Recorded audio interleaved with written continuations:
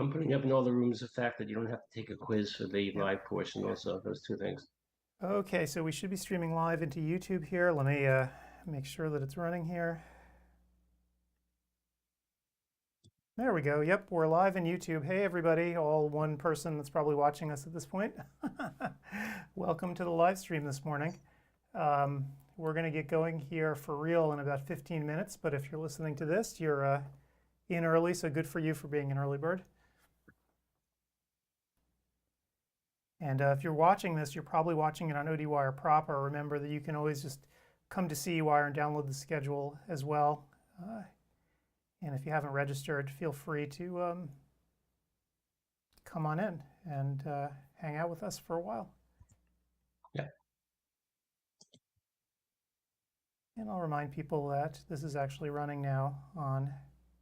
Is there a hand side yet? I'm sorry? Oh, is there a chat? Is the Yeah. chat screen visible? I only see the main screen. It says thanks to our sponsors. Yeah, so yeah, we're not actually, I didn't actually make us visible yet. I'm just, I have that big thing up on the screen. So there we go. Here we are. Hello. But I'm on the screen now. I still don't see anything. It's time delay. It'll take 30 seconds, Paul. You remember how broadcasting works, right, Dad? That there's always a delay of at least 30 seconds. So I don't know how long it actually is for YouTube, but it is working right now. I can see that in the. Do you see my chat answers on the right-hand side? So, no. So in YouTube, of course, it uses something completely different, a completely different chat mechanism that most people won't use. Actually, Ken Luanda's here. In the lobby? Yeah, he just said, good morning, Adam. Okay, yeah, so we're not streaming into the lobby yet. As you can see, if you go in there, it's just, we have a few minutes left. It's just streaming at YouTube right now, but it's going to pick up this feed automatically in 12 minutes, it looks like. Yep. So let me say hi to everybody in the lobby. And I'm going to continue.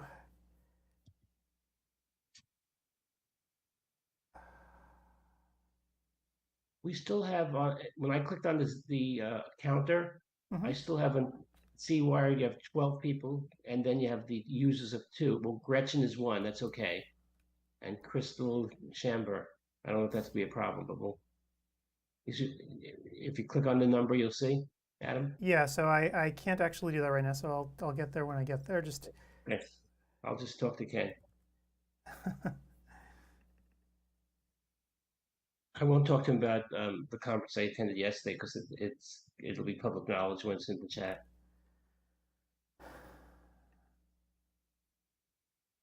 So what button would I hit to get onto the chat screen? So it should be right there. In CEwire itself, in the lobby, on the right side of the screen, you should see chat, just like last night. And that's the way I get on. Okay, let me get back to CEwire here. But just remember that you want to always make sure that your sound is muted on anything that you're watching, because otherwise it's going to feed back.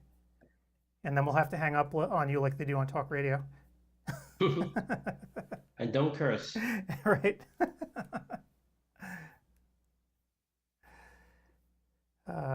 Okay, so I'm just quickly scrolling through, just making sure that everybody can get in. What? We'll go live in 11 minutes. Okay.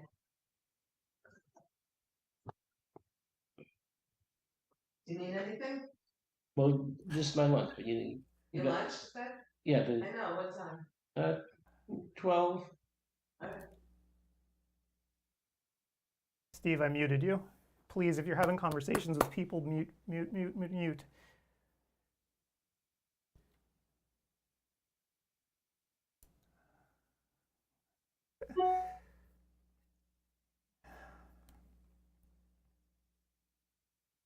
Okay.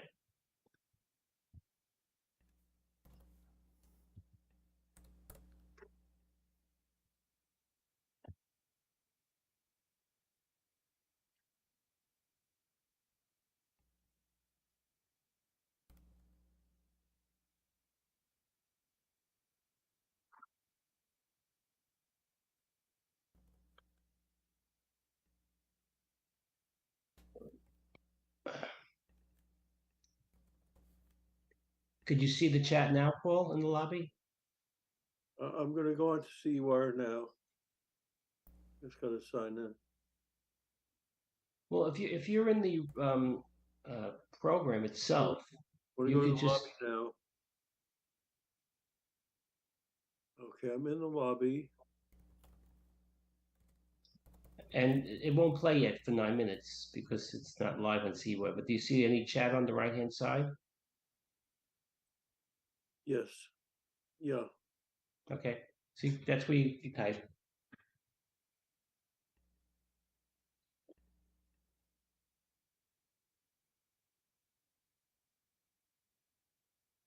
Let's save our voices till for the next 48 hours.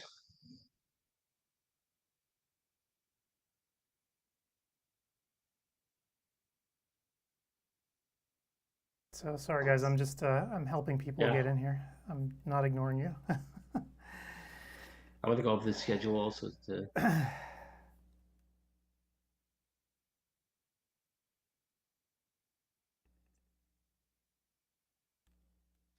Charlie McBride wanted Samantha to go live and not do a tape because she's great. I said, there's technical issues about being live that go beyond her capabilities.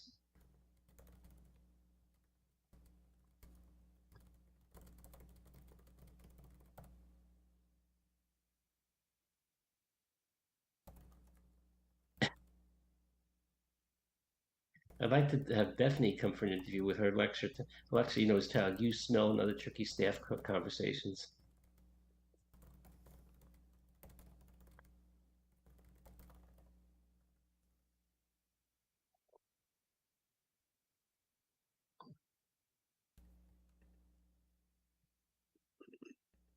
Oh, we're going to 8:45 at night tonight. Wow.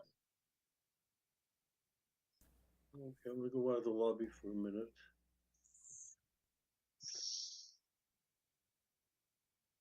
Okay, getting close. Gretchen's computer, I think, is the one that's bleeping and blonging like that. It's driving me crazy. Actually, you know what? I'm going to mute her since I suppose... Oh, no, she is muted. So, Dad, it's your computer that's blooping and blonging. Close your Yeah, email well, client, Dad. Kill your email.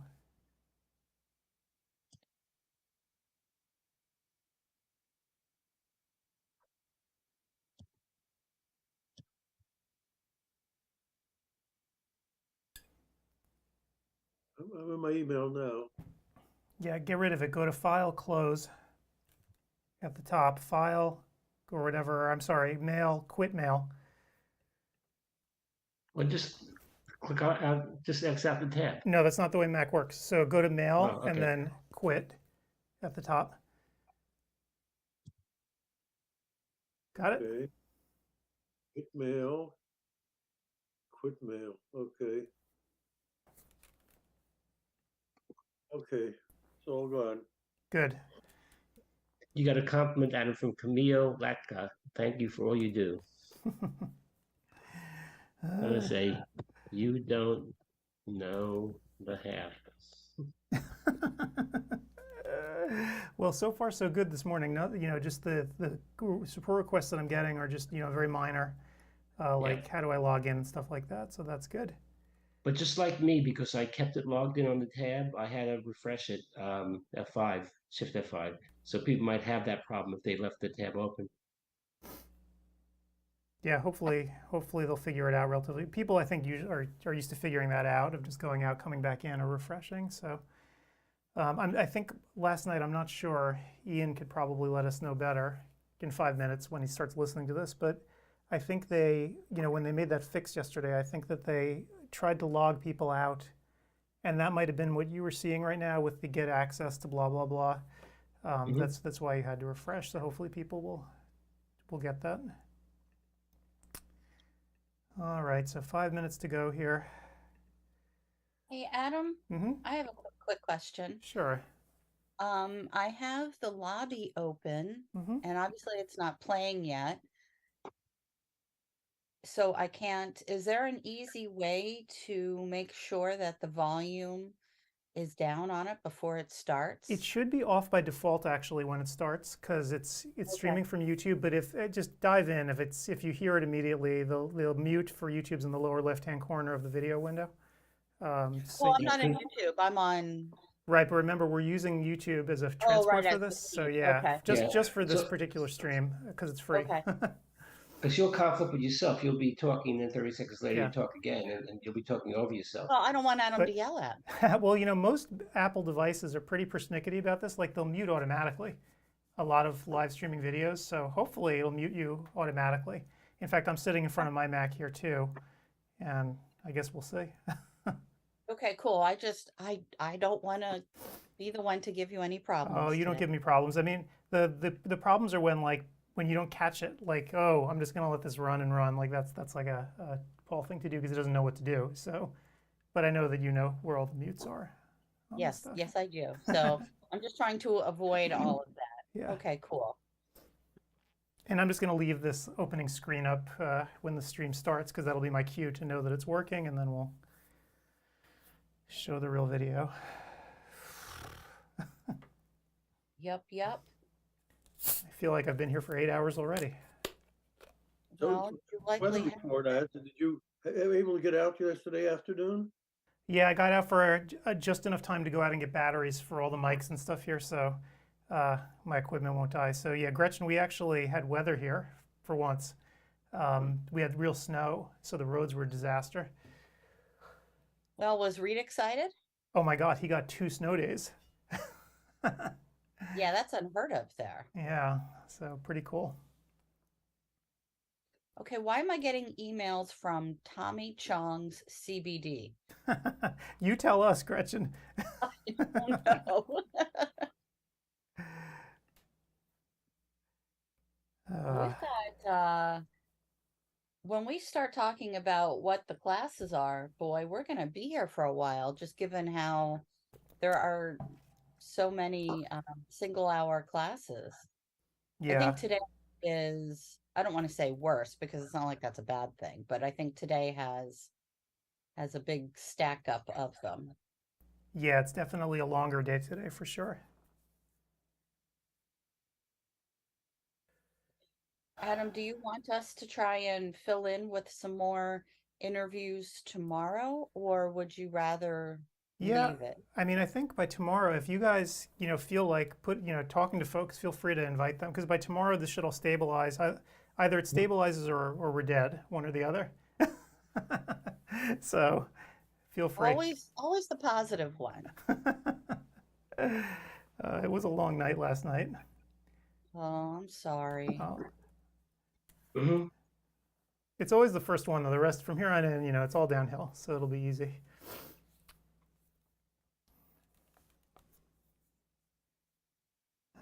Okay, looks like we have 2 minutes left here.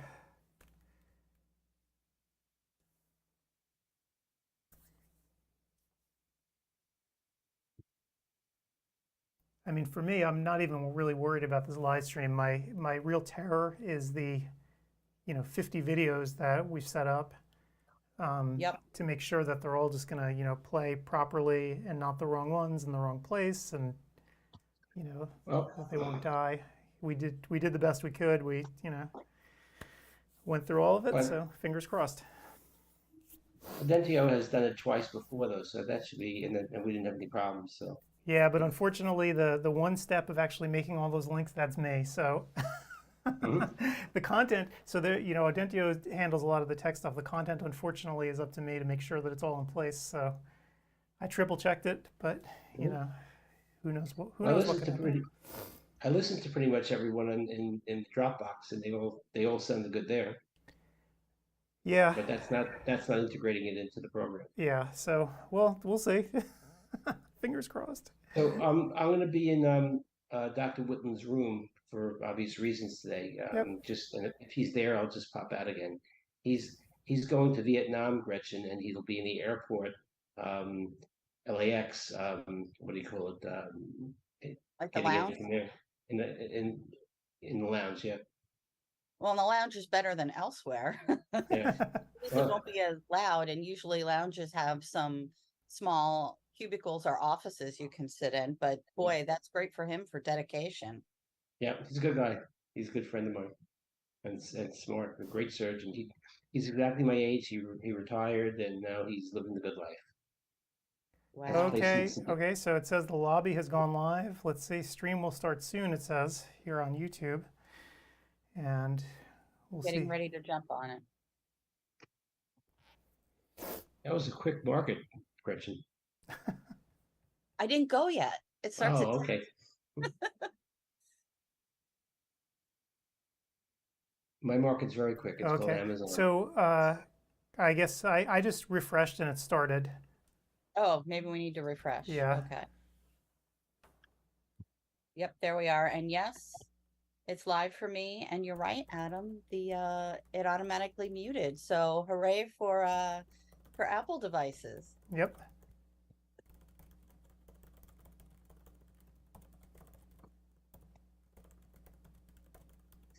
I'm just asking Ian about the streams not starting. So hello everybody who's here in the lobby listening to us.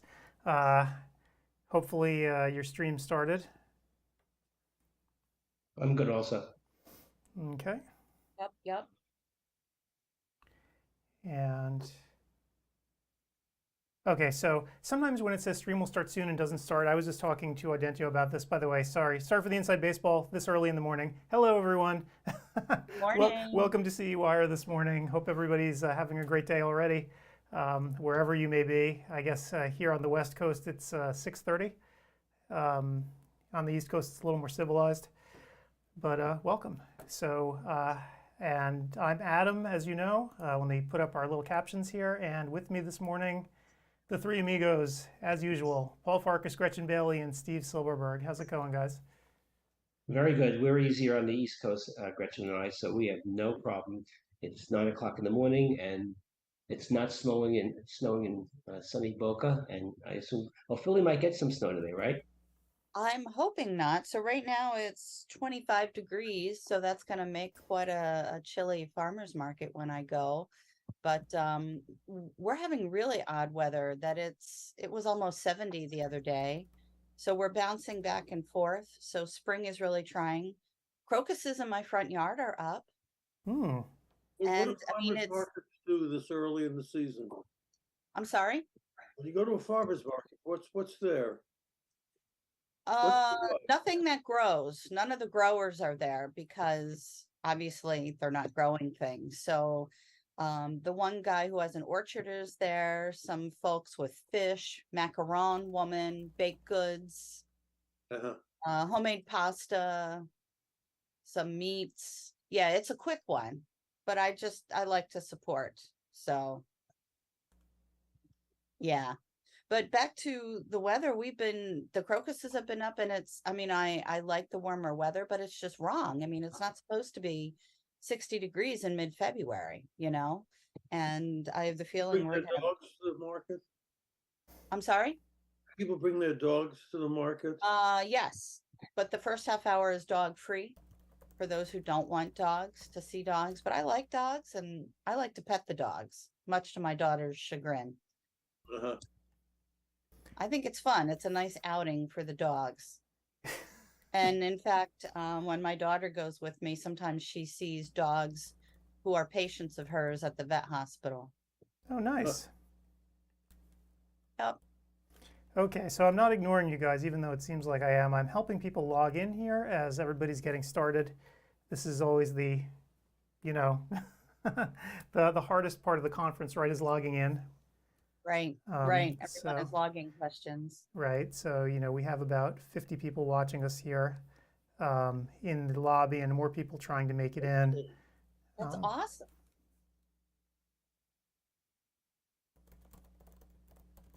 I remember, I think last year we saw, it used to show us how many are in the lobby. I'm not seeing that this year.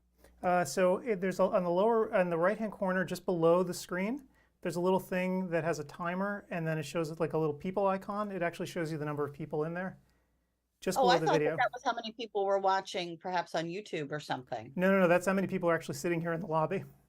Got it. Okay, it's just in a different place. Yeah, they really have no place to go now, so they're trapped with us. Well, this is a nice way to force everyone to come interact with us, Adam. And I say that in, wait, you're double fisting between coffee and Diet Coke? I am. Isn't that gross? I'm drinking coffee and Diet Coke at the same time.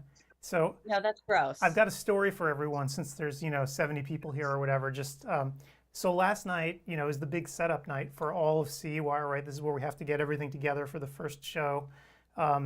And it must have been like midnight or 1 or something like that. Somebody tried to register and get in, just like you guys did this morning, where you click authorize, you agree to the terms of service, and you get in. She couldn't do it. And every time she would try to click authorize, she'd get a CAPTCHA, right? That stupid thing with how many, click the traffic lights. And she would complete the CAPTCHA, and it would just give her another one, and another one, and another one. And this poor woman Well, must that's have enough clicked to all make the anybody all the insane. motorcycles, all the traffic. Like, she must have gone nuts. But she contacted me, and she's like, "How come I can't do this?" And I'm like, "I'm not sure." So I actually tried to log in as her, and the same thing happened to me.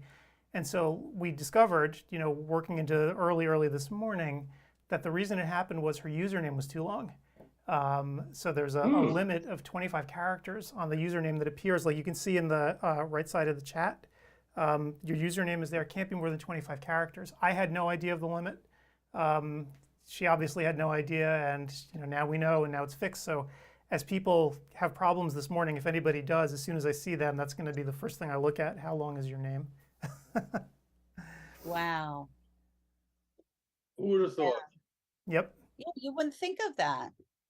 Yep. So yeah, so it's just one of those little things that when you do this for the first time each year, it's just what happens. So anyway, yeah, that was our morning. So yeah, question here: how do I make sure I get CE for each lecture? So we're going to go over actually in the lobby how to get credit, but there's 2 important things. One, make sure you watch the entire lecture. Don't leave during the middle. Watch the whole thing because the system's tracking you.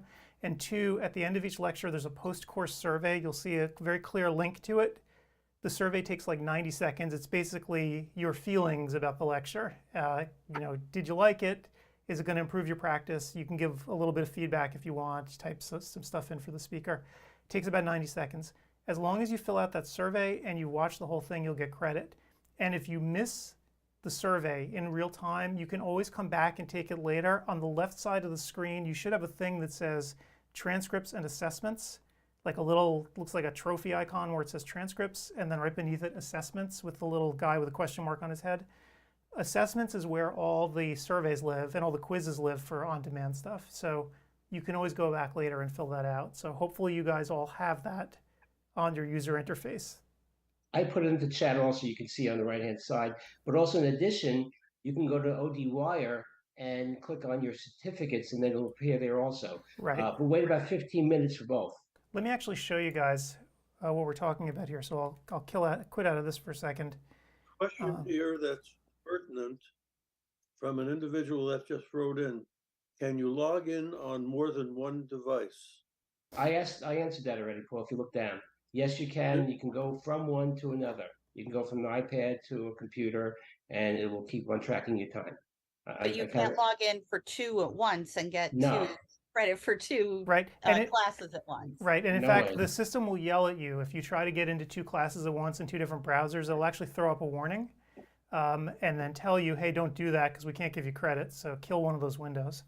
So it'll give you a warning for that. But I put up on the screen here so people can see on the CEwire2023 website, you can always click on certificates starting on Monday, not right now because nobody has certificates yet. But starting on Monday, if you click on certificates and then you go to where it says CEwire 2023, that'll give you a list of all of your certificates that you earned where you can print them out easily. There's a cutesy poo thing where it actually looks like a real certificate as well if you want to print it out, as well as a list of all your classes as a transcript. So that's just at CEwire2023.com. Click on the green certificates link at the top. And rest assured, if you listen to the whole lecture, complete the survey, we'll be submitting it to Arbo. Give us some time to do that. Unlike other large conferences where we don't do it, you have to do it yourself. So that's a little feature that we're going to give. But if you want to check it yourself, you can do it through those 2 means, the assessments and transcripts, or at CEwire itself in the certificate area. Right, and somebody just asked, how long does it take? It takes Arbo about 2 weeks total, and here's the reason why. After this conference is done, we wait 3 or 4 days to get people's credits in case there are any problems, because we send our credits over to Arbo in a huge batch. And there's 3,000 people here, right? So this is a huge number of credits, more than would be generated by, like, say, a Vision Expo, just based on the sheer number of hours that we have and the people that are here. So what we do is, after the live conference is over, I wait a couple days, make sure everything's cool, send it all over to Arbo in a batch, and then they manually have to take those credits that I send to them and enter them into their system. It's sort of a semi-manual thing. It's obviously electronic, but it's not completely automated. So the whole thing takes like 10 days to 2 weeks before you see your credits posted at Arbo. And you'll get a letter from them always saying that they have the credits, so that's not a problem either. And Arbo's been really great, actually. We've been streamlining the process with them, because they know with us that they're going to get an extreme number of credits, but they also know that we've taken really good care to make sure the data that we're sending them is clean. So it makes their life easier too, if we're not sending data that's kind of junky, right? Because then when they try to enter the stuff into their system, they start getting errors like, why didn't this work? So we send them very clean data, and they're appreciative of it, and that's why it's getting faster every time we do it. People are asking basic questions. Somebody wants to know how to enroll in the course, and I just go to home on the upper left-hand corner, and you can choose which lecture you want to see, and they change as the hours go by, and you can go from room 1 to 2 to 3 after you listen to the whole lecture, complete your survey. So Jay, you should have no problem figuring that out. It's seamless. After the first time you do it, you'll be an expert. Yep. Yeah, it's truly, about as easy as it can get. The only problems you might have if you go into a room and for whatever reason the lecture doesn't start, you can always hit refresh, and sometimes that'll kick the video on. The way the system works, like you'll notice, and again, this is kind of inside baseball, but if you guys are here at 6:30 in the morning like I am, you obviously care. The way the system works is when you enter a room, it staggers when your video starts, because picture this, there's 3,000 of you. Picture 3,000 people getting into a room all at once and starting the video. It can create a lot of load on the servers. So what the system does is it slowly lets people start their videos over a period of about a minute. That's why you'll notice when you come into a class, before a class starts, there's a minute-long countdown with a little piano piece that runs. The reason is everybody who's watching that, it staggers when you get in. So some people will see it with 60 seconds remaining, some people only see it with 50, some people 40, as it slowly lets people into the lecture a minute before it starts. So that's why that's there. It's not just a warning for you to actually get ready for the lecture. So.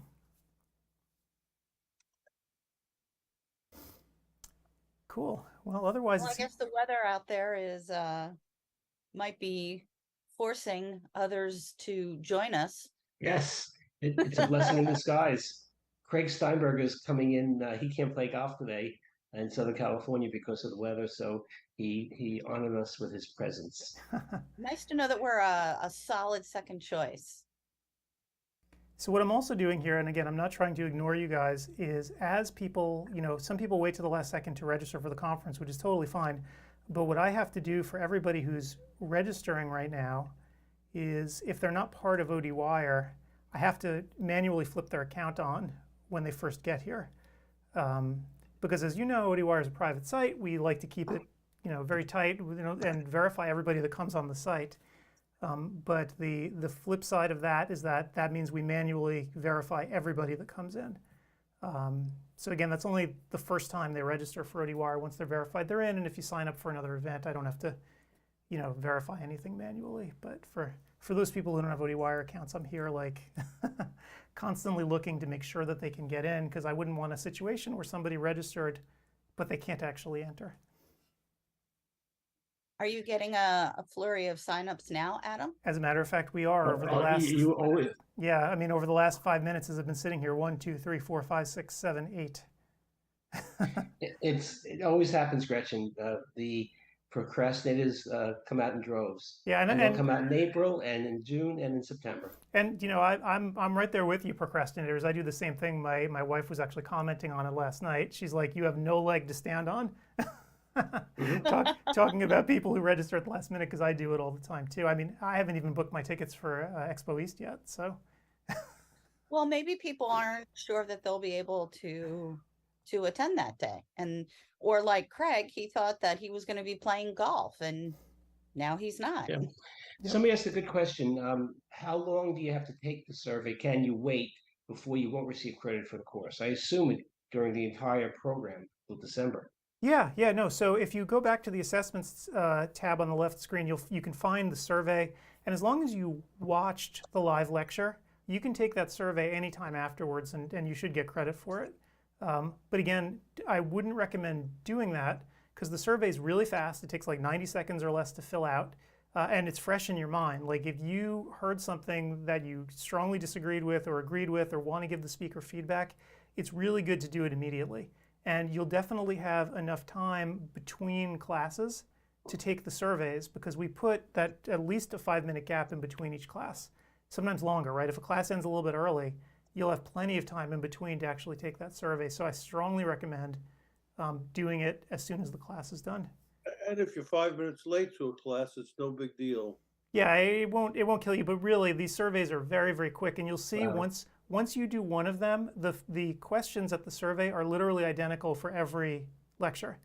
So once you work your way through the first one, after that you'll know all the questions. It'll be very fast. And Well, we're this not was paying. a question because he was afraid that his Wi-Fi was going to crap out due to bad weather. Right. So yeah. So if your Wi-Fi drops or whatever, and you come back in, so it's the assessments link on the left side of the page where it says "For You," and that'll be there throughout. Now the cool part about CEwire, which makes us really different from just about any other conference, is that this site, as you're using it right now, is going to be here all the way throughout the rest of the year. Right. On Demand lives until December 1st. So you can come back to this site anytime, even in between live events. You don't even have to log in again. It's going to remember you.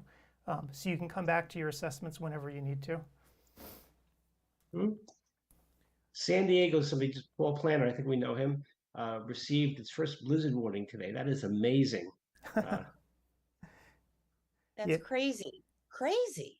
Yep. Yeah, my in-laws actually live in the San Diego area. They are not pleased with this. This is not why they moved there. Yeah, I don't that's think what, people don't live in San Diego because they want a blizzard warning. Yeah. and the only plows they have there are for farming. Well, I mean, that's the thing. Like here on the West Coast, like here in the Portland area where I live, we got a 6-inch snow earlier in the week, and everyone else, you laugh like, ha, 6 inches, whatever. It closed school here for 2 days. The roads are still a mess. I couldn't go out this morning to get my usual Starbucks. You see, I had to make my own coffee because everything refroze again. So it's been since Wednesday that the whole place is just a mess because our town, which has, I want to say we have about 40,000 people in my little suburb, we have 2 snowplows total. And they're not even actual snowplows, like they're trucks that they sometimes just put a plow thing on when they need it for the entire town. So it's kind of a disaster out here when it actually does snow. On the other hand, the roads are good. The roads are good, that is true, and they don't use salt, so everything's, your cars are good and can last forever. So question right now from 2 people, how do I do other stuff? How do I pick a room? So the easiest way is when you're sick of listening to us, click on the link in the upper left-hand corner that says Home. And when you do that, you're going to see the classes that are going to just be starting. It's in reverse chronological order. So like the classes that are playing now are at the top, and then the ones that are upcoming are a little bit lower. And then you just click on whichever lecture you want to go into. You can do that throughout the day. You don't have to stay in any room or any track. You can always just bounce around from room to room. The only proviso is if you want credit, just make sure you watch entire classes. Don't like watch 15 minutes of one and 30 minutes of another. That won't work. No. And question is, does CEwire watch or listen to users? So that's a great question. So the software itself doesn't watch per se. What it does is it makes sure that your browser window is open. That's sort of how it watches. It's monitoring you to make sure that you're actually watching the video through the whole thing, but it's not actually watching you. That would be kind of creepy. But yeah, so it does keep track because Arbo wants to know that you were actually at least had the video playing. And the assessment at the end, the survey is a new thing, and we'll get to that in a few minutes about the changes this year for CE. But the assessment at the end is designed specifically to make sure that you were kind of there and paying attention. So that's why it's different this year.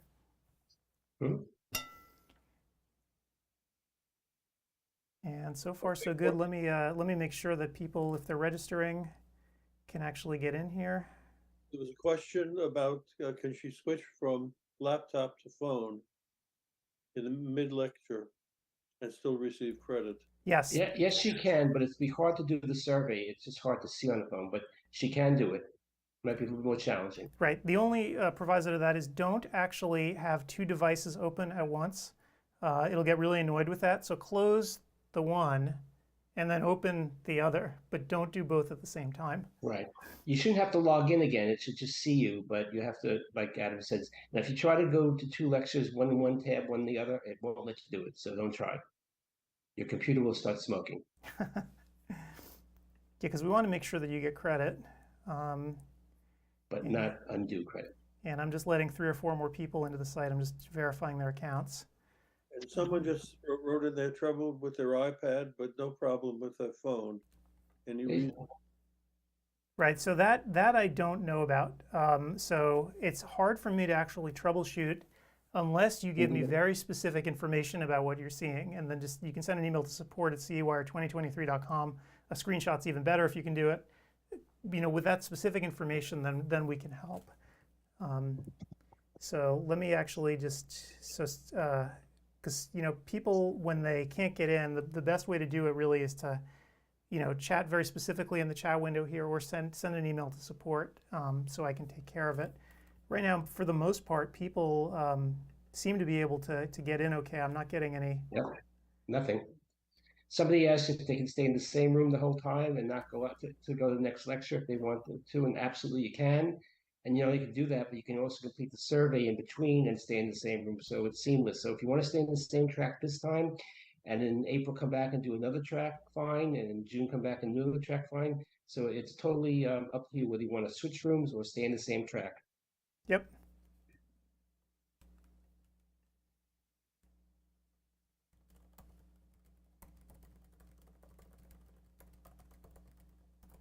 Sorry, guys, I'm just so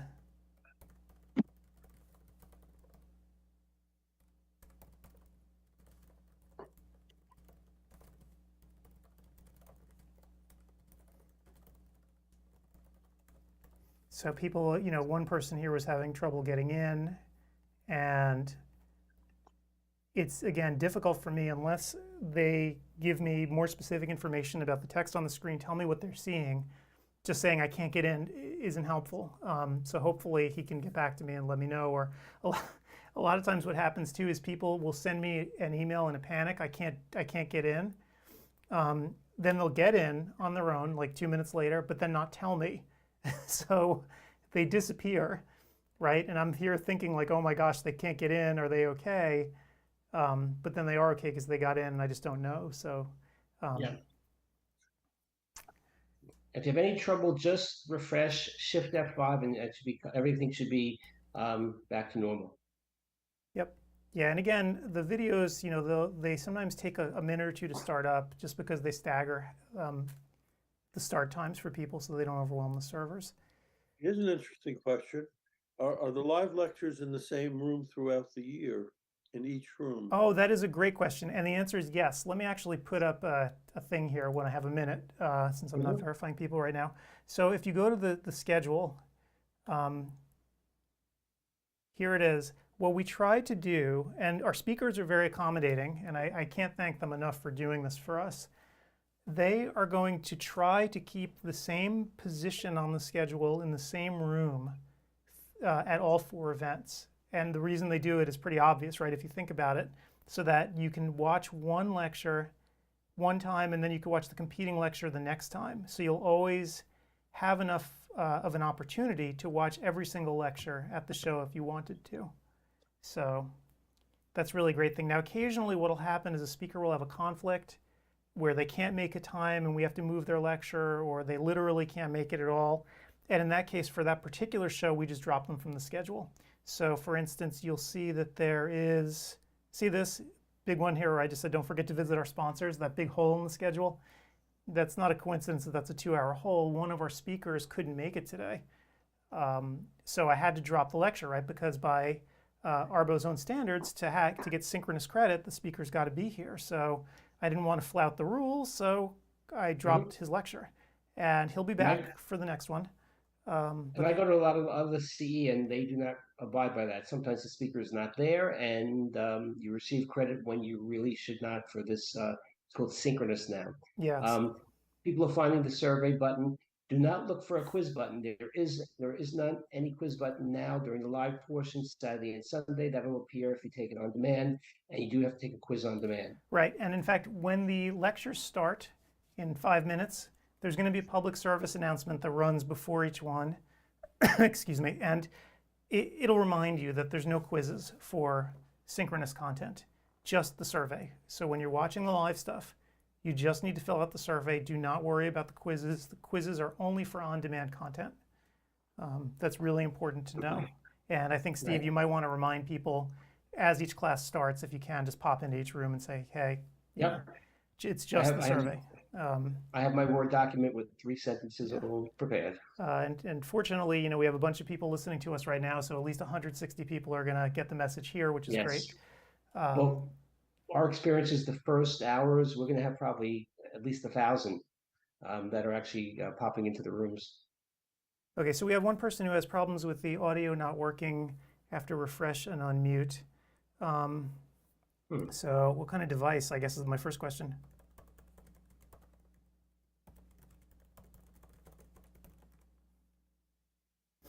Yeah, that's unusual.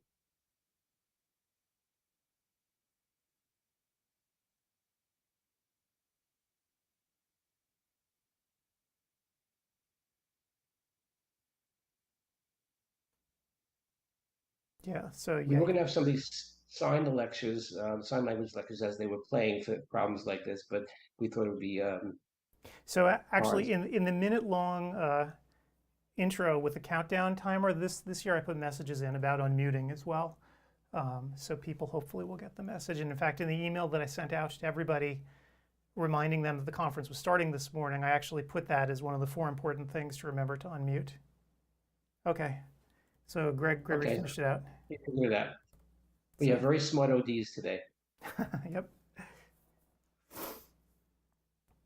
But I think as we learned with our experience last year, most of the support issues are going to come literally from these first couple of hours of the very first conference. And after that, it all sort of fades away, and the amount of support we do is absolutely minimal. And luckily, we have so many returnees that although the interface is slightly different, most of them know the playing field and will just segue right into it. But the newbies have a little bit more of a challenge, but it's very, very easy. We try to make it as simple as possible. Yep. And again, I'm trying to approve people as fast as I can here. Yep, all day. They'll be coming in at 6 o'clock tomorrow. Yep. One question I have, you mentioned about the 25 characters, allow them in. Have you corrected it, or should people with 25 characters? No, people, so people can't fix it themselves no matter what, because you can't easily change your username. That's obviously not on purpose, because we wouldn't want people to start manually changing their names. It's a rare problem. So I haven't actually looked down the list as to how many people have more than 25 characters in their name, but it's incredibly few. And if they do, what's going to happen is they're just not going to be able to get in, and they're going to email me. And I'm going to say, oh, your name is super long. I'll just fix that for you. So not a huge problem.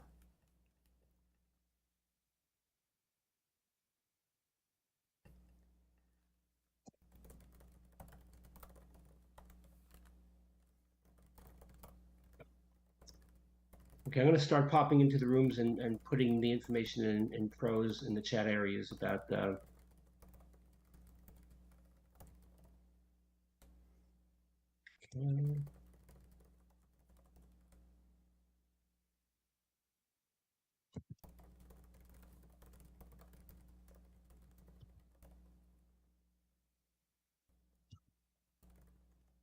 Steve, did you have this type of help yesterday? have this type of what? Help that we're giving people right now as a public service.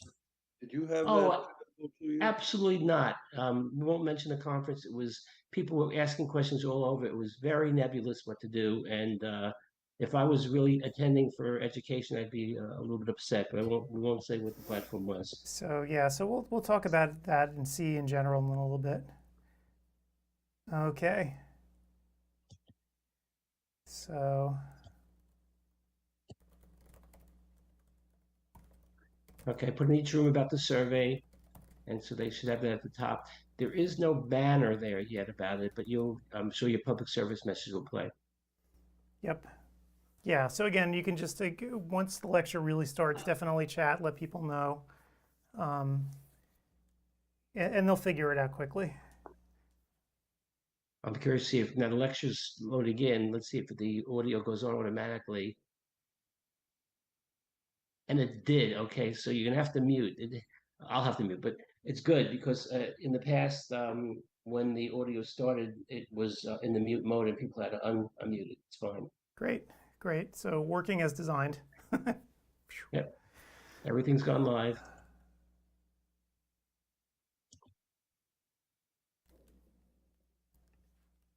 Is Scotland coming in okay? Or Ireland? Ireland? We have one overseas lecture at 10 o'clock. Yeah, but he's recorded, so yeah, so he should be here. So all of our speakers are going to be here today. You know, I part of the process of setting up is reminding people when to show up and making sure they can log in. So it's not a problem. And the reason that John Nolan always goes at this first hour is because this is actually a very convenient time for him. Yeah. He's got the easiest. For him, it's probably about 3 in the afternoon.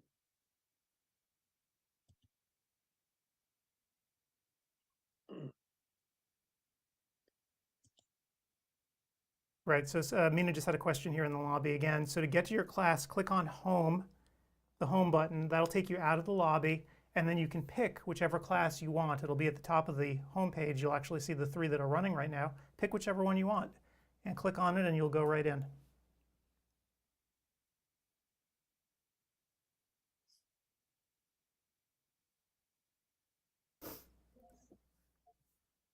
I'm in the rooms now, and so far so good.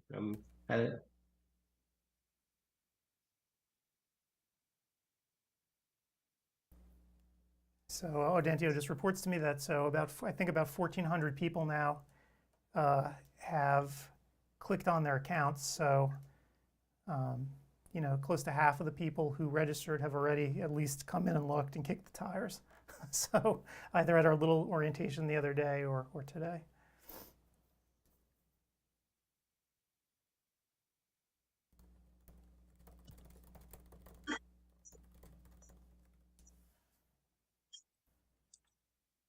I just clicked on just so we could.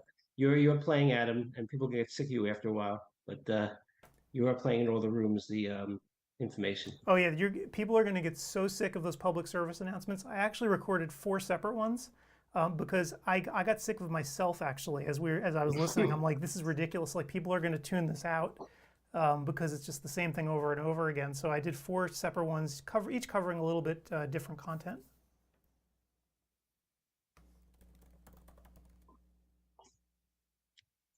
Interesting. Some of the rooms, some of our speakers are actually taking the lectures now. So even our speakers not only need education but value our platform.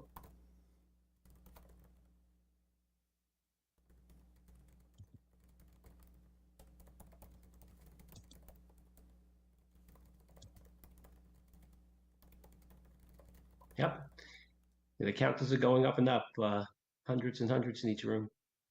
Amazing. So just think how much server space we have to allocate so that the system doesn't break down. Well, yeah, so the challenge is sort of the load when the lecture starts. So that's why it staggers and lets people in, and you see that countdown timer for different people starting at different times. I think it's probably very rare that most people see the entire 60-second countdown. This question about handouts. Can people get handouts in advance? Yes, so if you go into each one of the lectures, remember if you click Browse on the left-hand side of the screen, you can actually see the schedule. You can see each lecture's icon. If you click on your lecture's icon, even if it's like running tomorrow, if you click on the lecture's icon right now, you'll see a download link to the handouts for that particular lecture. So some people have already gone in and downloaded all their handouts for the classes that they're going to be taking. So they did that at orientation the other day. So yes, and the other question was, does every class have a handout? The answer is yes.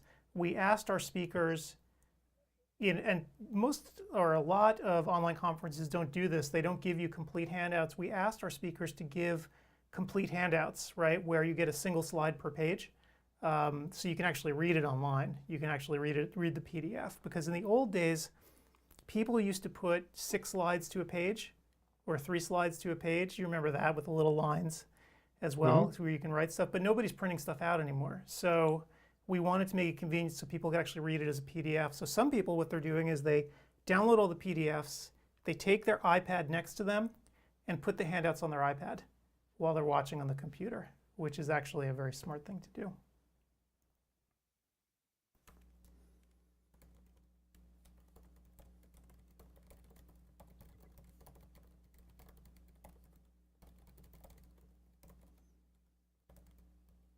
And all the speakers in the room, and like you said, Adam, it's just people are piling in droves.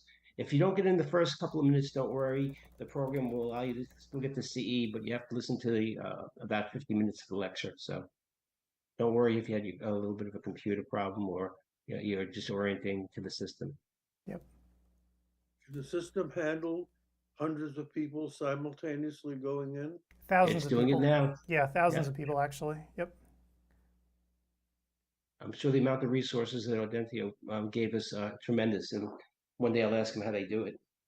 Because imagine if 4,000, well, we could have more than, we had at one time 6,000 because of COVID. We might get that this year. But imagine if all of them went into the same room at the same time, it could handle it.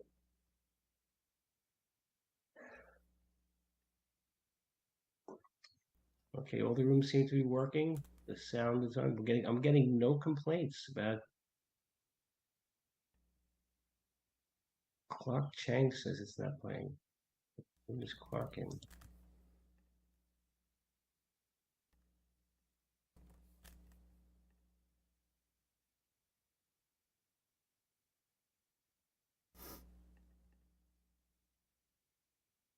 Clark says his video is not playing, but his lecture is not on yet. So there's a reason why it's not playing.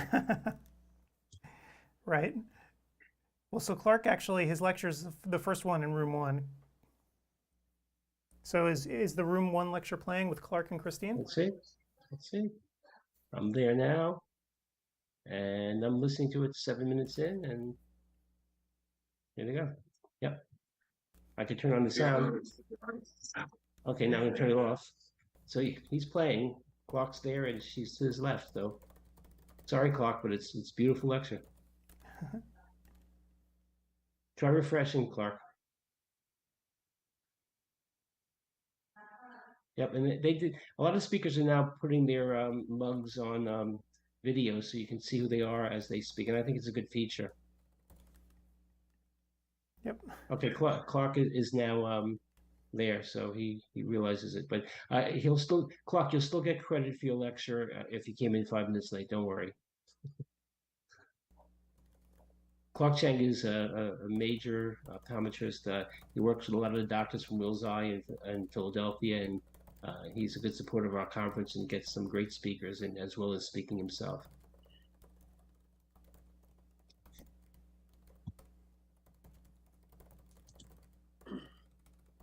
Okay. Wow. This doesn't seem like the first hour of the first day yet, Adam. I'm not getting. No, I'm getting a few emails from people, just very few, 2 or 3. Audio issues where I'm telling just to refresh and it seems to work. I mean, the lectures are playing and the sound is working for me, and so I don't have. Yep. I got John Nolan's Irish Brogue. Yeah, in the chats, I'm not getting anybody going crazy, which is great.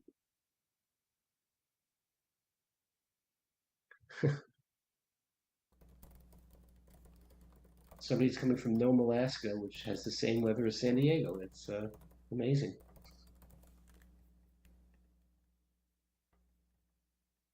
Okay, yeah, so the only problems I'm actually having are just the few people who register for ODwire when they registered for the conference like 2 minutes ago. So obviously I had to activate their accounts. They weren't activated immediately and they wanted to know how come they couldn't get in. So I've activated everybody. Everybody should be able to get in now. Mm-hmm.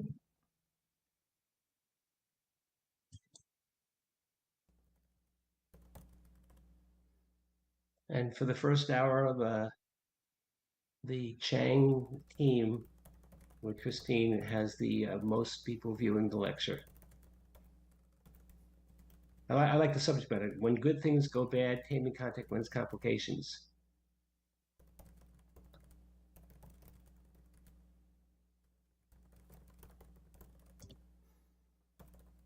Okay. Let's see.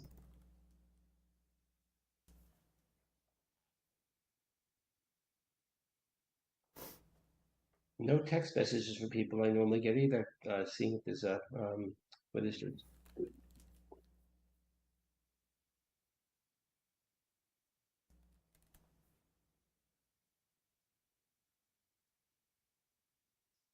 Yep, yeah, it seems pretty calm, which is great.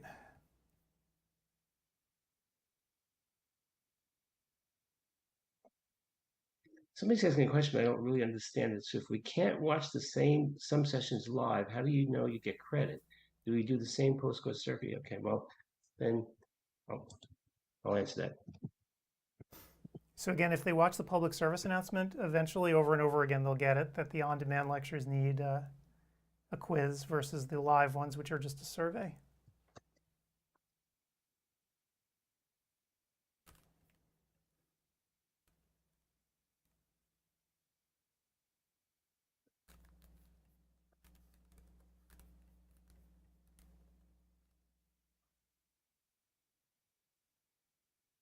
Okay.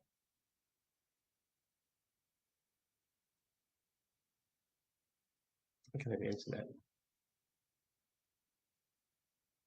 So in the meantime, This is actually you talk, Adam. Yeah, so in the meantime, let me just show everyone what's going on here. So as of right now, everybody seems to be able to get in, other than the maybe 1 or 2 problems you reported in the lobby. I'm not getting any support emails, so that's great. So things are actually working as designed. Knock on some wood. So just to remind people, here are the 3 lectures that are going on right now. So to get to a lecture, if you're hearing my voice and you want to go to one of these, click on the home link in the upper left-hand corner of the screen. You'll see the most current lectures are playing right at the top. You just click on whichever icon you want and you go in. You'll notice further down on the screen, you'll see upcoming lectures as well. That's just showing you what's going to be coming up several hours later. So you can see here at 11, we have the series of lectures. Again, Clark is sticking around for most of the morning here. Barry Iden and Julie Rodman. So. And you would think this would be not well attended at this time because the West Coast is very early. East Coast people are working in their offices on Saturday, but yet, we have quite a few that attend the live ones. Yep, and people know, of course, that they can come back and attend. We have 4 sessions this year and 3 tracks, so observant people will have noticed that if they miss a live session, well, they still have time to actually get every credit if they want it, just because we have 4 sessions total and only 3 tracks. So they have every opportunity to get the 60 credits. But as Gretchen mentioned earlier, it's going to be a busy day today. You can actually see that we have a full slate of classes other than this little spot here in the middle where track 2 lost their speaker for the day. But other than that, it's all the way full through into the afternoon.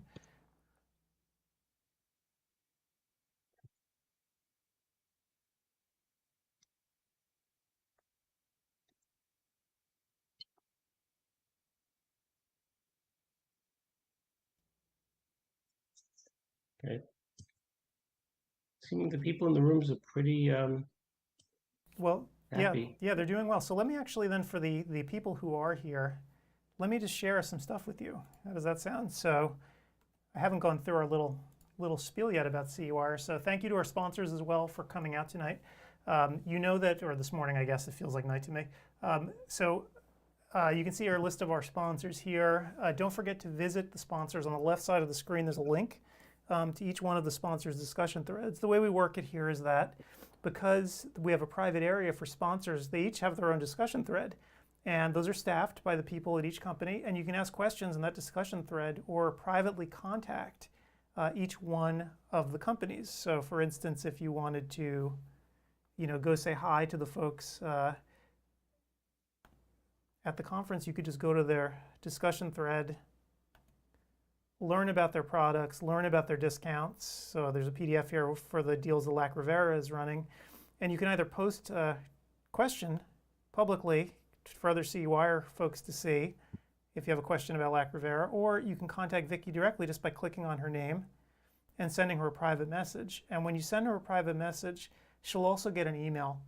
So you don't have to worry about her not seeing this, even if she's not around right now. She'll get an email notifying her that you sent her a private message. So all of our sponsors have their own area right here.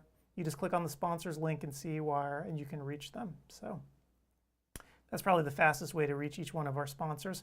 We're going to be getting discounts from them as the conference unfolds today and then throughout the next several months, right? Because they're going to be here for all the different live events. We're going to have more sponsors come on board as the year rolls on. This is obviously just the first conference. So so those are our sponsors. Mm-hmm. And also, you can interact with the speakers. Everybody has a thread on ODwire.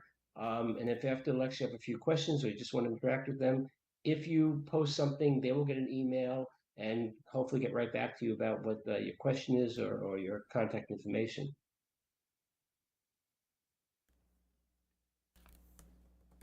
Okay, and the actual lectures, they're all playing. Nobody's having a video audio problem now, so it seems like the system is nice and stable. And we have about 800 people, which is amazing for 9 o'clock, 10 o'clock in the morning on the East Coast. Actually, West Coast people could sneak in. They can, if they're in their office early at 7, 8 o'clock, they can get a lecture or two in before the day starts. Good. What I like is now that people are satisfied and are in their rooms, they're now starting to interact with the speakers, which is what we ideally want.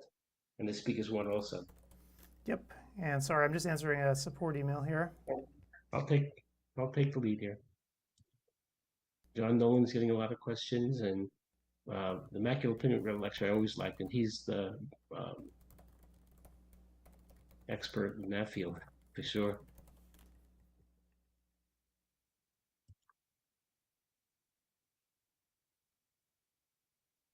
Usually the speaker will allow a few minutes at the end of the lecture because we time the lectures. We try to cut it down not to the full hour, so you can ask questions at the end and don't feel shy. Though one of the good things about this platform is you can ask questions during the live lecture because they're not speaking live. It's been taped, and they can answer questions and not interrupt themselves. So that's a feature that I think goes over and above beyond what a real live lecture is. We have to put your hand up, interrupt the lecture. And then at the end, what happens is 20 people go up to them and you don't get your questions answered because they're just too busy.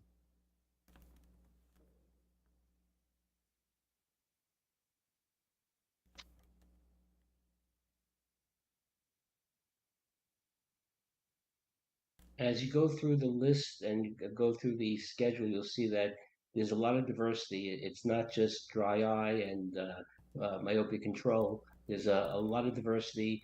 We have a lot of new things that we added, and we have to add some old things because some state boards require it, like a narcotics lecture to satisfy the needs, oral lectures in some states, trafficking lectures in some states, a glaucoma track in some states. We try to have that in there so people can satisfy their continuing education requirements as well as be able to take things that they just like.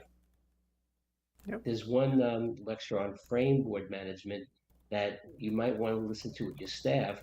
You might necessarily like practice management tips, but this is one given by an expert. It might be the most valuable lecture you can attend in terms of profitability.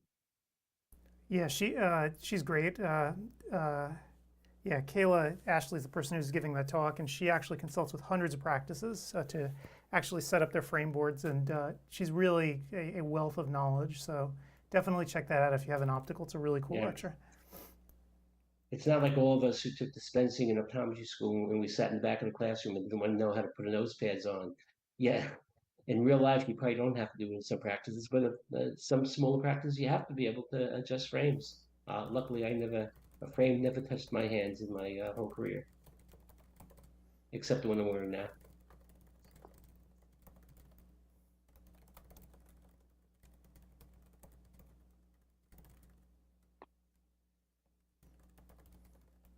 It's interesting how confusing it is with many state boards, what they're giving credit for.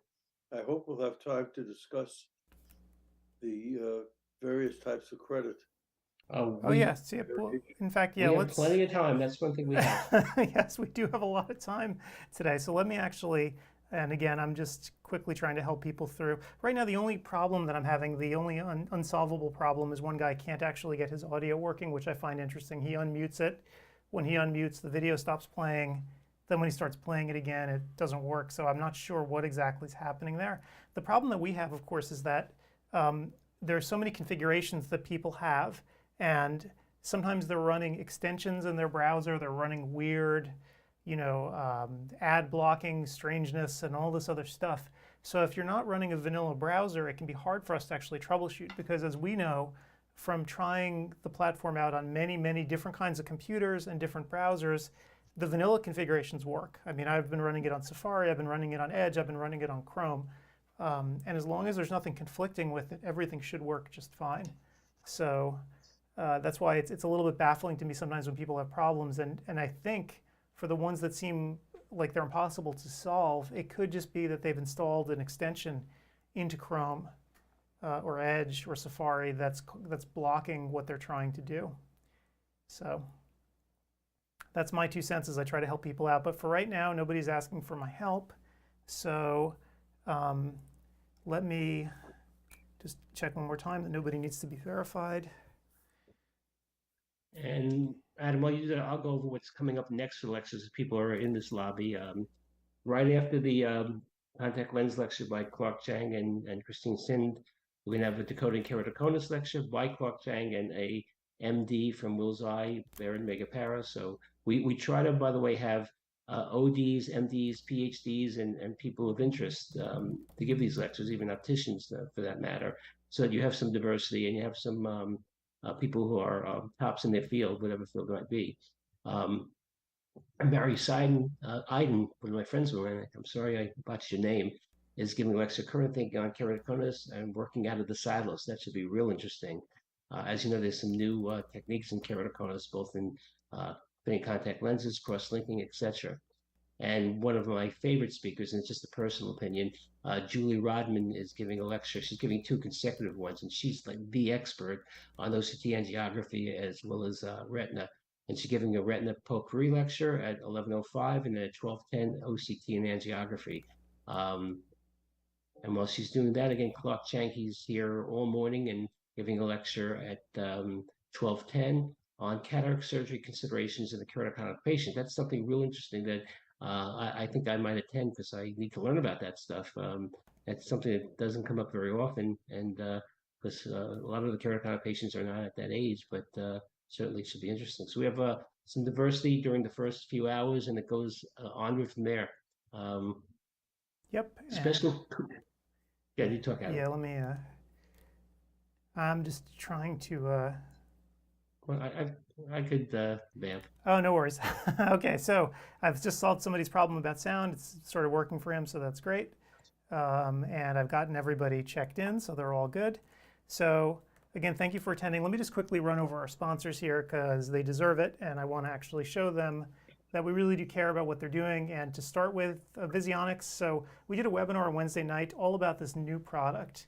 If you've never seen it, you're going to hear a lot about this thing very soon. It's called the OptiView Solix, and there it is. It's the first full range, I guess that's a registered trademark, SD OCT. So this thing, it's an OCT and a camera all in one unit.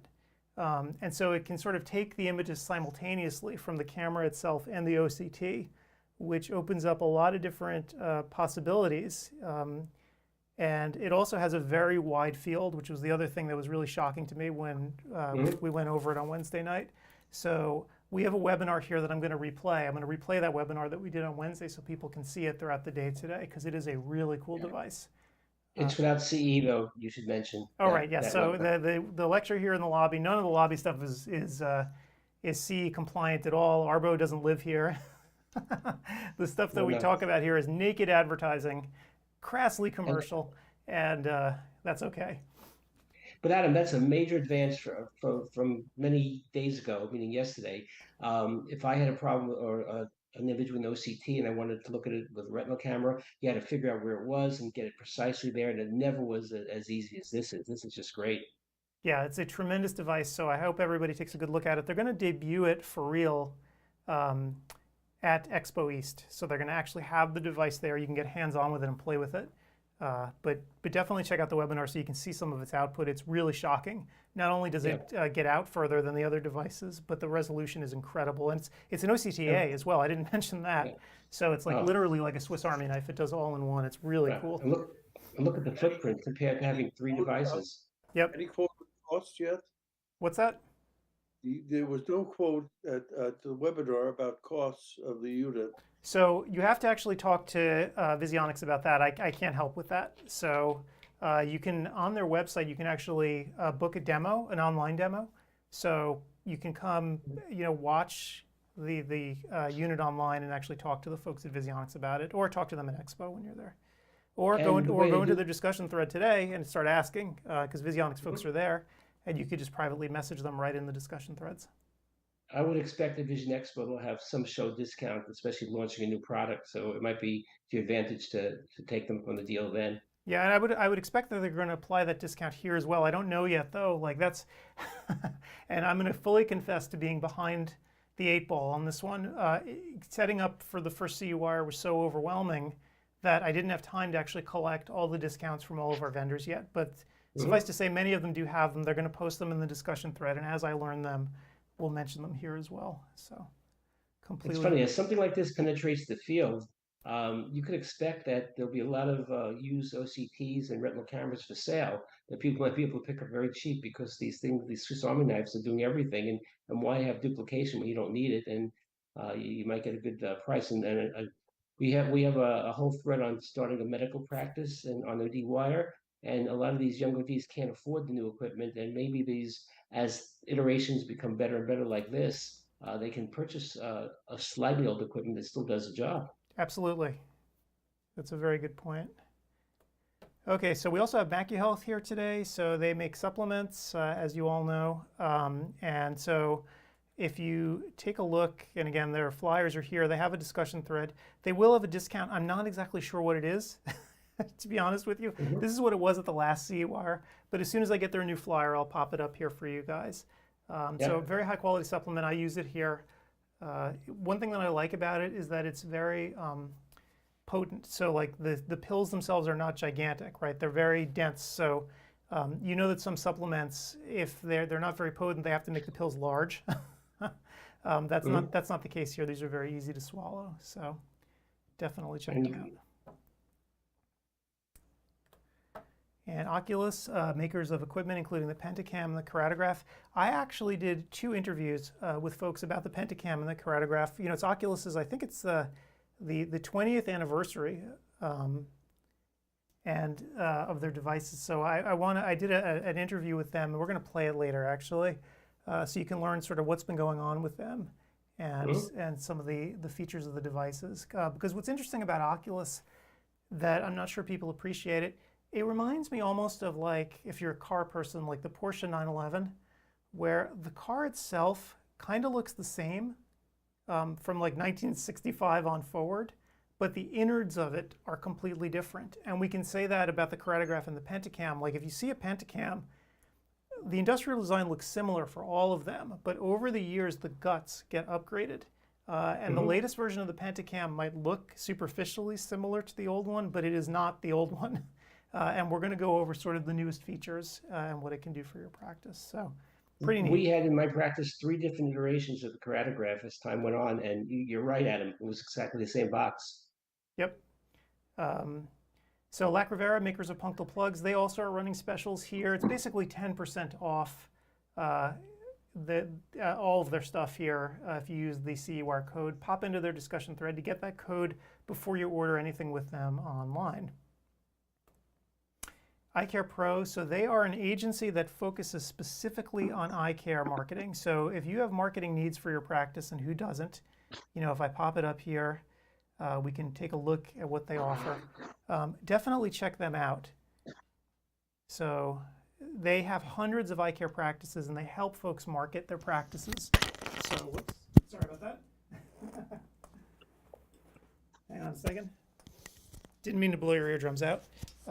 So definitely check them out. They have a bunch of materials that you can look at on their website, and you can engage them if you don't feel like doing your social media marketing yourself, because frankly most people are bad at it. You can have them do it for you, as well as sort of more traditional web marketing and so forth. So definitely check out Eye Care Pro. Vision Equipment Inc. This is Leo Hadley's company. He deals in used, or I should say refurbished equipment. So he takes equipment in, refurbishes it, and resells it. I'm waiting for Leo to get back to me today about what he's got in inventory. What's cool about Leo is that you never know. It's a very exciting thing. You never know what he's going to have in stock, but he frequently runs deals on equipment that he does have. So as soon as we hear something, we'll let you guys know. And that's about it for our sponsors. So just to give you some basic numbers, because I think people are curious, so far we're ahead of the curve this year for the event. We've got over 3,000 paid attendees for this first one, which is much, much greater than last year even. So thank you to everybody for signing up and showing up. So again, this morning, as far as we can tell, at least half the people who have signed up for the event are here. 99.9% of people who signed up last year showed up for the conference. So CEwire is clearly very different from other events. It's not a freebie. People, are dedicated and they do show up. So we're really grateful for that. But there's a couple of things that we'll talk about in depth later. Number one, when you filled out your registration form, we had a specific button to opt in to get information from sponsors or industry leaders here. And most people did not opt into them. And your information is private. Other conferences that are in quotes free do not offer you that ability. That's number one. Number two, we have to keep the sponsors separate from our lectures. We don't want commercials in our lectures, and we try very hard to not. Our lecture slides have been scrutinized by Arbo and washed to such a point that there are no infomercials in the lectures, nor can there be.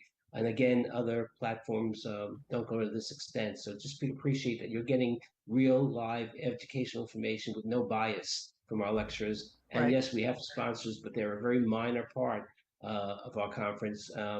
We love their support, but they're not in this educational area. Right, so that's a really important point, is that unlike just about any other conference, our agenda, our syllabus and the classes are made up completely independent of the sponsors. And I don't think any other conference can say that, because they're so dependent on sponsors for their existence. So that, you noticed just we had a few sponsors to start. That was intentional on our part. The conference is about the people who attend, and it's about the lectures themselves. And now that everything's up and running, the agenda is fully set in stone, we'll get more sponsors to come on, because we love having them, and it's fun having sponsors here too, right? Because we love learning about new equipment. But it's not the reason that the conference runs. So we're very different, and for every free conference, you understand, at a free conference, the conference isn't there for you, the doctor, right? The doctor's the product at a free conference, ultimately. It's there for the sponsors. So we're a little bit different from everyone else, and obviously your attendance fees make this possible. They make this kind of independence possible. So thank you so much for coming today. As I noted there, 30% of people last time took the conference on mobile. We'll see how that goes this time. Hopefully it'll be fewer people, because Arbo instituted new requirements, like you have to take a survey at the end. It's kind of annoying to take the survey on a phone. So we'll see. It's kind of cool if you have a long drive to work and you could have your phone playing and watch the conference as you're driving there, but I don't know if I suggest it. It's not safe.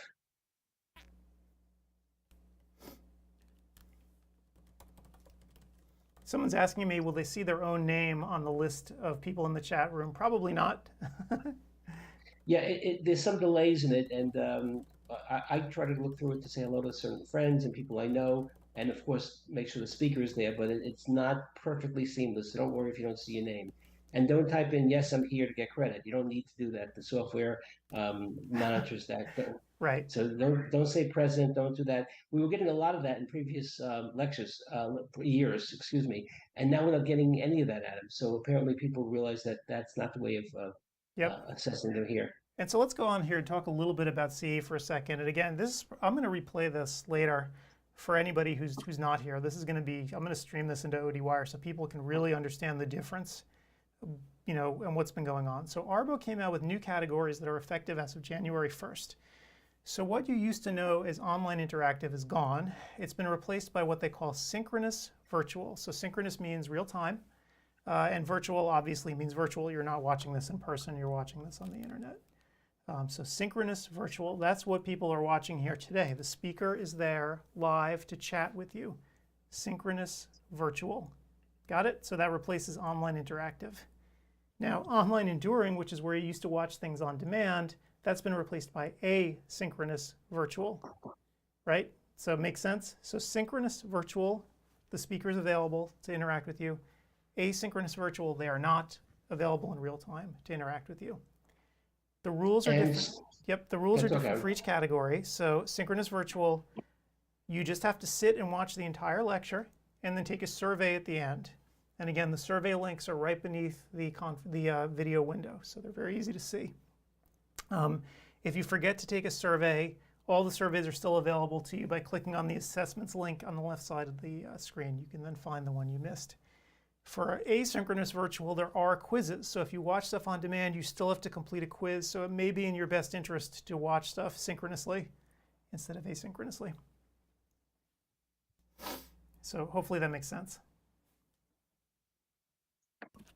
Yes, and each state, it's starting to come around. States are allowing more and more courses to be synchronous online rather than having to attend a live lecture. I think COVID helped that a little bit. The other professions like MDs can take pretty much all their educational requirements online, and now optometry is going the same route. So hopefully you won't have, it's great going to a conference if you want to kick the tires on a piece of equipment or meet friends, but some people go just for the credit because they have to. And now it's starting to become not necessary in many, many big states like California, New York, New Jersey, Massachusetts. I can keep going on and on and on. And so that's great. And hopefully they will continue this process. Yep. And we see, excuse me, one person having trouble here about having problems with Vimeo. So. With what? He's getting an error message, so I'm just helping him out here. Okay. Just to see, try a different browser. Again, I'm not sure.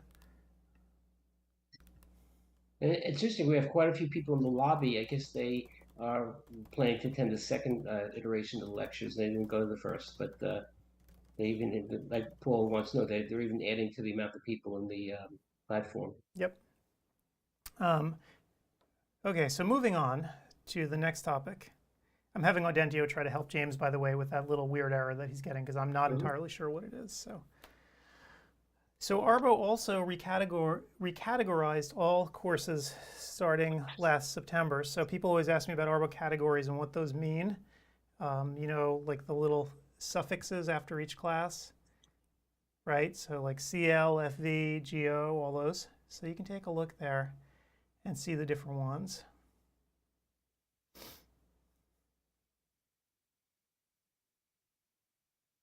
Ultimately, these don't mean too much to people other than PM. PM means practice management. And for many states, you can't get credit for practice management lectures. And I guess EJ is probably the same thing, although there are very few EJ lectures.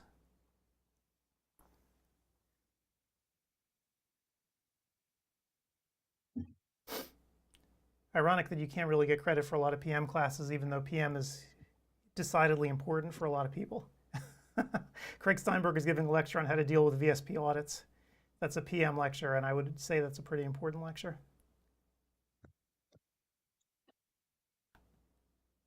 So those are the COPE categories. And whoops. So there's a comparison sheet that Arbo has as well that shows you the difference between the old ones and the new ones. Again, this is more inside baseball. Most people don't really care about the categories because most of the clinical ones count towards your CE requirement. It's just the ones like practice management where you have to be a little bit careful. Yeah. Some people are having trouble where it freezes, and I keep on saying to refresh shift F5, and it works. So please keep on doing that, and I'll patrol the rooms to make sure people don't lose any information. Yep.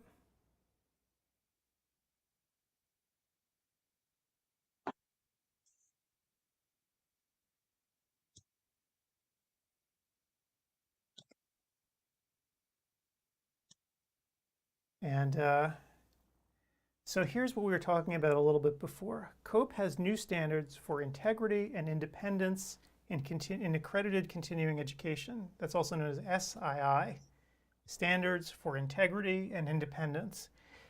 So this is a new standard that started last July, and it has rules for dictating how CE providers and sponsors must behave, right?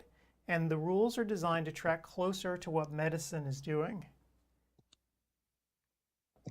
So here's what the rules are. So the first thing is, we as CE providers have to give you explicit consent, right? We need to get your explicit consent as to how your information is going to be used. So when you registered for CEwire 2023, you'll notice there was a checkbox that you had to opt into. If you opted in, that means that we can give sponsors your information, like your name, your email address, what courses you took, and all this other fun stuff. That is opt-in, right? So that checkbox is unchecked by default, meaning by default you want to keep your information private. This is an ARBO requirement. This is not something that we came up with. This is something that as of last July, all CE providers have to do.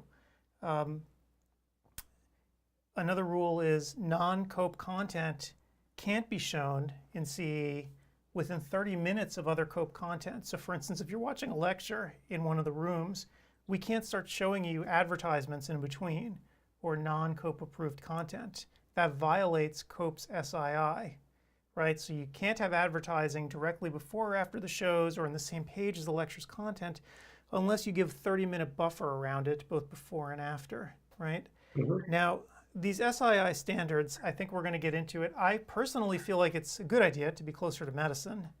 But, you know, other CE providers, if we're going to be brutally honest, have not been following these rules. They have been flouting them, in fact. And my question for ARBO is, when are you really going to start enforcing this? Because we were informed of these rules almost a year ago, and enforcement was supposed to start happening in July. And we very aggressively follow these rules. But we can see that other people are not. So ARBO, please let us know when this is going to be enforced. And this is to protect you so that you don't get information as an infomercial that you think is educational. And it's something that they're doing to prevent that from occurring. And I went to a conference yesterday, and it was lecture, commercial, and people were asking, is this for C? Is it not for C? And they were getting an infomercial, which often is colored and biased by the company, of course. We all get commercials on TV, radio, etc., and the internet.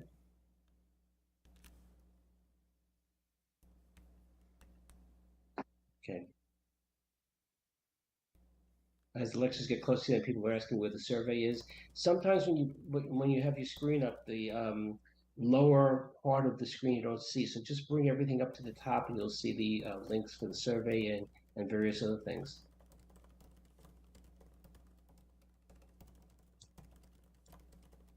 Give an example of you can. There's three things at the bottom. One is the post-course survey, which you have to take to get the credit. One is to download the handout, which is great. And the handouts are made so that they're not 6 slides on one page. You can see them easily. So you can go over them. You can go over them even before the course. And lecture discussion thread will take you to ODwire, and you discuss the course, ask questions to the speaker post lecture, and they'll get an email if it's 5 weeks from now, and they should get back to you with some pertinent information.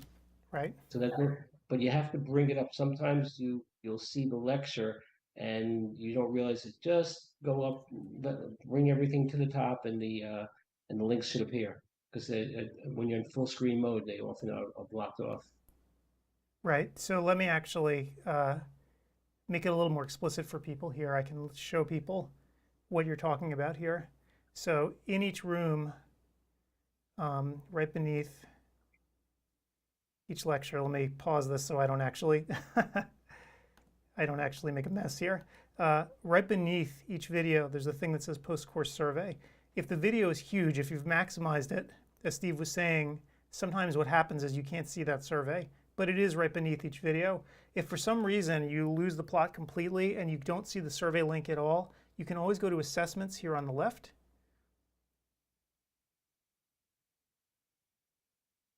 And you can find from the list the survey for the particular lecture that you're looking for, and then you can take, just by clicking on it, you can take that assessment, if that makes sense. Okay, this is great.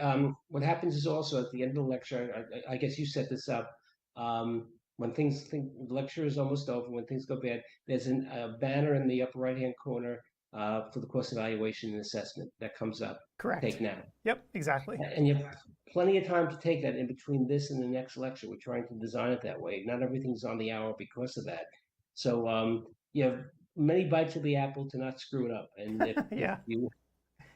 And if you do screw it up, that's okay too. We're here to help. Yeah. So anyway, getting back to the standards for integrity and independence, a lot of vendors or a lot of CE providers are flouting this, and it's not a good thing. It's not a good thing for learners. It's really not a good thing for sponsors either. And I'll explain why in a few minutes, because I know that a lot of people bristle at this. Like, how come these rules are so strict? Why are you doing this? And it's important, but I'll get to that in a second. So remember last year, at the very last CEwire 2022, I had some hot takes about CE and what's going to happen in 2023. So maybe we should just review, right? So many people who give hot takes, you watch sports shows or whatever else, they never go back and review, was I being an idiot? Were my takes actually good or were they terrible? Well, I will take accountability and I'll go back. These are my hot takes from the last event about 6 months ago, right, in 2022. Let me sort of go back and see, how did I do? So my premise back then was, for many types of education, the distance between the lecturer and learner is irrelevant, and that ARBO should make a new type of designation for distance CE. So I would say that my prediction was accurate. ARBO did come out with a new standard, right? Synchronous versus asynchronous. So they took that to heart, trying to minimize the, where people are taking a lecture versus when. So that was pretty. It does make a little sense if somebody's taking a live lecture and the lecture's there, they don't have to take a quiz. So now they're taking a live lecture with the lecture being there also, but just virtually. Why should they take a quiz at that point? However, if you're taking it on demand, a quiz is necessary because you're not interacting with the speaker. You really want to see that you glean the data, the information.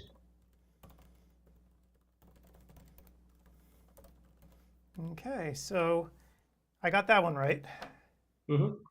And the banners appear in all the rooms, Adam. They got that right also. Great. So that's a new feature and it's great. So here's my other hot take. My other hot take from 2022. It's difficult or impossible to ascertain whether anybody actually learned anything without some form of assessment. So I felt like, ARBO, you're dropping the ball here, not having any sort of assessment. So an assessment mechanism is required, so ARBO actually did it. So that's why you have the survey at the end of each class here, because what it's going to do is prevent people from just sitting in a track all day and not paying attention, right? At the end of each one, there's going to be an assessment, a survey that you have to fill out. So ARBO defined many different assessment mechanisms, right? So a survey is one kind of assessment mechanism. If we wanted to be a little more draconian at this event, oh, whoops, hang on for 1 second. It looks like my laptop that I've been using is falling apart here. Let me let me go help it out. Hold on 1 second. I'll be right back. I just got to give it some juice. Adam, how can you run your laptop just on battery with all the stuff that you're doing?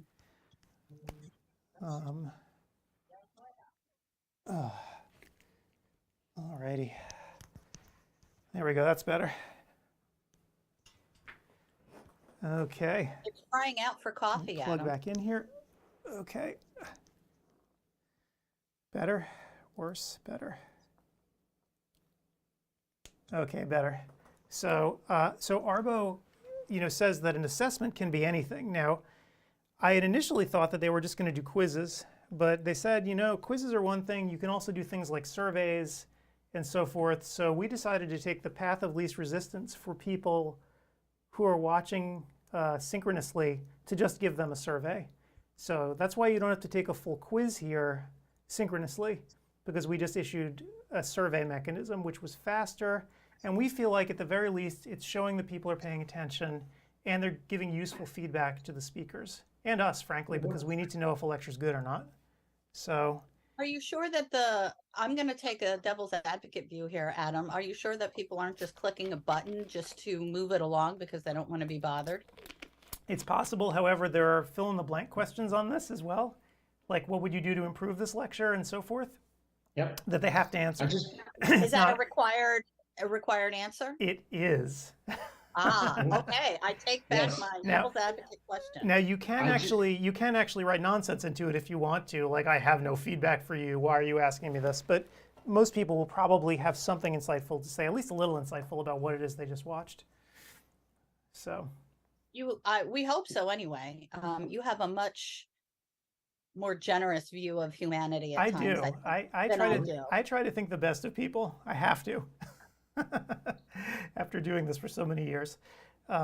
So anyway, that's our assessment mechanism here, but for asynchronous, the requirement is still to take a quiz. I don't know how Arbo came up with that, why they came up with that, but that's what they did. So if you watch our lectures asynchronously, you still have to pass a quiz. So everyone just needs to be aware of that. Right. Adam, have you ever asked anyone from Arbo to address any of this stuff, to come on and have a live conversation? They love us or hate us a lot, Gretchen. Yeah, so I mean, Mike Olson's going to be around later. I know that he's not with Arbo anymore, but I have, although I love Mike, he's good for a conversation, but he can't speak on Arbo's behalf because he's no longer on their board and he doesn't know what the decision-making processes were in place. Yeah, so I've spoken with people for Arbo's current president. I've spoken with the COPE committee. I've gotten in their faces a lot. They don't like to publicly necessarily talk to us in a public forum like this. One bit of constructive feedback I gave on ODwire, actually, and I'm going to give to Arbo right now. I think what they need is to assign somebody at the organization as a public communications officer. I think it would do them a world of good to have a very formal communication mechanism to let people know what's going on, because so many people don't at any time. So I think it would be great. And they communicate effectively with us as a COPE administrator, right? They give us webinars all the time and stuff where we can educate ourselves. But I think it would be great if there was one person who was just in charge of their social media to get that message out instead of relying on the CE providers like us to do it. Arbo, I'm available for freelance work. And by the way, Gretchen, you're too expensive for them. Gretchen, we've been told by pretty much the principal of Arbo, optometrist, that we are the gold standard of CE, and that they wish everybody had the same ability to track things and do all the things we do to comply with their rules. So they want everybody to be like us, and hopefully they will over time. But there's certain things that they have to do, like Adam was explaining about the commercialization. They have to keep that separate. So we're the gold standard now, and everybody try to meet us. Well, then maybe they need to start changing some of their standards instead of hoping on a wish and a prayer that everyone is like CEwire. Maybe they should start slowly increasing more stringent requirements for education. Yeah, they have to police better, and they need the staff to do it. But luckily, we have a large staff of people that watch lectures, meaning me, and I can report back on at least the biggest platforms that they're not compliant, and then they can take it from there. With screenshots and other information, they could just say, well, it would be a disaster if they said, well, you can't give a C to the people who just watched your lecture for 2 weeks or 2 days. But going forward, if they don't change, they could stop the programs. Hey, Steve, quick question. New Jersey still accepts our synchronous virtual credits, right? For everything, yes. And that because I have a license here, and I had that I spoke to, I won't give you her name, but I got a verbal confirmation. Yes, as of now, She can't guarantee it for 2024, but it seems like the way of going is how she put it. And same thing for New York, we have an inactive license. Yep, because somebody just asked me on ODwire, they sent me a private message. So yeah, the answer is yes. Yes. So that's a definite. Yep. Okay, so the assessment. Your comment, Steve, that unless there are consequences for breaking these rules, nobody's going to change, because it all comes down to dollars. And I mean, money is what makes the world go round. And unfortunately, I think people are going to keep doing, allowing these things to happen unless they are cracked down. And we're hoping to do so, but it goes beyond ARBO. There's OIG, which is a national organization. You can't give something for free for commercialization, and that's a national type problem. And you can report them to the feds and give the proper information. We don't want to do that. We just want them to comply and give good CE the way ARBO designed it. Here's the thing, though. Here's the thing, though, Gretchen. ARBO does have this power. They just don't want to use it yet, or they feel like they can't police enough, right? They don't have the staff. They're afraid of pissing people off. Well, I mean, that's their job, right? They're a regulator. And you know what? Frankly, they're not afraid to piss me off. They do it all the time. But they know you're a nice guy. Okay, so and also maybe it's you don't have the big dollars that some bigger like big sponsors have. Well, let me just say that we are, I think, ARBO's biggest contributor. If you look just by the sheer number of classes that we submit and conferences that we run, I would imagine that in terms of contributions to ARBO, we have to be up there as one of their biggest supporters, just through the fees that we pay.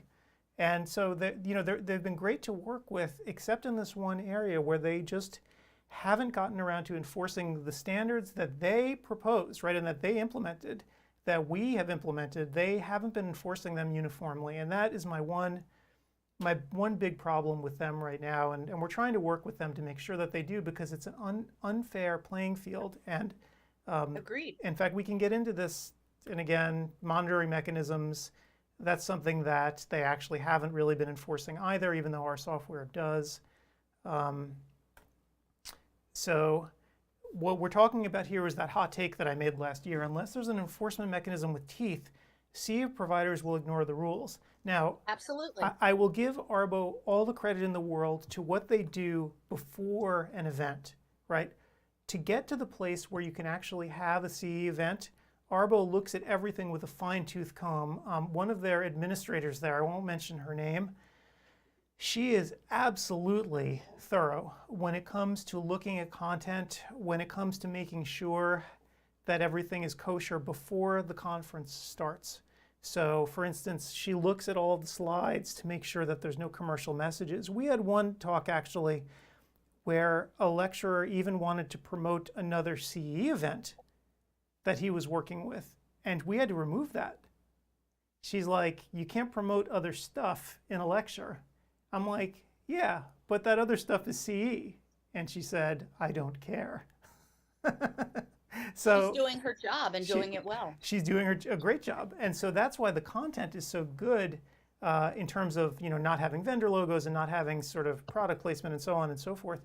The problem is afterwards. It's at these conferences themselves. It's almost like a Wild West mentality where we're seeing people violating the SII rules.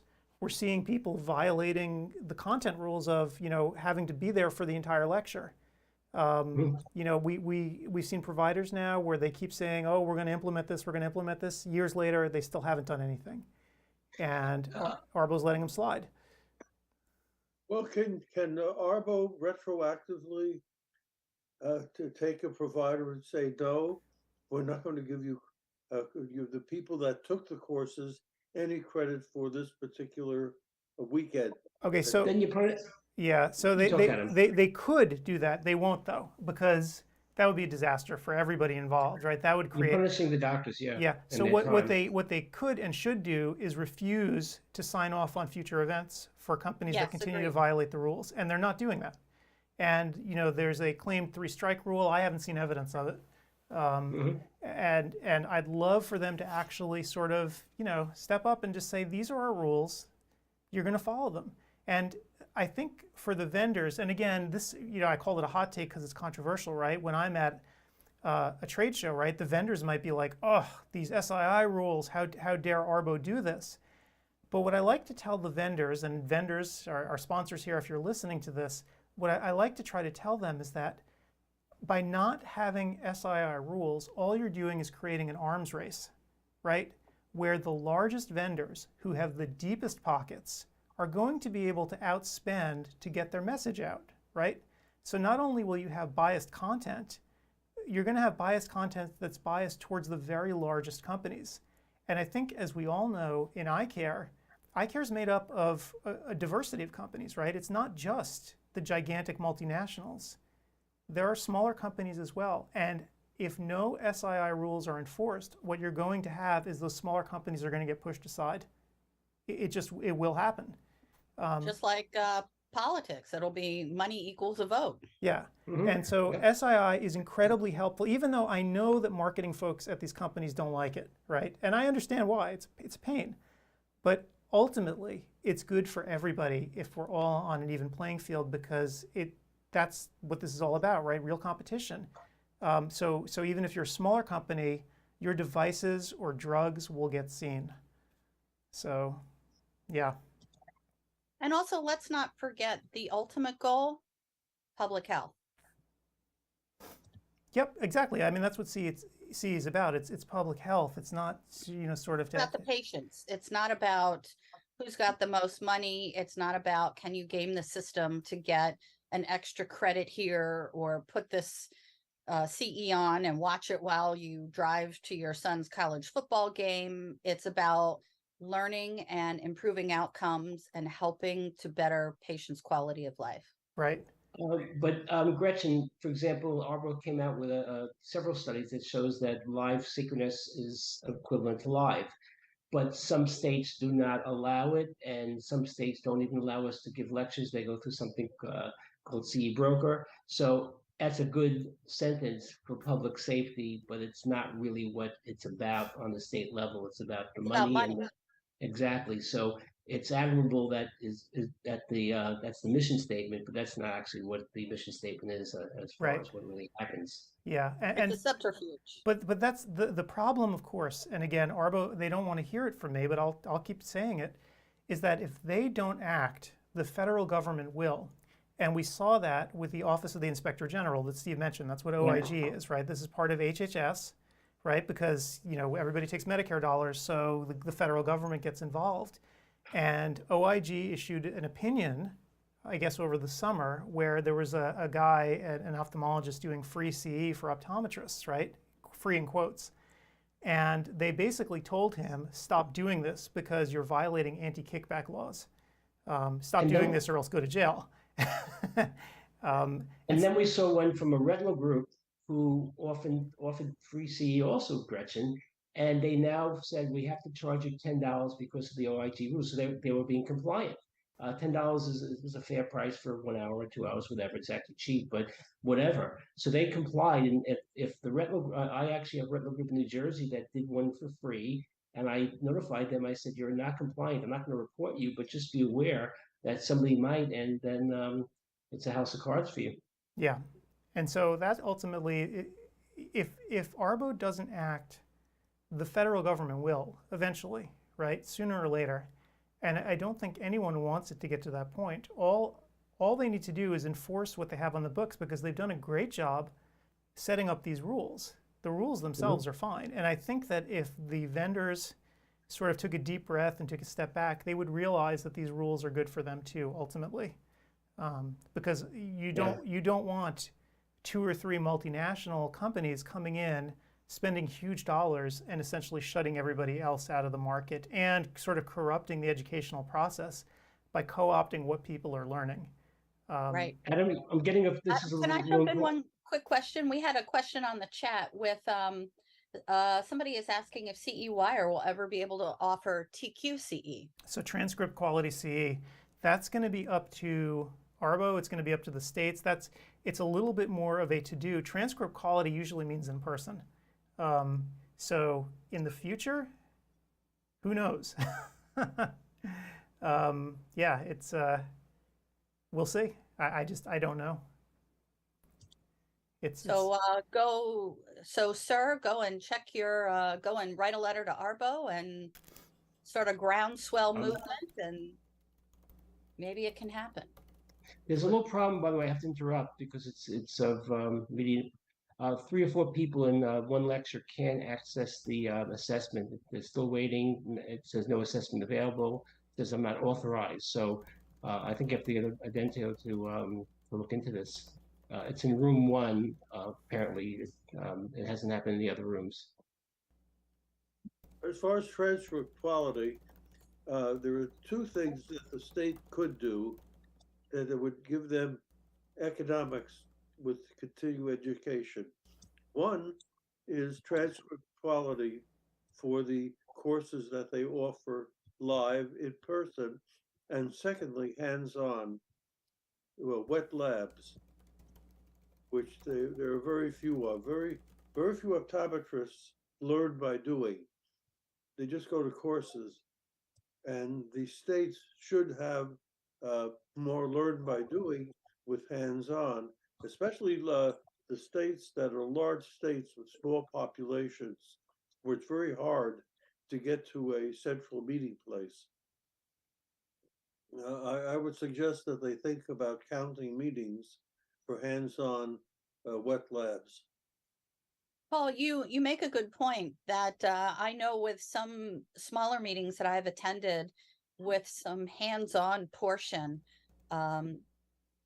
it's very popular, especially for some new technology that doctors may not have had a chance to get their hands on yet, or if they want to learn a new technique, watching right there in person and hopefully getting a go at it themselves. That's very, very popular. And I'm talking specifically about some smaller dry eye meetings in the past few years, bringing in some of the equipment, and for people who are interested in trying some of this, do I want this? Do I want that? Let's take a look, sit here and play with it. It's even better than getting your hands on it during what I call the equipment petting zoo at the exhibit hall floor at a big show like one of the expos. It's a little different when you actually have a patient there and you can perform the procedure itself. So you're right that I think people are very interested in learning those techniques, whether it's to improve their own services and skills or to evaluate buying new instrumentation. Another person in another room said the assessments aren't popping up. It's somebody from Arbo, if you know what I mean. So we have to get that working at them. I've taken all 3 assessments and they work fine for me, so I'm not sure what the problem is. I wonder if folks need to refresh the page. Well, they're going to the assessment, on the left-hand side, and they're clicking on it, and then it's saying it's not available. So that's probably one of the things they could do. I'll tell Ken. At least it's a quick, yeah, it's a quick try. It just might be there's so many people. Yeah. Let's see if this one person is pretty knowledgeable. I'm talking to Adentio right now about it, so they're actually looking. So yeah, and I'll post about that. Yeah, I posted to refresh everything first, but I on the rooms that I'm having trouble with, I had no trouble. So it's kind of interesting, and the amount of people is going up in all the rooms, and we have a bunch of people here too. Oh, absolutely, but that's still it should still work. Yeah, you're right. It should still work. Steve, I need to know precisely the verbiage that they're seeing when they have a problem, not just I can't do this. Like, this is really important that the precise verbiage of what they're seeing on the screen is actually shown. So if you can get that would be a really good thing. Yes, it's 4 people. Assessment not working, says I'm not authorized even, and another person said no assessment available. I think Adam needs to know the error message, like the specific error message. Yeah, well, I don't have that because I just have the chat that I'm looking I'll at. ask. Yes, you need to ask, and people need to be very precise when they are reporting errors. Like I think people get flustered sometimes when they run into a problem and they're just like, I can't do it, I'm throwing up my hands. But they need to be absolutely precise, or else it makes it much more difficult. Precise to the point where screenshots, if you can email them to me, are even better. Um, I'm asking that now.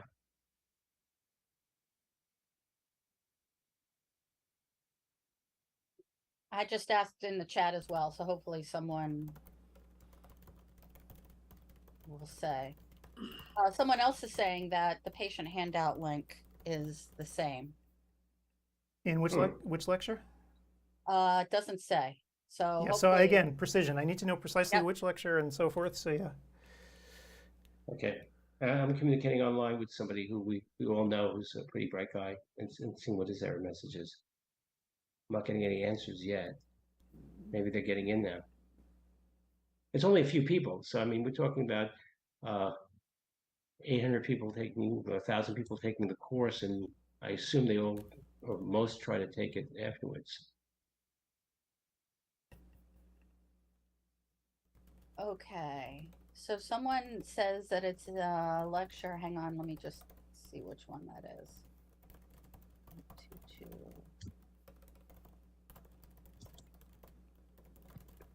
Time is it? 11.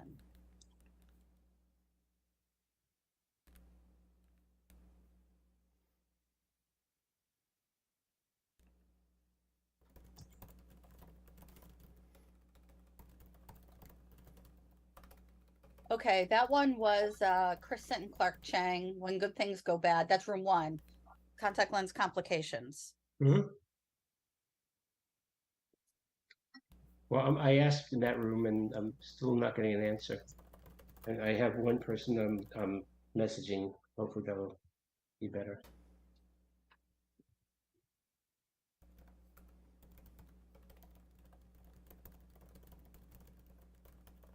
It's a minor glitch. You just go on to your next lecture and you take the survey later. I think that's a good hand-to-hand solution now, because there is Barry Iden is starting his lecture very, very shortly.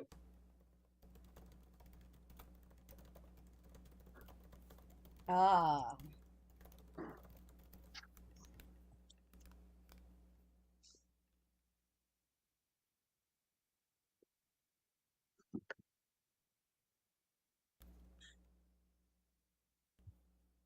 Adam, I like how your title on here on the chat is Realm Manager. That sounds like we're in the Shire or something.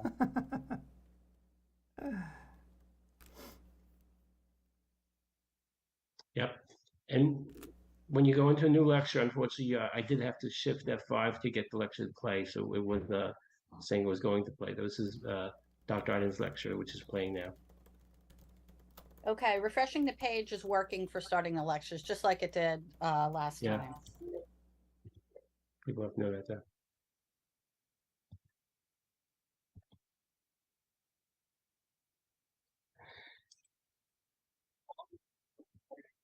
And the sound is playing.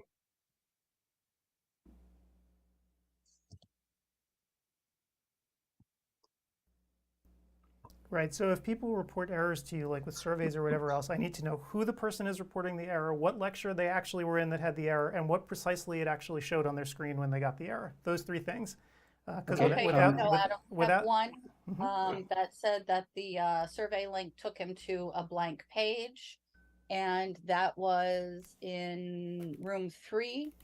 That was John Nolan's pigment nutrients class. I have another person who we know, initials KL, who said precisely, no error message, just a circle going around and around trying to connect. So it was connecting to the survey. Which link did they try to hit? The one beneath the page or the one on the right side? That's critical to know too. Yeah.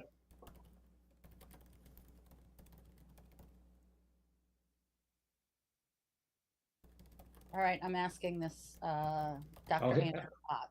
I'm asking him. Well, I'm not going to give the information on who this person is because we all know him. But I asked that Adam. He should get right back to me. Okay, so this Dr. Ott said he did the link below, and that gave him a blank page. And this was for John Nolan's lecture? Yes.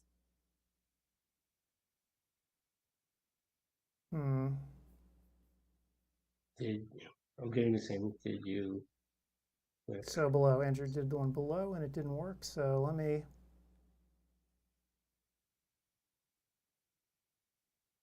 Do we have Kyler or anyone from Audentio? Yeah, Yeah, they're looking. 2 people here. Yeah, I don't have a link to them. They don't show up on my screen to contact them directly. That's why I'm going through Adam. Oh, there's Adentia. Yeah. So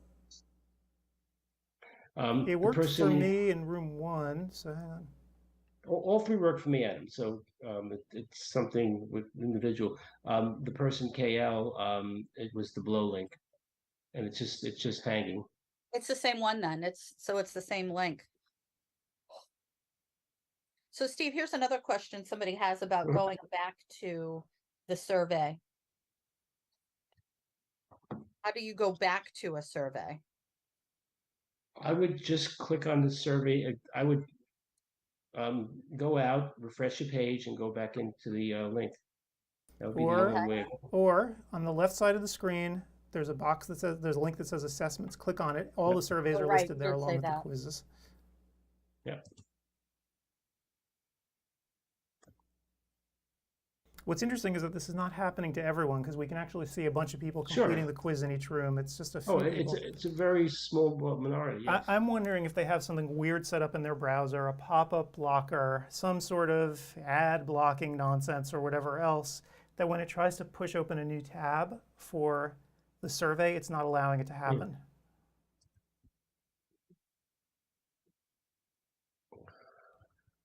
Right, so Jake just reported that 395 people started the survey in room 3 and 331 completed it, which means that there's only a few people who couldn't get to it. And so I don't know how many people were in room 3. In terms of numbers, how many took the courses?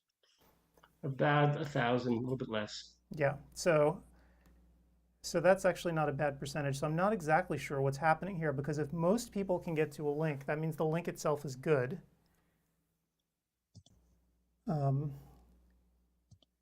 It might be a way that the browser's configured. I just don't know. I would recommend this, Steve. When somebody gets into a new class right now, have them click on the post-course survey link below right now, even as the class is going on, and see if they can get to it. Because it's just going to pop open a new tab with the survey. It's not going to force them to leave the class. And see if they can get to it. Okay, Adam, we have someone who says that there is no link to assessments. What? Really, on the left side of the screen, they don't have a, let me.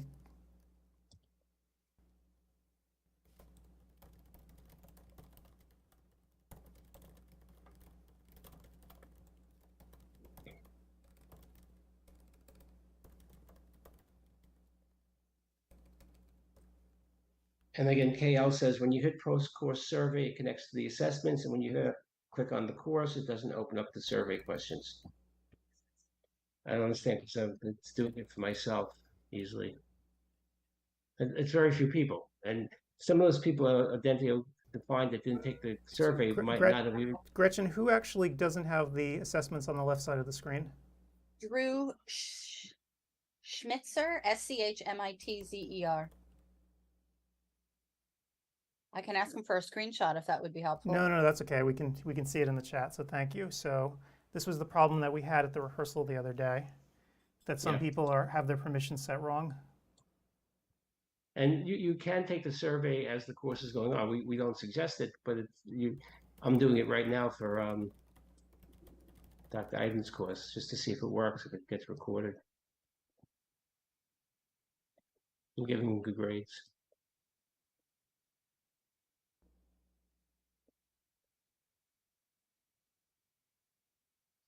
And we're also having someone else who is not seeing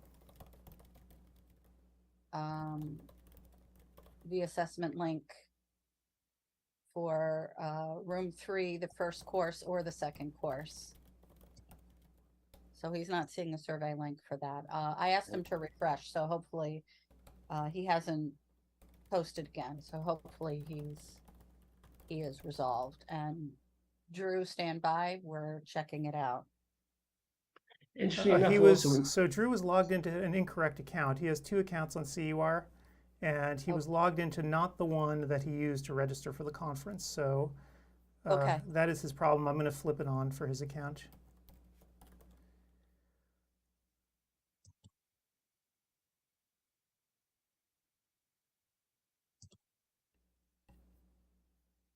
No, actually, so it's flipped on already.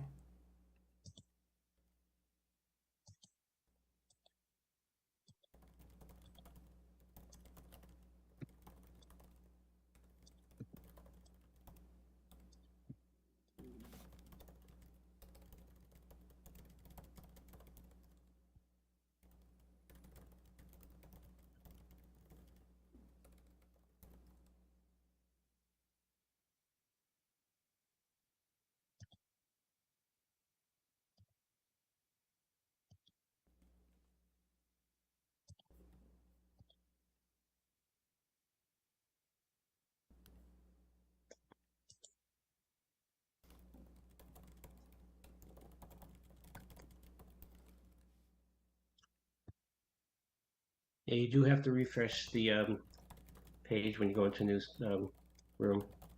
I feel like a horrible Windows call center person just by saying turn it off and on and refresh, and So I don't want to minimize in anybody's Drew's case, problem. though, is that he was logged into the wrong account. So Drew, Yeah. I actually flipped on your account right now. I flipped you on, so you should. A lot of these problems should disappear for you if you refresh.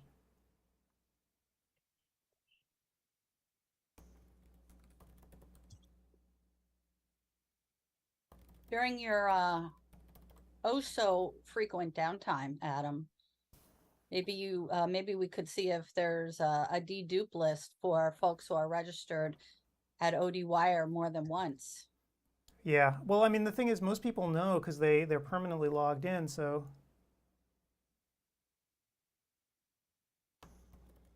Also, too, the more CE wires that you hold, the more people are attending, and the more we're addressing the problems as they go on, so they won't have that problem every time.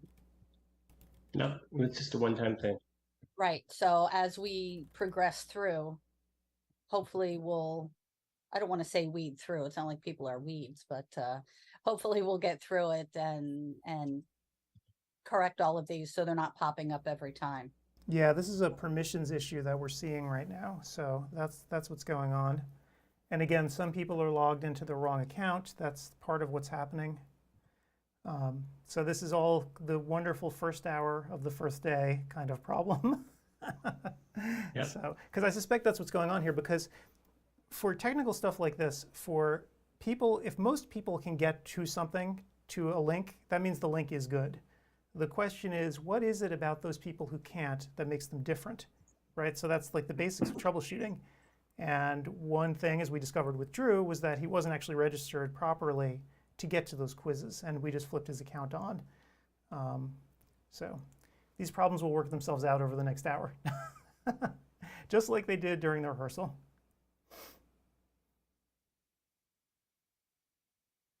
Okay, Drew is still having difficulty. I asked him to quit his browser and relaunch. So he may just want to log out completely and then log back in. So to do that, you just click on your name and then click log out and then log back into the conference.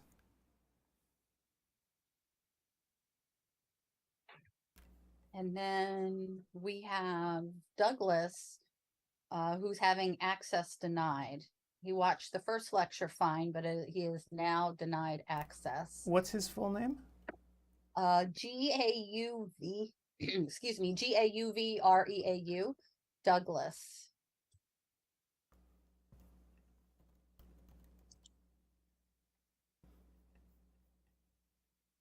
Okay. Yeah.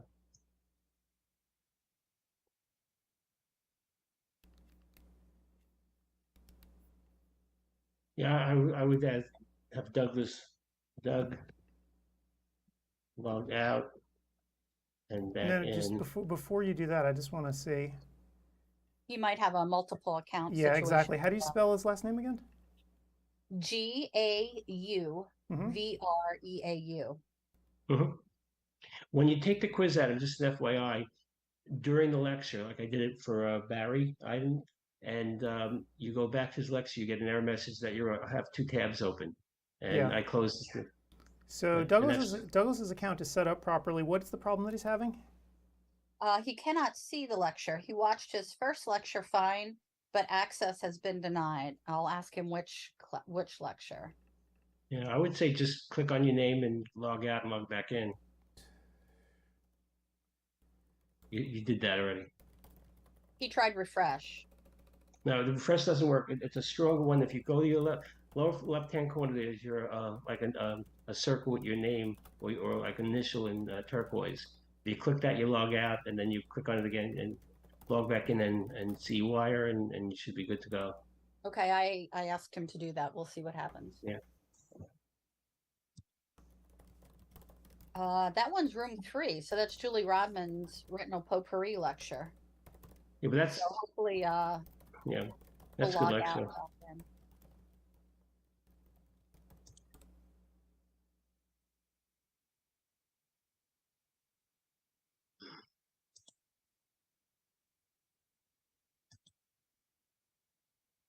It's playing fine, but I did have to refresh every room, and she's got a tremendous audience. She has almost 800 people in her audience.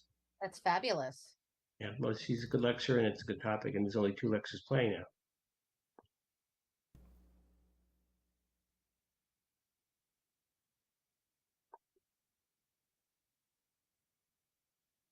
Okay. Actually, no, all 3 are playing, and we're up to about 1,400 people. So yeah, more people are coming in. Well, the West Coast should start coming in now. Someone is saying when he clicks to assessments, he is taken to a page with the page you are looking for may be private or have restricted access. Okay, so I need to know who that is and what page it was. I asked which page, and this is Andrew Ott, OTT. Thanks. You getting these in the lobby? Yes. Yeah, I see that. Oh, it's 2. Which one was that? I don't remember the numbers off the top of my head. I think that was John Nolan's class, room 3. And it's also happening also in room 3 in Julie Rodman's lecture. The same thing. He's trying to click on the lecture. So was that one who had 2 different accounts? No, I think they just have to log out and log back in, or first refresh. Try that. If that doesn't work, it takes literally 10 seconds to log back in, then it should see them.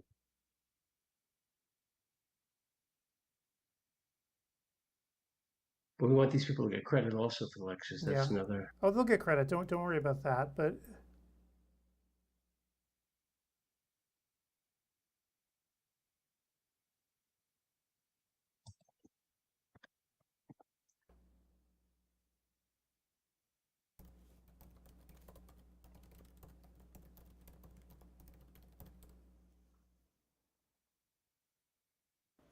okay, and thank you, Andrew, for sending me that screenshot. It's very useful and helpful.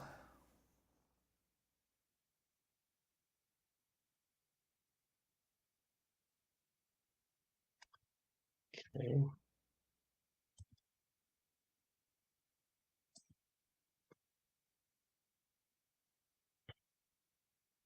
Do these courses count as live interactive in California? I would say yes, but I ask you CE experts.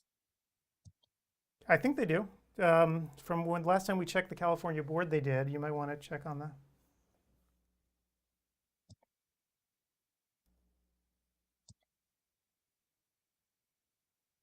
Oh,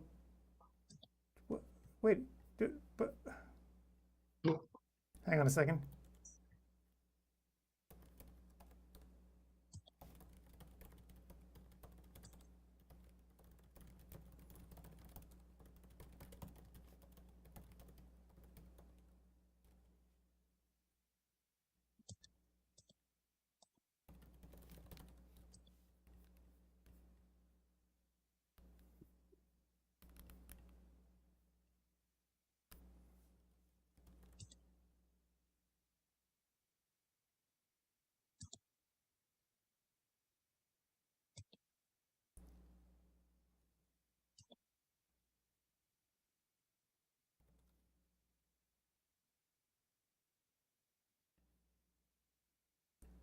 So Andrew has 2 accounts.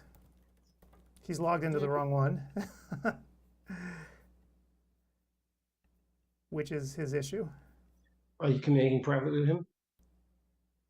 Yeah, so these ends of one are hard to police beforehand, Gretchen. Yeah. I'm gonna ask Ken if he got in.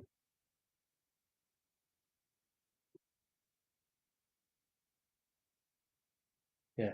By the way, the person who's having trouble with the survey is watching Julie Rodden's course, and he said amazing amount of people and the lectures, fantastic, which That's we knew. great.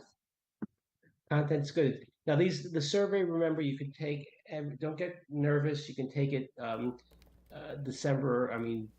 30th or December 1st. But obviously you want to take it right away. I've taken 3 or 4 surveys. It takes a minute or 2. It's not a big deal. So we'll get you up and running with the surveys. We just have to figure out these individual problems that people are having. And also, if you forget about the course that you took and you want to take the survey down the road, you can go on demand and retake part of the course to refresh your memory. That's a good idea. Adam, are you flipping on Andrew Ott's other? I just did. Yep. So Okay. he may need to refresh or even log out and log in again, but his account is now registered. Yeah, he was in his wrong account. He had 2 accounts, and it was he was logged into the wrong one, which is why he had no permission to take anything. And by the way, if people are having that no permission error, what they might want to do is make sure they're logged in properly, that they're using the same email address that they used when they registered for CEwire today, when they logged in, because some people are not. And what we're going to do, I'm actually going to have Audentio rerun the permissions as soon as this next lecture is over.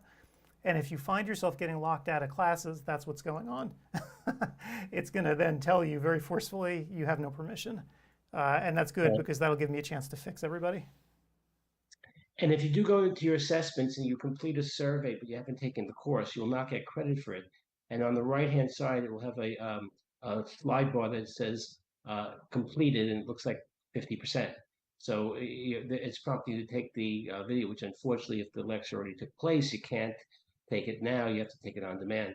Well, no. So if you didn't take the assessment, you can always just click on the assessment link on the left side of the page if it's there, and then you can always find it again.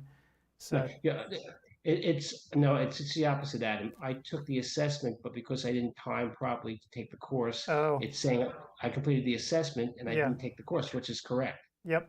So yeah, no credit for you. In the old days, it was because the software didn't work as properly as it does now. Yep. So yeah, so what's happening here, I think, and I'm not entirely sure, these guys are looking closely, is that anybody who has been watching but can't get to an assessment, what's going on is that you don't have permission to get there. And that's because you're logged into your incorrect CEwire account. So what's going to happen in a half hour, I guess, Jake, I'm sure, and Ian will tell me when they're going to do it, is they're going to rerun the permissions in between courses. And what might happen to folks who are logged into the wrong account is that they're going to get a permission denied error, which is much, much better than what they're getting right now. When they try to watch the next lecture, it'll just say access denied. That's useful because that's a useful error, and it can help us actually figure out whose accounts are not set up properly.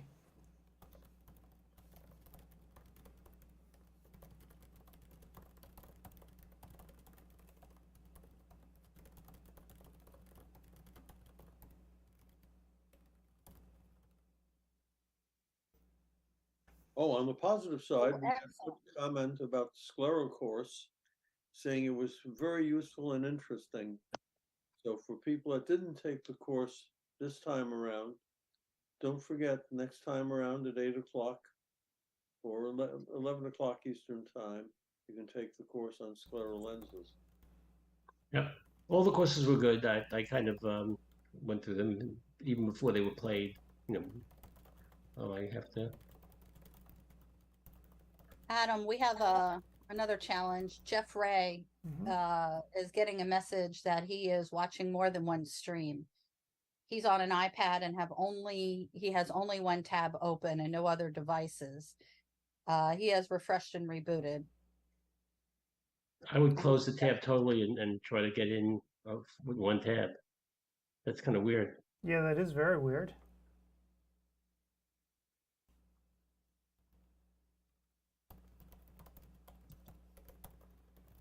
I'll take a look. Okay. R-A-Y. First name Jeff. Yep. Yep, I got see him it here here. now. It's interesting how Adam can take a look. We keep worrying about privacy. What's Adam? Is there such a thing? Anything? Well, and any it's a good privacy thing like too, that? because otherwise we wouldn't be able to solve some of these problems. I mean, he's not looking at their devices. He's just looking to see why they can't get in. But I think I'm thinking about the people on Facebook that are on there every day, and there are other people just listening in on whatever they're doing. It's hard to understand. Yep, and some people, like you say, they are a look at me person, and they post every day about what they're doing, and they have no privacy, but it's their choice, Paul. And unlike LinkedIn, another site does not let you do that without you know, Facebook. You don't need any permission to look at anybody's profile and look at their pictures and look at what they're doing, but they're the one putting up the content. No, actually, that's not true. You can What? lock down your Facebook profile where people don't see That's true. That's true. But some people aren't computer savvy, and they don't, especially the older people. You are correct. So I'm trying to get a list here actually from Odentio. Hopefully they can create one for me for everybody who's here, whose permissions are set incorrectly, so I can just run through them over the next 30 minutes or so and make sure they're set properly without them having to do anything. How many are you looking at? 40, 50, or 100? You don't know. I don't know. I don't know. So they could do it for me, but I want to actually manually look. I want to make sure everyone's taken care of. Right. So could they do it in mass, or they have to do it individually? They could do it in mass if they wanted to, but I want to actually look individually because I want to make sure. So personal touch, right? I'm sitting here anyway. For the person who was having the problem, for Jeff, definitely make sure that he doesn't have a PC on anywhere. Like if he was at the rehearsal the other day, if he left a PC, like a browser window open somewhere, right? That could be triggering it if he's somewhere else. You know, having a second browser window open will do that. It'll, you know, pick it up and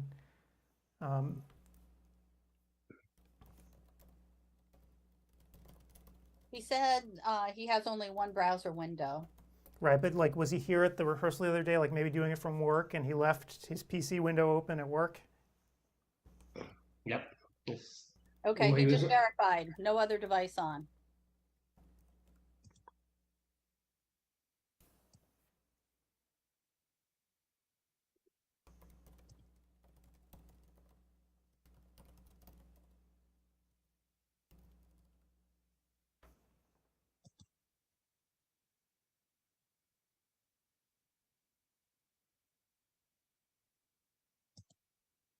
And we're still dealing with very few people who are complaining. So it's with 1,400 people, it's only a handful, but still. Yeah, the complaint, and I think this is all about not having the proper access set up on their CEwire account.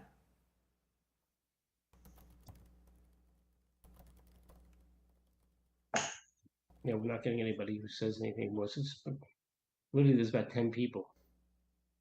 Are there parts of the country where it's more difficult to get connection now because of weather? They wouldn't be on. Because Michigan apparently has electrical problems. So that's one state where it might be difficult to get online.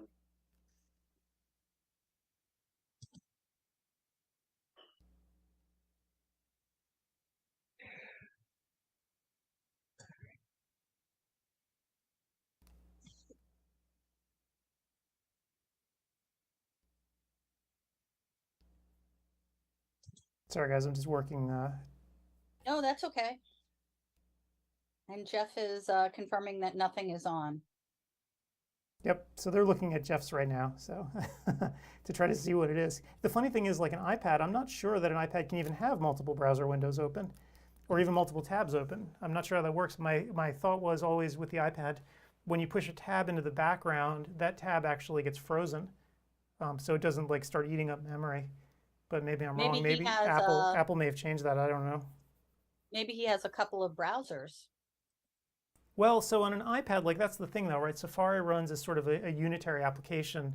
There's not multiple windows. It's usually just Safari, and then you can make multiple tabs in it. But he'd be able to see that easily. So I'm not quite sure.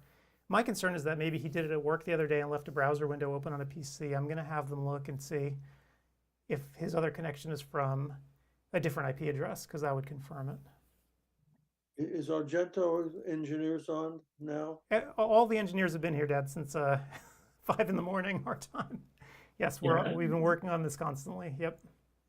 They know.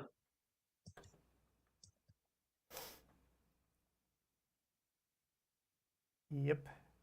So yeah, I think that the problem that most people are having though is just a permissions thing. So once we get that worked out, I think we'll be okay.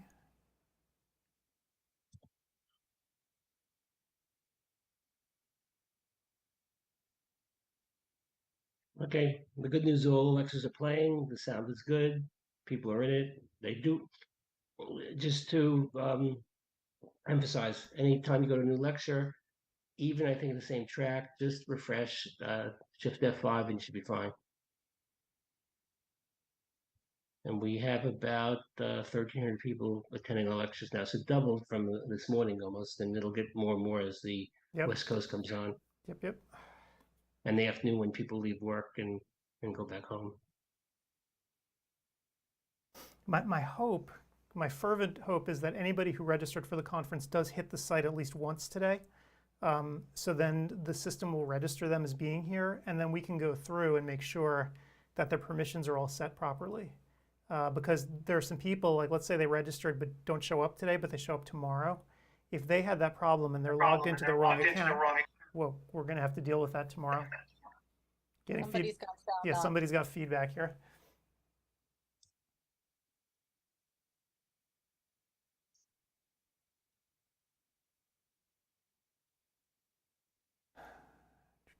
So hopefully Ian can figure this one out.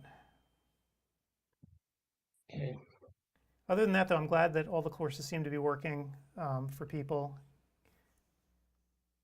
Again, that's a fair number of people. I mean, if you're telling me, Ian can give me the full count of how many people have made it here, but that's more than we had initially registered at this time last year for the entire conference. So, wow. Because we have over 3,000 people, I think, registered now who signed up. So, well, I'll give the exact count that from the rooms when you just go into the lobby: 775, 292, and 229. So that comes to about 1,300. Yep. And more than half are in retina potpourri. I guess people got tired of keratoconus. There's 2 lectures side by side. And actually, it's interesting because Barry Iden's lecture started first, and then Julie's came on afterwards. I guess people took a little break, went to the bathroom, etc. But and by the way, there's 156 people in the lobby, so you add that into the mix. Yep.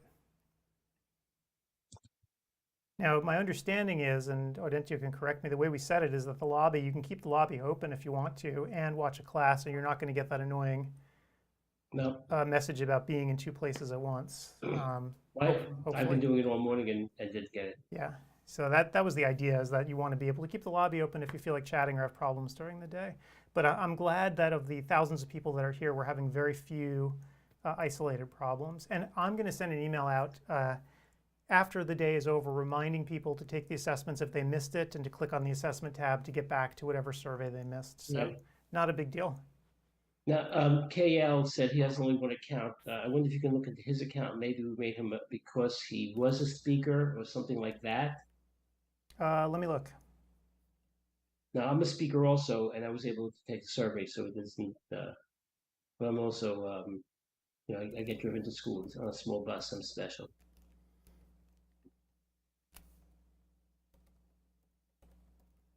We do have an interview coming up at 12:30, just to remind everybody.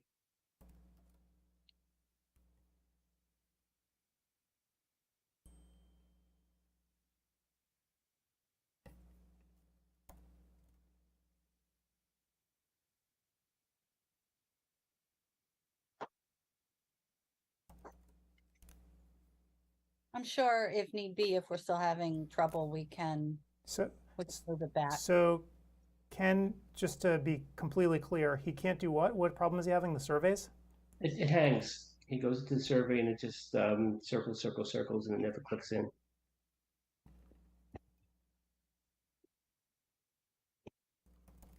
Let me make sure that was all.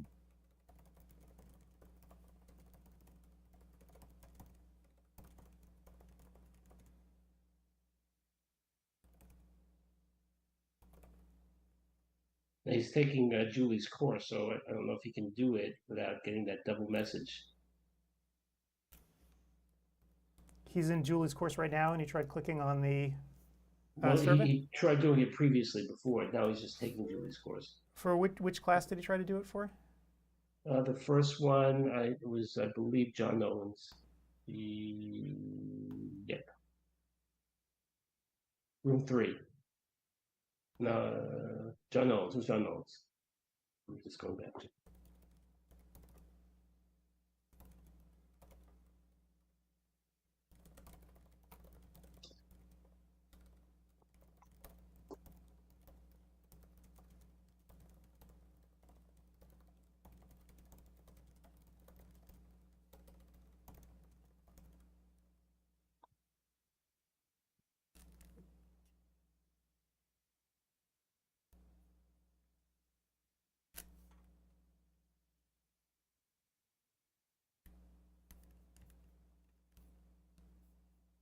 Okay, he said he's waiting till he's done with the lecture because he knows it'll be a problem. So he's going to do Julie's lecture first and then go back and do the survey. Maybe it'll be fixed by then. Yeah, I mean, he should definitely at the end of the next lecture click on the survey and see if it works. That was my instructions. We have someone asking if the lecture survey assessment shows a non-passing percentage. No, he took a quiz. When you go to the assessments, you'll look at it and it says quiz or survey. So he might have taken a quiz. Yeah. Okay. So again, no quizzes today, just surveys. The quizzes will be there, but they're not needed. Take a look. Do you have permission to do that? I have both of them. 2 people. I'm telling them. Yeah. But you don't get you don't have access to what I'm talking about. That's okay. Yeah.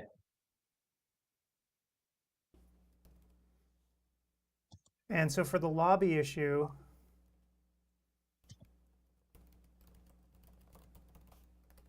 for the issue with 2 things, Mm-hmm. you can dismiss the error message. Yes.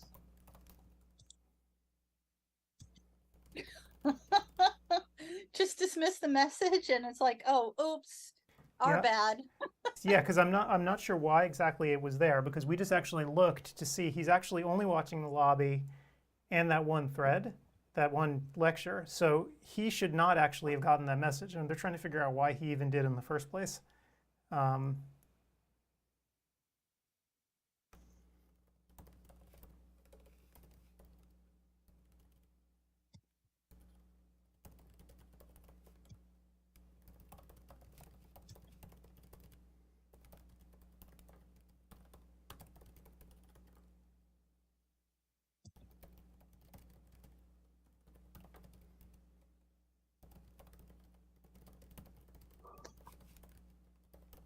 I'm getting a lot of people taking quizzes instead of surveys. Yep. It's a little. It's not tricky at all if they look, but they're not looking. Is there a way for Dentio to turn off the quizzes completely for the weekend and then turn them back on Monday? I don't know. That's a really good question. It'll stop the because people are going to do that. I did it by accident. I clicked on it and I had a question. I knew it was in the wrong spot, and I just didn't look properly. Because that's what we did in previous events. They weren't even able to access the quiz until the on-demand portion.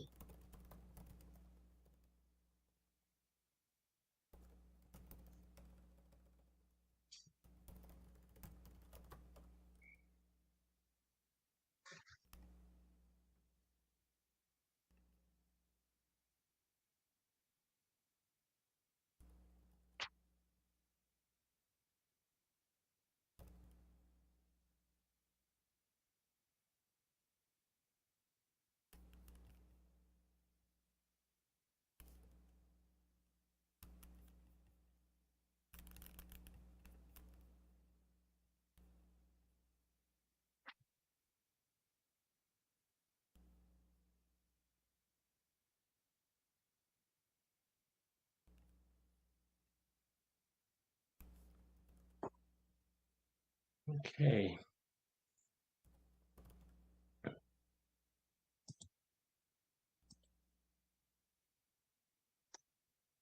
like the rooms are fine.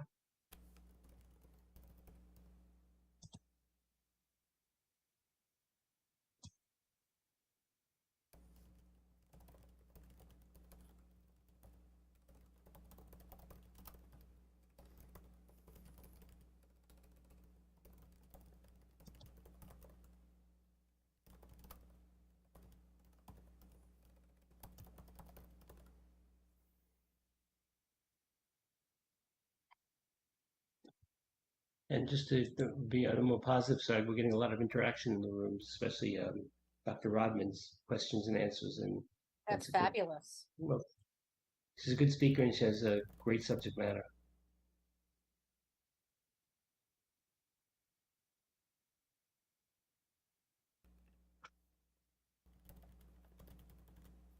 Everybody's taking surveys.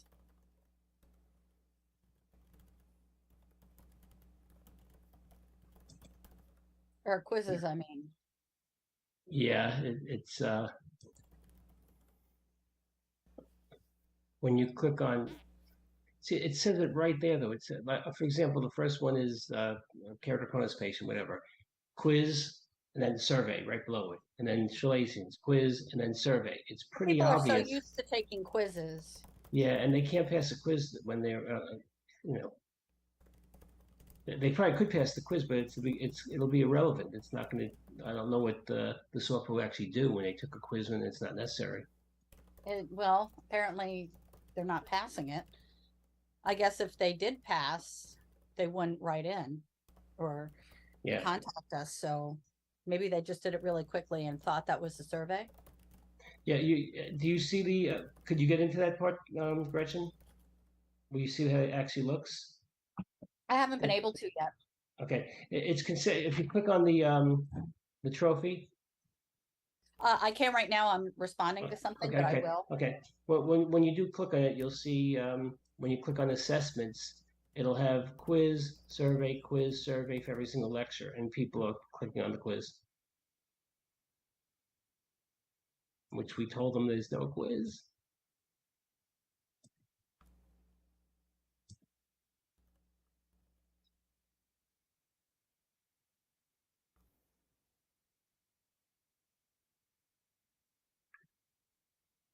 I'll put it in all the room. Well, the rooms don't matter because no quiz is needed for today.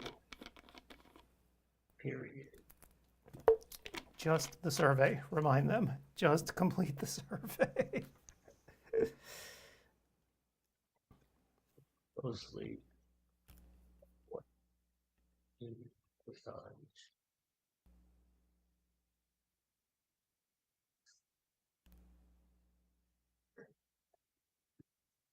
Peter Zanella asked that it should be up 15 minutes. Adam, much they say an hour for it to appear in the transcript. It usually takes 15 to 20 minutes for it to appear. It should. I would wait till the end of the day though, because who knows now that we're working on it. But it should routinely just be 15 minutes. I also think part of the challenge is that folks pop into the lobby and post the question and aren't able and don't scroll back to see what else is there. Yeah. So it might seem like we're answering the same question over and over again, but to them, it's the first time that they're asking. Right. Yeah, it never hurts to ask a question. And I now have a full list of people who aren't properly registered for the CEwire group, and I'm going to fix them. How many are there? I'm curious. Yeah, it looks like about 20, 25. Okay, out of 1,400, that's yeah, about 1%. I'm going to fix them up manually because that's just what I do, I guess. Is KL one of them? No, he's actually properly in the group, which is why it was kind of weird. His error was weird though, that it was just freezing up for him. I don't know why that would be. So we're going to find out afterwards when he's finished with Julie's lecture. He's going to go back and take the survey.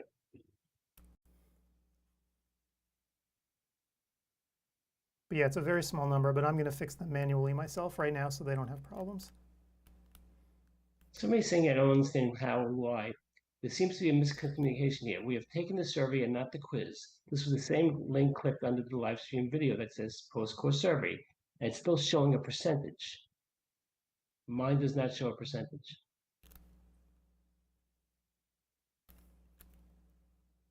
You see it in the chat? I'm asking her to refresh and try again, and then she might need to log out and back in. Who is this that's having the problem? Which person? Because I can help. I can just take a look.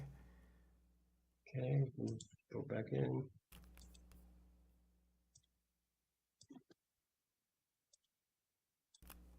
I went back out. So where is she? Oh, sorry.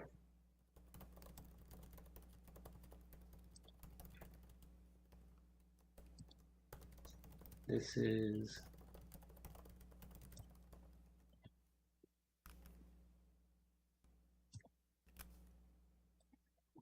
Okay, so it looks like another person who had a problem. It's working.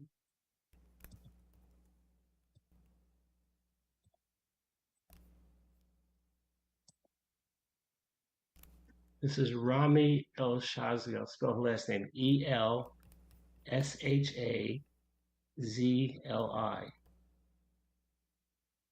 And another person's having the same issue, last name Desai, DESAI.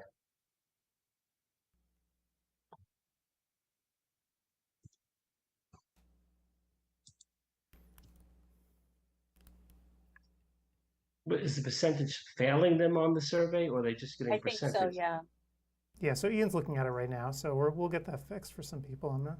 Yeah, I'm sure I answered the questions correctly on the survey. Well, even if they answer them correctly on the quiz, that doesn't give them the survey. Right, they still have to do the survey. The quiz is just for the asynchronous stuff. They're going to try to find a way to hide that too, so it's not as confusing. So what they're saying though is they're not passing the survey, which there's no criteria to pass the survey. Right, it's just you have to finish it. And maybe they're if they don't put something in the box, there's like 3 places you comment.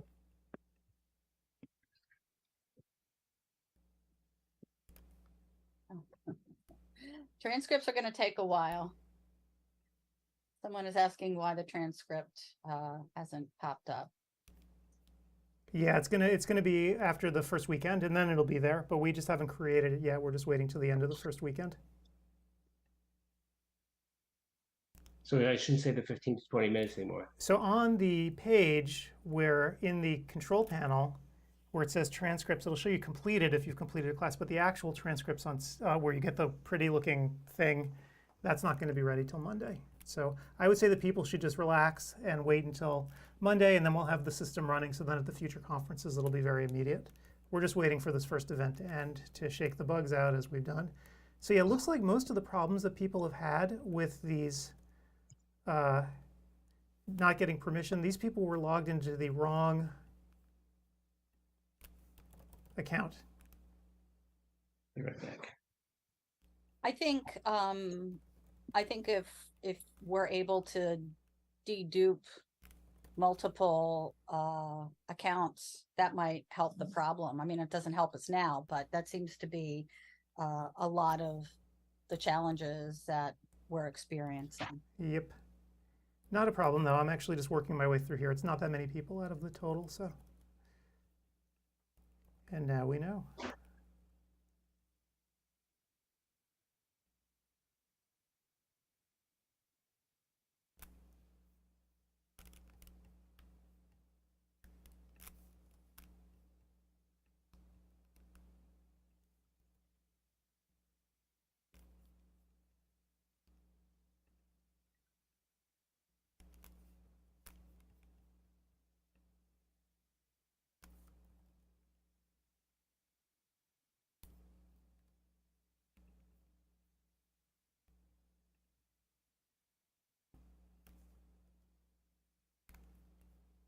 Okay.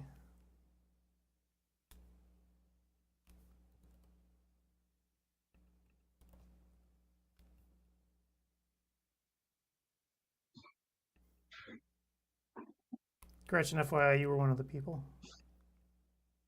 What, that I logged in incorrectly? Yeah, you have 2 accounts. I should have only one account. I logged in only one email address. Mac.com? Yeah, that's the one. Huh. So I don't know what the other account is in the system. Not a problem. I fixed you anyway, so no worries. And I've never had any problem logging in because I always use the same account. Okay, and Ken Luanda said, somebody said that it's not working. I don't know what they did. Oh, good. What he did, but he wasn't. He wasn't of the fatal 20.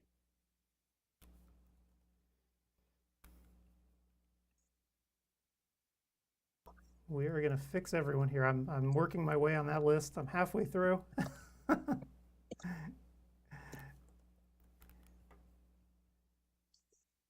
guess everybody finished the class and now we're getting all the questions, which is great. We can work through it.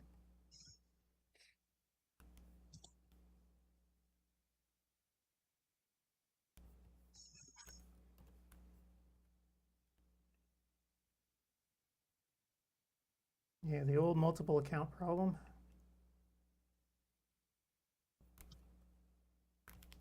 Is the way of highlighting that people don't take the quiz to keep it dark and the survey live? Yeah, we're trying to actually hide all those quizzes during the live period. They're working on it right now. Ian's trying to find a way to hide it, just to make it simpler for people. Somebody's asking what TD means. I'm giving him an answer.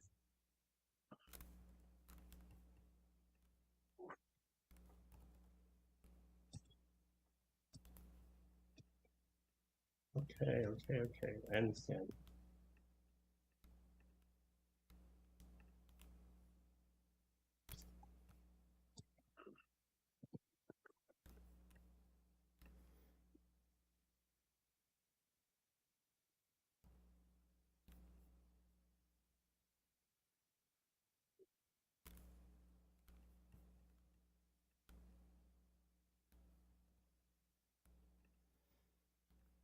Almost there.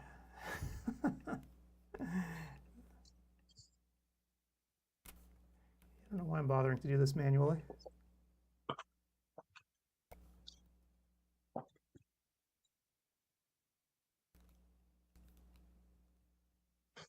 So do you think that's the problem, Gretchen? Because some people claim they took the survey.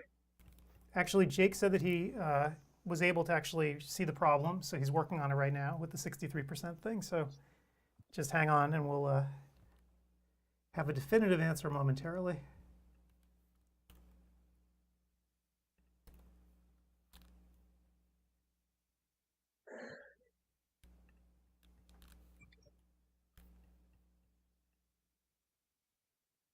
Remarkable that the hundreds of problems that you don't think about until you're actually online.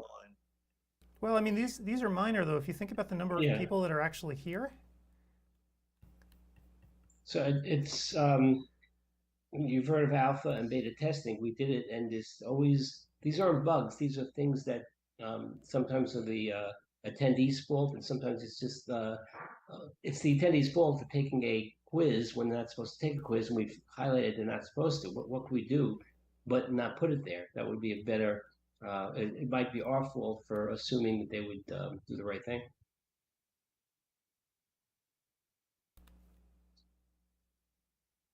Yeah, I'm certainly a low bar for technical stuff. I should be testing all this stuff out in advance because no one would know less than me. But it's not. It's different platforms, different. Rebecca, we are working on it. She's one of the 63%. FELDE. Are you needing to do these individually, Adam, or is it going to be a global fix? It's going to be global, yeah. Okay. This I can answer. The synchronous account for live in California. Yes. All. Yay. I think Florida's the only big state now that's a holdout. Well, we're talking about two different things. Yes, they don't allow anything except their little shop, but some states allow all online, and a lot of the big states do, like California, New York, New Jersey, Massachusetts, Connecticut, Delaware, Oregon, and I can keep on going on. So some are questioning whether live is live the same, and some are questioning whether they accept it at all. Yeah, but Florida's the only state that just says, no, we're not going to do anything that I can Right. think. Because it's Florida. And that's another discussion we'll have is, are you aware, Gretchen, that Florida has a law that's about to go through the legislature about not being able to be called doctor unless you're an That's MD? just not great. Well, the nurse practitioners are up in arms. It's not just us and dentists, etc. I mean, just imagine that you, that's really an outlier. Well, it's the nurse practitioners that they're after, actually. But I think what's happening, they're concerned about the medical, what's it called? The assistant, physician's assistant now is also getting a doctorate. So they're worried about a larger group, which are physician's assistants that will now not have masters but doctorates and want to be called doctor. So that's where the problem comes in. Well, there's nurse practitioners and there's doctors of nursing. It's a whole different, escalation of their scope and license. Well, nurse practitioners have been around a long time. Yes. Physician's assistant, that's the very desirable profession. And what do you call it? It happened in physical therapy also. Beforehand, it was just physical therapists, PTs. Now they're DPTs. You have to pretty much have a doctorate in it to practice. So it's happening in all professions. But you know what? Doctor, I looked it up on Wikipedia and Webster's Dictionary. Doctor just defines somebody who has an expertise in a field. It doesn't signify medicine as the only field.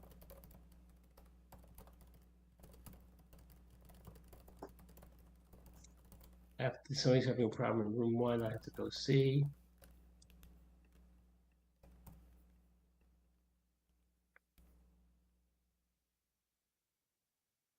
Well, it's over in room 1, so no.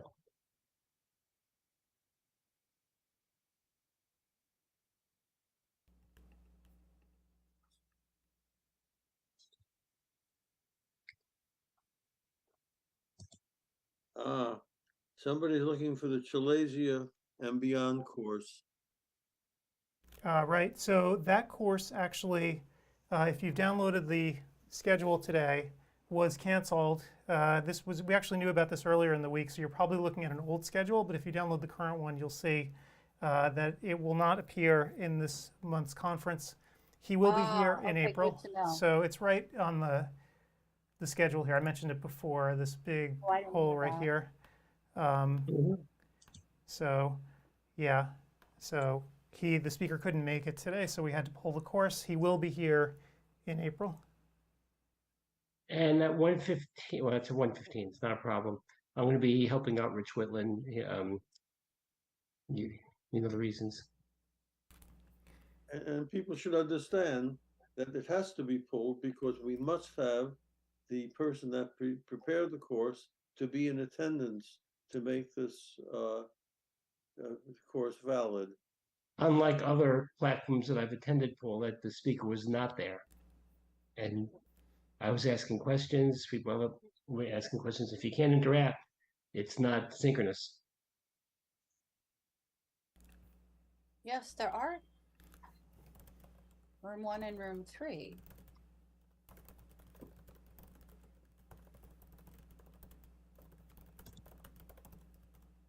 Let's go with 1.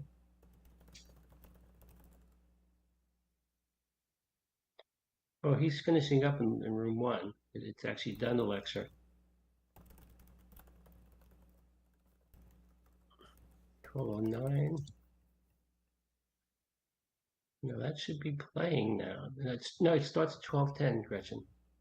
Well, in 1 minute, but you can go in and you'll see that there's a class, is my point. Right.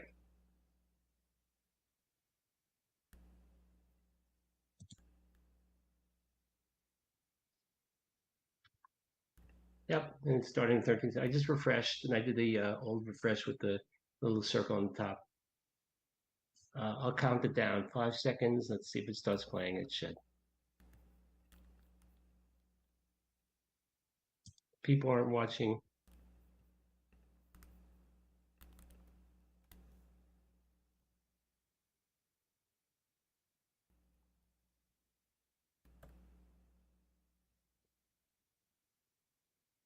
Okay, there's a countdown. It's going to start, Gretchen.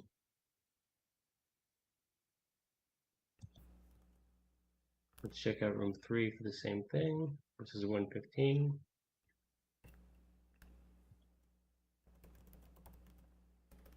Oh, yeah. Well, actually, that's 1:15. Excuse me.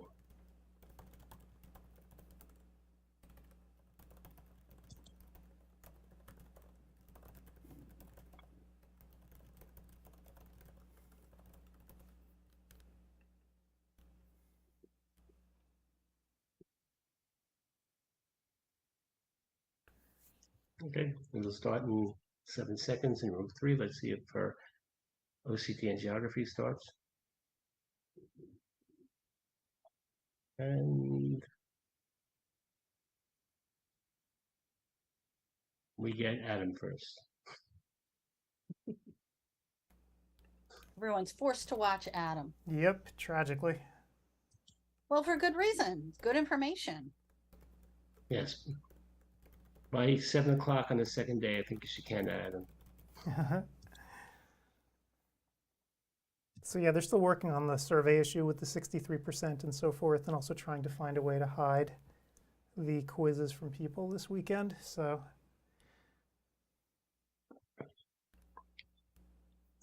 yeah, that is a little confusing. I actually made the mistake by misclicking, but I knew what I did, but other people won't know that.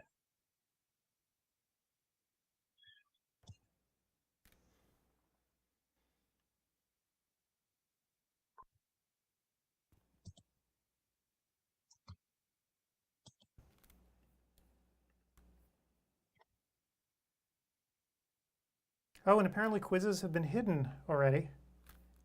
Wow, these guys are fast. Hey, they're tired of all these requests. Yeah, I know. Like, oh my God. They are probably so sick of hearing from me at this point. I can't even imagine. Yep. And they could, trouble is they could take a survey for Schlesier, which, that of course, don't worry about that, fellas. Yep, it's just surveys appearing. Great. That'll solve a good percentage of the problem. Yeah. I mean, that's the nice part about the way we actually handle CEwire. During the live weekends, we take down the on-demand courses. People always ask me, why do you do that? And the reason we do it is to prevent confusion. It's like literally exactly to prevent the problem that we just had today. Yep. And I just completely, and again, it's completely 100% my fault. I completely biffed on this one, leaving the quizzes up there. I didn't think people would voluntarily take a quiz.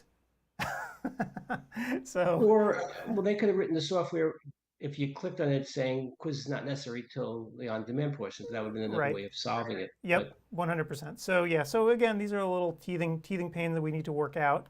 We're doing it. They did a great job of getting that down quickly. I was really impressed actually that they were able to work so fast. They asked ChatGPT to rewrite the code.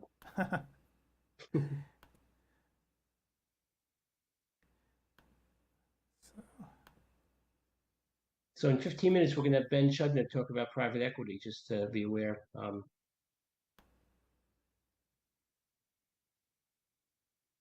Craig probably could come on also.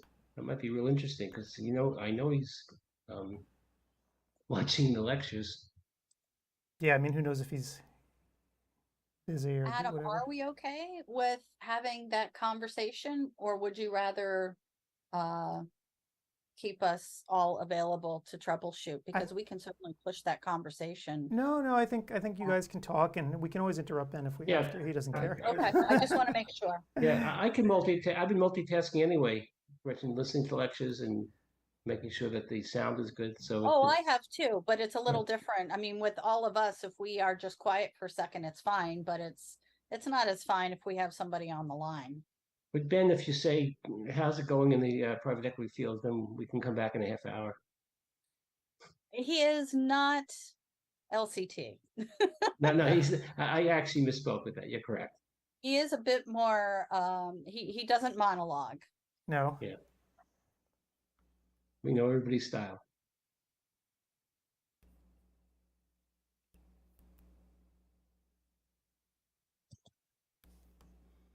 Okay, well, the lecture seems to be playing. And by the way, you do get a prompt, Adam, when the lectures go live on the screen. It said 1 and 3 are live now, that sort of thing. So people are getting prompted when to go in. So it's great.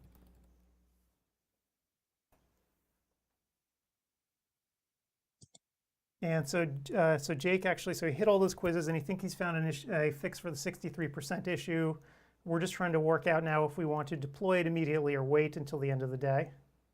I say wait because we're going to have a barrage of more questions. Well, no, so I would say the fix should fix that, but the problem is whenever you deploy something while the conference is going on, there's risk. So just pass them on the survey, which is irrelevant anyway. Yeah. So as the captain of this ship, I'm not sure what I want to do. I need better risk assessment. So hopefully Jake can try to reassure me about the level of risk in doing this deployment. So this is the kind of fun stuff we have to deal with. Do we deploy something live as we're working?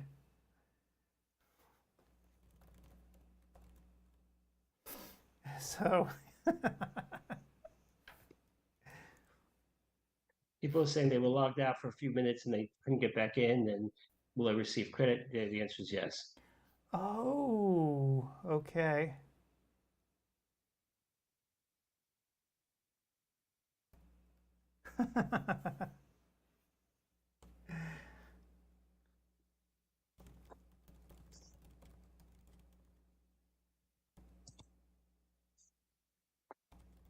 Sorry about the Eagles, by the way. I didn't get a chance to say, Gretchen. Sorry. Oh, yeah. I didn't like the way it ended. It was a horrible way to end. Yeah. And could be much more exciting. It was a good game. Yeah, but if they had the ball with 2 minutes to go after the other team I think scored, we could have done it. Hurts so good. I mean, Jalen Hurts. Well, I understand, but well, the trouble is, it was taken away, and we'll never know. That's the problem. Yeah. Great game. Yeah, I think we were robbed. But I'm trying not to be bitter. Ticky-tack. Cool. So Jake just informed me about what the actual problem was with the surveys, which is hilarious. Uh-oh. So no, I mean, it's a hilarious problem. So surveys are, of course, ungraded, right? So the problem is the survey software that we're using was actually adapted from the quiz software, right? Ah. So the issue is, even though you're answering questions in a certain way, the software thought this was a quiz. So depending on how you actually answered those questions, you could have gotten a failing grade. So I answered everything great, number 5. So I gave you a great review. So the ones that weren't great got a 63. That might be good. So that's exactly what happened. And so he's just changed it. So all these tests are absolutely going to be all the surveys are absolutely ungraded now. People shouldn't have a problem now.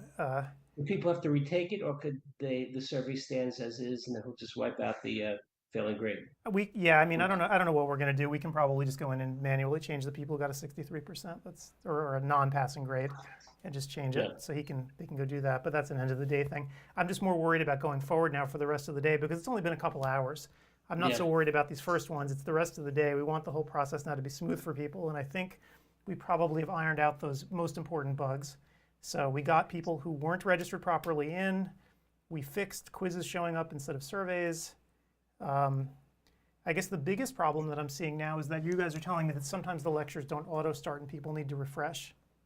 They need to and you could do a simple, circle up the left-hand corner in the PC, or log in and log out again. Right. So I'm not sure why that is. Why it's not automatically starting the lectures for people. We'll again do a post-mortem tonight, I'm sure, to figure out why that is, because it really should automatically start for everyone. I mean, that's what it's designed to do.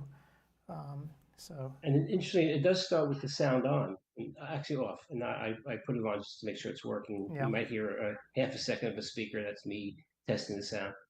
Yep. Yeah, the sound stuff we have very little control over on our end. I mean, that's comes down to the browser and how it wants to do auto-playing video. But the automatically starting, I mean, that's something that should automatically happen. So I'm not exactly sure what's going on there. There's code in the background that's constantly polling, as far as I understand, to try to make sure that if a lecture's live, that it's pushing the live video. So we'll see. We'll see what happened there. But other than that, things seem to be smooth now. Everybody okay in the classes? Yep. Some people had to refresh that sort of thing, but they're getting used to it now. Let me Good. see how many people are here. This should be starting to get to the peak. I've got 0, 0, and 0. I'm not Mike. So I can see it right now. It looks like 365, 635, 382, and so far in room. Yep, I got it. Is anything running in room 3 right now? Maybe not yet. No, it's empty. That's coming on at 1:15. I want to listen to that lecture either now or that was one that I didn't listen to.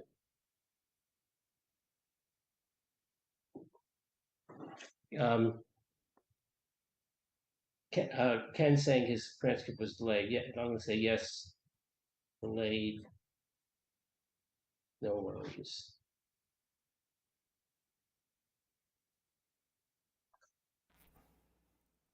So we have, like you said, 12, 13, about 1,400 people, and that's with only 2 rooms at this point.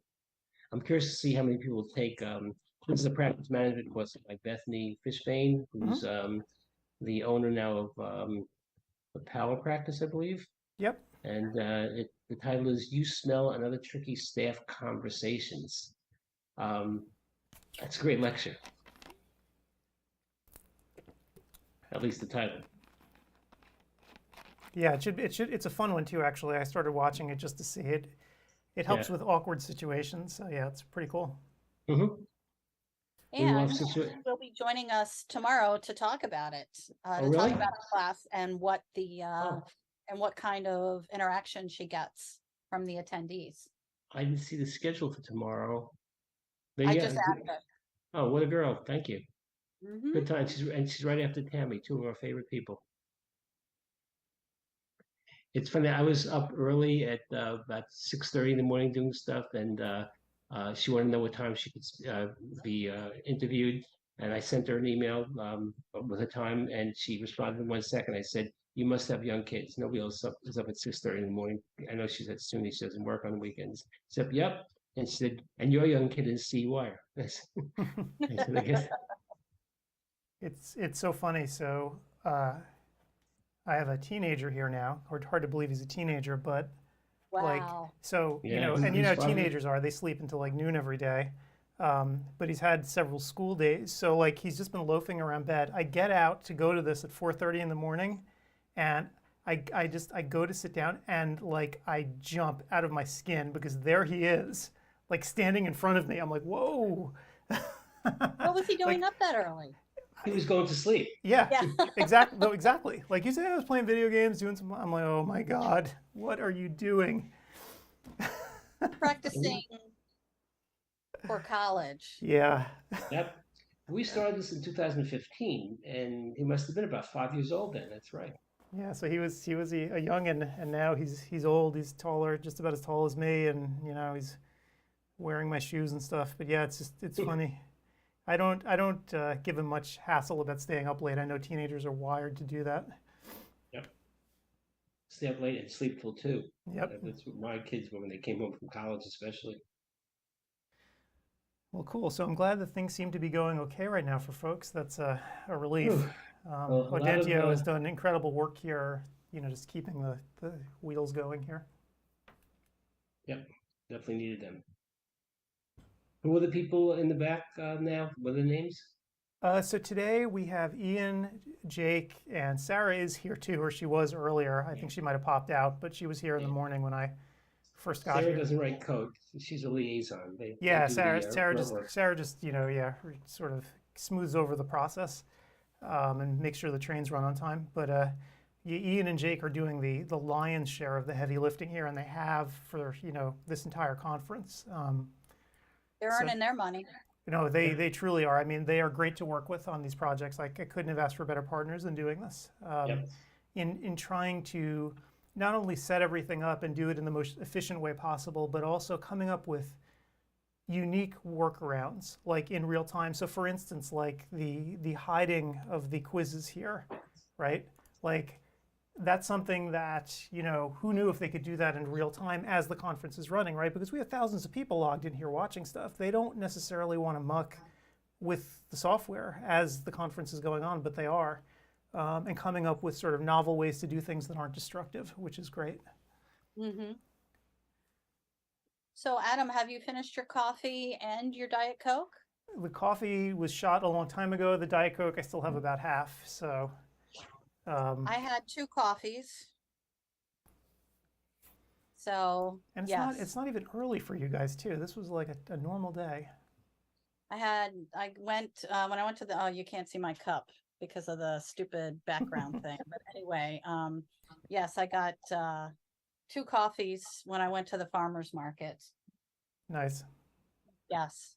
And I set And my if I video were up. as early as you, I would have gotten 3. So all I know about Winter's farmers markets, because we have them here, is that it's like a junk food bonanza, right? Since nothing actually grows. So this is when like the bakeries come out, right? Like the pies and all of the wonderful stuff. And in fact, here in Portland, alcohol is like the major thing. Like all the distilleries come out, even some wineries who wants to taste wine at 9 in the morning, but they all come Well, I out. love that. I love that it's, I like it because it's a sense of community and to help support a community event and local businesses. So today, my favorite vendor was there. He has an orchard and he has apples from the fall, and he also makes a fabulous apple cider vinegar from his apple cider because he doesn't use preservatives. So when that's about to go, he turns it into apple cider vinegar. And also one of the growers, they have eggs. So I got 2 dozen eggs. So there are a couple of bakeries. I wanted macarons, but my daughter said, forget it. They were too expensive, but they're so good. And there's a mushroom person, somebody who had pasta. Yeah, I really am pleased that our local market has gone to a winter market. So it's twice a month from January through It's indoors. April. It's indoors. I love it. Hmm.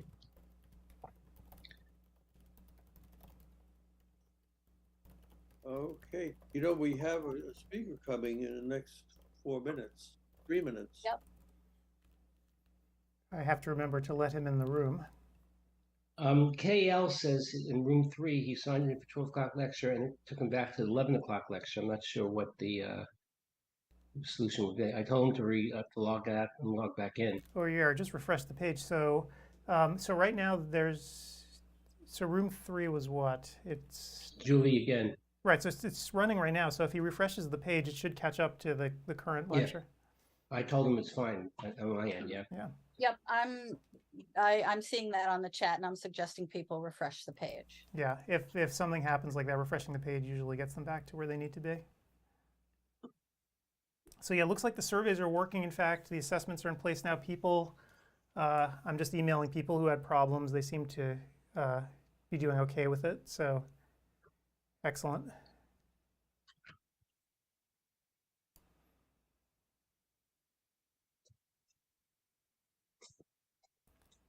Somebody has a question about the name. Her name isn't showing up under who's watching the stream now. Is that a problem? Oh, so that's No. not a problem at all. I know people are paranoid about that. Okay. That if my name's not there, I won't get credit. No, your name doesn't show up. It's everybody else that shows up. As long as you're logged in and you're watching the video and your name's in the lower left-hand corner, which shows that you're actually logged in, the system is watching you. If that makes sense. Yep. So, yeah. Looks like we lost Steve here. No, I'm just chewing my sandwich. Oh, okay. You get honesty from me.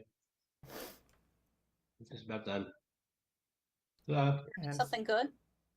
Yeah, my wife brought in turkey cheese with mayonnaise, and I have these very healthy 60-calorie wraps that I put them in. Ooh. I am feeling Jersey Mike's for me today. Nice. They will deliver, and they have a gluten-free roll. Yep. Are you celiac or you just don't like gluten? Severely intolerant. I never had the biopsy to see if I have Yep. celiac, and it doesn't matter because, you know, the same thing, you just don't eat it. Right. Right. By the way, guys, before we, now that things seem to have calmed down support-wise, before we go on, I just want to, again, thank our sponsors for showing up today for us. And the sponsors are longtime sponsors. They've been with us for a very long time. So thank you to them for showing up today and giving us a shot again this year. And I'll urge everybody to go into the forum threads for the sponsors. Click on sponsors on the left side of the screen, and you can see what specials they're running and directly interact with staff at the particular companies. So definitely they are helpful, and we're really thankful to have them here today. And I don't have all the specials on me right now because I've been completely negligent, 100%. I own it entirely. But they will get these to me as the day progresses and as the weekend progresses, and then I can show you. But what I can tell you is this. We had a great webinar about a brand new device called the Visionix OptiView Solix, which is the first full-range SD OCT, but in English, it's a combination OCT, OCTA, and camera, all in one. It's a remarkable device that takes incredible OCTs that are actually very wide as well. It's sort of the field of view you get is so much bigger than with an old OCT. I highly urge people during the stream today to watch the webinar that we did with Julie Rodman. You can't get credit for it, but when we need to go on a break, I'm going to play it. And definitely check it out because it's a really cool device. And I think Ben is here. I think I'm letting him in the room right now. Hopefully he doesn't feel ignored. He was probably sitting there for a long time. Hey, Ben. Wow, look at that fancy background. Yeah. Hey, everybody. How's it going, Yeah. Ben? It's going well. How's it going with you guys? Happy Saturday. Well, Saturday morning is always a little challenging the first 2 hours, but we ironed out all the bugs. Now it's fine. Has been doing this long enough. Yeah, so Ben, you know, I know that we've been communicating a little bit back and forth this past week. I listened to the lecture that you did with Craig, and I was incredibly disappointed because I was expecting a fist fight. I wanted to see steel chairs. I just wanted that whole thing, but I didn't get it. Yeah, you know, I think if you listen to the whole thing, I even called it out a little bit that we were certainly not as aggressive towards each other.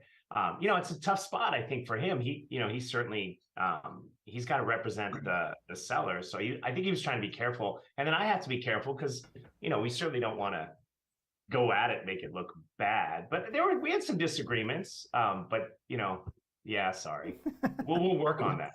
Okay. It said yin and yang, not yin and yin. Yeah, I think I will say this about Craig. He has a pretty similar philosophy, and I think he understands what we try to accomplish, and I think he sets his clients up for that properly. Yeah.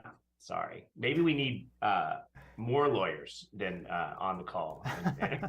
Well, the thing that struck me, though, was just how rational you guys were being with each other. I'm like, oh, this is actually kind of good. So you can actually really get an even-handed, view of the situation, right? Instead of so much of the emotion that usually goes into the subject, you guys just completely sucked it out, which I thought was really good. Well, yeah, thanks. I think that's where, we prepped for this. We had several conversations. I went out to see him in LA. He actually practices about 20 miles from where I grew up in the San Fernando Valley. So it was kind of nice to get back home and we tried to prep it. But I think what we came down to was that there is a rational way to approach this. And the only way for these deals to be successful for both the selling optometrist and the acquiring private equity group is for there to be rationality and less emotion. There's always going to be emotion. But I think what we came to the conclusion of is, we have common goals. We may approach it differently, but the end result is his clients are trying to get the best deal they can and have a plan for what goes, what they do going forward, right? Nobody wants to have their practice destroyed or have to work in a situation where they're just not happy for 2 to 3 years. And we want the same thing. We want them to get the amount of money that they're, that's appropriate to purchase the business. And we want to be able to integrate our processes to make that practice more efficient and therefore more profitable. And if you approach it that way and take some of the emotion out of it, I think it's much more successful. Ben, is COVID now way in the rearview mirror and it's back to normalcy? Yeah, for us, we have, I think, we're nationally with 21 states. There may be one state that I think just lifted some of the requirements on healthcare. In fact, I think it may even be New York that may have just lifted it. So for the most part, it's pretty normal. In terms of evaluating businesses, you now have, we're now at a place where you have enough data, because before the hard part was when we stopped purchasing in March, really, I think our last acquisition was February of 2020. And then we didn't start up again, I think, until August or September. So really, it was difficult to try to evaluate that. And then when you think about it, even in the next year, 2021, you're in February of 2021 or March of 2021. And now you're starting to look at data that compares to a close down and the subsequent spike in business after the close down. So we're past all that now. Yeah, I mean, it's still going well. Yeah, you want to assess even other things now, like the loans and the free loans they got from the government, because that went into the EBITDA probably, right? And it was a one-time thing. Yeah, so we prepared for that. So before we knew about forgiveness, that money was held in escrow when they received it. A lot of people got it right after we acquired them too. The money was in the works, and then they got these checks, and we put that money in escrow until we understood what the forgiveness was going to be. And once we understood the forgiveness, they were able to get that money back, which worked out for, I don't know of anyone that didn't get forgiven. I wouldn't know if they had, but I don't think anyone didn't get forgiven. So, Ben, this past month, private equity had a lot of publicity about taking over veterinary medicine. Does your company also go into other areas other than eye care? So Riata Capital is our main investment group. They used to have something in the cosmetic space. I think they might have had dermatology and cosmetic dermatologists in particular, I think. Not anymore. And then I don't believe any of their holdings are in healthcare at all other than us at this point. Right. Okay. Cool. But do you do anything like dentistry, podiatry, medicine, or just optometry and ophthalmology? We're just straight optometry. We're not even ophthalmology at this point. Yeah. Okay. Yeah. Interesting. So Ben, we talked, I guess, about this topic over the past several years. What's going on now, investment-wise? Have all the large practices kind of sort of been snatched up, or what's actually happening? Yeah, I would say not all. There's certainly some out there that have not, but most of the very, very large practices, certainly there's not many left of the 6, 7, 8 location practices. I'm sure there's plenty of 2s and 3s, and there's still plenty of multi-million-dollar practices that are out there, but not anywhere near what there was before. But the ones that those are not selling as much now. I think the ones that are that big, the ones that are left tend to be holding on. At least that's what I'm seeing. So yeah, we're mostly focusing on 1 and 2 location practices. It's still you still want to see it over $1 million in revenue. In general, our average is above $1 million, so we want to make sure we keep that average up there. Sometimes you'll lump practices together. The landscape has changed though. We haven't seemed to slow down as much. We'll acquire 85 to 90 practices this year as we did last year. I think it was 85 last year. We're starting to see some of the other bigger players slow down. And what we're seeing fill the void is really VSP and EssilorLuxottica. Right. And speaking of which, the entire model, right, for private equity is eventually to sort of have a liquidity event, right, to have some sort of a return. With these few large groups that are out there, and I might get you into trouble with your corporate overlords, but I guess my question is, who do you envision actually being that next bigger fish? How is this going to work? Yeah, I'm not really able to say much about that. Yeah, I'm sure.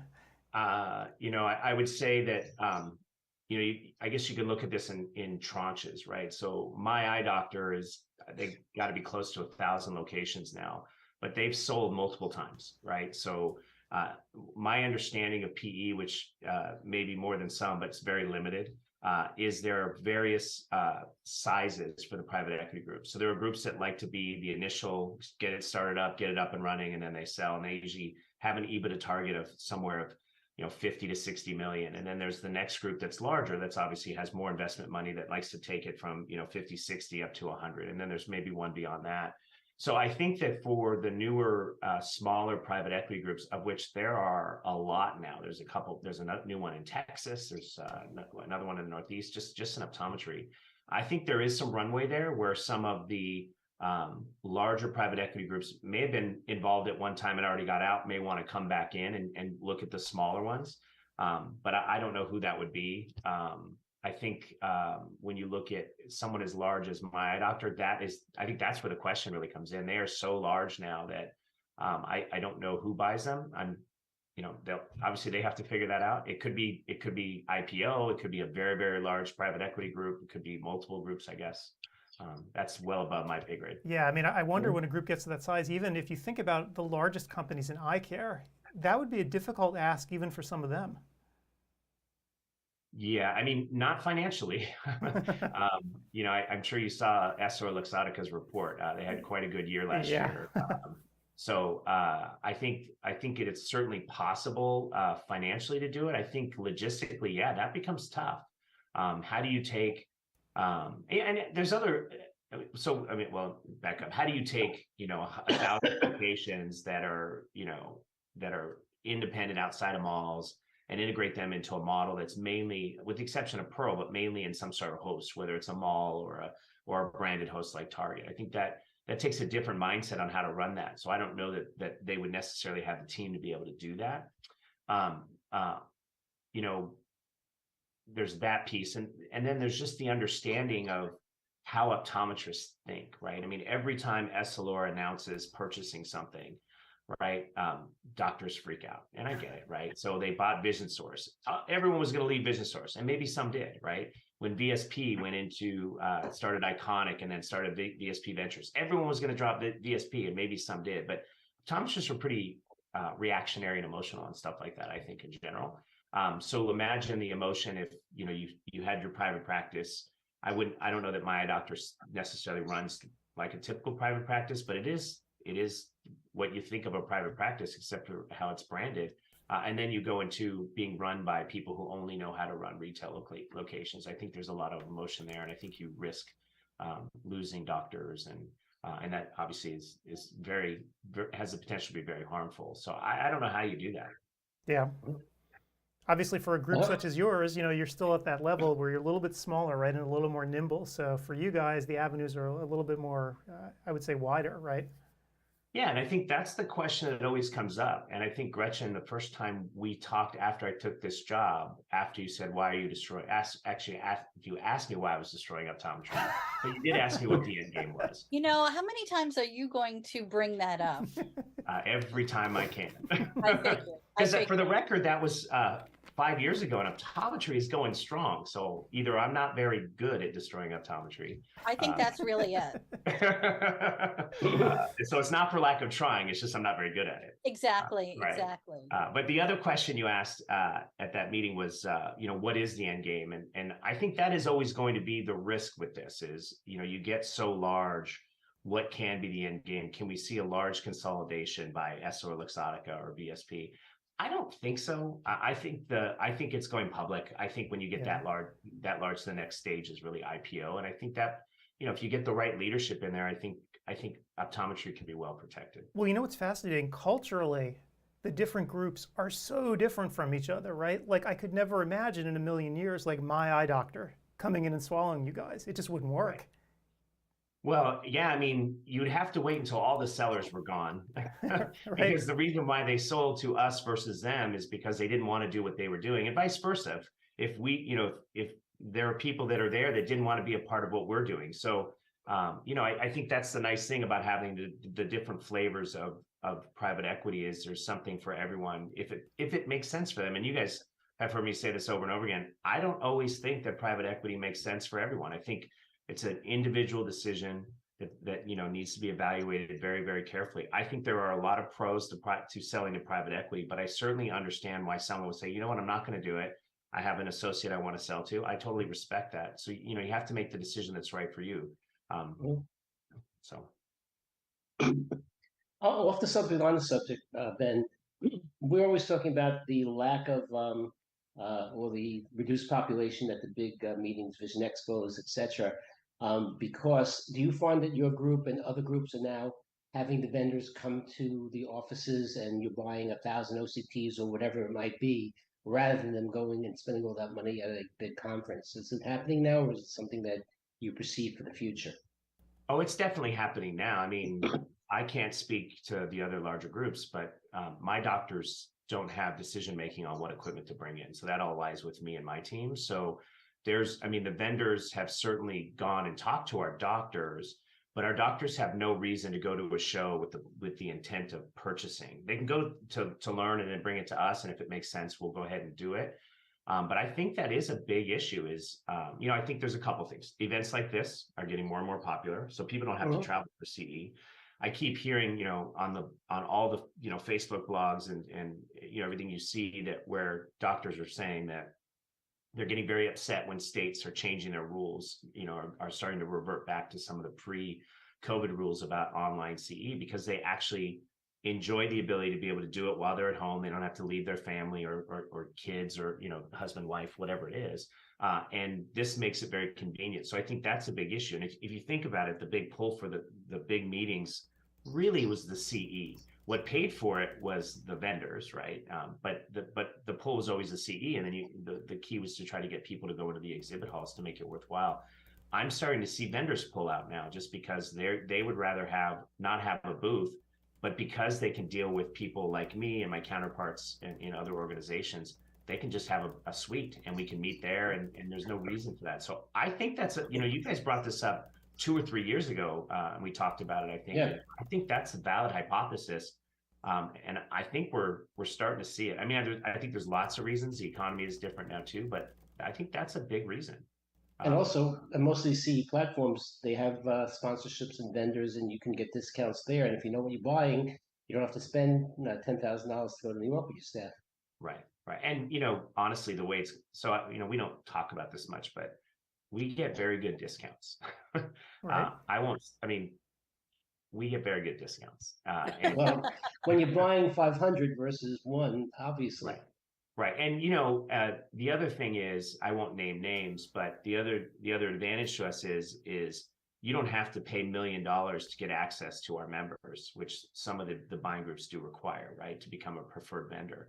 So that money, we can use to bring down costs even more. I don't think people realize that, but we don't pay, that doesn't get paid. We don't get paid to choose which vendor we're going to use. So we can apply that kind of stuff to directly to getting the best price. And you're right. I've been on the other side of it when I worked for Bausch & Lomb. Going door to door is a lot more time consuming. It's a lot more difficult. It's actually a lot more expensive. But if I can go to one person who can make a decision for 600 doctors, or in some cases 2,000 doctors, there's a lot of savings there and efficiencies. So I think you're right. Right. It's interesting though. I don't know. I know you're planning on being at Expo East as I am. If you look, the exhibit hall is literally half of its size, whereas before they used to take the top and the bottom. Now it's just one layer.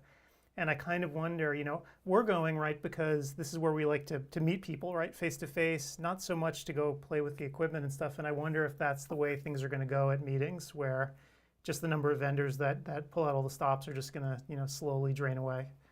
Yeah, I think that's right. They're getting slick. I mean, you and I, well, all of us, we've been in the business for a long time. So, we remember the days back in the late 90s and early 2000s, and the exhibit halls were huge. I remember, Vision Expo used to be 2 full floors, Vision Expo East, 2 full floors at Javits, and you'd have separate hotel rooms where they had events too. I mean, it was huge.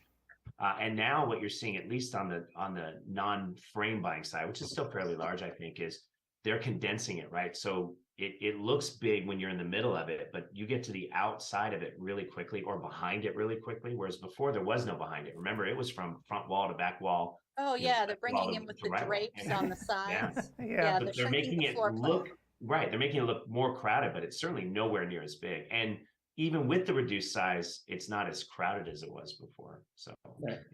And there's no robust booths with mahogany furniture and private rooms, etc. That even Luxottica used to build. That right. like you're going into now, it's much more basic. I remember catwalks. Yep. On the frame side, right? And they'd have big celebrities. And now I don't go to the frame stuff as much, but I do remember the big shows, and it's the fall frame line, right? So with catwalks and fireworks, craziness. Yeah. Yep. So definitely it's changing. Well, I guess looking around at the conference right now, let me put up on the screen so everyone can see. There it is, your talk at 3:25 Eastern Time with you and Craig. So it should be interesting. Maybe we'll be antagonistic in the chat. Yeah, yes, there you go. Can be. Oh please, Fine. Remember, Craig is in a bad mood today because he couldn't play golf. Actually, he that's probably true, but I think he's at a wedding. No, he's here. He said he was trying to play golf, but he couldn't because of the weather. Oh, well, maybe I just called him out. He told me something different. I think he has some event that he said, I can answer your question, it'll be fine. He'd be in and out. Maybe it wasn't a wedding, maybe it was a rehearsal. I don't know, maybe it was golf. Maybe he didn't want to tell me he was golfing. Yeah. Because I did have to plan the time we can do this around his golf schedule. You better I'm not surprised. And maybe you have a big sucker sticker on your forehead now. Right. I was really worried. We did that all in really one take. So we were able to cut off the beginning and the end, but I was afraid that we'd mess up an hour and 10 minutes in and have to do some major edits or have to start over because he's a busy man. So yep. I guess one take wonder. That's fabulous. How much time does he spend in Hawaii? I think he spends. He's definitely. I don't know that he's there today, but he's definitely there this week because we have a meeting with him on something else for other business stuff. And he's like, "Well, that time, it's 5 hours earlier for me." So we couldn't not do there today. 9 a.m. meeting. He was complaining about California weather today, so that he's in Southern California. Oh, he doesn't get to complain. I got home. I was in Nashville for most of the week, and then when I visit our Nashville practices, I try to drive to Tuscaloosa to see my daughter. So I flew home from Alabama, and I forgot it was our winter break when I took, and my flight was delayed. It's a long story, but my flight was delayed leaving on Tuesday. So normally I take a 6:30 flight, so I get there really early. Well, my flight got delayed till 11, so I got there later. There was no parking at our airport. Our airport's not very big. But it was the first time I've ever had to park not in the garage. Sometimes I'm on the roof, which is only 3 stories. The roof is the 3rd story. But I had to park in the red lot, which requires a shuttle, which I didn't even know we had. So that was fine. Okay, no big deal. And normally I get home late from connecting through Atlanta. It's usually 10:30 or 11 o'clock at night. I'm like, that's going to suck. But this week I came home early because I took an early flight on Friday morning. The problem was we had this huge ice storm, and I kid you not, 1.5 inches of ice on my car outside. Oof. I broke, and Gretchen, you can appreciate this. So and actually you too, Steve, I broke my scraper trying to scrape the ice off. So I had to resort to I thought I was going to break the glass, but yeah. So he doesn't get to complain about weather at all. It's 20 degrees out here. Yeah, it's chilly here today. We were warm earlier this week, but we've had up and down, and so right now it's 30 degrees. I imagine it's been really cold since the Super Bowl the other day. Right? What did you say? It's been really cold since the Super Bowl there, I imagine. We already talked about that. We already talked about that. That was a really crappy ending. That was. It was a great game, though. I mean, I felt bad for you. I didn't care about either team. It did, I'm a Seattle Mariners or Seahawks fan and a Mariners fan, but a Seahawks fan, so it didn't matter to me. But it was a great game to watch, but that's heartbreaking.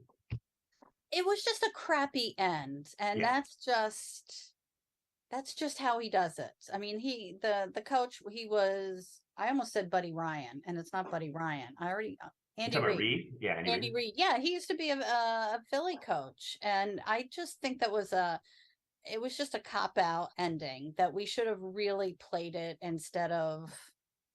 Well, he can't control that though. It's the refs. Well, so the best take I heard, which I thought was he took a timeout. The best take I heard was the refs didn't give Kansas City the game. They prevented Jalen Hurts from making a comeback. The opportunity. I thought that's a pretty good take, right? And I like Jalen Hurts. He's a Alabama guy before Oklahoma, and Hurts so good. Yeah, you guys will be there again. You guys look great this year. I'm hoping. I'm No, hoping. you're losing a lot of people though now. You can't pay them. They all make too much money. Maybe they should be bought by private equity and they could afford them. There you by go. paying them less of a salary, but giving them a big end date. Well, it hasn't worked 5 for years. Green. I mean, Green Bay's essentially private equity, right? They're owned by the fans, right? That hasn't worked for them lately, anyway. So anyway, They We need have more. another sport. Right after we have, Don Teague is. He's coming on to talk I do, about yeah. Sports Vision. He's a real icon. He Yeah. knows every good athlete in the world. Yeah, Don and I were doing some work together when I was with Lux, or trying to see if we can get our doctors more into sports vision. Yeah, he's a good guy. He's the man. Yeah. Cool. All right. Well, Ben, thanks for coming out and doing this as usual. Yeah, my pleasure. We're going to sit in on your lecture. I'm going to watch the comments as they fly by because I have a feeling. I'm gonna I feel heckle you from the pressure. comments. Yeah. Yeah, I feel the pressure. I'll work on it for sure. Now, thanks, guys. Good luck with this weekend. I hope it goes awesome for you. Great. All right. Thanks. All right, take care. All right, see you soon. Bye. All Yeah, right. You know, We he still- has to mention that every time that I asked him why he was going to ruin optometry. Oh my Well, gosh. I mean, if it becomes an IPO and owned by a stock exchange business, it really could. And we're talking about billions of dollars, not millions of dollars. Then, and if essentially 80% of the practices or of optometry is rendered by a large entity with a doctor, you heard what he said. The doctors can go look at equipment, but they have no say in the purchase of it. Why would they even bother? After a while, you're going to have it Well, tainted. it depends on the structure. I mean, that's one thing I will say about Ben, that he's really clear that not all private equity groups are the same. So for some groups, doctors may still have some say over what they can do, but in many, obviously, they won't, just because they want the economies of scale, which I understand from a business Yep. perspective, that if you're going to buy 10 OCTs, you can get a better price if you're going to buy them all from the same place. But as a doctor, you want to have control over the equipment, and that's really what you're giving up as a doctor, a lot of the control over how you're running your practice. And for some docs, that's what they don't want. But if you sell it to private equity A, and then it's sold up the line to private equity company B and C, they're going to change the rules in the middle of the game. So whatever you liked, you might not like going forward. Right, it might be gone. Yeah. Now, if you're 65 years old and you retire soon in 3 years, 4 years, whatever, it's not a big deal. But if you're 40 years old and sold with the hope of working for the next 25 years for them, it might be a really bad taste you have. Right. You have no control over what happens next, and that really is the hard thing. And in fact, Ben brings that up all the time. He does in his lecture too. That this isn't for everyone, and he doesn't push people. If they're evaluating it, he tries to really suss out if someone's going to have a disastrous experience. But the trouble is, not for everyone. You don't know whether it's for you because the initial presentation might not be what's taking place 4 or 5 years down the road. Yeah. Well, they may not know, or they're not going to tell you if they do know. Right. So yeah, it's business. It's tough. How many of the original ODs that sell hang in there after 2-3 years? It depends. I mean, most don't. I think most finally just say, I'm done. I have a very good friend. In fact, he was my best man. I was his. He's a dentist, and he was offered a tremendous sum of money, but his son's 40 years old, and his son doesn't want to work for him for 3 years and then not know what to do for the next 30. So I think it's a function of age and what your views and opinion, what you want to do going forward. Yep. If you're near retirement, it's a slam dunk, but most people are not near retirement. Yep. Now, if you're like, we've heard about Texas groups where they got $20 million, well, at any age in your retirement with that money. So it's almost the top of the hour. I know Don Teague was supposed to be here, but he's not here yet. So maybe we can just sort of review the schedule and what's going on here. So. Do you want to talk about the sponsors as well again? Oh, sure. Right. I didn't get through that, did I? I'm very easily distracted today. So Oh, yes. look, a chicken. So I was talking about the Solix, which again is this crazy new machine. definitely check out the webinar that we're going to run as soon as we're done with Don's interview. I definitely need a break since I've been here for 6 hours. So we'll show you the ins and outs of this machine. It's really quite remarkable, something very different. And I suppose it's not a surprise, actually. That's my one takeaway from it. Computing technology has advanced so far that I'm not really surprised, that it works the way it does. Oh wait, Don is here. I'm going to let him in. Oh, Okay. yay. I was just texting him to make sure he was coming. Oh, he's here. Hey, Dr. Teague. I am here. Hey, how's it Yes. going? Donnie Teague. We Hey, said college. I'm wearing the official outfit. I love it. We want only college shirts. You can't. Oh, We're not playing golf. oh, Neither am I. this is a formal lecture I'll be doing. Is that why? No. How are Great. you? Are you going to Great sing to us a see song? all of you guys. I don't know who I always have to pay the most respect to Paul Farkas, Of course. See, who I go back with the longest. Well, it's obvious why. Well, he hypnotized me many years ago, and I never got over it. Wow. He hypnotized me too. What's the key word, Paul? Swordfish? so, It was sleep. Yeah. Sleep. That was it. Well, let me kind of introduce Don a little bit. I know his present stuff, right? You know his past stuff, including when he was a child, Paul. But he's doing many things still in optometry, sports vision, but in also sports in general. He has one initiative where he's running sports clinics with professional athletes. It's getting started, called the Alpha Zone, and it has nothing to do with eye. There's some eye care in there, some sports vision, but it's a lot of training with various athletes. You could talk about that. And then he also runs a clinic for a weekend where people learn how to build and run a sports vision practice, which is something that could be a cash cow and really fun.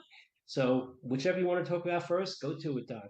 Well, I think I'll talk about the course I do because, I'm giving this lecture for 2 hours. It's an overview of what the course will be. And really, the course is soup to nuts, anything and everything you need to know about sports vision. The 2-hour course, as I say, will give you a sort of an outline of everything: testing, training, equipment needed, marketing, even specialty contact lenses that are especially relevant for athletes. I talk about visualization technique and teaching athletes how to keep their eye on the ball. So that's my 2-hour presentation, which then becomes a 16-hour course, which the next one I'm going to hold live and in person. Thank God COVID has gotten a lot less of an issue, but it'll be in Florida, in Hollywood, Florida, on April 22nd and 23rd, 8 hours each day, with breaks for bathroom and lunch.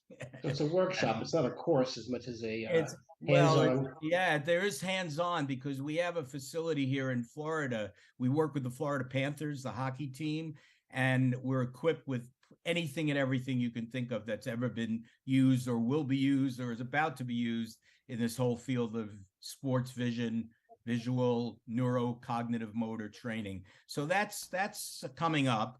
And this week I am launching, after about 8 months of work, the Alpha Zone, which if anybody wants to find out about it, our website is called thetrainingroom.tv.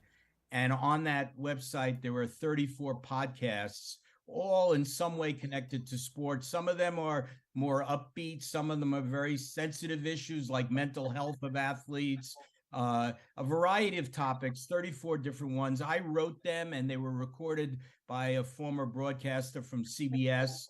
He did all the voiceovers. And now I'm excited to tell you that I'm creating this Alpha Zone, which is a face-to-face live training academy for practically any sport you can imagine. I've already got some pretty high-profile people that'll be teaching the skills of their sport. And then ultimately we'll probably be doing training camps that will be live at certain locations throughout the country. But any names to throw out? Any names to throw out? Yeah, I could drop some names. We have a former tight end for the Oakland Raiders, whose name is Michael Rivera. We have the former Yankee All-Star who won the playoffs for the Yankees way back by the name of Chris Chambliss, one of the great 1976. I was at the game. Yeah, he's one of our teachers. We've got a couple other baseball guys lined up: Ron Say, Bucky Dent, and some football guys. And we got a karate course, and we have the women's golf tour. The women on the tour will be teaching all the various skills of golf. Yes, there is eye related in that I'm teaching a course to the public of how do you watch a pitch, how do you watch a ball, the visualization process, how you teach somebody how to get in a zone. And I also do a personality analysis of athletes to determine what type of an athlete are we dealing with. Somebody who's overly analytical, somebody who's got a great work ethic. So I do all of that as well. So there will be some of that. And I've got a couple of trainers, sports vision trainers.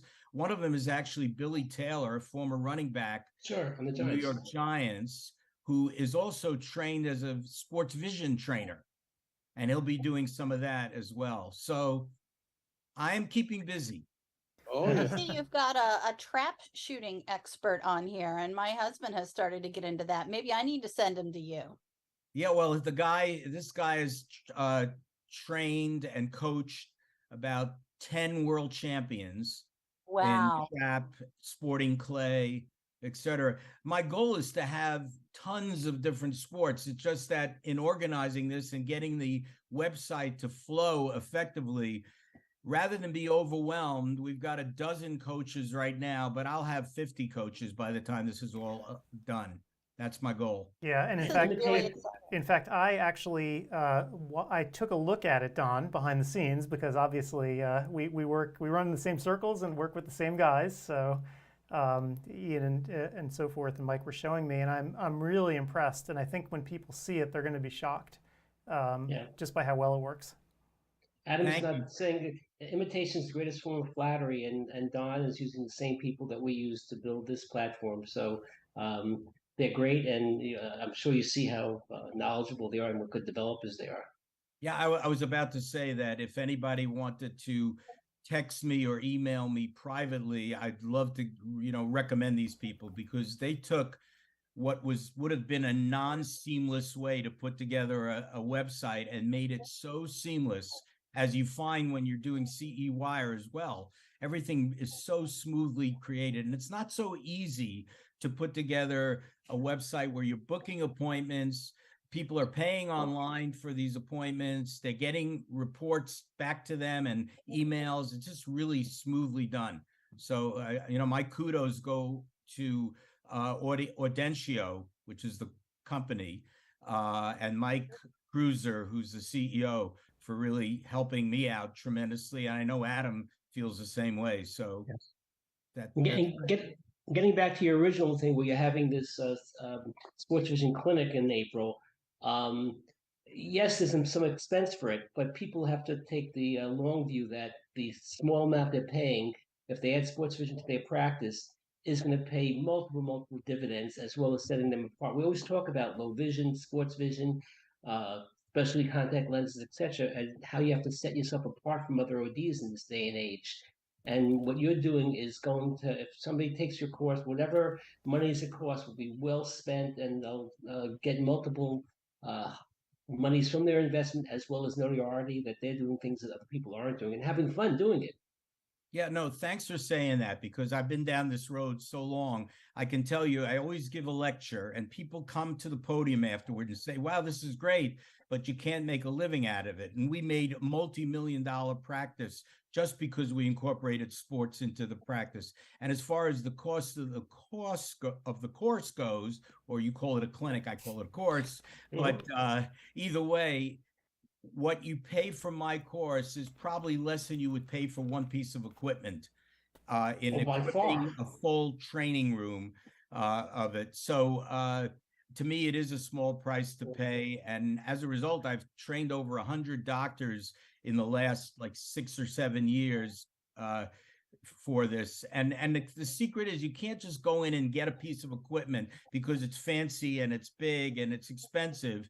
You really need to understand the rationale from beginning to end of how you work with an athlete to make them visually more proficient. And that's what I teach. And how you get the word out. And by equipment, you don't mean an OCT, you mean like an NCT in terms of cost. Yeah, like one piece of equipment in sports vision, the most expensive one I could think of is maybe $15,000. Right. You know, if my course is almost half that, you know, and you're just buying one piece of equipment. And if you get the equipment and just play with it, you're never going to build a sports performance clinic in your practice. You know, there's so much more to the rationale of how you train an athlete from beginning to end.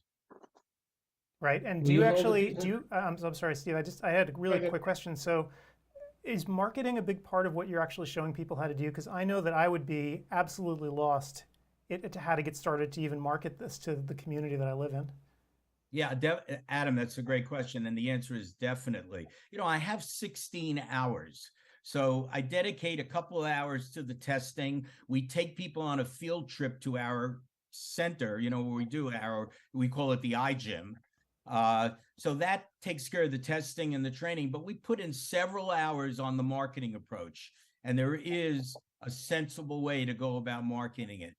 You know, and you know, forget just talking about marketing is one thing, but the way you speak to your patient to get them motivated to want to do this, how you say it. It's not what you say, it's how you say it. And that's all part of what I teach too. Because, you know, that I've seen doctors over the years is, oh yeah, I'll go buy the equipment, I'll just go out there, but they don't tell the story. And if you can't tell the story to the patient and get them excited and upbeat about what they're about to do to build their practices, well, they're not going to go anywhere, frankly. Yeah. Right. Imagine getting a couple of high school teams and a college team. Look at the referrals you'll get, and your general practice will develop also from that. That's kind of what I did. Well, it's interesting you say that, because when I'm asked that question, people say, yeah, well, not everybody I see is an athlete, but it doesn't matter. Most people who walk in your office are either involved in sports or some form of recreation or a hobby or whatever, which would be relevant to this. But even grandma comes into the office and doesn't play any sports, but her grandson is on the high school football team, and she knows that her grandson goes to these doctors because they work with athletes. And if athletes want this kind of care, it's got to be good for me as grandma too, because, you know, it's a step above what is normally done. You know, and the proof of the pudding is so few optometrists are interested in doing it. I go crazy every week. We have a whole newsletter from Nora that goes out to 27,000 optometrists. 2 weeks ago, we had 2 people reading the piece. 2 out of 20. You know, Paul, you're so right. You're so right about that. It always amazes me. There are docs who want to go out there and see 30 patients a day and work like they're on an assembly line, and I can make a lot of money, but they're killing themselves to do that. You know, when I do my workups, I spend an hour and a half to 2 hours on a workup, and my fees are substantial. I talk about fees and all of that as well in my course.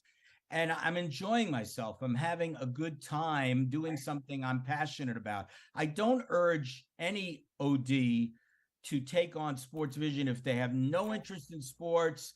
They're just looking to make money, and that's it. If you don't have a passion for the whole concept of just having athletes, patients of yours, it's a tough act to sell. Athletes are very well tuned to what their doctor understands and doesn't understand about what they do. So, you know, on the other hand, I don't want to encourage everybody to do this, but there's so many of you out there that do have some whatever interest in sports that can embrace this.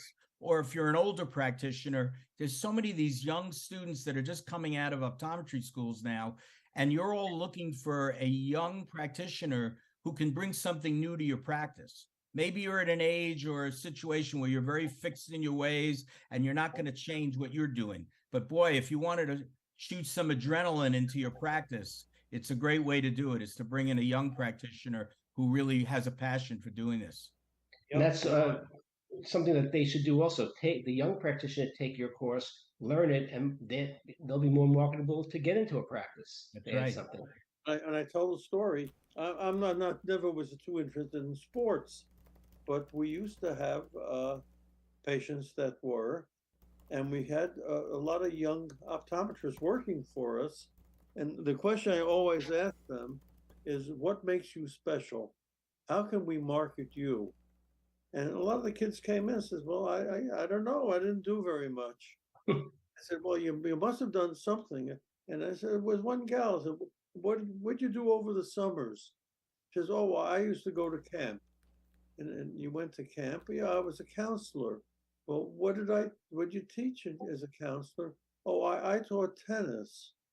Oh, will you get paid when you taught tennis? I said, yeah. Well, you were a tennis pro.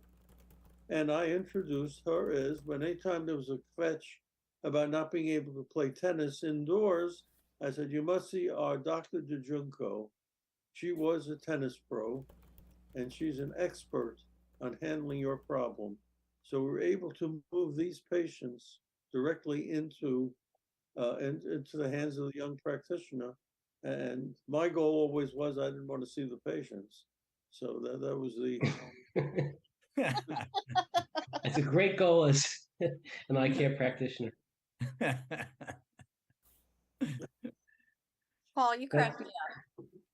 When is your lecture done? When do you? I am giving my lecture tomorrow at 11 a.m. Okay. Sunday, 11 a.m. Yeah, and we had people don't like the 2-hour lectures, but they're gonna love yours because you needed that time to get all your information in. Yeah, it's 2 hours, but it's nonstop. You know, and I'm welcoming any comments or questions you have. I'll be there to answer your chats afterwards. I'm going to heckle you to death. What's that? I'm going to heckle you to death. Heckle.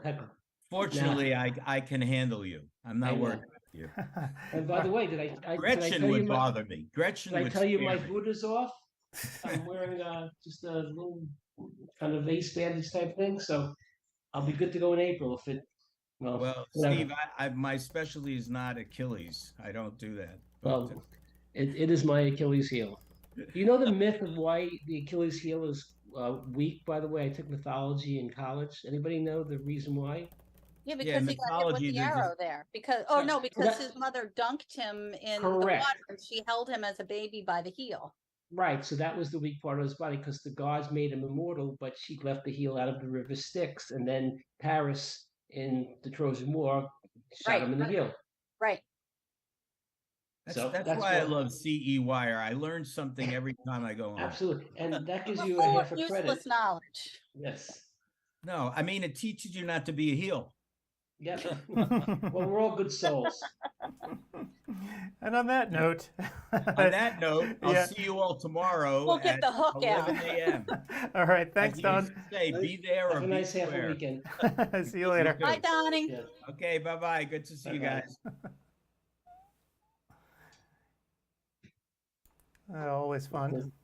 Yeah. Not to toot his horn, but if you listen to the array of athletes and teams he's worked with, it's a who's who of everybody, from the Yankees to the New York Giants to the Rangers. I can keep on going on. Probably 15, 20 more professional teams and professional athletes like tennis players and individual ones, even bowlers. Yeah. He's doing this not for the money anymore. He's just doing it for love because he's hobnobbing with the best. Well, I mentioned that I got to actually see some of the software behind the scenes, right? Because he's working with Odentio, and a lot of it looks very, very CEwire-like, right? Because it's the same platform, but just reimagined, right? Because he's using they built him a reservation system as well, so you can reserve each one of these athletes, time for hour-long chunks or 2-hour chunks or whatever. So they really went all out to make this seamless so that you can reserve somebody's time, you pay for it in real time, and then the stream starts at the appropriate time. So yeah, so it's an interesting system they built, and I guess they're just kicking the bugs out of it now, and we'll see how it goes. So it's always good to see the most successful in a field, and he certainly is the father of sports, optometric sports vision. Absolutely. Mhm. And he still keeps active, which is Oh, amazing.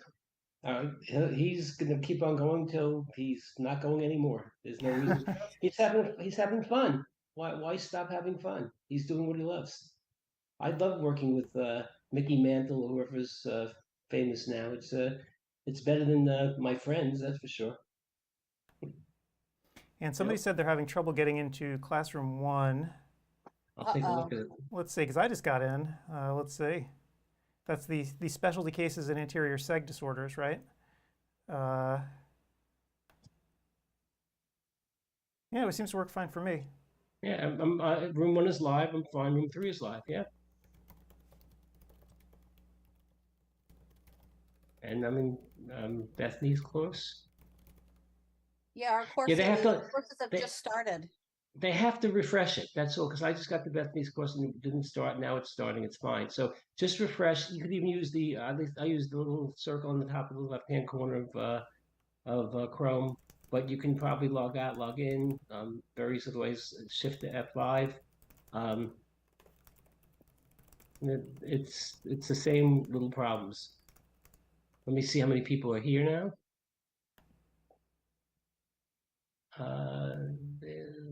Well, we have about 150 still in the lobby.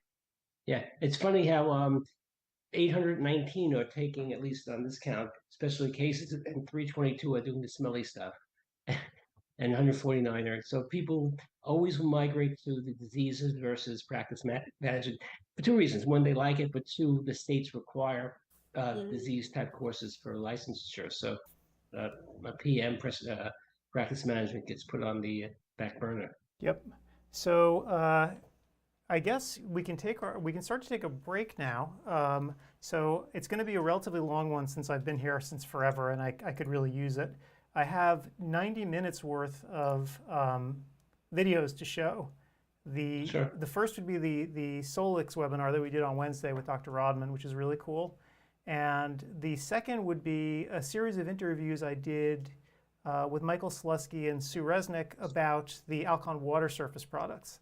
So I think that might be interesting for people to watch. I know that there was a conversation about the water surface lenses that started up on ODwire last week where people wanted to know the difference between them. I think one of the docs had visited Fort Worth. So it's really a useful talk so you can actually see the differences between the 3 different lenses and how they work. So a little shout out before you go.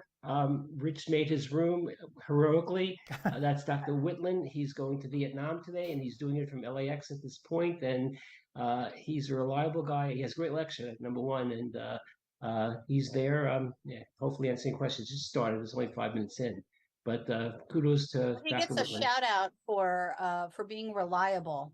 Yes. And to do that from an airport lounge on the way for such a long overseas trip. Boy, talk about dedication. Yep. Yeah. He's great. And I've heard this lecture before too. It's really good. I actually recorded it with him. So this was one of the few where I actually got to sit in and listen in real time. So pretty cool stuff. Everything he says is take to the bank. Yep. Good practitioner. He was my chief referral source for ophthalmology because he was only like 5 miles away from me. But even if he wasn't, I'd refer to him. He was great and good bedside manner, good surgeon, good everything. Excellent. So I'm going to start up the video here. We're going to come back in 90 minutes. We have Sue Resnick at 12:30. I think. I'm sorry, at 3:30 Eastern. So we'll be back for that. But right now I'm going to get these little videos playing. So first the Solix, then the Alcon water surface stuff, and we'll see you guys in about 90 minutes. All right, we'll see you soon. All right. Tonight, we're going to be talking all about a brand new product, which is something we love doing here. So we're introducing the OptiView Solix by Visionix, and this is the first full-range SD OCT. And I can't tell you all the details about the product because I'm certainly no expert, but fortunately we have the expert here tonight, Dr. Julie Rodman, who's a professor at Nova Southeastern, who I think just about everyone's familiar with. She is the expert on OCT, it's really great to have her here today to talk to us all about this new device. She has extensive experience with it already, and she can go over some of its features and really catch you up to speed on what it's all about. So that's enough for me. Julie, why don't you take it away? Okay, thank you so much, Adam. As Adam said, this is Dr. Julie Rodman. For those of you that don't know me, I am a professor at Nova Southeastern in Fort Lauderdale, Florida, and chief of the Broward Eye Care Institute in downtown Fort Lauderdale. And I have been fortunate to have the Solix in the clinic for the last couple of months because I was doing a very cool study on it. So I have had an opportunity to play with it. And I will tell you that I have not been so excited about using a new OCT in a very long time. This machine is rocking it. That's all I can say. So let me get started here. So as Adam alluded to, I'm going to go through some of the amazing things that Solix is going to bring to us, starting with full range anterior segment. And I'm going to show you images of everything that I'm talking about. So what does full range anterior segment mean? Essentially, it's going to give us a panoramic view of the anterior segment of the eye from the front surface of the cornea to the posterior surface of the lens. So we don't have to go through multiple images to essentially see the entire front surface of the eye. And I do want to say that when I first got this machine, everyone that knows me knows I love retina, but when I first got this machine, this feature took my breath away. So my husband is on the side. When I have this machine in front of me, this is what captures my attention. But this scan is incredible, and you'll see it in just a minute. We also are going to still have the ability to look at ocular surface disease and angle assessment. So that is obviously going to carry over from the Avanti and all other OptiView units. Full range retina, the scans are going to be bigger. They're going to have better resolution, better definition. The glaucoma protocol is one of the biggest modifications in this new Solix device. There is a new scan pattern that's going to make the repeatability and reproducibility much better, allowing us to have faster detection, and better care of our patients. The angioanalytics we all know and love. I still think that OptiView owns the market in this area. We were the first OCTA to have this angioanalytics FDA approved. We have quantitative data that has been FDA approved. So we rock in this area. We still are the only ones to have that. We have excellent projection, artifact removal that, again, in my opinion, is unparalleled. The Angio Wellness platform put OptiView on the map. This is really the platform or the protocol that allows us to early detect disease. If you can't find disease, you can't treat disease. So let's jump into some of these amazing images. So here, pardon me, let me go back. Here is that incredible anterior segment, anterior chamber image that I was talking about. What you'll notice here is this is what we call a full panoramic view of the front part of the eye, from anterior cornea to posterior surface of the lens. Everything is on one image. And like I said before, every time I see this, these images blow me away. One of the really cool things about this is that we're not going to have to take separate angle images, and I'm going to go into more detail in just a minute, because everything is essentially on this one image. You can even view a cataract through the lens because the definition and the resolution is so outstanding. This was a picture of a patient that I took. You will notice that this Solix also has the ability to take a picture. So on the left side of the screen, you'll see this really pretty picture of an anterior chamber implant with an LPI. And what's really neat is that you can actually image the anterior chamber right along, or you can view the anterior chamber right alongside the picture.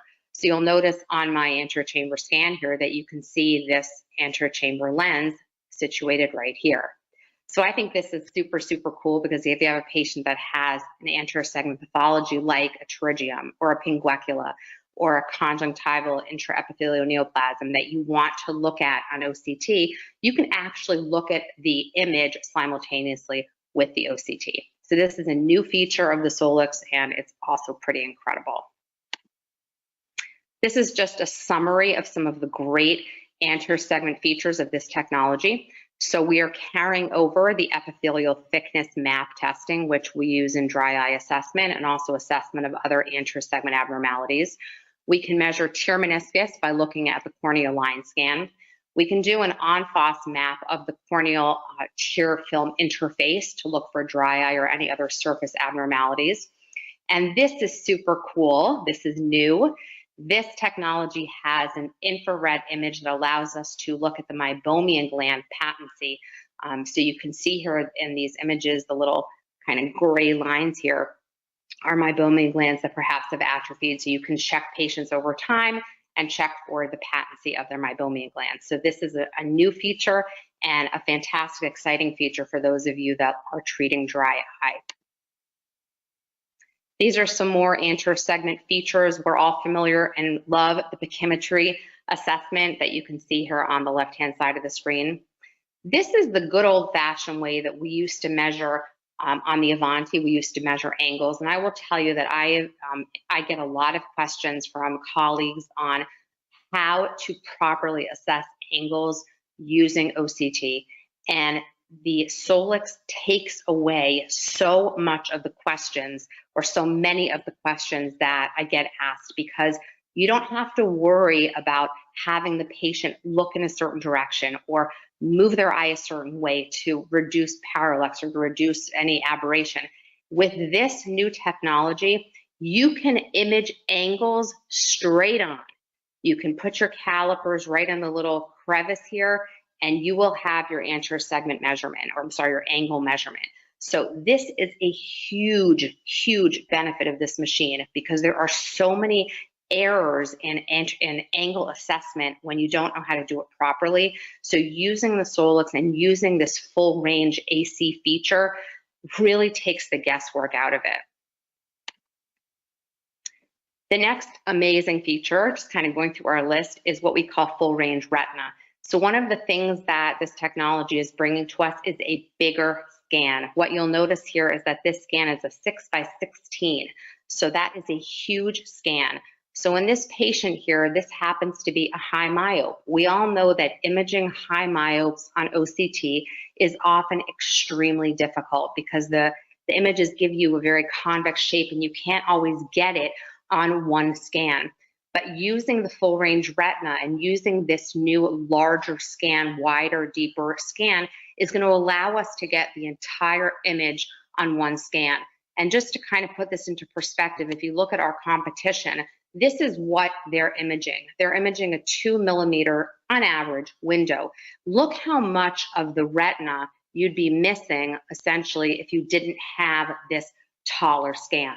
So this is a huge asset, because especially in high myopes, you can get a lot of pathology that's not happening directly in the foveal area. So if you had a macular schisis, or you had some type of pathology that was happening outside of this 2 millimeter width, you essentially would have to go through multiple raster scans to capture the entirety of the lesion. These images, second to the full range AC, are ridiculously incredible for being my favorite. So the Solix gives us many options, just like the Avanti did. There's a 3x3 that's not imaged on this particular slide. There's a 6.4 by 6.4, 9x9, and now a 12x12. And if that's not enough for you, can do a montage as well. But look at the resolution. So we're often told, you know, when I've been talking about OCTA for years now, and one of the biggest downsides to OCTA is that, or used to be that, when you're getting farther out and you're trying to get more, you know, bang for your buck, you're going to lose resolution.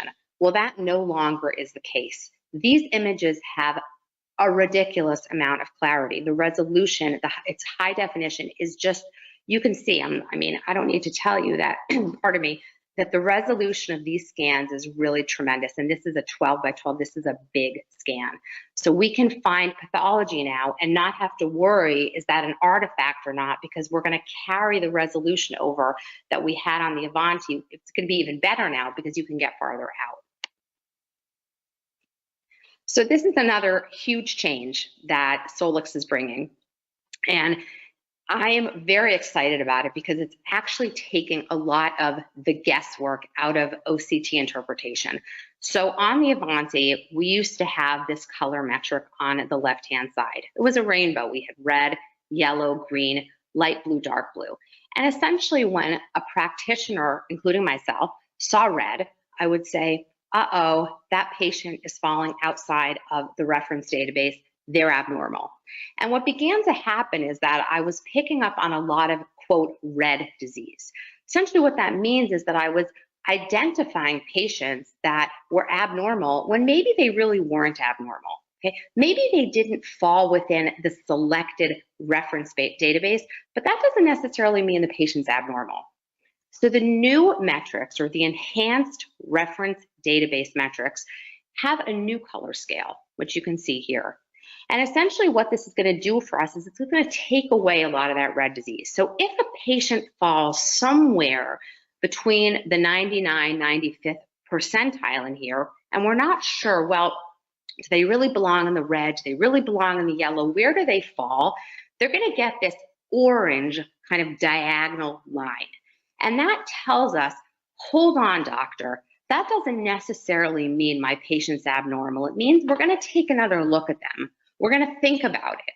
Maybe they're going to go red, or maybe they're going to stay in that orange, or maybe they might even be yellow, but they're not necessarily abnormal.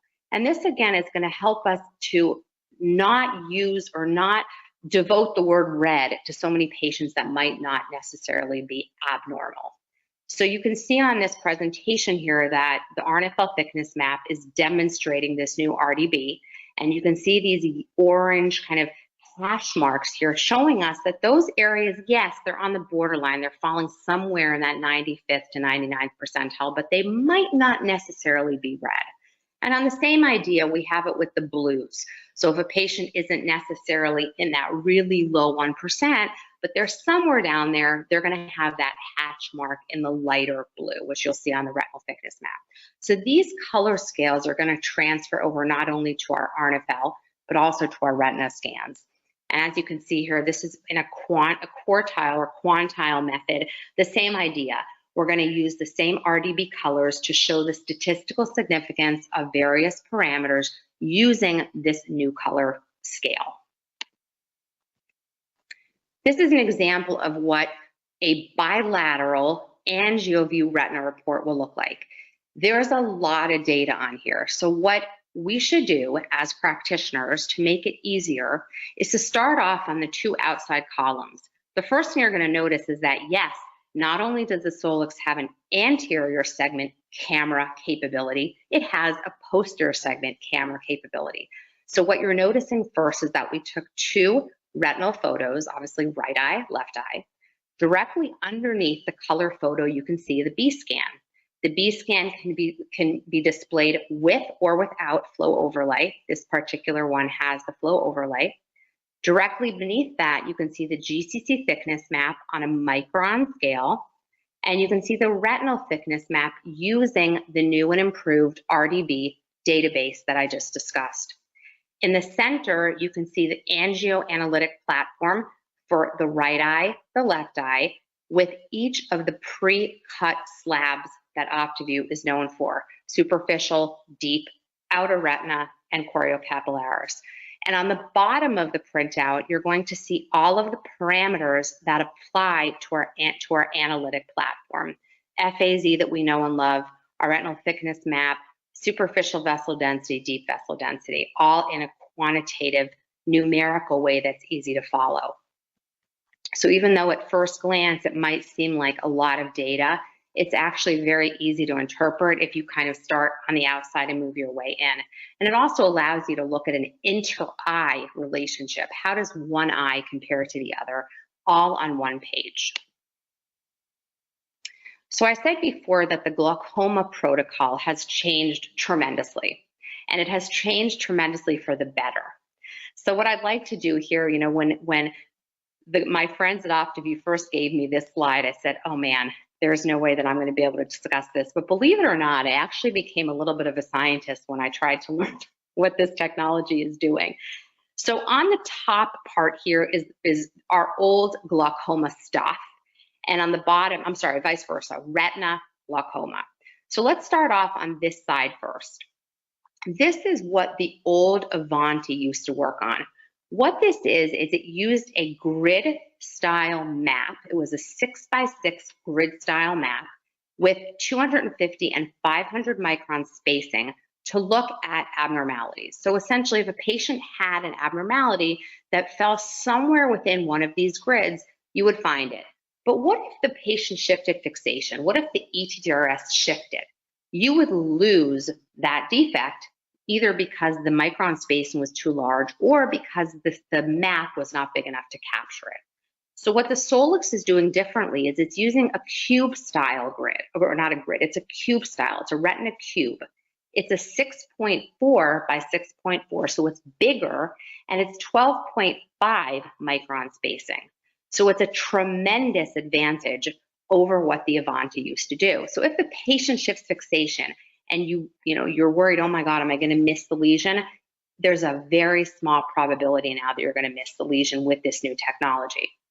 On the bottom, you'll see that our RNFL for glaucoma used to be based on a radial line pattern because it was super, super fast to get. For those of you that are familiar with this, with the Avanti, super fast to get a radial line RNFL scan. But again, lots of space between the concentric rings. The new Solix is going to again use a cube, a 6 times 6, 512 by 512, giving us 11.7 micron spacing.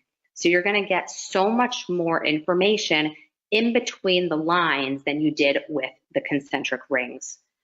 And here is a really pretty example of what I'm talking about. On the left-hand side is an example of what we were using on the Avanti, these radial scans, okay? Very fast, very efficient, but more prone to missing things than the new Solix. Check it out. I love this. So you can see how close together these lines are, allowing us to take a much more specific look, or more precise look at abnormalities than on the old radial pattern. So in turn, what is this going to do for us?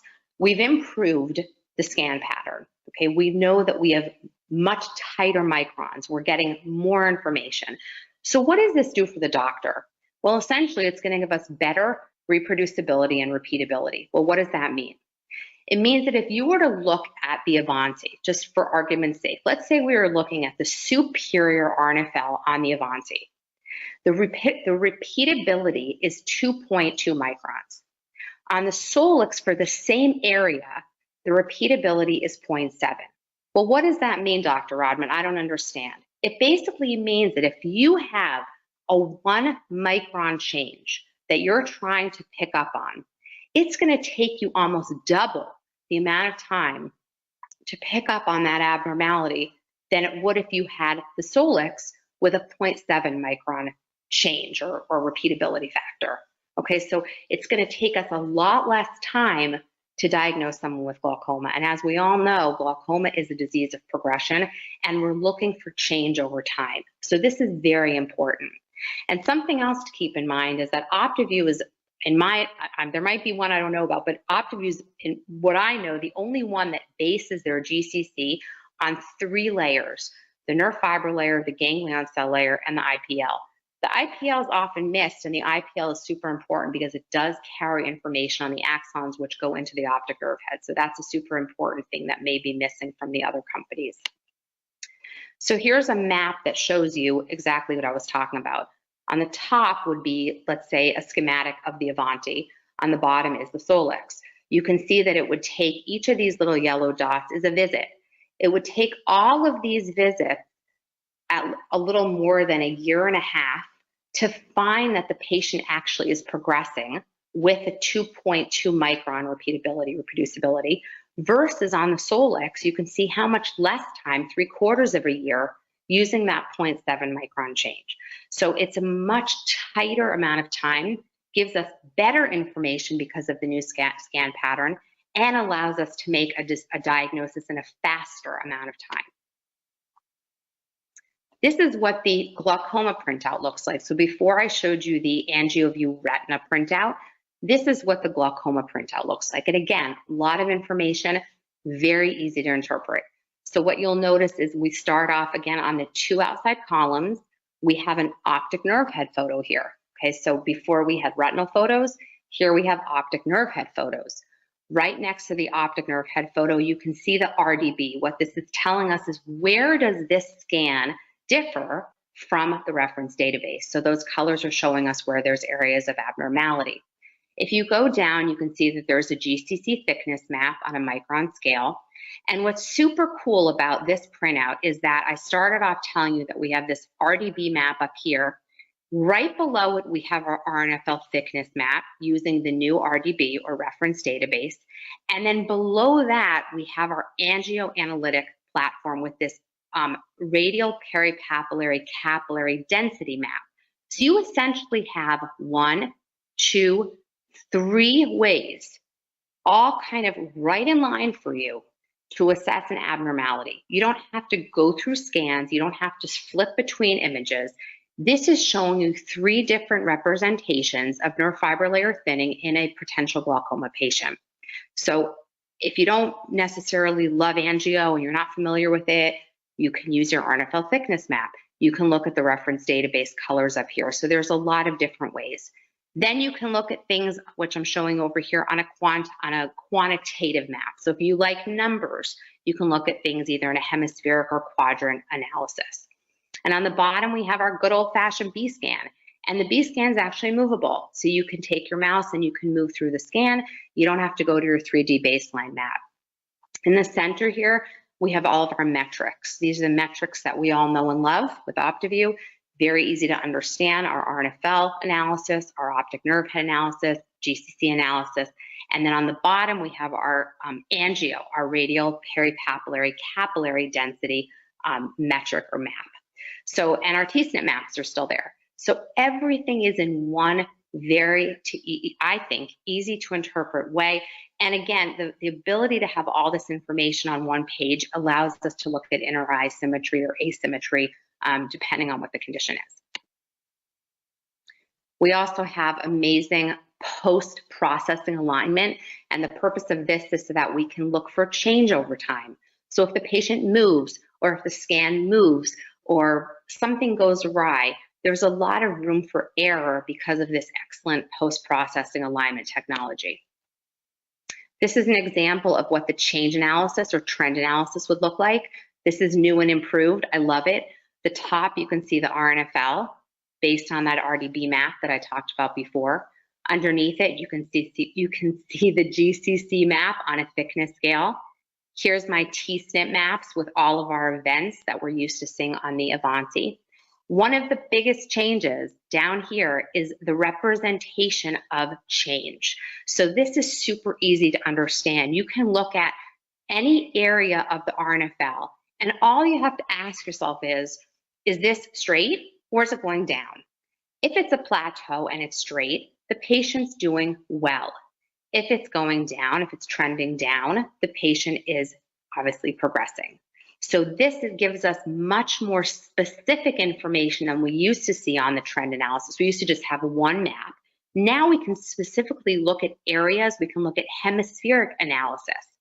This gives us 6 representations versus 1. And over here, you can still see from first to last visit what's happening and the differences between the eyes. And we all know and love the angio. That is still there. We still have all of these metrics available. We have flow area measurements for things like choroidal neovascular membranes. We have no flow measurements for things like diabetes or vascular occlusive disease. We have fovule vascular zone measurements for diabetes, vein occlusions, any ischemic condition. Retinal vessel density, warm colors, good perfusion, dark colors, less perfusion. And then our ability to look at the radial peripapillary capillaries, which is extremely useful in our glaucoma patients. And we all know and love the wellness platform. This is, again, what put OptiView on the map. You can't diagnose disease if you can't find disease. So we want to get into the habit of running a wellness map or wellness scan on patients. And when we find disease, bring them back and use the amazing capabilities or the more advanced scans that the machine has. I'm just going to run through a couple of examples, which I think will kind of summarize my presentation today. This is an example of wellness. So this is a 45-year-old African-American female. She's got a decent A1C of 7. We want it in the real world or realistically to be below 6. She's got diabetes for 10 years with excellent blood sugar control. And really what I want to emphasize here is that you look at her fundus image, she may have 1 or 2 MAs. You look at her OCT, she looks amazing. So, you know, before the advent of OCT, this is a patient that we would say, please come back in a year. I'm really proud, you're doing amazingly well. Well, let's say you did run a wellness scan on her. You get the wellness scan, you have your B scans on top, you have your retinal thickness maps, you have your ganglion cell complex, you have RDB, you have the addition now of angioanalytics on the bottom, and you ask yourself, what do I do with this? What does this mean? Well, when you get really good at interpreting angio, you're going to appreciate that there actually is something not so good with this vessel density map. The RDB map is falling a little bit outside of our reference database. So here I show you our patient on the bottom for a diabetic patient versus the control. So you can learn to appreciate what this wellness scan is telling us is maybe this patient isn't doing quite as well as we thought she was. How would I manage her differently? I probably would communicate with the primary care physician and bring her back sooner than I would have without it. So early detection, early diagnosis equals better care. Some retinal case examples. Diabetic retinopathy, we know in a normal patient without, I shouldn't say normal, but a patient without diabetic retinopathy, we have a very well perfused superficial and deep capillary plexus with a very nice circular foveolae vascular zone. In our diabetic patients, we know that we can look for less perfusion throughout the superficial and deep plexi. We can see enlargement of the foveolae vascular zone. We can see microaneurysm formation, and we can see bunches of areas of blackness, which are areas of non-perfusion. So being able to identify these microvascular abnormalities early on is really crucial in taking the best care of the patient. Here's another, this is going back to our patient that had maybe 1 or 2 MAs with a normal OCT. We did the wellness scan and we identified that she had some abnormalities on her vessel density map. So we brought her back and we ran the Solix for the best, get the best information that we can. And we come up with this. And essentially, this is what I was telling you, is that even though fundoscopically on B scan, structurally, we think she looks okay, she's got a lot of stuff happening behind the scenes that potentially could lead to this in a year. So the idea is we don't want this to happen. We want to arrest this at the stage where she is over here. Okay, we don't want it to go on and develop massive areas of poor perfusion. We can't even see the foveolae vascular zone. So this is what we want to stop. Here's another 50-year-old diabetic female who's been a diabetic for 10 years with an A1C of 5.9. Her vision's 20/20 in both eyes. And I look at the pictures and I'm like, man, she looks pretty good. But on really close inspection, I noticed that there was something happening in this parafoveal area. And I'm like, what the heck is that? Let's get some angiography and see what is going on. And I was really impressed with these images. She's got all of these microaneurysm, kind of anomalous capillary network in that foveal area. And she really didn't have any other maculopathy or fundus abnormalities going on, but I thought this was super neat that you can actually see with this precision what's happening in this macular area. If you look at the deep plexus of her right eye, this abnormality goes down to the deep plexus. And her left eye looked similar, and in fact, probably even worse. You can see there's a lot of areas of capillary non-perfusion throughout, which continues on through the deep plexus. And then I brought her back. I was curious what would happen if I brought her back a couple months later. I wanted to look at a multi-scan or trend analysis, and nothing happened. So actually, I should take that back. This area looked pretty normal, but look at this. She is getting worse. She has a big patch of capillary non-perfusion here, and this is really over the course of about 2.5 months. So this technology continues to blow me away. It's showing me things that I certainly cannot just see on fundus exam, and the patient was actually able to really appreciate these images and understand when you say to them black is bad, they understand that something is not going right and they need to do a better job. and that's her other eye. Another diabetic here, you know, again, at first glance, it doesn't look too bad. She doesn't have a ton, this patient doesn't have a ton of retinopathy, but there is something going on right here if you look very closely. And what you'll appreciate here is brilliantly, this is neovascularization. You know, you move your, you can make a custom slab and move your line to the vitreoretinal interface, and you will pick up on these this neovascular frond. So maybe you weren't sure. I certainly wasn't, because there wasn't a whole lot of retinopathy going on. But this certainly said to me, yeah, she's got neovascularization there, and this prompted me to send her to the retina specialist. This is a newer patient that I just had that I was very excited about. So this is actually imaged on the Solix. This is the fundus photo was imaged on the Solix.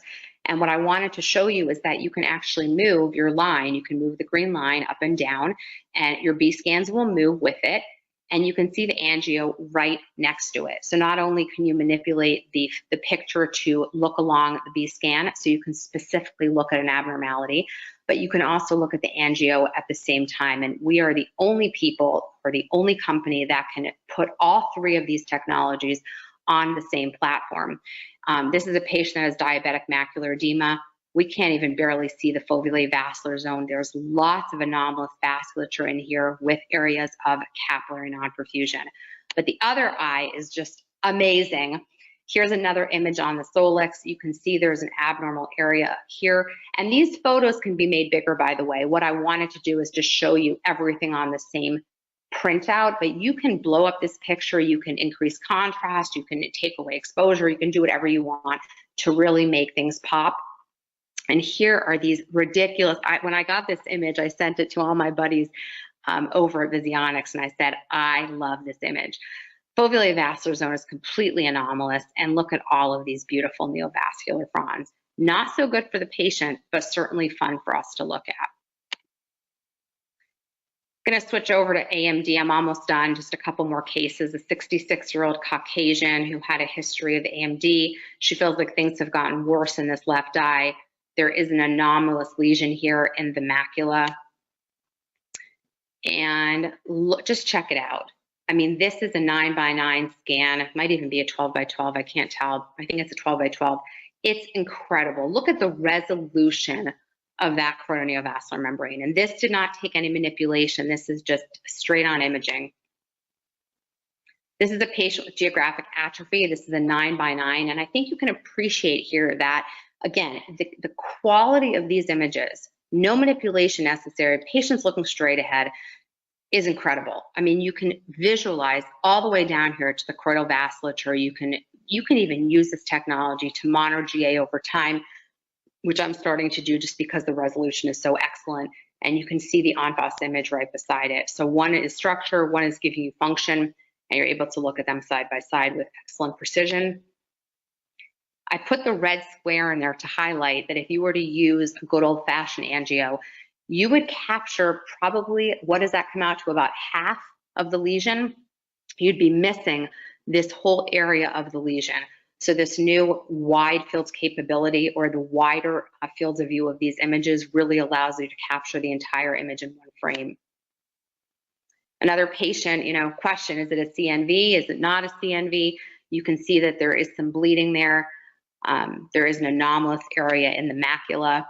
And again, check out the choroneovascular membrane. Now, this patient was not very cooperative, and I wanted to put it in here just to show you that even when you don't have a cooperative patient, even though you can see there are some saccades, there are some blinks, you can still capture brilliantly this choroneovascular membrane. And this is a massive one.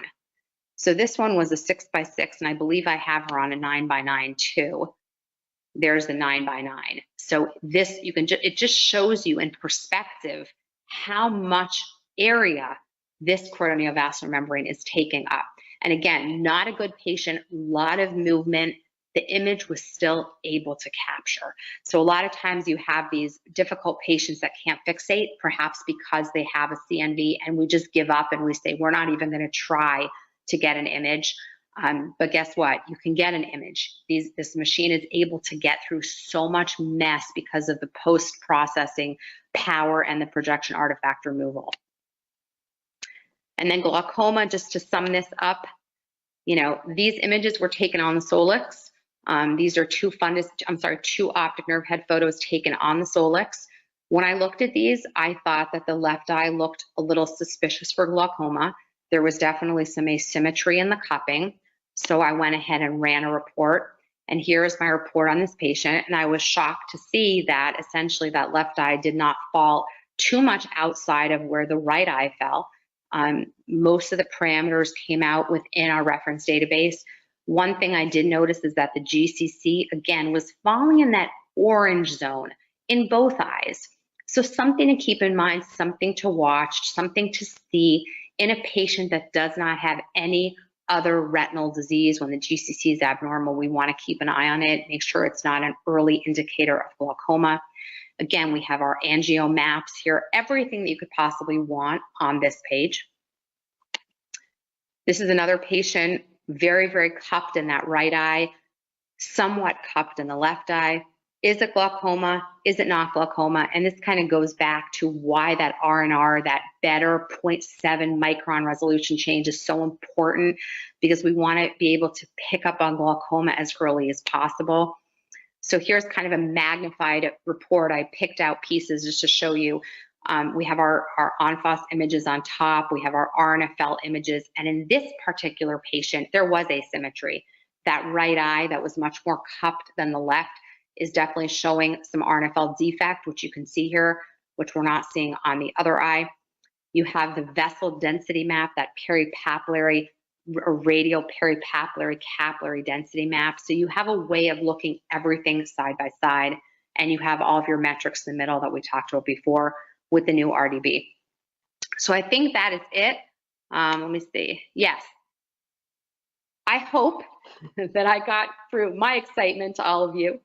I'm happy to share or answer any questions that anyone might have. Excellent. Well, thank you so much, Julie. That was actually a really great tour. I think probably just about all of us out there haven't really had exposure to the technology yet. So thank you for giving us an introduction. By the way, if anyone wants to ask questions, click on the question box on the right side of the screen and feel free to ask, and we can try to answer a few of them here. So the first question, and Julie, I don't know if you're going to be prepared to answer this. What is the cost? Well, it's a good thing I have people on here from the company to take that one. That's not for me to answer. Right.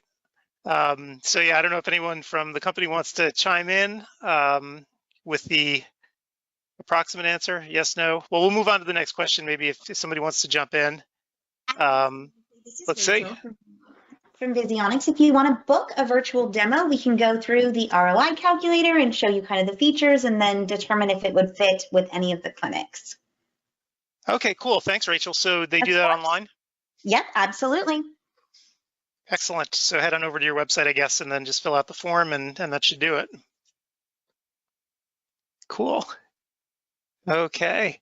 Question here, dilated or undilated pupils?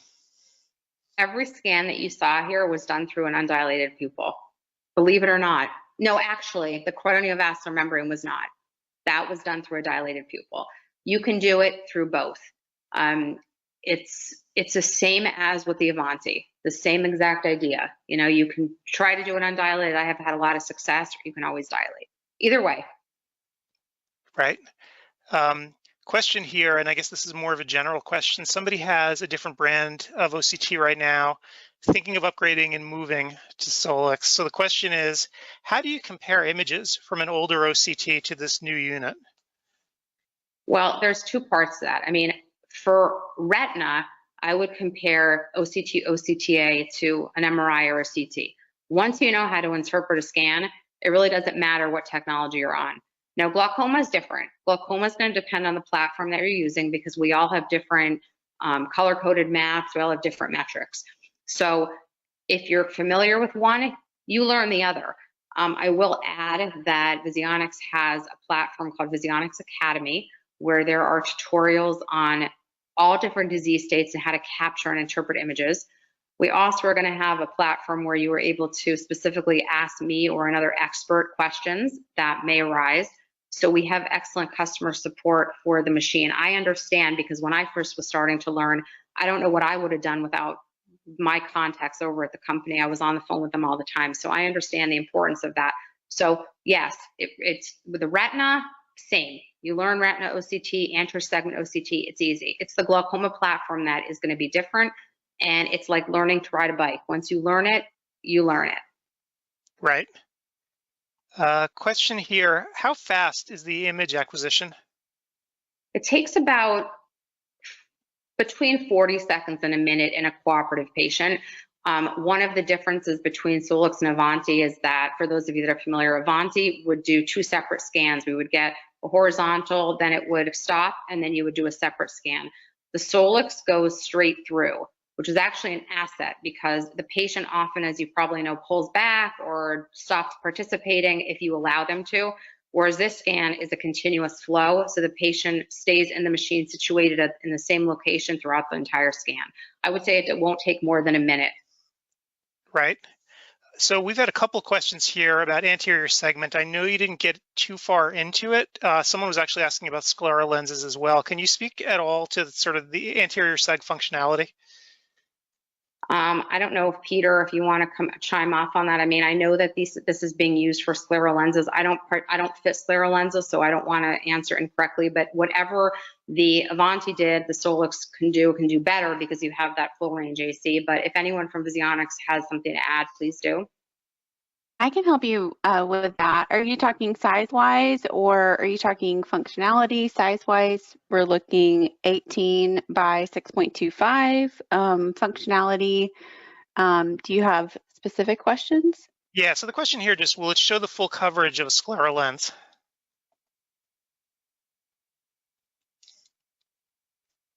Give me just 1 second. I mean, because the full range. Are you talking vault and landing zone? Yes, if 16 millimeters. Got it. Okay. Question here, does the machine utilize eye tracking technology? Yes. Excellent. And, oh, interesting question. Can we use the device to screen for early keratoconus? Well, I'll answer what I know about that, and then I'll let them chime in. But I know that you can use the epithelial thickness map to show you abnormal coloration or areas of redness where there's peaks or thick or thinning or thing like that on the cornea. But if you guys have anything else to add, that's the only way I know how. Yes, using the epithelial thickness mapping. I agree. And a question here, I think we've had a couple of questions sort of about the software. People are wondering sort of, can you distribute the data to different workstations? Do you have to be at physically the machine to work with the data, or can it transmit it to other machines around the office? I'm going to send that to the software people over there. That I don't know. Yes, it can transmit the data via the review stations software. Great. And let's see. Full functionality. And billing and coding question here, if you guys are game to answer it. Oh, goodness. So I don't know, this one might be above all of our pay grade. So is it billable to CPT 92134 or 92133 only? Are there any additional CPT codes for the advanced angiolytic imaging? No. There is no coding right now for analytics. I mean, for angio at all. You have to code for regular OCT. That's going to be on any device, any angio that you buy. That is across the market. There is no OCT angiography codes. Right. That is correct, Dr. Rodman. And let me see what other questions we have here. Oh, so this is actually a practical question. Will you be at Vision Expo East? Oh yes, we will. Absolutely. Yep, and in fact, the Solix itself will be there as well, right? And I believe you are going to be at booth 2205, F2205. I know they've rearranged Expo East this year and renamed a bunch of the different areas, but it's going to be F2205, which is right at the front of the exhibit hall, if I understand correctly. Yes, that is correct. Yes, we will have multiple units there. We were going to have our first in-person preview of Solix. So please come by the booth, preview the product, get your live demonstration. We're going to have a special event on Friday evening, the first first exhibit. To have you there. Great. And I have one more question here. Hopefully you guys can answer this. When will the units actually be available for purchase? Are they shipping now, or is there a lead time? They are available now. Great. So I guess if someone wants a quote today, they can just hit up your website and get it that way. Or if they're coming out to Expo East, they can see you there. Absolutely. And if any of you have any practical questions from a clinical standpoint, doctor to doctor, that you don't want to ask on here, if you're shy or you think about it, please feel free to email me. Adam, I don't know if they have a way to share my email, but I'm always happy to answer any questions. Like I said, I've been using the technology. Nobody forced me to continue working on this device, and I chose to, and I love it. So just letting you guys know, if you have any questions, please reach out, and I'm happy to answer the questions. Excellent. And we'll actually have an archive of this webinar on ODwire with the discussion thread beneath it. So people can feel free to ask questions there, and we can get a conversation going there. People might also be watching this at CEwire. We're going to be rebroadcasting this over and over again at CEwire this weekend.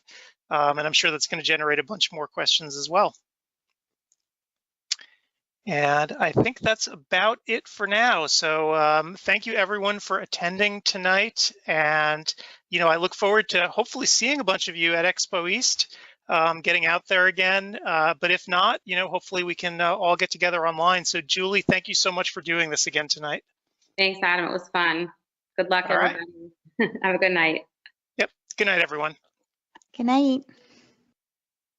Hey everybody, it's Adam Farkas. Welcome to another edition of ODwire TV. Now, as you know, if you've watched any of our programs before, technology is sort of what drives us. It's why we get up in the morning. It's why we do what we do. We love talking about it. Whether it's diagnostic instruments or products you dispense to your patients, like contact lenses. Technology is really why we do the things we do, particularly technologies that help you in your practice, and today is no different. We're going to be talking about permanent water surface contact lens technology from Alcon.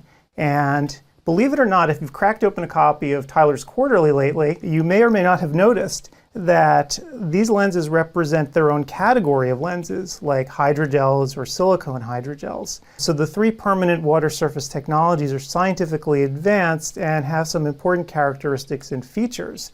And so today we've decided to invite two clinical experts to talk to us a little bit about these lenses. Dr. Susan Resnick is a principal at Drs. Farkas, Castillo, Resnick & Associates in New York, New York. Fitting contact lenses has been her primary focus throughout her career, and she served as an advisor to industry and as an investigator in the contact lens and pharmaceutical industries. And Dr. Michael Slusky is the president at Chicagoland Vision Consultants in Schaumburg, Illinois. In his practice, he also emphasizes cornea and contact lens management, and he too has worked closely with industry to help consult on the latest contact lens technologies. And just to remind everyone, this episode of ODwire TV is sponsored by Alcon, and both Drs. Resnick and Slusky are paid consultants for Alcon, and were compensated by Alcon for participating in this discussion today. And so Susan, Michael, thank you so much for being here today. Pleasure. Thank you for having us. So I guess, we should probably start off from the basics, right? So what is a contact lens surface technology? Susan, maybe you want to step us through it? So a lens surface technology is something that we look at that's obviously very important, because what we're looking to do is ensure that the contact lens has certain key features and benefits that make it as compatible as possible and consistent with delivering the comfort and the vision that the patient wants. So there are a lot of different factors we can talk about when we talk about lens surface technology. And that would relate to how soft the lens is, how wettable it is, how smooth it is, and even how well it resists bacteria and surface deposits. So these are all things, as we know, when it interacts with the eye, that can contribute both to visual and physical comfort when patients wear their contact lenses. And they can be different for different types of lenses. We think about a daily disposable and what are we demanding of a daily disposable lens, but not every patient wears a daily disposable. And what about the patients that are in a reusable category? We're going to look for other things, and we're going to be getting into that in just a few minutes. So these are things that we want to ensure as comfortable an interface between the contact lens and the ocular surface. Right, and this can be pretty important to patients, right? Michael, what's your experience been with it?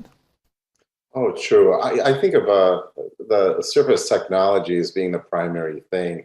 It's the first point of touch. You know, it's no different than really putting on a shirt. You want that shirt to be comfortable all day long. People define success when wearing contact lenses in a variety of different ways. That would be one way, I guess.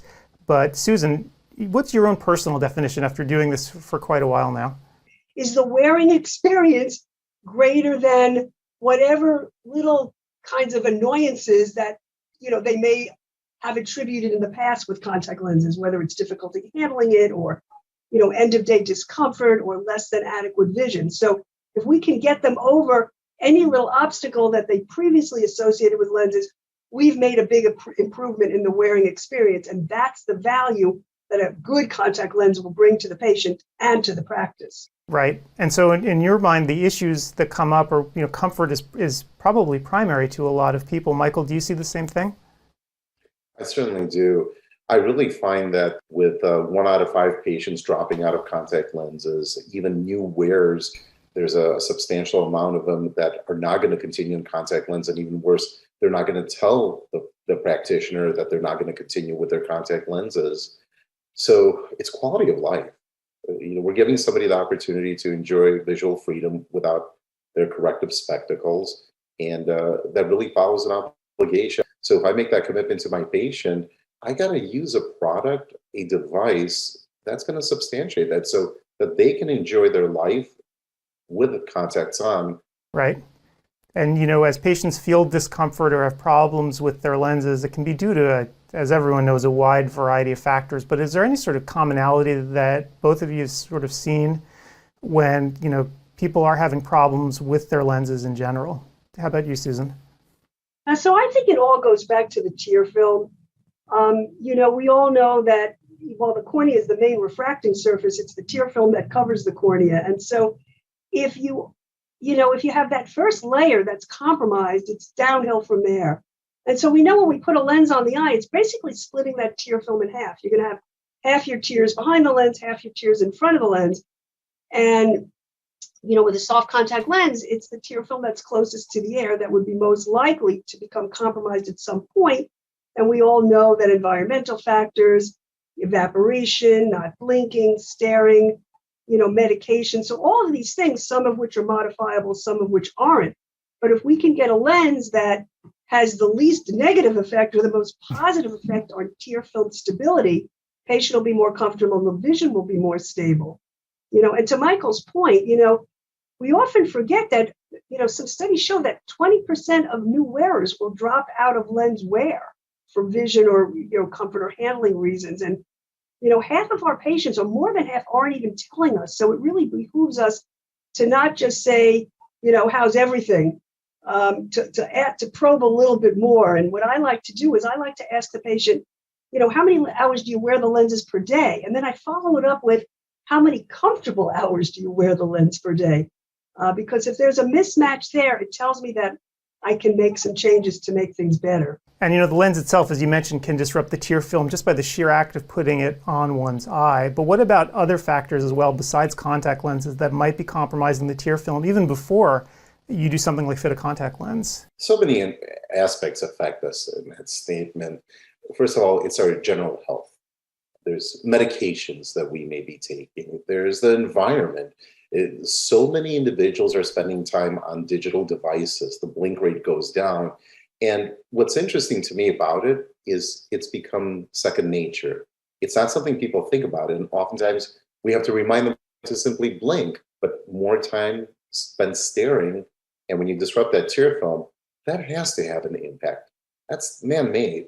That's not a natural process. And I mean, these factors are unavoidable, right? You're not going to tell people, no, you can't use your smartphone. No, you can't sit in air conditioning. No, you can't do these types of things.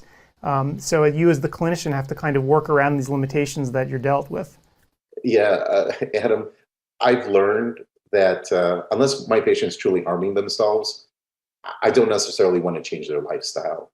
My job is to understand their lifestyle and try to find a solution for their lifestyle. And that truly is the key word, is a device that can provide them function throughout what they want to do, their needs and their wants. And so when choosing a contact lens, right, you have to kind of think about this as well. What, when you look at a patient, what are their wants and needs, and knowing their lifestyle and getting a sense of it before you actually try to put them in a certain material. Now that brings me to something, and I've kind of said this to over the years to many individuals in the hallways or in lectures or even to my own partners. It's so easy to look at a lens or a lens design and just say, okay, this looks good, I'm going to fit this to all my patients. I really believe that the lens has to be fit to the patient versus the patient to the lens.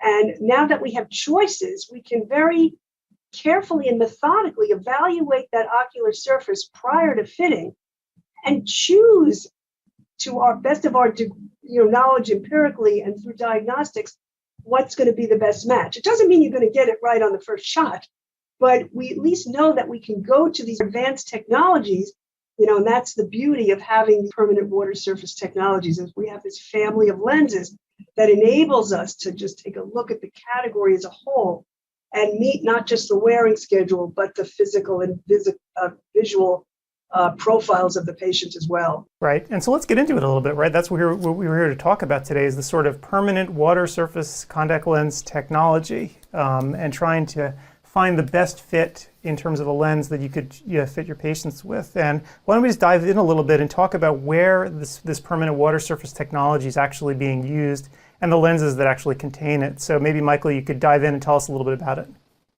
This is fun for me. So let me break that up into two parts, share with my colleagues, and then what I share with my patients. So for my colleagues, you've heard Adam mention that this is a separate category in Tyler's. We know that already. Alcon has a portfolio of products. There are 3 distinct lenses.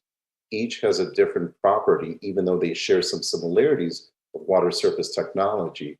But these are not repurposed lenses, and each one has a specific purpose for a patient's need.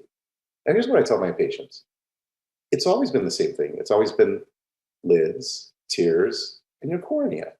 And then I go ahead and I put a piece of plastic right in between. That's got to change something, right? But imagine, what if I can take that piece of plastic and change the surface as close to a liquid as possible? That's the philosophy I think about when I think of water surface technology. And just taking a look at the lenses themselves, I know that Alcon has done a bunch of studies, showing breakup time, but maybe you could step us through just real briefly, what they've looked at and what this means, at least in an in vitro setting.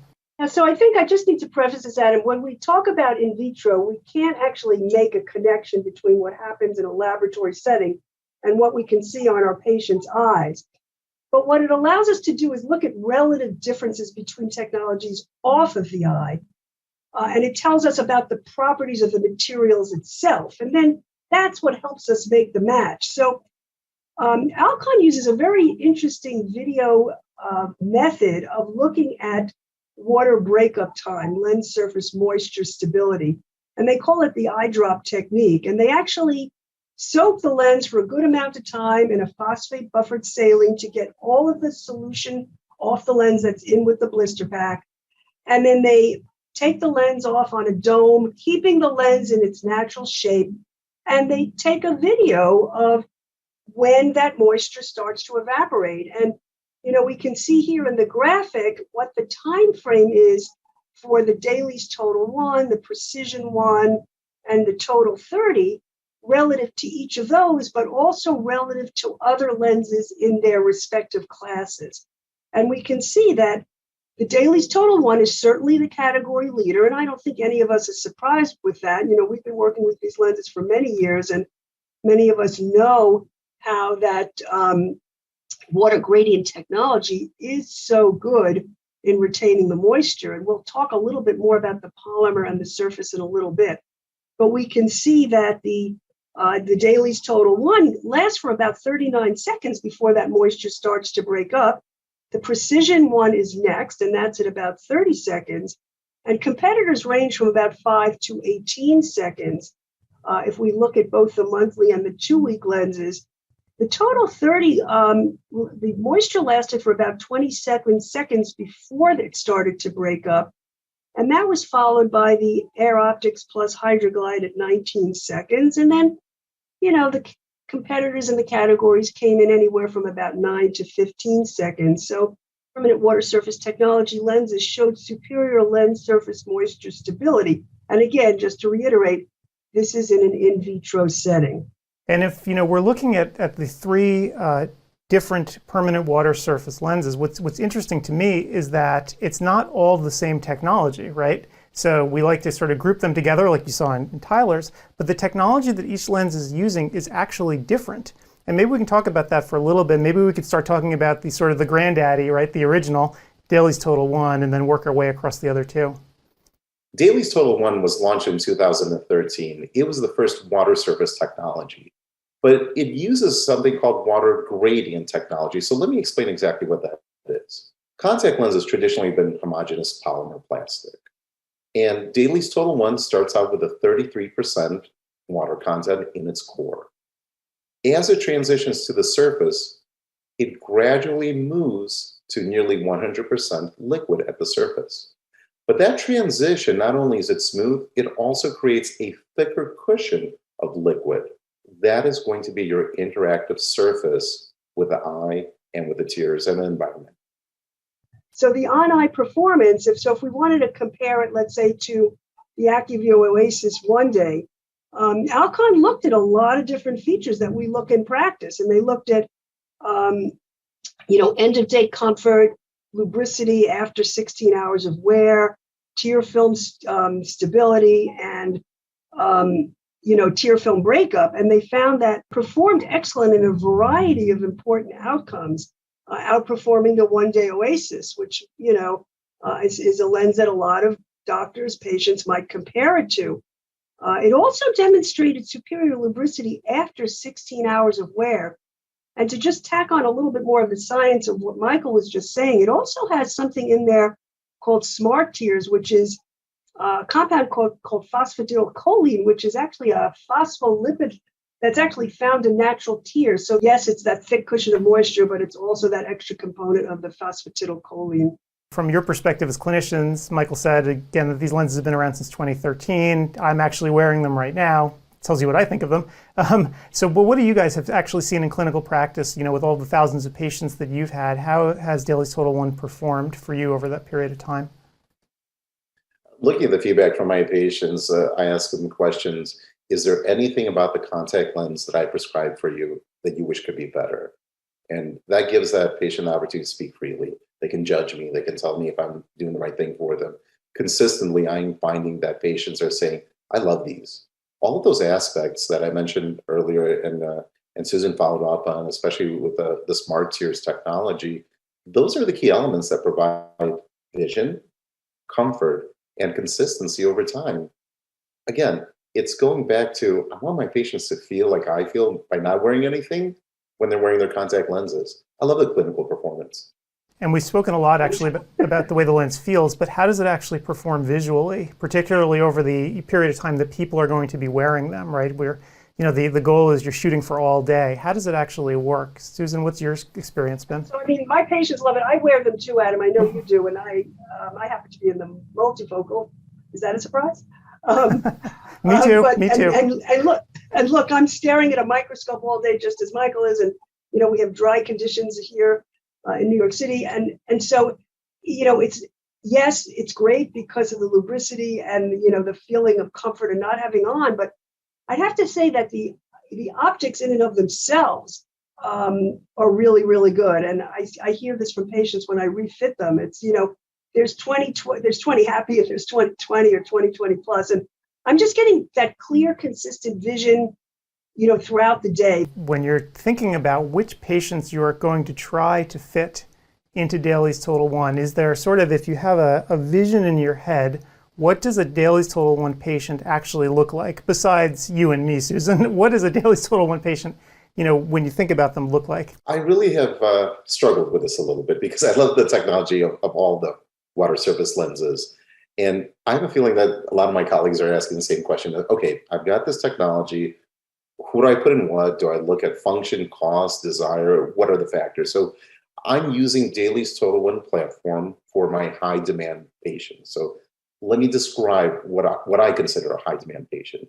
This is a person that has tried contact lenses before and has checked off on the medical history form. Yes, I've worn them. No, I'm not interested in them. It begs the question, why are you not interested?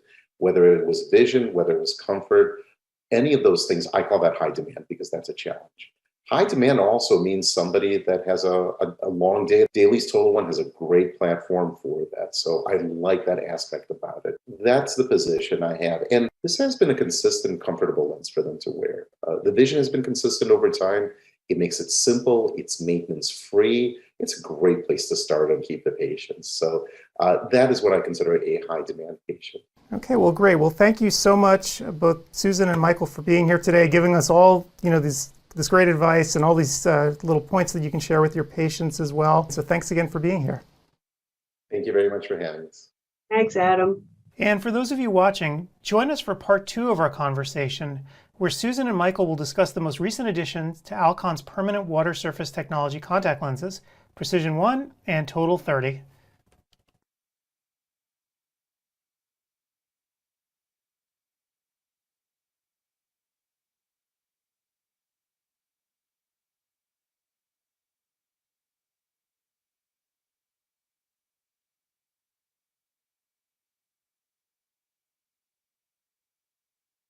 Hey everybody, it's Adam Farkas. Welcome to another edition of ODwire TV and part 2 of our conversation around Alcon's family of permanent water surface technology contact lenses. Now, if you've cracked open a copy of Tyler's Quarterly lately, you may or may not have noticed that these lenses represent their own category of lenses, like hydrogels or silicone hydrogels. So the 3 permanent water surface technologies are scientifically advanced and have some important characteristics and features.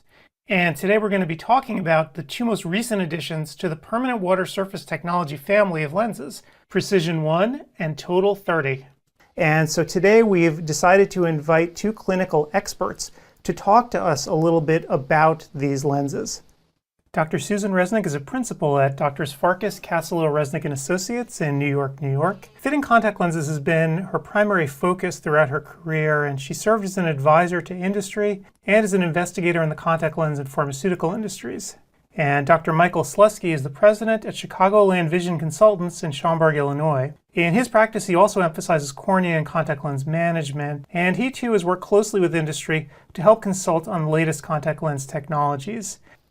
And just to remind everyone, this episode of ODwire TV is sponsored by Alcon, and both Drs. Resnick and Slusky are paid consultants for Alcon, and were compensated by Alcon for participating in this discussion today.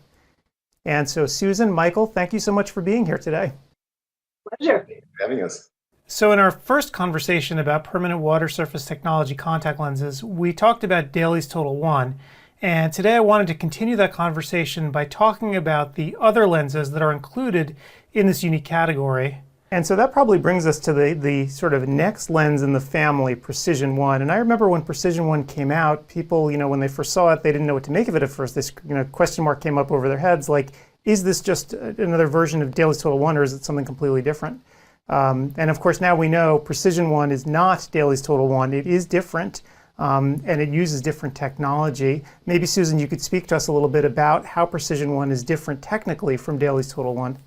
So, as Michael said before, this isn't just new and, well, he didn't say it like this, but this isn't just new and improved Tide.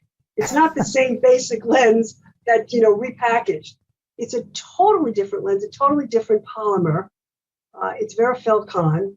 And it is not, even though it's a permanent water surface contact lens technology, it's not a water gradient technology. It actually steps up from a low water content to a higher water content. But that being said, the step up is less of a step. So it goes from a 51% water at the core to a little more than 80% water at the surface. While it has a really nice cushion of moisture, it's about roughly half the thickness of the cushion of moisture of the Dailies Total One.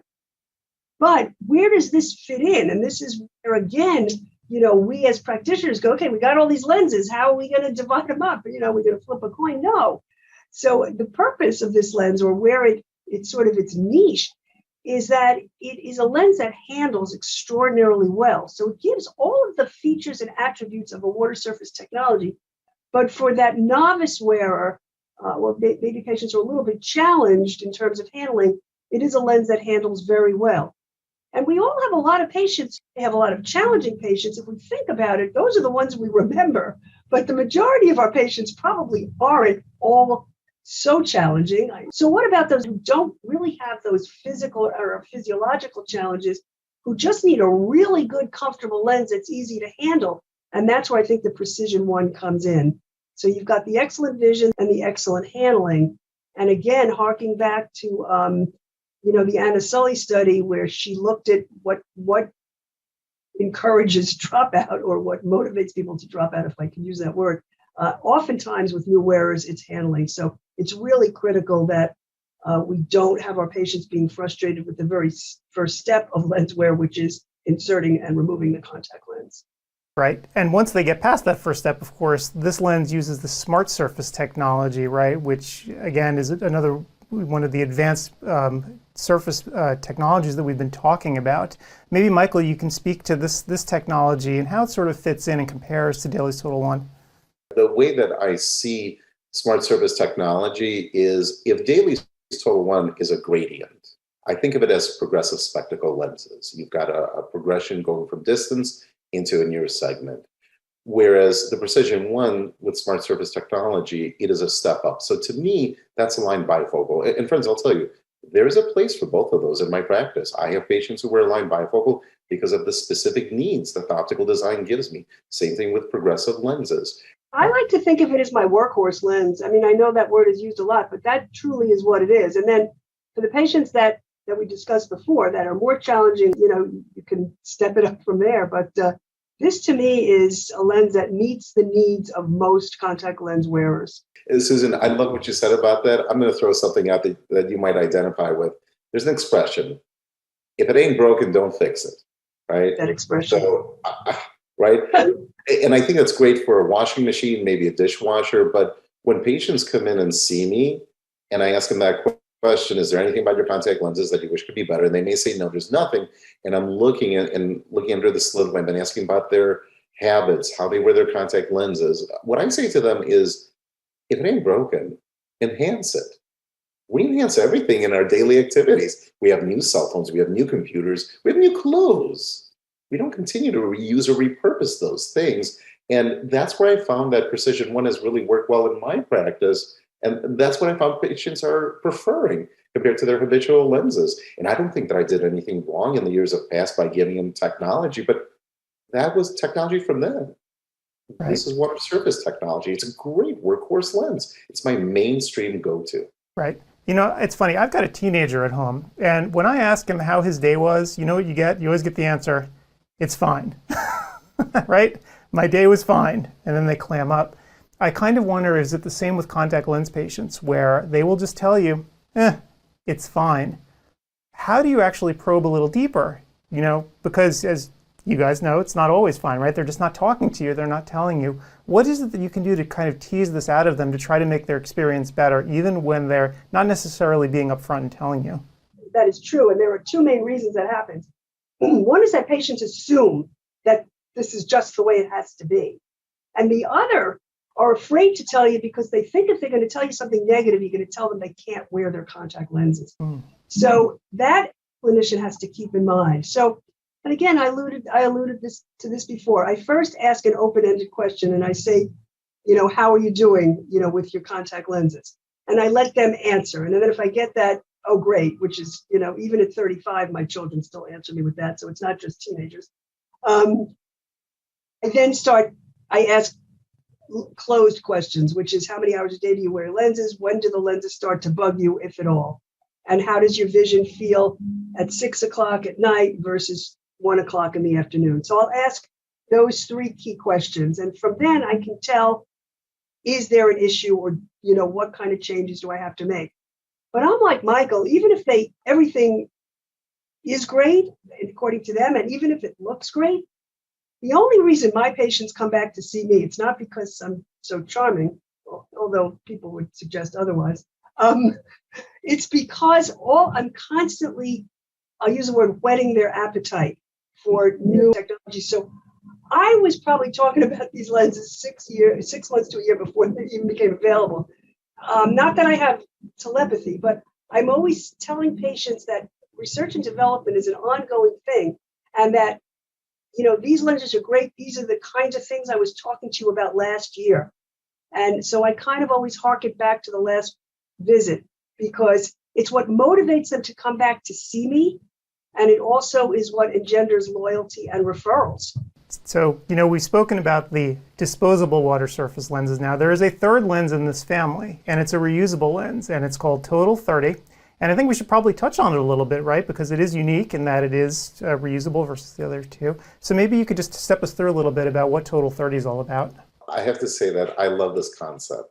And it's the most ironic thing to hear me say that I love this concept, because I started out at about 15% single use in my practice. It was a long journey. Then got to 35, got to 55. Those were really, really big challenges. But something took off after 55. I got comfortable with it. I helped my patients get comfortable with it. And, 8 out of 10 patients today I'm putting in single-use lenses. And I'm not saying that to boast. I'm saying that because I believe, and I found a way to make my patients believe. But that means that I have at least 2 out of 10 patients that are either not prepared to put on a single-use lens, or it is not in their budget. And those, friends, are truly my most valuable patients, because they really do stand the highest risk of dropping out of contact lenses. And if I lose them, I've impacted their quality of life. That's important to me.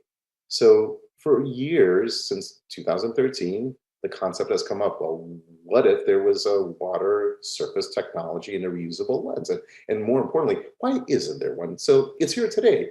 And the key thing I understand about Total 30 is, again, it is not a repurposed product. It's a material that was specifically designed to be able to be worn for more than one day. That means it has to have characteristics. Number one, it has to be compatible with solutions, which it is. Number two, the surface has to stay resistant to deposit formations, foreign particles, or even bacteria. And we're going to get into that, Adam. We're going to talk a little bit about that technology, Susan and I, and share with our colleagues what it is that makes it unique and why we've embraced this technology for our reusable wearers. Just to build on what Michael says, this particular technology in the Total 30 is actually leveraged on the Daly's Total 1 technology. This is a water gradient, much like that. The Total 30 is of a new polymer called Layfilcon A, and it actually has about 55% water at its core, and then it goes up to about 100% water at the surface. So this is a little bit more analogous to the Daly's Total 1 than the Precision one. But to Michael's point, there's few other features and benefits of this lens which specifically speak to the fact that we want this lens to feel as good on day 30 as it does on day 1. Right. And speaking to that, so there's this technology built into it called Celigent, which you're not going to get in the other two lenses. Maybe, Susan, you could speak to that, what this is and how it works.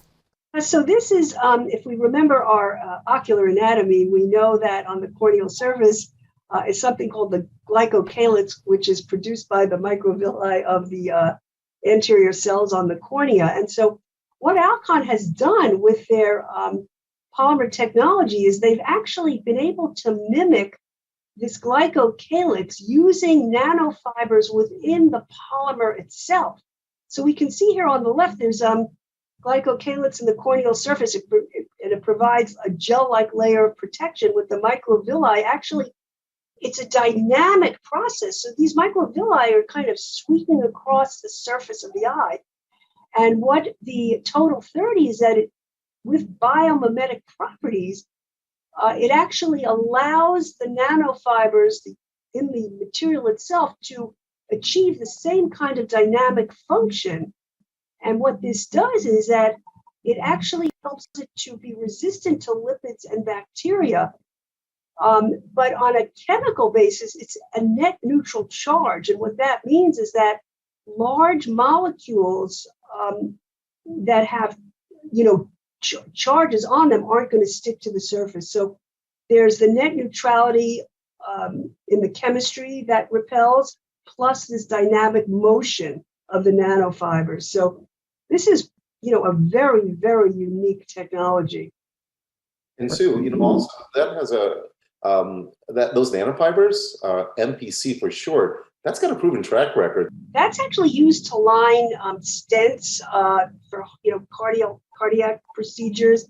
and it repels some of the lipids that can build up in artery walls and everything. So it definitely is a very inert polymer, and it's very compatible with the natural physiology, of our bodies. So to have this in a lens where we want to look for that biomimetic property on the surface of the eye, is a great thing. I think that's what made the difference for me, at least, is I was excited that we were using water gradient technology for our patients in a reusable platform. But I just found that really interesting that industry is creating a platform for us that's moving us closer and closer to space age, if you will, that you're mimicking the way the human body works. That's got to do something for me. So I like that.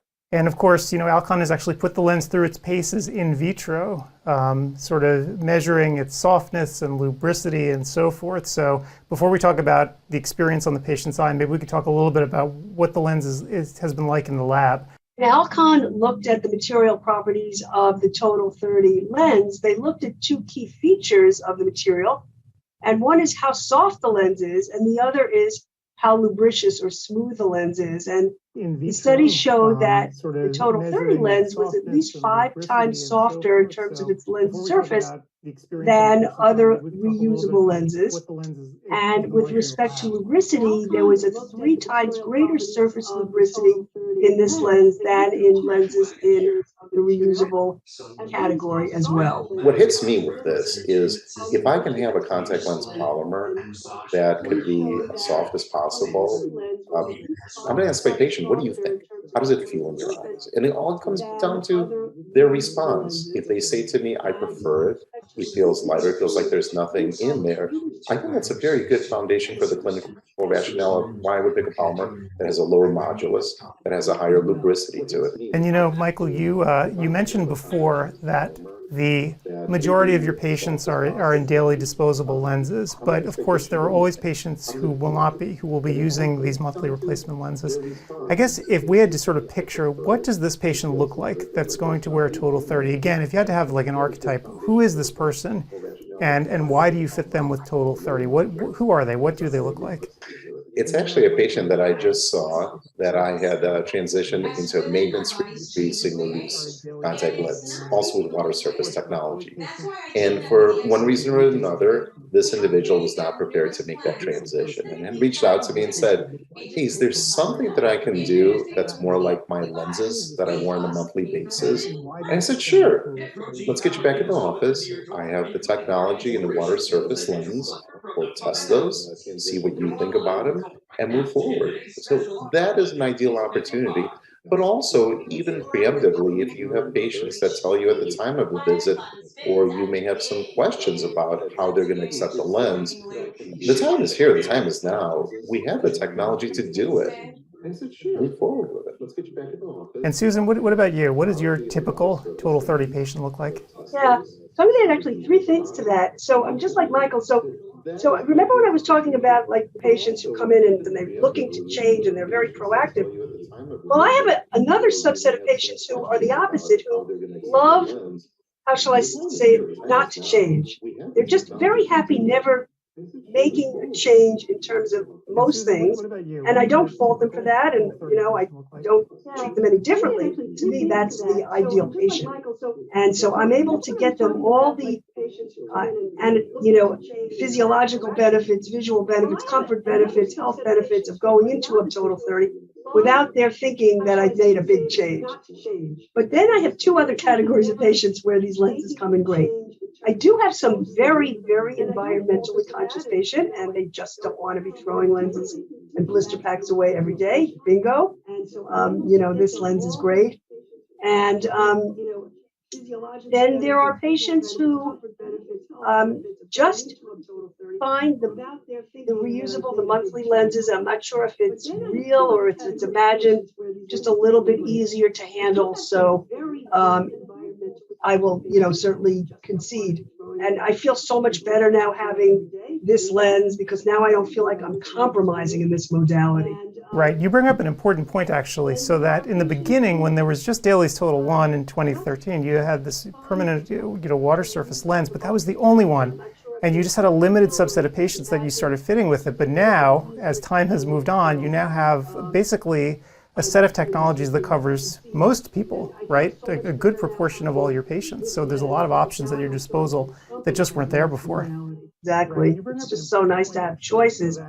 And what I love about these choices, you know why it's so hard to make it? Because they're all great. So it's not, you know, it's a good problem to have.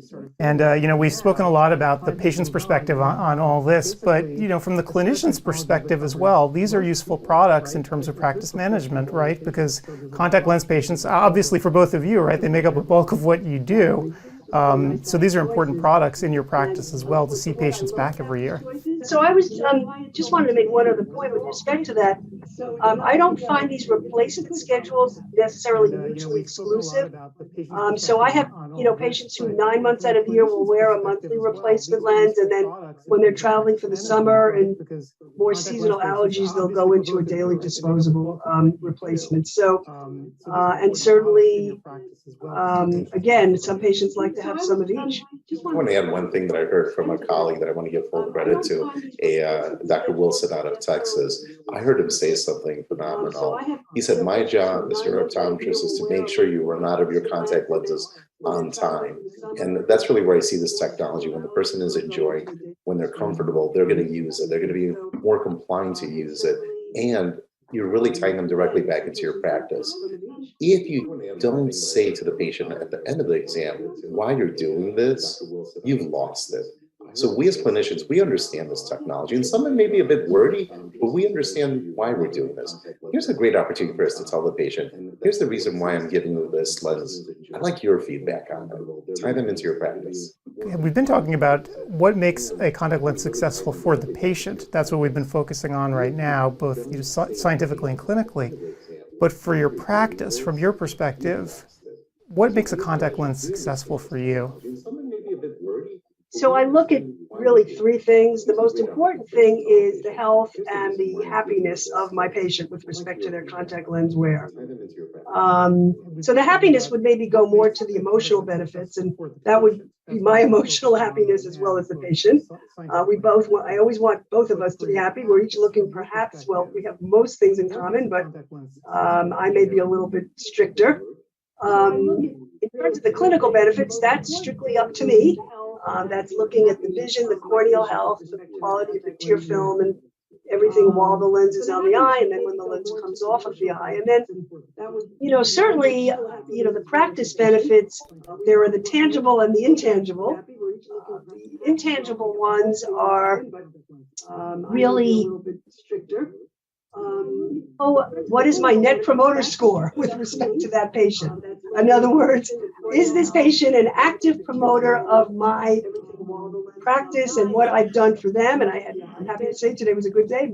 All my patients came in and brought their mothers, fathers, sisters, brothers, and that's what I want to see. But at the same time, I look at the hard economics of it, and if the patient's happy, they're, you know, basically coming in, replacing their lenses with me at every visit, no questions asked, and we keep it very smooth and convenient for the patient. So, you know, again, it's pretty much a three-prong differential as I look at product and patient experience. Right. This is, I want to chime in on what you said, the emotional component of it is, that's a big part of what we do as clinicians. It's trust. And I found this as an opportunity to just continue the trust I've been building with my patients. I love what you said about the emotion. And sort of one final question I had for you. When you're speaking to patients about water surface technology, how can you sort of get it into a language that they will not just understand, but also relate to? Because obviously we have one audience here today that's listening to us, and we all sort of understand the science and everything that goes behind it. When you're speaking to the patients, what kind of language can you use to really make it relatable to them? Some of the things that I said today are a little bit more wordy, they're more technical. With a patient, I can get it as simple as possible. It's lids, tears, cornea. Then I put a piece of plastic inside. between those. What if I could take that piece of plastic and try to cover it with as much water as possible so it feels more natural? And I want to see what you think about it. That's it. Is I tie my patients into, give me your opinion. Tell me what you prefer. That helps me to build on the clinical rationale of why I'm doing it. But to the patient, it's simple and they're engaged. That's what makes a difference.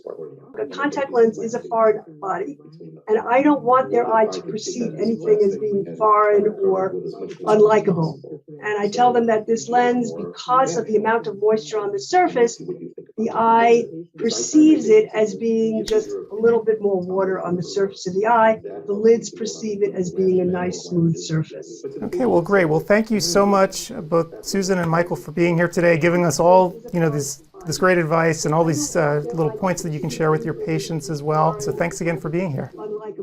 Thank you very much for having us. Thanks, Adam. And if you haven't already tuned in to our first conversation on Alcon's permanent water surface technology contact lenses, check it out right here on ODwire. I'll include a link to the show in the comments. Okay, well, great. Well, thank you so much, both Susan and Michael, for being here today, giving us all, this great advice and all these little points that you can share with your patients as well. So thanks again for being here.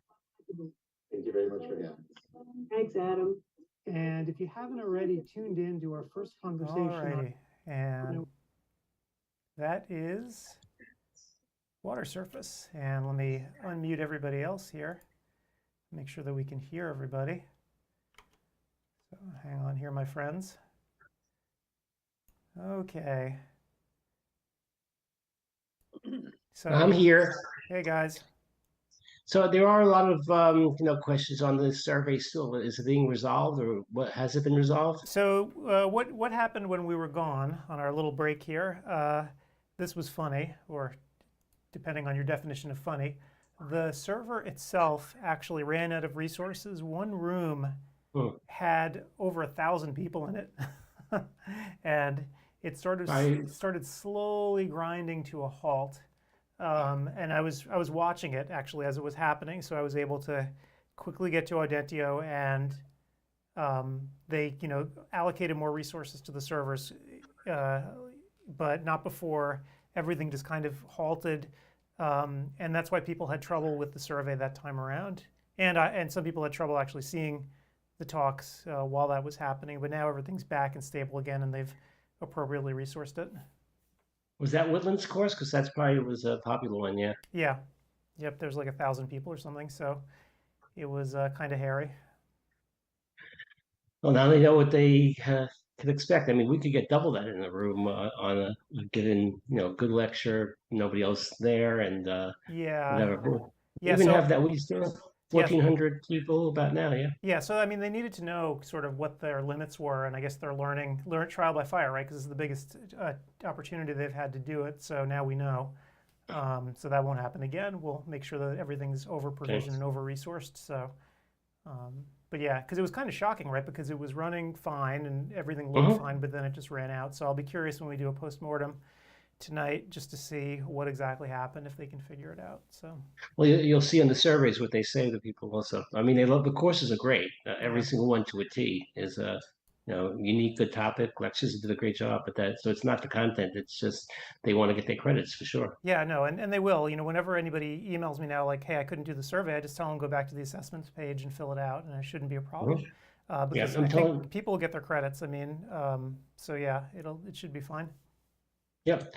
On my transcript page, I guess I was in the room long enough time because I kept it on, and I took the survey. So I've got 2 recently earned at the bottom, and I guess if I go, let me see if I go to ODwire if it's there. Probably not, right? No, it's not going to be there until Monday. We're going to be setting up the server to handle the sort of, because the ones that you see on ODwire, that takes data from this system, but it makes it pretty, right? You've seen it. It's got the the ridiculous looking certificates. So that we just set that up after the first conference is done, and then once it's initially set up, then it syncs automatically over to that one. So, but our feeling is like we don't need the pretty stuff today during the live conference. It's actually grayed out. You can't click on it. The 2023. Yeah. I know ODwire. Yeah, because there's nothing there yet. So yeah, after the first one though, it'll be all set up. But. Yep. So otherwise, things are still, they're moving along again. There was just that one hiccup Kind of shocking when it happened, though. At first I thought, I'm like, is it my internet? Are we falling apart here? But then I realized no. And it didn't just collapse, which was really interesting to me. It slowly started to degrade, and then all of a sudden it wouldn't load. So fascinating. I mean, you know, obviously it's not ideal, and it's a pain, and I apologize to everyone for having it happen, but it is interesting to watch how these systems can fall apart and try to learn, you know, where you have to put more resources to make sure that it runs reliably with thousands of people. Okay, 2 good interviews, I thought, in the morning. Yep. Yeah, it was definitely fun speaking to those folks, and we have a couple more, I think, this afternoon. And what I may do this afternoon again is just get off the live stream relatively early so I can continue texting with people, because it's been, you know, it's been helpful, I think, being able to break away this past hour and a half to actually email with folks, text with folks, and just make sure that they're all okay. So I'll stay in the rooms also till, you know, some opportune time, because sometimes they need handling in the room themselves. And let me just see if I go into a room, if I could text. I think I should go text some support from Audencio directly, correct? I mean, yeah, if you want to contact them, sure. Yeah, let's see here. And they don't show on top, you know, their supreme being or something like that. No. Let me just try something.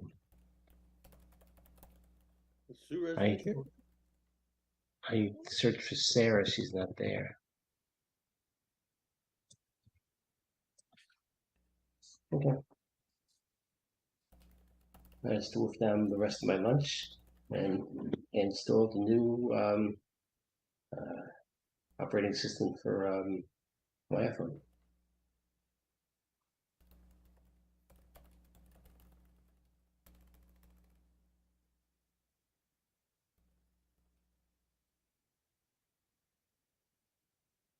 And I'm just trying to help somebody right now to get his assessment.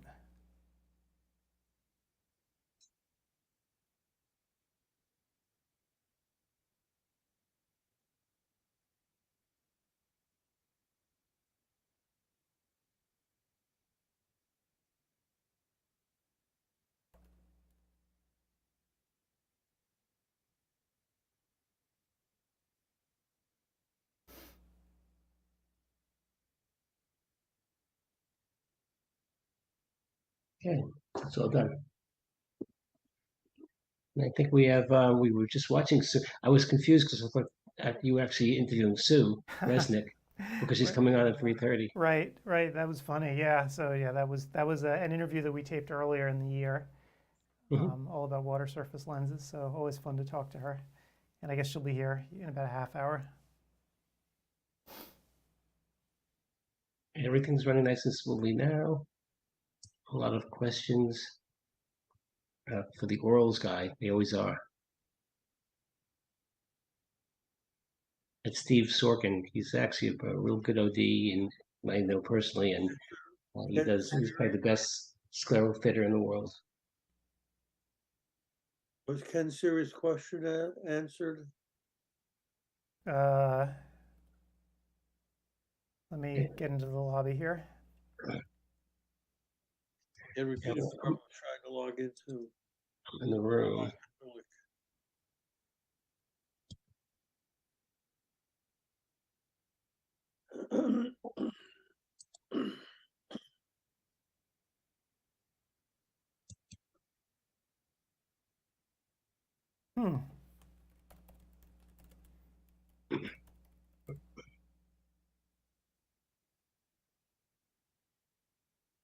Well, that's strange because I was in that room just now and it was perfectly normal. Yeah, I'm actually in it right now as well, and it's fine. So let me see if there's something up with Ken's account.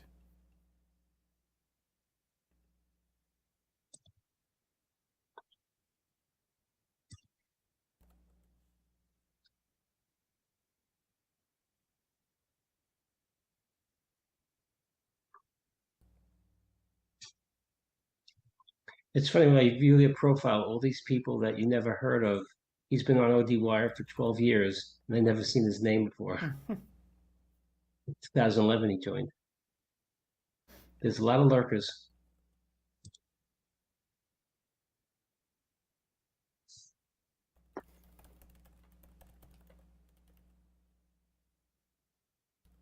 Billix, who's that? Oh, that's probably Rizek.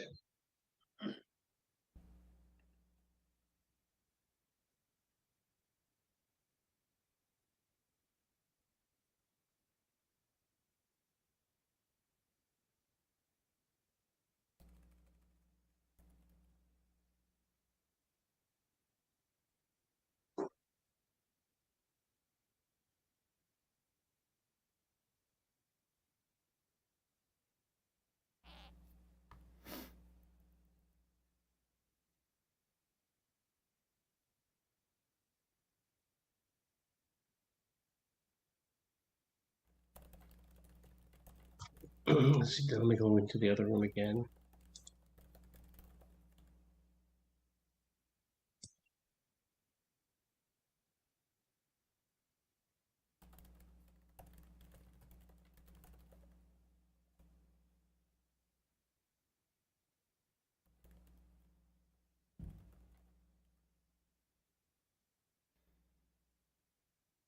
You get a bit of a break, Adam?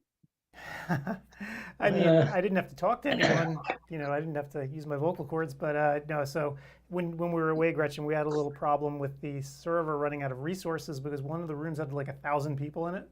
And so everything started to bog down, so we had to clarify that and fix it, so always something Never fun. a dull moment. Nope.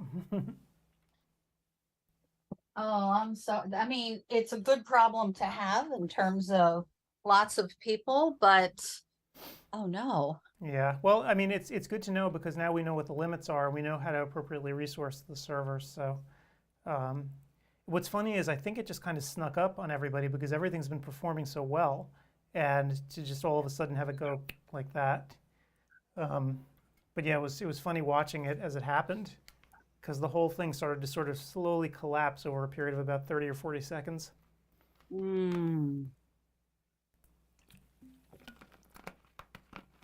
You're going to deserve your wine tonight. Yes, and I will be having a lot of it.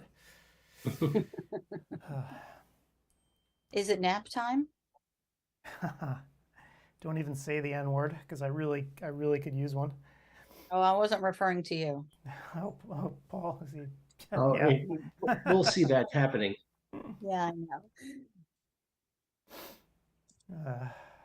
Okay, my lecture was turned. I'm doing Steve Sorkin's thing now, his assessment. Let's see if it works. I had no trouble. It popped up. Oh yeah, no, it should work fine. I mean, I just that one. It was unfortunate that everything fell over while people were getting towards the end of the lecture. They tried to do the assessments and failed. So then, of course, I got a huge deluge of emails like, "Hey, how come I couldn't do the assessment?" So, but my answer is the same for everyone. If an assessment doesn't work, just click on assessments on the left side of the screen, find your survey, fill it out, and you're good to go.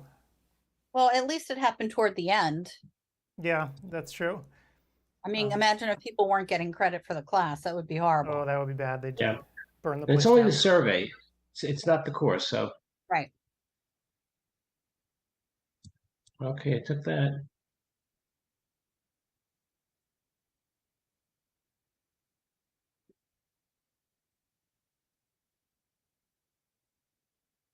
Yeah, so Ken Sears' problem was he was able to post. I could actually see his chat in the lecture. So whatever it was, he figured it out. Okay. Yep, his went in seamlessly.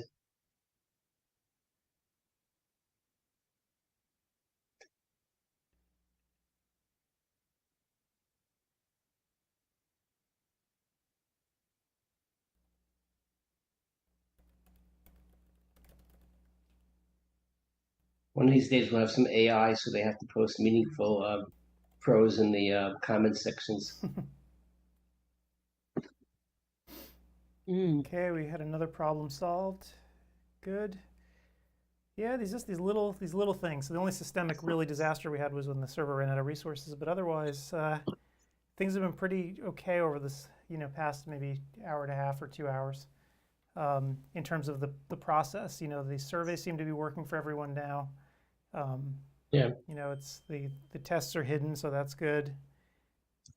Yeah, we're kind of on a maximum population because the West Coast, they're leaving their office. The East Coast is home, and 1,100, you know, about 1,400, and that's not unique people. People have left, people came in, so you don't even know. In fact, there's 1,500 in the lobby when you count that. Wait, 1,500 in the lobby? No, 1,500 total. 130 is 603, 521, about 200, and the lobby is 137. Yep. Oh, So, okay. Yeah, I see 140 in the lobby. Yeah. Actually, so why do I see 137? Let me just refresh it. It's interesting. At this particular show, more people are sticking with us throughout the day, which I find really fascinating. Yep, So thank you, everyone. Which, you know, frankly, I would too. Like, I might even recommend to people that they just leave the lobby running, even with the sound off, and keep the tab open, just because if they have a problem, they can immediately just jump right back in here and start yelling at us. You know, it's a very easy way to get support, and obviously we're here. So, because people email me as well, and that's a little bit more delayed. And I'm sure it'll work the same this time. I actually kept the tab open in my browser for the whole year. And so when they come back in April and June and September, they could just go right back into the courses they missed. Yeah, as long as people's permission. Is that a good idea, though, Steve? Excuse me? Is that a good idea? I don't know. Well, I mean, I'm shutting off my computer. I'm you know, I'm going back and forth. I do shut off my computer at night, and I move from New Jersey to Florida and back and forth.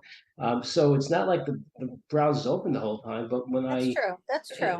When I want to return, you know, when I reboot it, it returns to the previous tabs. Right. The session is very durable. You've noticed that with ODwire too. It's very rare that you actually have to log in.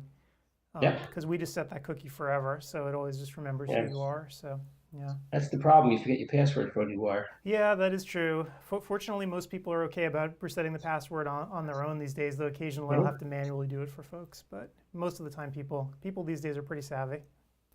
In fact, you know, a certain percentage of people here today probably got a CAPTCHA when they were logging in, and I haven't heard word one about it. Like, people obviously navigated it okay, which they're used to it. Yeah.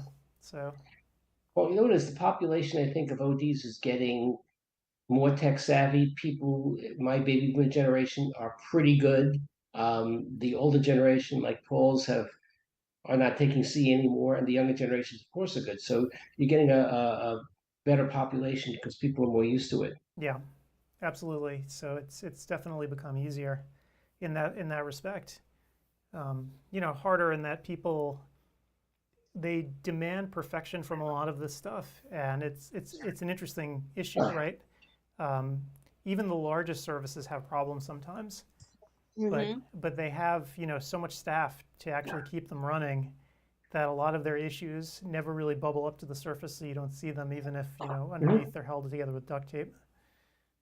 Even just so you know, in ChatGPT, which I go into often now just to have fun, if you keep the tab open and you go back a couple hours later, you get an error message, but it doesn't say reboot. It says privileges are not there, and so you just close it and open it up again. So they don't tell you, but they can't service everybody and keep it open like you do. Yeah. But that's when they never anticipate the amount of people going to it. Yeah, I don't think they realized what they were in for when they opened it up to the public. I'll send it to you, Gretchen, but did you see what I asked ChatGPT? You know what that is, the AI program? Oh, yeah. I asked it, what do you think of CEwire2023? And it gave a tremendously accurate explanation, except that it had the date wrong of when it occurs and included opticians. Other than that, it said things like, it's well received, it had great reviews, the content is good, the speakers are great, and amazing. Oh yeah, let me show everyone. I think you posted here. Wait, I'll show everybody. Yeah. And this is, it's supposed to be, well, it's supposed to be non-biased. Yeah, I saw that. I saw your post, and every time I've tried to go play with it, it's been like the server has been overwhelmed, so I haven't been able to do anything with it. So close down the tab and go back in. because sometimes the servers, it's just not letting you. Oh, because... I've done it. I just keep refreshing, and then I get tired of it. So now I can write the same thing. I'll say write the same thing in the style of Edgar Allan Poe or Shakespeare, and it's really cool. Yeah, it's pretty crazy. So yeah, I got some of the information not quite right. Yeah, which is okay. I mean, it's drawing from, it probably took that date from a previous year, because remember, it's only 2021, supposedly. Right. And I don't know where it got opticians, because we never really advertised opticians or included them. well, maybe it just extrapolated it from information it finds on the web. Then it is biased. It should include ophthalmologists. Yep. I've had friends ask questions too, and I think it's interesting. It certainly is fascinating and innovative technology, but just like other technology, what about the unintended consequences? I mean, it's great, but when it starts calling itself Skynet, then we know we're in deep, deep trouble. Mm-hmm. Well, I don't know anybody named Sarah Collins.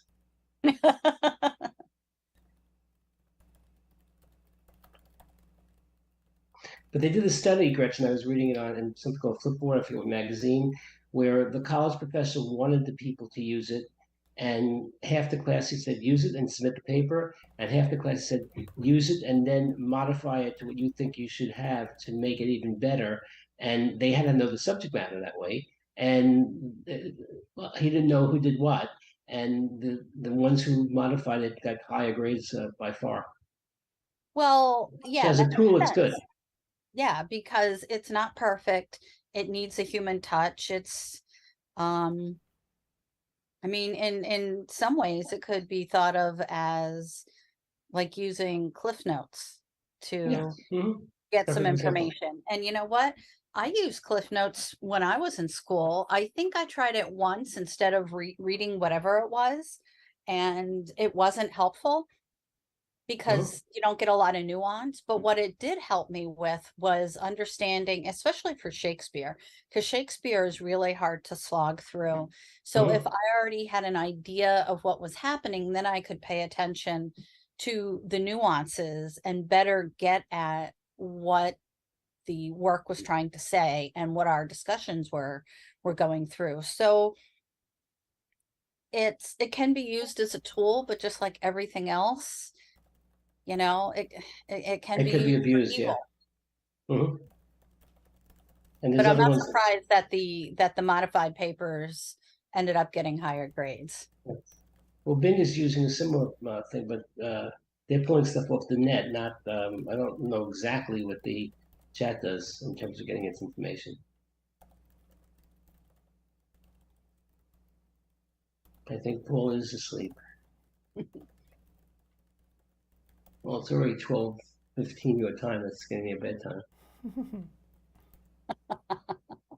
I was just seeing something on TV. LA has like the areas around have 6 to 8 inches of snow. I'm going to get more. Just amazing. Wow. Yeah, and we have had not very much here. Go figure. Not measurable though where I live. And we're in Florida now. We give our next door neighbor a few $100s to give to people to clean our driveway, and we're going to get that coming back home. Unless she spent it on something. We got a little bit of measurable a couple of weeks ago. It wasn't much, but until then, we had no measurable at all. In fact, we had a little bit of flurries right around Thanksgiving, and that was the last they said they saw of it. It's kind of odd. Crazy. Well, let's see. Where are we class-wise now? It's 3:15 Eastern. So we are almost finished with Mila Brujic with dry eye diagnosis, Steve Sorkin oral meds update, and Craig Steinberg's VSP audit. So they're almost finished. And then we've got Crystal Breimer up next with OSD pipeline. Oh, Bruce Onifrey has a 2-hour class on pharmacology review of systemic pharmaceuticals. Yeah, then there's a class we all went to sit in on with Ben Chudner and Craig Steinberg again. Their private equity. I really do want to hear that just to see what they have to say. I might pop into that room just to keep an eye on the chat. On the chat. We could also heckle. Yeah. Bruce Onoff is kind of an interesting guy. He's a OD who's also a pharmacist, so he knows a lot of pharmacology. We're getting some feedback about this year is not as easy to navigate as prior years. And I asked for more detail, and all he said was just not as easy. Should be laced out by room. I don't understand what that means. I think the rooms are exactly the same. The only problem we had was the surveys and maybe refreshing, but that they had to do before. And last times we had problems with sound. Now we don't have the problem with sound. So I think that interface is pretty much the same. Yeah. Well, I'm going to ask for more detail because if people have feedback, it's good to hear it. Oh, absolutely. They might have a different perspective, or there might be information to make things easier that somebody isn't aware of. So you know what I think that it gets a little confusing for some people, and I'll actually pull it up here. I think this is what, and I was actually talking to Audentio about this again before the show, and it was too late for us to change it. So if you click on the home page right here, you just get, whoops, let me remove all this nonsense. You get a list of all of the basically the courses that are running right now at the top here, and just one or two of what's upcoming. To actually get then every course, you have to click View All, and View All is the same thing as Browse.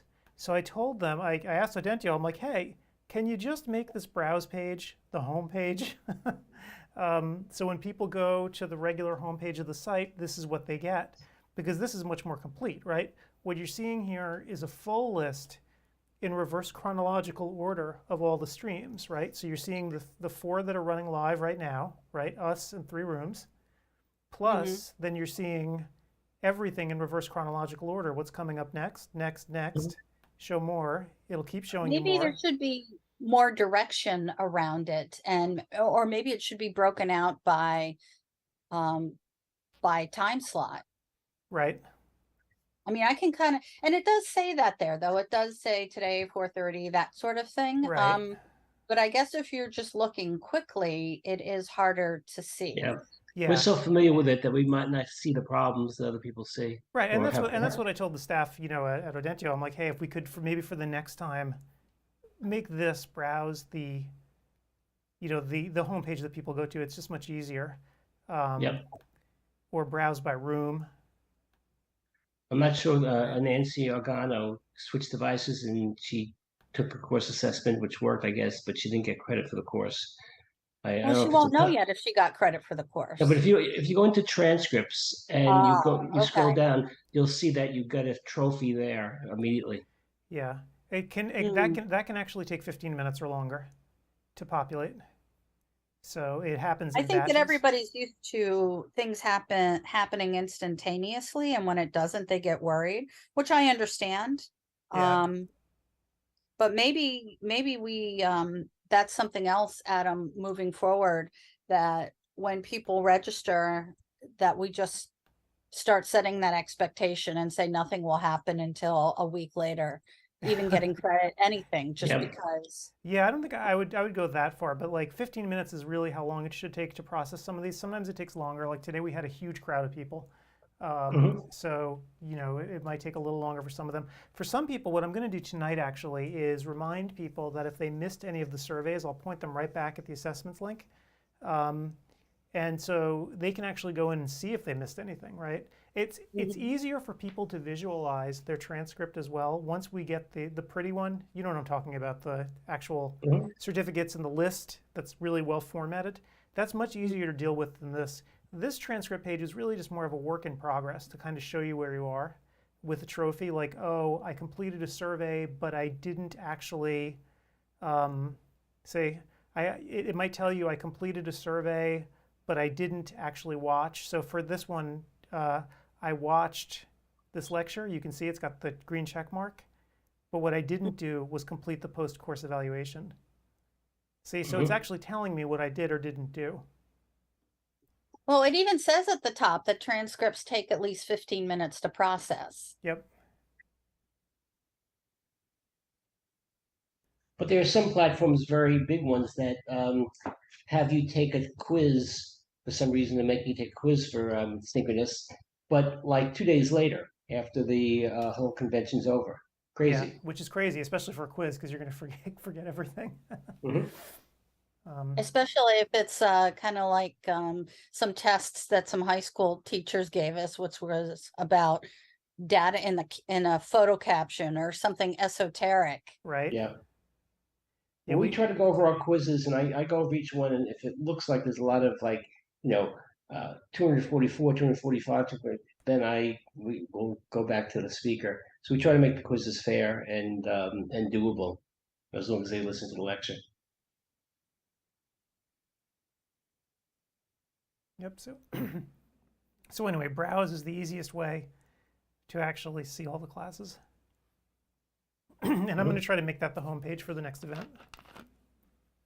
Now, if we weren't so robust, we had one track and just go down, down, that's easy. But with 3 tracks and courses starting at different times, it is a little more challenging to make some sort of well, that's why I recommend to everyone to go old school and to download the schedule and print it out. So that but when Paul does that, you yell at him and say that it's an old schedule. Well, I just do it on the sly, so no one has to know. But you don't have to even print it out; just keep it as a tab next to the right to the thing. Yeah, so you can get a real sense of where to go. Yep.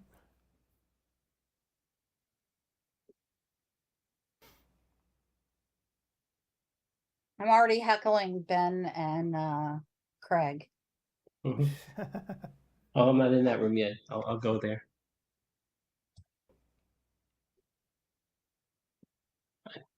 The one problem is we can't turn on the sound because then we'll be competing with ourselves here. Yeah, I'm just going to watch the chat.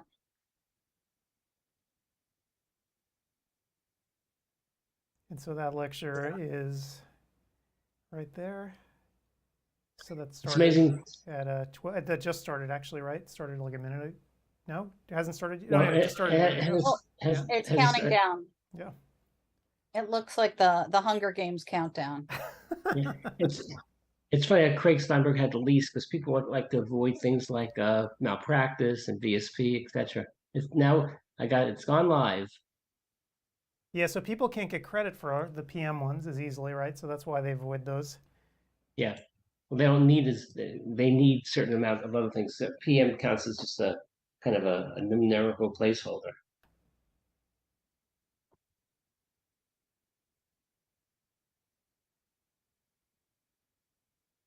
Still a decent crowd, though. I mean, you're talking about almost 200 people who've been watching Craig's stuff.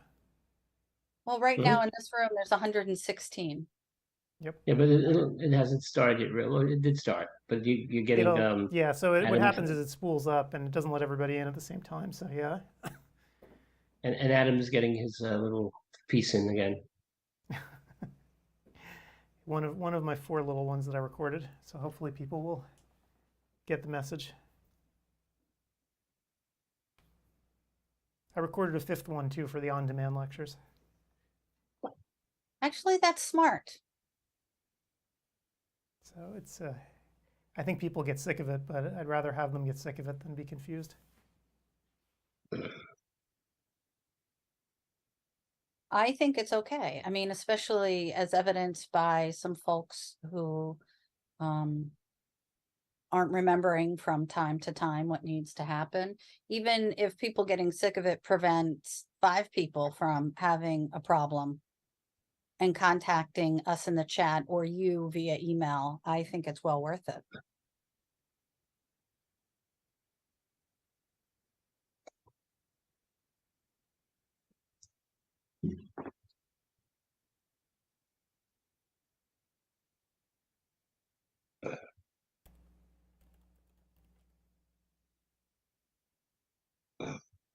And Sue should be here any second. And oh, here she is. And I'm sorry, I ignored her. She's been in the waiting room. I feel terrible. You guys are going to have to, as Linda Richmond says, tug amongst yourselves because I have to actually help somebody right now.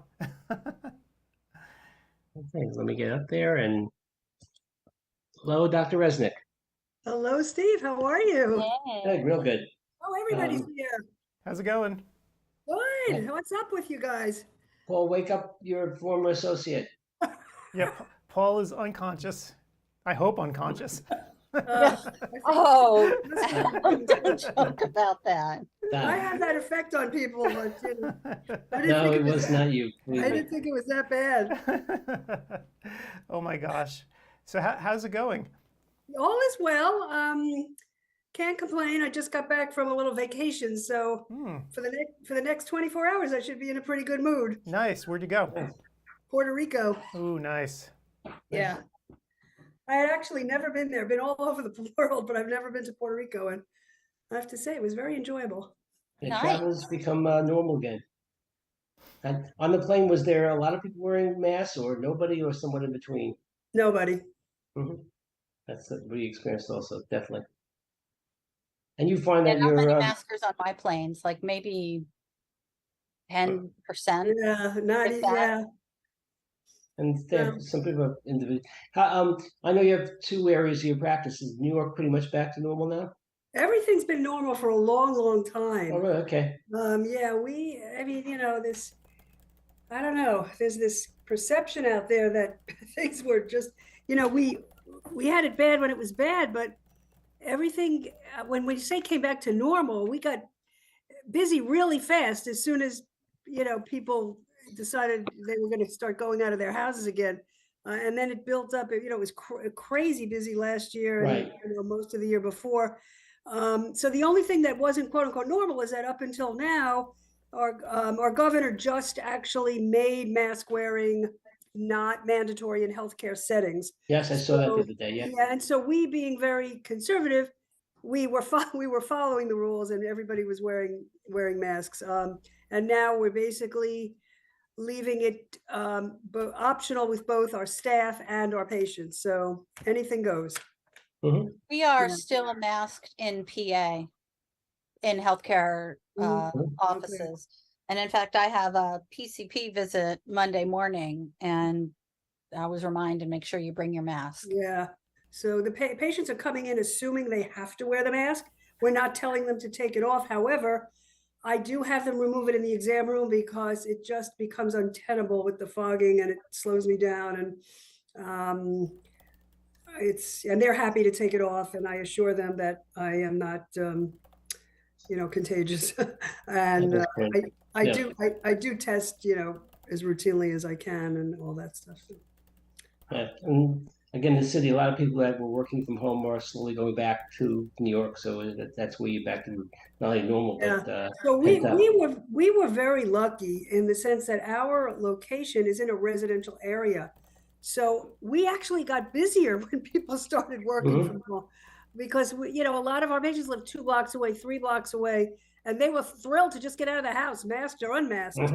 And so they were coming in. We were certainly limiting the number of patients in the office at a given time. We were staggering our doctors, but the commercial areas like Lower Manhattan, Midtown definitely were affected a lot longer. So again, just lucky. Yep. So what are you finding new and exciting in the contact lens field that whets your appetite? Well, so, as you know, that's the name of the game in terms of keeping your professional, I'll use the word sanity or satisfaction, as well as your practice growth, is to find new things that accomplish a number of things. First and foremost, of course, rendering better patient care or better diagnostic care. That being said, you want to pick something that not only intrigues your interest, but it can go either way, either adds to what you're currently doing or brings you into a whole new direction in terms of generating excitement and revenue dollars. So for us, it's been a combination of, it's mostly been the former. Mostly we are using technologies or adapting technologies that enhance what we currently do. We are basically, as you know, a cornea refractive ocular surface practice. Obviously, we do.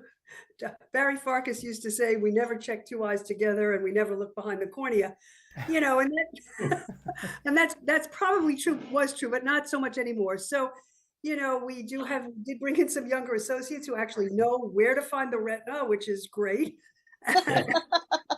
It's next to the bathroom. More ocular, posterior ocular disease management. But for me and Jordan and, the ones that have been there a while, for us, it's more about what's new in ocular, dry eye management, what's new in pediatric contact lenses, which is what my lecture is going to be. And I know Paul had some questions in that regard. So we're trying to branch out to cover more of the primary care in terms of early diagnosis. And we are thrilled to have, finally, the last practice on the planet to have an OCT, I presume, but we did. And so that's new for us, but and it's great because we use it for both anterior and posterior.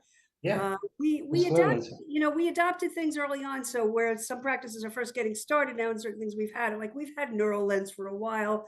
We've had a lot of these things for a while. So we're still, we have the Hiru. So we're still vetting new technologies, but, we do it with a little bit of grain of salt, caution in terms of what is it actually going to do for us. Just to have a new toy and have it sit on the shelf, that's not our goal. Our goal is how important will it be and how quickly can we implement it and get it going? I'm amazed you were fitting sclerals without an OCT. Yeah. Well, that's another topic for another day.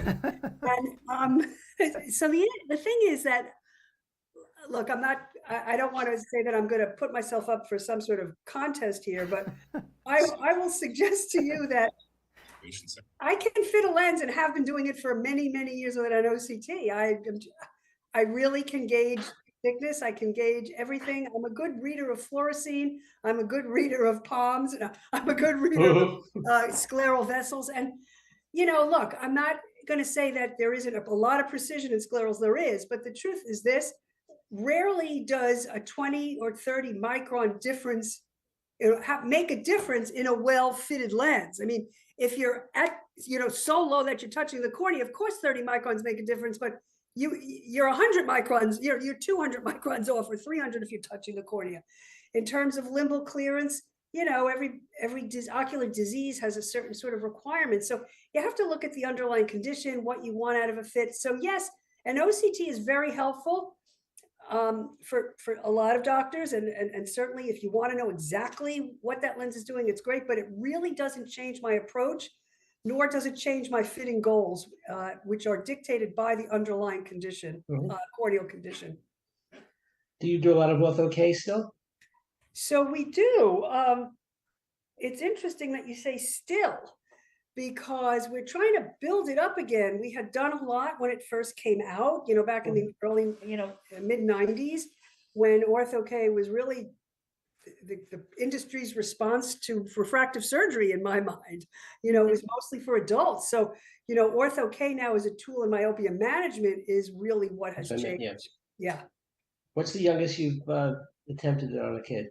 So we've done, well, you actually sent somebody who was like, I remember, like 2 or 3. Yeah, exactly. A friend of a friend. Wow. It was my daughter's friend. She's aggressive. Yeah, and she had another issue. We had to send her out to be evaluated, having nothing to do. Oh, well, I'll talk to you offline about it. Ortho-K was not her problem. Let's put it that way. It was a nice thought, but it wasn't really what she needed.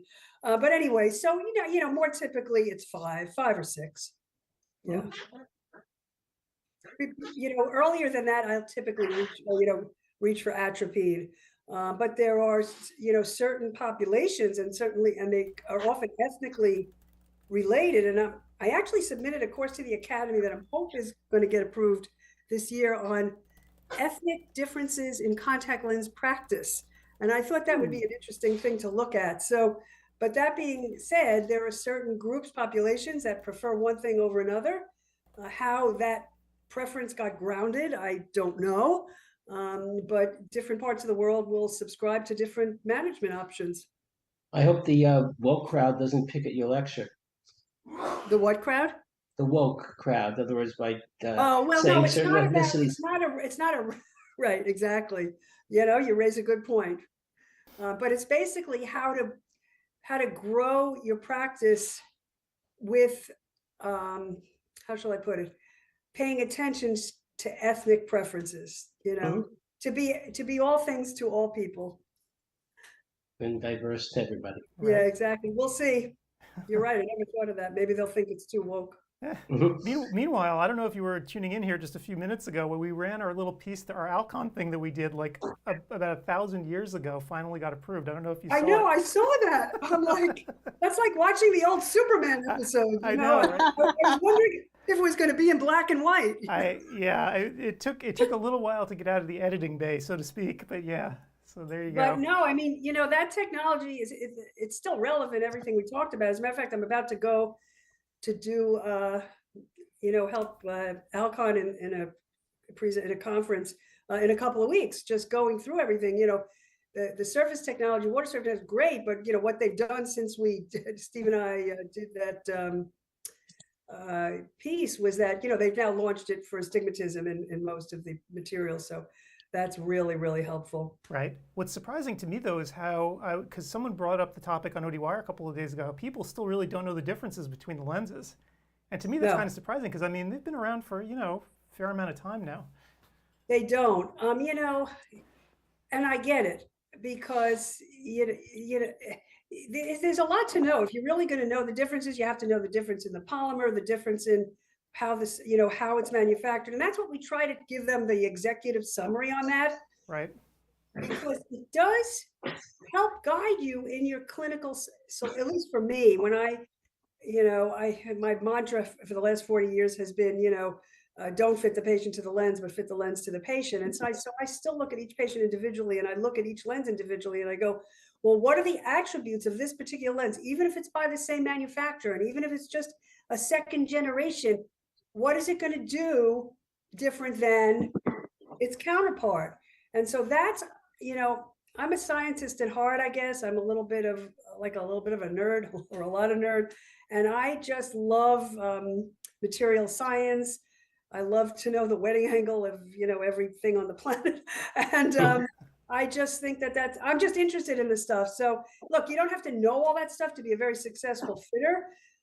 But where I think it helps, even if you really don't care about it, it really helps to know, because when you're speaking and you're having a conversation with a patient, just telling them that this is the newest lens and I think you'll like it is really, I don't think what patients come to see me for, and probably not the majority.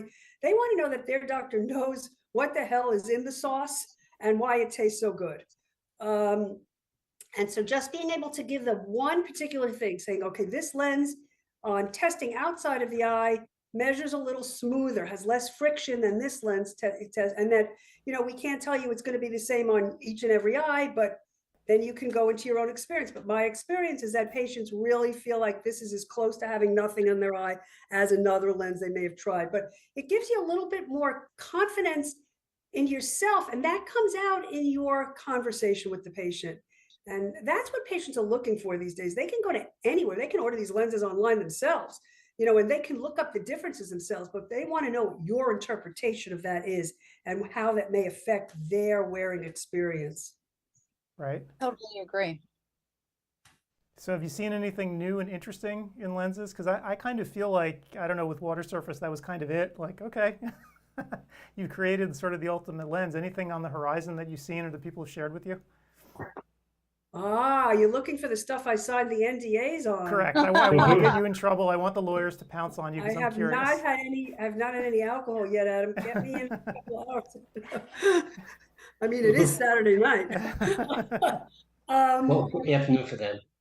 No, so I mean, I don't know anything. I don't know anything more than the rest of the people out there, but I can tell you that there is no one perfect thing. So as good as water technology, surface water technology is, I mean, each company is really, stepping up to a great degree with, different ways of approaching the same problem.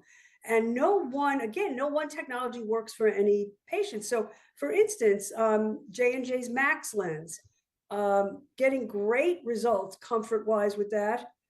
getting great results with their multifocal.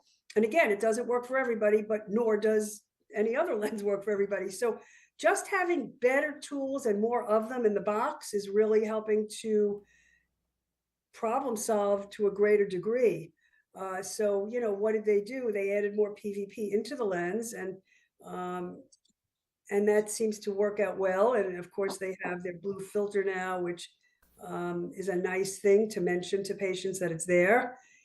I'm trying to think of what else is new. So there are, you'll see in the upcoming kitty lecture I'm doing in terms of sports stuff, there are a couple of new daily disposable tinted lenses that are based on the old Nike platform that Bausch & Lomb had used years ago for enhancing tints for athletes. So again, a niche product, but it's nice. It doesn't have to be niche. All of us see children that are involved in sports. And if they are indeed wearing a contact lens and you want to improve their, let's say they're playing Little League games in the twilight. I remember growing up as a kid, a lot of the practices and the games were after school or in the evenings and, you know, during dusk. And it was hard to pick up the ball sometimes for these kids. So that works really well. Of course, Ortho-K is a great tool. You know, contact lenses are better than glasses for sports, and what's better than a contact lens is no contact lens. That's my philosophy. So, you know, you have lots of options, and you have more ability. You have the ability to use, you know, these tools under different conditions, and not everything has to be used, and they're not mutually exclusive, which is nice. So you can have your tinted lenses for the evenings and your regular lenses for during the day. I'm trying to think of what else is new or on the horizon. I know what I'd like to have, but I'm not sure I'm getting it. Right. What would you like to have? Well, maybe Gretchen can make it happen. The companies are so tired of hearing me, they basically tune me out at this point. And I've mentioned it to every company, so it's not a secret. I would like a daily disposable multifocal toric. Yes. Yes. But you know how many SKUs that would actually take in their warehouse. That would right? be such a nightmare for inventory. And that's what I've been told, but I can't stop dreaming. Well, if it's somebody's a billionaire, they could wear their monthly multifocal toric lens daily and throw it out. And... Well, we do have patients that do that. Many patients who use them. Yes. And, you know, it's certainly, you know, a luxury thing. We do volume discount for them. That's volume amped. Yeah, that's why I only see one patient a year. And she's the one that that's all you'd have to get. Do you still find the backup in time of getting the multifocal torics? Because a while back it was difficult. It was 2 or 3 weeks, school weeks, or are they coming pretty much when you want to order them? They are improving. It also, you're speaking about one particular manufacturer. Yes. I work with a lot of manufacturers that are a little bit smaller laboratories, a little more proprietary designs. And I get them really quickly, and I'm able to manipulate more of the parameters. But yes, that one is definitely better than it was. How are the you mentioned young associates? How are they when they come out of school or a few years later compared to? I mean, it's such a large field now. Do you find that you have to train them or retrain them or untrain them from what they untrain them? With? You don't know what they were taught. Well, no, I mean, I'm finding, so, I mean, look, I come across them, you know, individually, you know, a few every year. We don't hire a few every year, but I do get a lot of resumes, and I do bring them in for interviews. We keep a file, or I'm able to pass them, you know, I have a lot of doctors who reach out to me saying, if you happen to know of anybody. So if I vetted them and I think they're a, you know, a special kind of individual, I will kind of pass their name along. But I have to say, I'm super impressed with this generation of doctors. Certainly their clinical skills, you know, are wonderful. It depends on the nature of your practice. We obviously will only, you know, usually speak with the docs that have had either really good internships in contact lenses or have had a residency. So somebody coming out of ocular disease and having, you know, seen one contact lens in their 4 years of school is not going to, you know, be what I'm looking for. But they wouldn't be able to cut it in your practice. Yeah, so I mean, they need to, personality you cannot train, and we've been very fortunate in that we've have some really outgoing, enthusiastic, empathetic, young doctors. They aren't shy, but at the same time, they know how to take control. They're really good, what I call people managers. You don't necessarily have to be an ocular manager. You have to be a good person manager, and the rest we can train. They are a little bit green with respect to the business side of it, but I was green up until 5 years ago. So, and I'm still pretty green. So and they are very much really only, they're very, I don't want to use the word nervous, but more anxious about getting it right, getting the diagnosis right, getting the prescription right, getting the treatment right. And that's the way it should be. But at the same time, we have to kind of coach them along the way about, okay, so if you have a tool or a product or a process and you have two that are clinically equivalent, well, then which is the one that's the better business decision? So we try to approach it that way, in terms of, what materials we would use as our workhorse materials versus our second level problem solvers versus our, niche products. So we try to work that in, but for the first few years, I just want to see happy patients. I don't care how much money they're making, because we know that happy patients will translate into dollars and cents down the line. And we've been very lucky with that. Are you giving a lecture at Vision Expo? No, you're the 10th person that asked me. So it's interesting. I am not actually, I never go to Vision Expo unless I'm asked to give a lecture. And it's right in my quota. It's across the island from. You can walk there, yeah. I just can't take the time out of the office, but the last few years I was asked, I wonder why, to give a couple of contact lens lectures on Sunday morning. And that's because everybody else has already left town. Yeah, you're right there. You can just ride right in. This year they didn't ask me, and I was like, okay, great. So I am going to get together with people in the evenings. I am having people come to my office to consult, nice. But I'm not giving any lectures, no. I was going to go, but my Achilles tendon told me no when it ruptured. And so, oh boy, I had one of those. I had I had one rupture and one partial rupture. Oh, thanks. I had to have surgery on one, and I had both ankles booted at the same time. Oh, I just got I got a boot yesterday. It's a pleasure. It's horrible. Yep. How'd you get around with two boots? I did. Well, slowly. I didn't. I had to stay home for 6 weeks, and then I got one of those scooters that you an e-scooter. I scooted around. And I don't know. I took it to the office once, and then I gave up, and I just basically I broke the rules. I would hop on one foot. I would roll around. I have my chair is on casters, so I would just roll around all day. Oh, wow. Yeah. Did you do anything to actually have it snap, or did it just go? Oh, I'm special. I'll tell you what I did.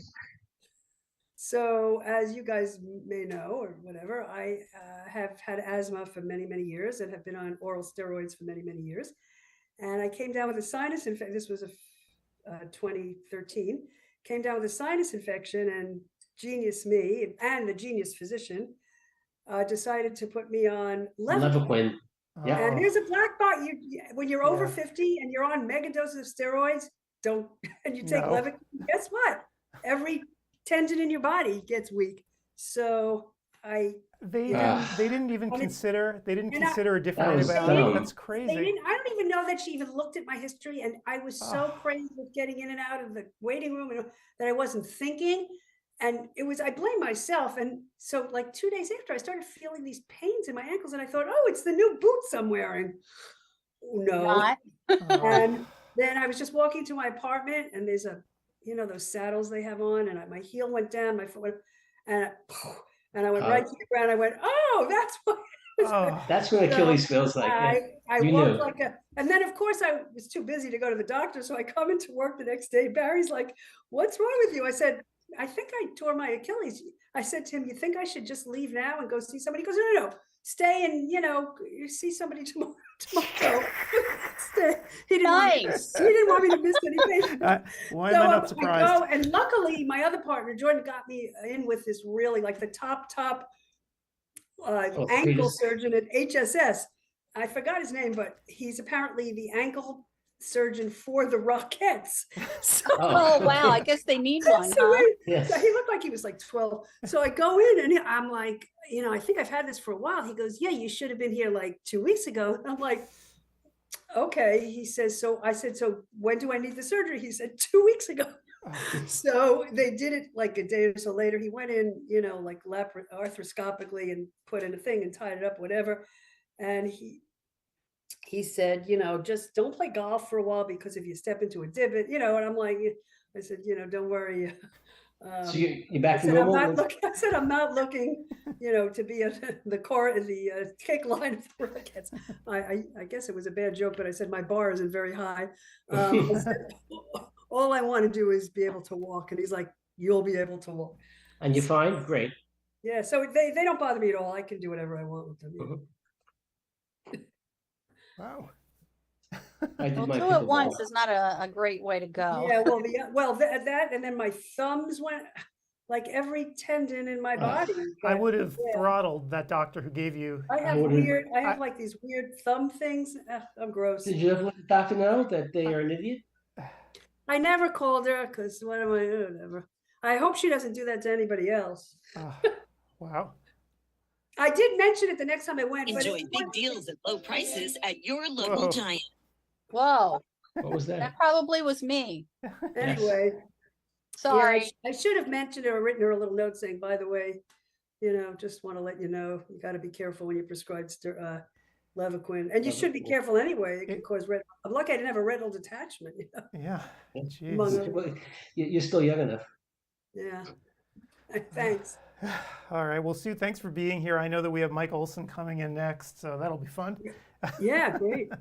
We'll have a good discussion about Arbo, but thanks for doing this. And the PEDS lecture are always popular, just to get people to sort of think more broadly, since I know people are scared of kids. So I hope they attend your lecture and learn a lot. I hope so. All right, great. So are you going to CECO next week? No, I can't. I have to like see patients for a while. I haven't been in the office. I've been so busy. Lecture. I mean, it's good. I've been doing a lot of travel for lecturing, and my patients think I retired, and I didn't. So that's not a good thing. That is not a good thing. That's right. So I'm going to be homebound for a little while. I'm not going anywhere really until the Vision Source Exchange in April, and then to the Academy in the fall. All right. Well, hopefully we will see you in person then in the fall. We will see you there. Yeah. Yeah. Looking forward to it. All right, guys. All right. Good luck. Have a nice rest of the weekend. Bye, Sue. Thank you for your lecture. All right. That was really interesting. All right. I hope this whole Achilles thing isn't catching. Oh, so I took. No, I mean, she was fated to get it with that history. But I mean, anybody can. Like I was prescribed Levaquin, I guess, a year ago or so, and I was really nervous about taking it. I had a respiratory infection. I'm like, I probably shouldn't do this, but it's the best alternative I had. And you didn't fall apart. Huh? I didn't fall, but every single time I walked and I felt a little twinge, I'm like, is this it? Is this like, when am I going to hear the big rubber band snapping?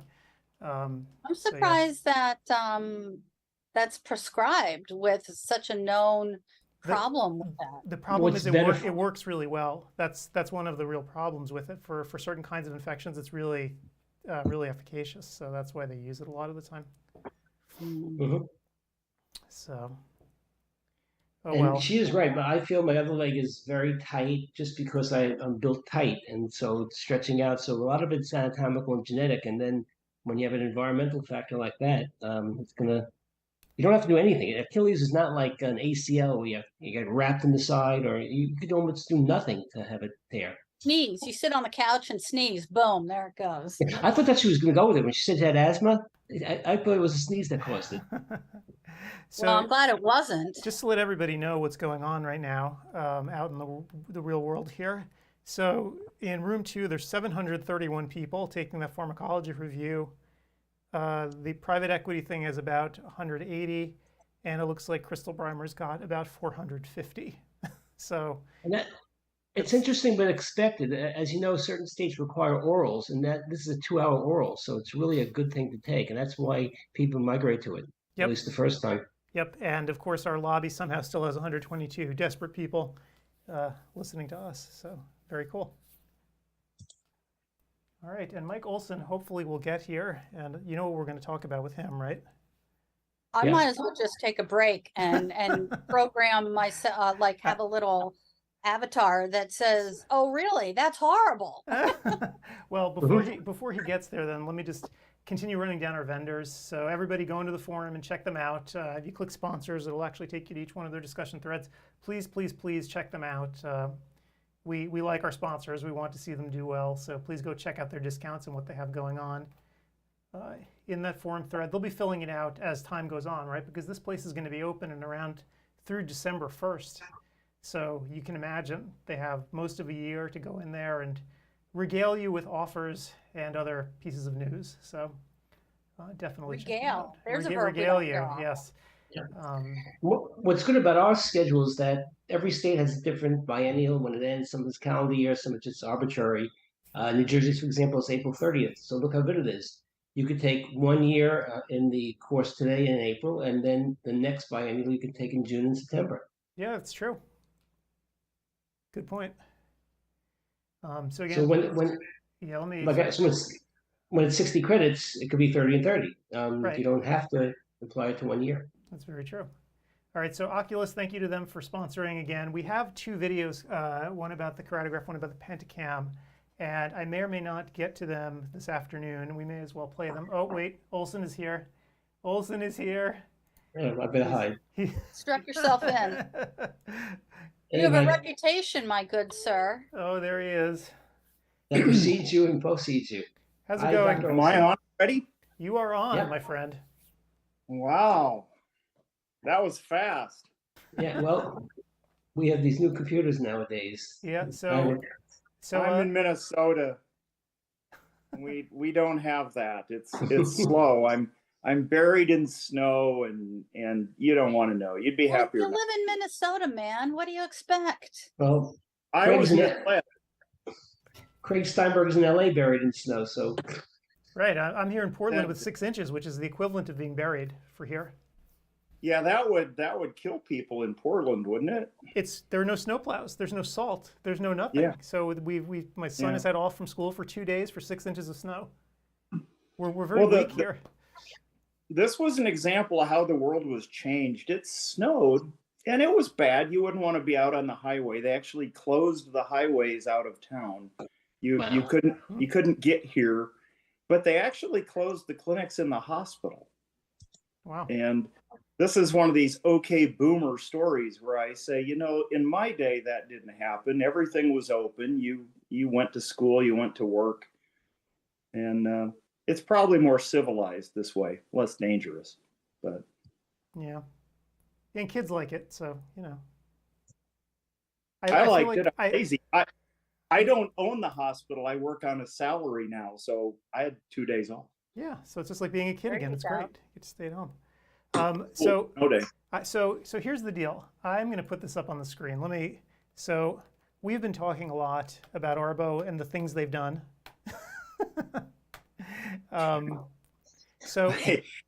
This is all you can talk about. I'm not even on Arbo. But I want you. Why would you pick on me? You can You're give a us. one-topic been on Arbo for years. We value your opinion. You set the tone for this organization when it was you're willing just starting to rant. out. Yes. So we either talk about that or Batman. I am willing to rant, and so let's preface this by saying I'm not on Arbo. I'm not on Cope. I have my own opinions, and I'm not an expert on this. As far as I know, there are no experts in optometry on CE accreditation. Yeah, none that I've ever met. Right. So here's the deal, though. I actually agree with a lot of what Arbo has tried to do in this past year. So you can see up on the screen, I was telling everybody about how they changed the CE categories, right? to try to sort of de-emphasize whether you're there in person or whether you're away, and base the CE credits based more on when you actually take a lecture and what kind of access you have to the speaker. So that's great, right? Good move. Well, it's okay. I'm not picking on them, but they're trying to reach a compromise, right? Because optometry doesn't really know what to do with online CE, does it? No, No, unfortunately. and we'll dig deeper into Adam's discussion. So this is good as. Oh, I got ahead of you. I'm sorry. I'll mind my right. place. So there's this, which is a good step. We thought they would take it. Then they also recategorized their courses, which no one really cares about, right? The little suffixes after each one, no one really cares. But they tried to make it a little more reasonable in terms of what each category means. So that was kind of nice. Here's the other thing that they tried to do, right? SII. I hate to bring this up, but I have to because this is where this is grinding my gears.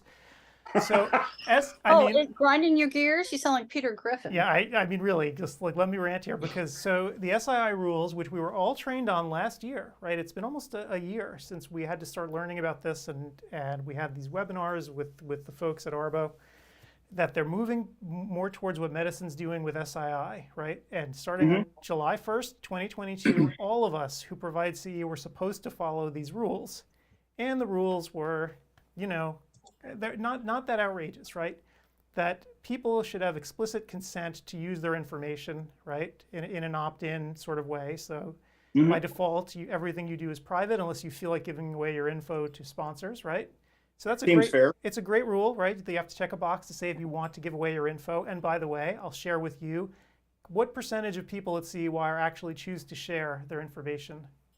What would you guess? 20%. 18. Very good.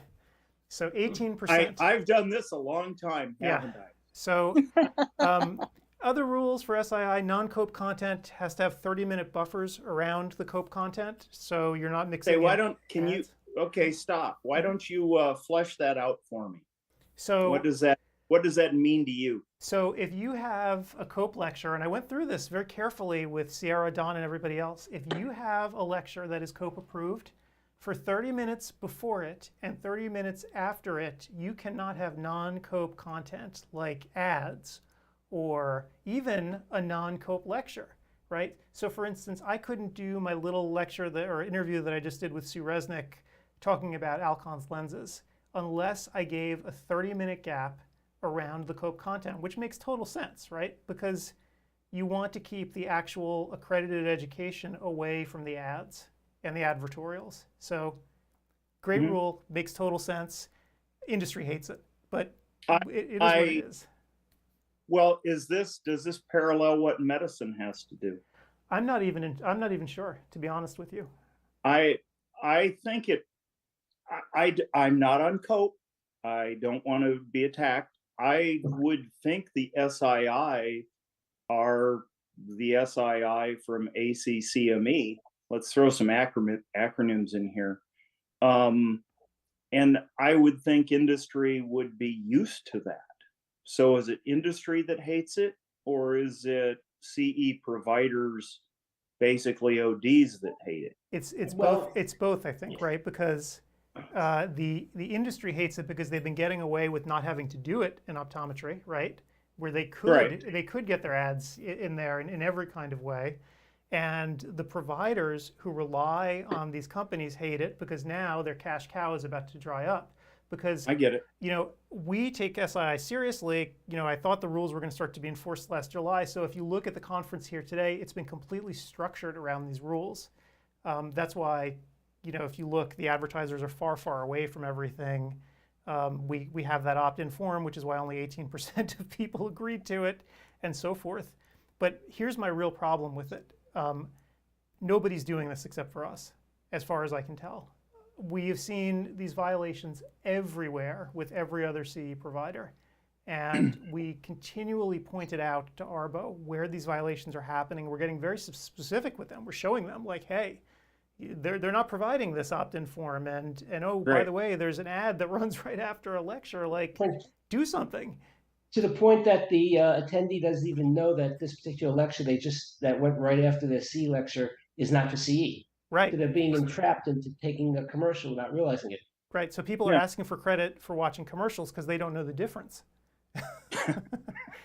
Seriously, no, it happens. Excuse me, I have to drown myself with my lime water, so. Well, I thought that was vodka. Okay. Maybe it should be. Well, typically Adam and I agree, so I can say things that are controversial, but they'll actually be in agreement. Look, if Arbo needs to enforce rules and they're not enforcing the rules, that's on them. And then the thing Adam won't want to hear is CE providers need to really step up. The point of accreditation, of CE provider accreditation, was to basically give these responsibilities to CE providers to make sure that things are done properly. That was the whole point. And that's how medicine does it. Mm-hmm. Medicine's bigger. They have more resources. They still cheat, lie, and industry does all kinds of things. MDs do all kinds of things. I don't hold anybody on a pedestal. But we're talking about us, right? We're talking about the difference between a boxing referee and a pro wrestling referee at this point. Like that's what it's come down to. where I'm going with it, which is not trying to enable anyone, is that the CE providers have great responsibility with CE accreditation. And when this whole thing came up, I don't think they knew that. I think people were so mad about Arbo and COPE and this rule and that rule and standards for commercial support that they actually thought CE accreditation would be you give us $300 and you're accredited. CE accreditation for providers basically puts the responsibility on the providers. And if you don't do it, you don't get accredited. That's not what happens, though. I understand. And so I'm not going to be an apologist for Arbo. It's pretty easy. I'm not on Arbo anyway. There's not much they can say or do to me. On the other hand, I'm also not an apologist for ACCME. It seems like the bigger fish here is if these same CE providers are not doing the right thing for medicine, that's huge. Medicine CME is $1 billion a year industry. I think that trumps us. Yeah. So I'm fine with criticizing the enforcement because I think the enforcement is a duty. I think it's not, I hate to say not fair because life is unfair, but I don't think it's right to not enforce it. I have no problem saying that. Yeah. I think that the problem is if optometry says it's going to enforce the rule and the same rule is not enforced by ACCME, this is going to get pretty ugly, isn't it? Yeah, and I'm not really against you. It's just a matter of trying to figure out what to do. Right. And at the same point in time, it seems like we have people upset because there has to be a 30-minute gap, and people upset that people aren't following the rules. People are upset either way, aren't they? I mean, I guess my frustration comes, and what really ticks me off about all of this is that Arbo went through the effort to make these rules, right? They didn't just come out of nowhere. They actually sat down and really thought about this. There were groups of people who were like, "Yeah, well, you this hope is what they we thought want." that. Well, no, I attended the meeting. These guys work their butts I know. off. I'm just being this a is pain. yeah. This is. I mean, this ruined my life for years. Hell, I was on the board for 10 years and then wrote a lot of the stuff. The SII. I'm just trying to you're the spice up guy. the conversation. Yeah, I'm the one. The SII are really just reformulated standards for commercial support. And I think they actually came out of ACCME first, which means they go through nursing, pharmacy, optometry now, physician assistants. I would imagine they're similar, if not identical. Yep. So yeah, so they spent the time to formulate these rules. They trained us all on it. You know, they're putting a, you know, giving a big push, and then to just have all of the administrators go out and ignore it, to me, it's mind blowing. It is. Now, what's your answer to why they ignore it? The opt-in, opt-out button not existing, or the choice? I think they don't have the bandwidth. No. It's more simple than that. What does the industry is sponsoring them, and the C lectures are generally free. So what's the reason for it? So they get some bang in the buck, the industry. Because if you're not opting out and the infomercials are right there, they're going to get more bang for the buck than if you follow the rules. Can you see So that? it's all about pleasing the sponsor? Yeah, well, no, well, it's all about survival for a lot of these conferences. The free ones make their revenue completely from sponsor dollars. So they're going to keep taking the sponsor dollars until such a time as the sponsor stops giving them dollars. And if 18% are given the information to the sponsors, and then you cannot put infomercials in between, they're not going to get any return on their revenue. Right. I mean, so we're different because we don't actually rely on our sponsors to survive, nor do we charge them that much. So for us, the sponsors are more of a, you know, a little bit of an not an afterthought, but they're not the primary driver of our conference, right? It's the people who register. That's who we create the content for. They are the customers, right, ultimately. Whereas for these other conferences, the doctors aren't the customers, they're the product. And that's the difference. So, yeah. So yeah, so I'm just not sure what to do about it. So, you know, my predictions for 2022 panned out the way I thought they would. Oh, by the way, Mike, there's another thing that you know, I've taken certain lectures, webinars where they're on demand or enduring, whatever you want to call it, asynchronous now, but exactly. And I pull the tab to the end. They say that's okay as long as you pass the quiz. You follow? I just so yes. you don't have to listen. You and I both did those. Right. Actually, what I actually did was pretend I was an ophthalmologist, take some CME, didn't look at any of the material, took the test, passed the test, got my credit. So then I did it differently. Then I registered again as an ophthalmologist, took a different course, didn't look at any of the material, intentionally bombed it, still got my credit. Unbelievable. So I guess the nice thing is it's not just me railing on optometry. I think there's a problem. I tend to jump ahead in my mind because, you know, I'm not right. And do you ever really just think for a minute the risk that optometry puts optometry in over some of this stuff? Trying to get some nickels now and risking CE support from industry by taking chances.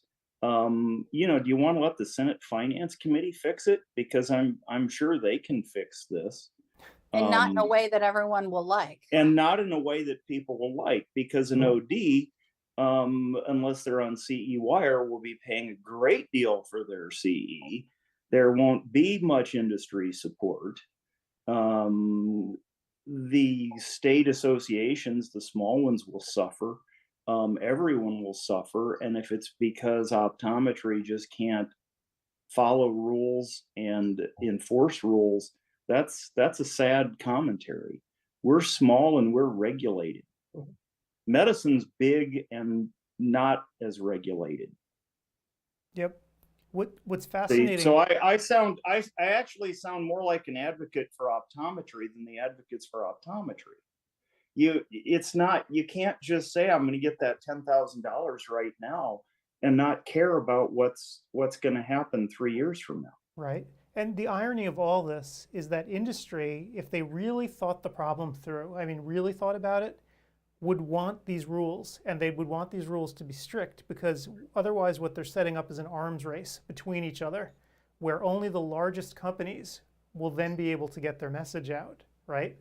You're going to have a situation where, I mean, sure, if you're the biggest gorilla, then fine, maybe you don't want any of this. But if you're anything but that, you don't want this sort of unrestricted access to CE where you just dump the biggest amount of dollars on the problem and then get your message out at the expense of someone else. Yeah. Yeah. The new thing that I heard here so far was that if most of industry is upset by this 30-minute gap, because I'm just assuming that's also across the board in medicine. I don't think that's optometry driven. And traditionally, industry has been easy to speak with. I was on ARBO when we implemented standards for commercial support. I've already told the stories here. They're pretty upsetting. They're embarrassing, but not for me. Industry was not really upset because they already faced rules and laws that really didn't make the standards that bad. So this is a bit new for me, that this 30-minute gap is problematic. Yeah, and I mean, especially in the online world, it's problematic because what a lot of providers tend to do is they try to run advertisements in between classes, quick ones. They might be, these pre-done videos and so forth. I understand. And companies, they're willing to pay a lot of money for it. I was actually aghast because one of the larger pharmas, they were like, yeah, we want these ads. And when I saw what they were willing to pay, I almost fell over dead. And I said no, right? Because we're not going to violate SII. But I'm like, now I understand that's what the going rate is. This is what they do. Yeah. And so now it's all becoming clearer as to why, certain people or elements don't want this stuff removed. You could see even when I would attend my local society meetings on a monthly basis, it was supported by, let's say, a contact lens company or a pharmaceutical company, and they would give their 15-minute spiel, and then they'd have to leave. But we were going to wait a half an hour to eat and to listen to the lecture. So it's done every day when it's live, and that's I don't see anything wrong with that when they're leaving, but they're not following the 30-minute rule, Adam. You can see why. Yeah. Right. Yeah, I don't know the etiology of the 30-minute rule. I'm sorry, I can't. Yeah. I'm not ducking it. I truly don't know the etiology of it. I think it may be long enough to be painful, which is, I think, the idea that you wouldn't intentionally create a program like this with a 30-minute gap in it. I think that was the whole idea. It depends on the entity, Adam, because like I just described the system where somebody's giving a talk on a new contact lens for 15 minutes, and then they leave and we're having a lecture on herpes keratitis. There's a clear differentiation between the commercial and what the lecture's about. Yep. But when you have lecture after CE, after non-CE, after non-CE, after lecture, and you can't even tell what's commercial, that's where the problem arises. Right. And again, this happens to us all the time, and I feel badly. Like, for instance, we did a webinar the other night with Julie Rodman talking about this new OCT thing that Visionics came out with. And after it was done, I got several emails from people saying, "Where's my certificate?" And even though I told them right at the beginning, right up front, there is no CE associated with this. This is an ad. This is, we're reviewing new technology. It's not an actual CE lecture, but people still expected it at the end. So. Yeah, I don't think they know any better. Yeah. What do you think of the new proposal in Florida to take the name doctor away from anybody except an MD? Are you aware of that? I'm very much aware of it. It's annoying. They've done this before. I had a second to glance. They did this in like 2018, 2019. They've done it before. It didn't pass. I work in a hospital now, and I got to tell you that the admin is a little obsessed about differentiating who does what, and patients do get a bit confused. However, this is not really about that, is it? This is just politics.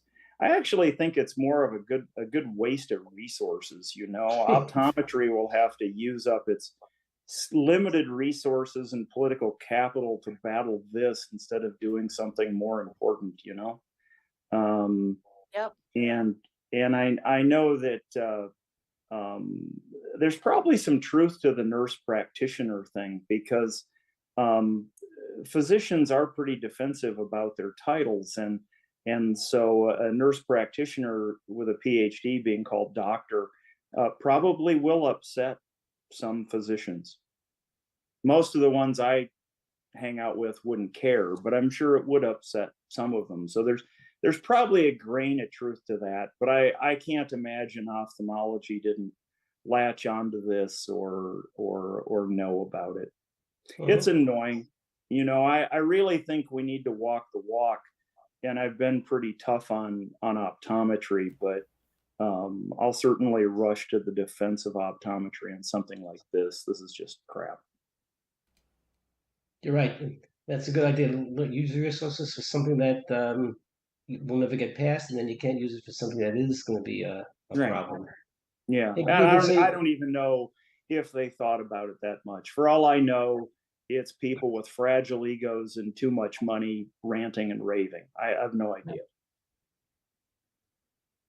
I can even think of the analogy of a psychologist who has a PhD versus a psychiatrist. Same exact analogy. We have that in my small hospital. You know, it's a rural regional medical center, but we have a PhD psychologist. We have some ODs. We certainly go by doctor. And you know, it's a small town. Nobody gets too upset. But I don't know. It's crazy. It's bad. I've heard it before. We have a long way to go. We have 51 different scopes of practice, 51 practice acts. We've got a long ways to go. We have a lot to do. Yep. So what are you seeing on the horizon in terms of regulatory stuff? Since I know that's where you're spending a lot of your time these days. Me? Yeah.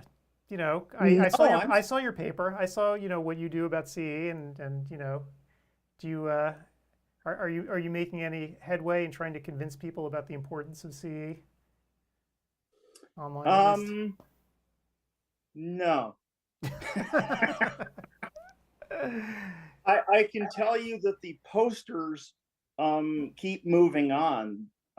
Susie Yu and others will present again at ACCME for Arbo and Cope on online CE.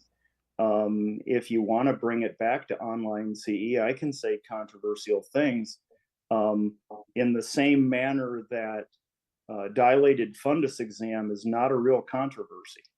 There's no such thing as a controversy over DFE. Doesn't exist. Only in optometrist minds. Online CE is not a controversy. We're done. Well, do you find when you meet with ACCME that they listen? I mean, even better than optometry might, when you're actually. They've actually been wonderful. Let's keep the controversy going. Let's say you're an optometrist from the prairie who volunteers, and next thing you know, you're having COPE standards for commercial support and things like that, and your colleagues are putting their fat fingers in your face, calling you names and getting spit on you for simply doing something that's good for patients and ultimately good for optometrists, right? It was really, really unpleasant. So to go to ACCME and meet with people who really care about being CE providers as educators, not as meeting planners, as educators. They literally are trying, they're believers. They're trying to improve things. Quit yawning. Trying to improve things via CME. My wife's coming. And so actually they've been very welcoming, and they don't really make fun of us that much. You know, they'll kind of quietly take you over and go, you know, you're like 20 years behind, but you're doing really good. And so they've been very helpful. They're welcoming. I'm actually showing the ACCME website for people who've never seen it before. You know, that's the thing about optometry. I don't think a lot of optometrists realize that there's an entire world of this out there where people have already trod this path. Yeah. Another poster was presented at I can't remember the acronym, but there's an association of CE for healthcare, and the poster was presented at that too. So it's actually getting around, and these are basically volunteers doing this. It's not it's nobody's getting paid. They're just going out and doing it and learning. It's a thing, man. There are journals devoted to continuing education. There are researchers. It's a real thing. Yep. Optometry just hasn't cared very much, and I'm not trying to be offensive. It's just true. Yep. And if you actually look on the screen right now, you'll see these are the groups that have adopted SII. So. Told you. So there you go. Oh, look, there's Arbo and Cope. Yep. And notice the joint accreditation for interprofessional continuing education. Cope accredited CE is we have the possibility. I'm not on it. I don't know. I'm saying we. I guess I'm taking ownership. Have the capability of being jointly accredited with medicine, pharmacy, nursing. It's something to actually be proud of.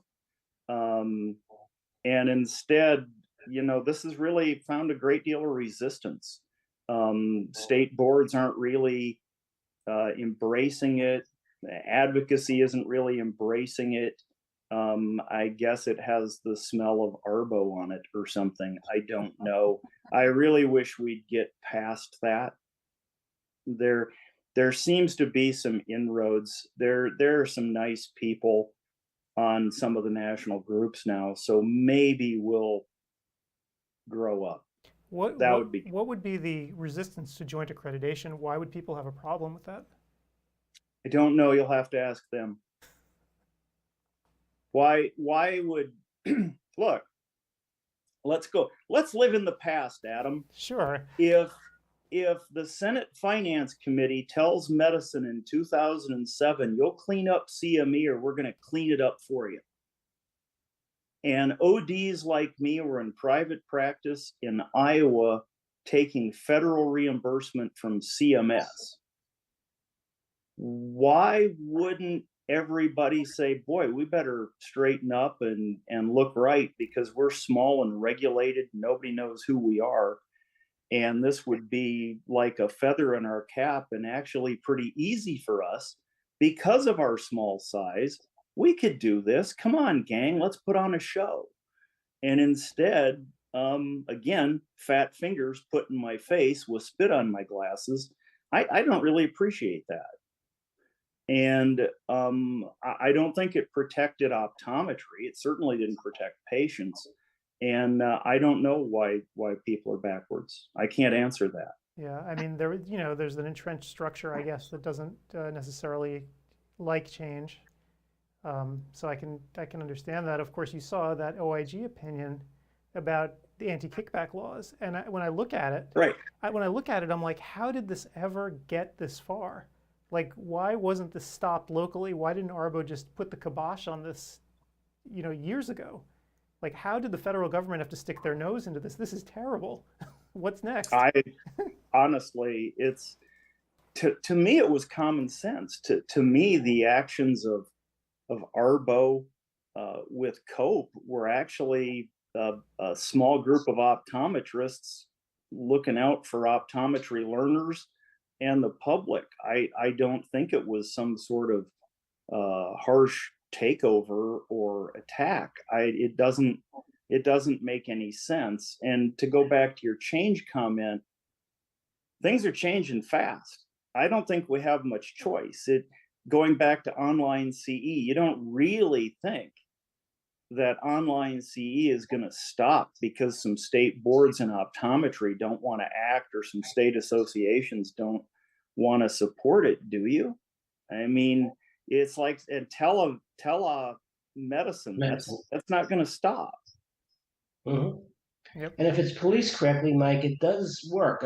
Way back when all the pharmaceutical companies were taking you on trips and giving you boats and etc., and now you can't get a pen from them. So because they policed it so thoroughly, and the fines and the penalties were so great for medicine and the pharmaceutical companies that they couldn't do what they were doing in the past. Yeah, I honestly, I think some of the interpretations can certainly be too strict for me. I work in a hospital. I have no artificial tear samples. You know, you can take these things too far, can't you? But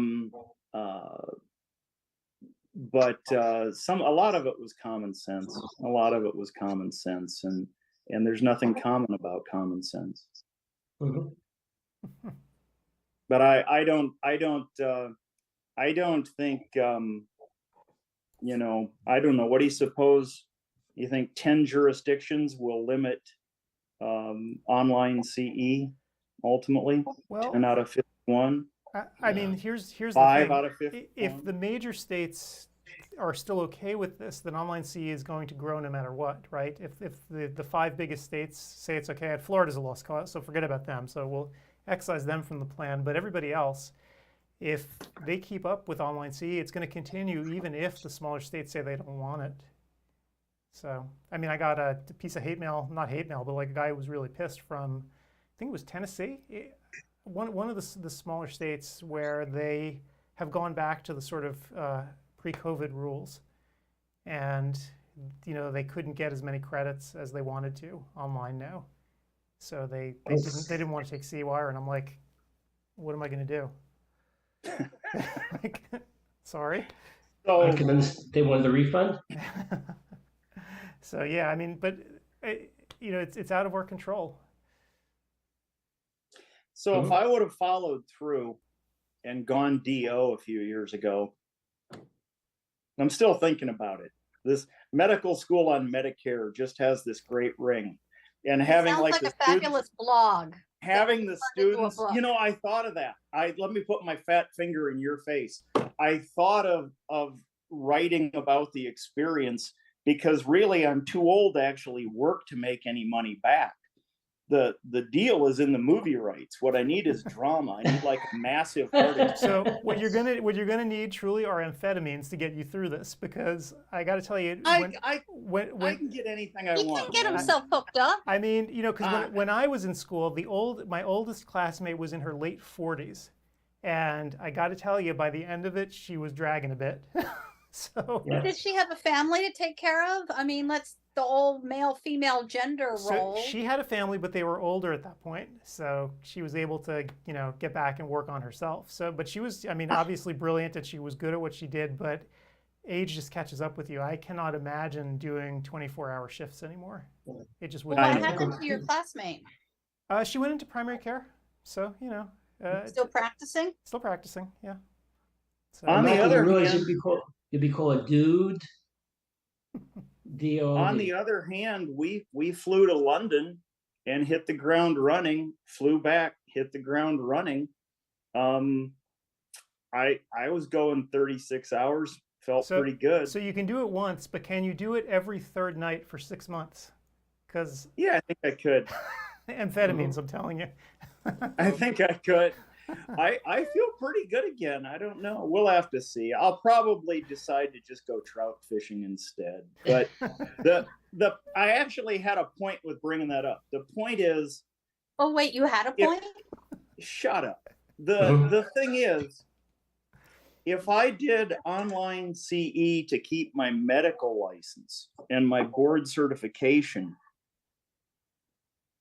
do they care if it's synchronous or asynchronous?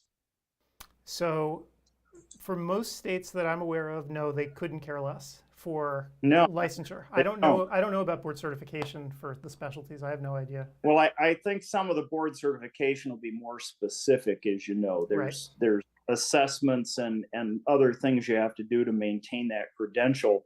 But let's keep it to licensure, because I want to talk about how this would relate to optometry. Right. So medicine in general does not care whether it's synchronous, asynchronous, whatever. As long as it's, you know, Category 1 approved, that's all you need.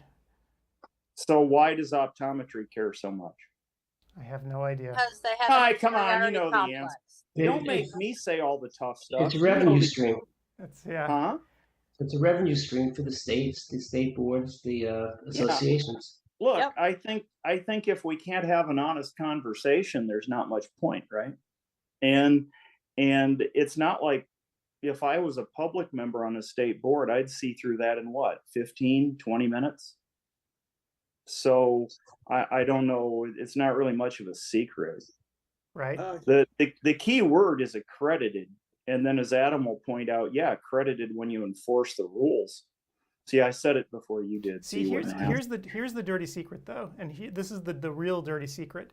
Everyone thinks that education has to be super expensive, and I think that we've proven that it really doesn't. As long as you're willing to make the effort, and you can stay lean, and you can still pay your experts, right? Which is what our speakers are. We pay them well, and still survive. So I'm not flying on private jets or whatever. Like I remember the Board of Internal Medicine, right? They had a deal where the people who were doing the CE for them were flying on private jets and doing all this crazy crap. So that stuff would go away. But I think that you could still provide decent education at a much lower cost. Of course you can. And then think about what if I was an optometrist in another country and wanted really good CE and I didn't have much money. Look at what you're doing. It's inexpensive. It goes right across the world if you want it to, and it can be top notch. This is not going away. And the idea that somebody can sit somewhere and go, well, we really think you need to sit in a lecture. You need to sit in a lecture hall and look at your newspaper. See, I'm a boomer. Look at newspapers.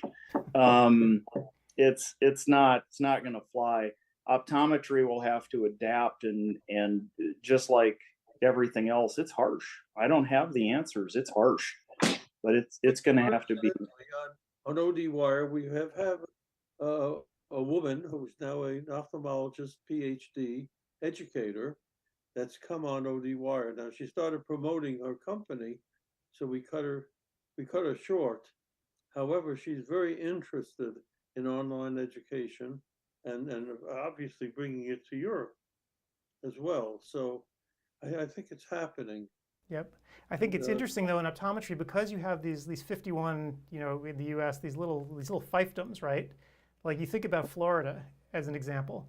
Do they have any external motivation to actually allow stuff to go online, right? What is their actual motivation to say, you know what, this online stuff is A-okay? What's going to be the driving force that actually gets them to move? Because I'm not sure there is any. None, because they offer national exposure to their conventions. No, but I'm just saying in general, like you have the board there, they know that a lot of their folks who do want to do CE online in Florida, but no matter how much they plead, nothing happens. So what would it take to actually get a group like that to just rubber stamp it and say, yeah, online is okay? We take creativity with partnerships with organizations such as ours to go into partnership with them to do some of their online education and have the society reimbursed. They're losing money, and I have a feeling they wouldn't care how they get that money that they're losing if someone would pay them. If they can't get it through industry, then they may be able to get it through a provider such as ourselves. I don't think they'd be very happy with $3 a credit. Just saying. I think it's if they have disincentives, that might work. Yeah. Other than that, well, you're still going to have that 30-minute gap, and you got problems. I can't solve Florida, which sounds kind of mean. I don't mean it. I've always had a nice time when I was there, but they have different rules and laws. They really do, and it's just kind of a different way of doing things. I don't know how they manage to keep being able to do it as the country gets smaller and Earth gets smaller, and we know these things about accredited CE, that it doesn't really matter if it's online or in person. The truth is, it doesn't matter. No, again, getting back to DFE, and it just doesn't matter. There's no argument to be had. We'll come to the study, as you know, and they prove that. There's tons of information. There's all you have to do. You can Google it within minutes and just get hit after hit on, and it'll say the word accredited, because it's not just anything. It's not an advertisement. There are standards, the same SII, III things, and there are physician learning theory tidbits that are all kind of new to optometry. But there's lots to be done, and it's great. So it's not going away, and but it's not a real argument.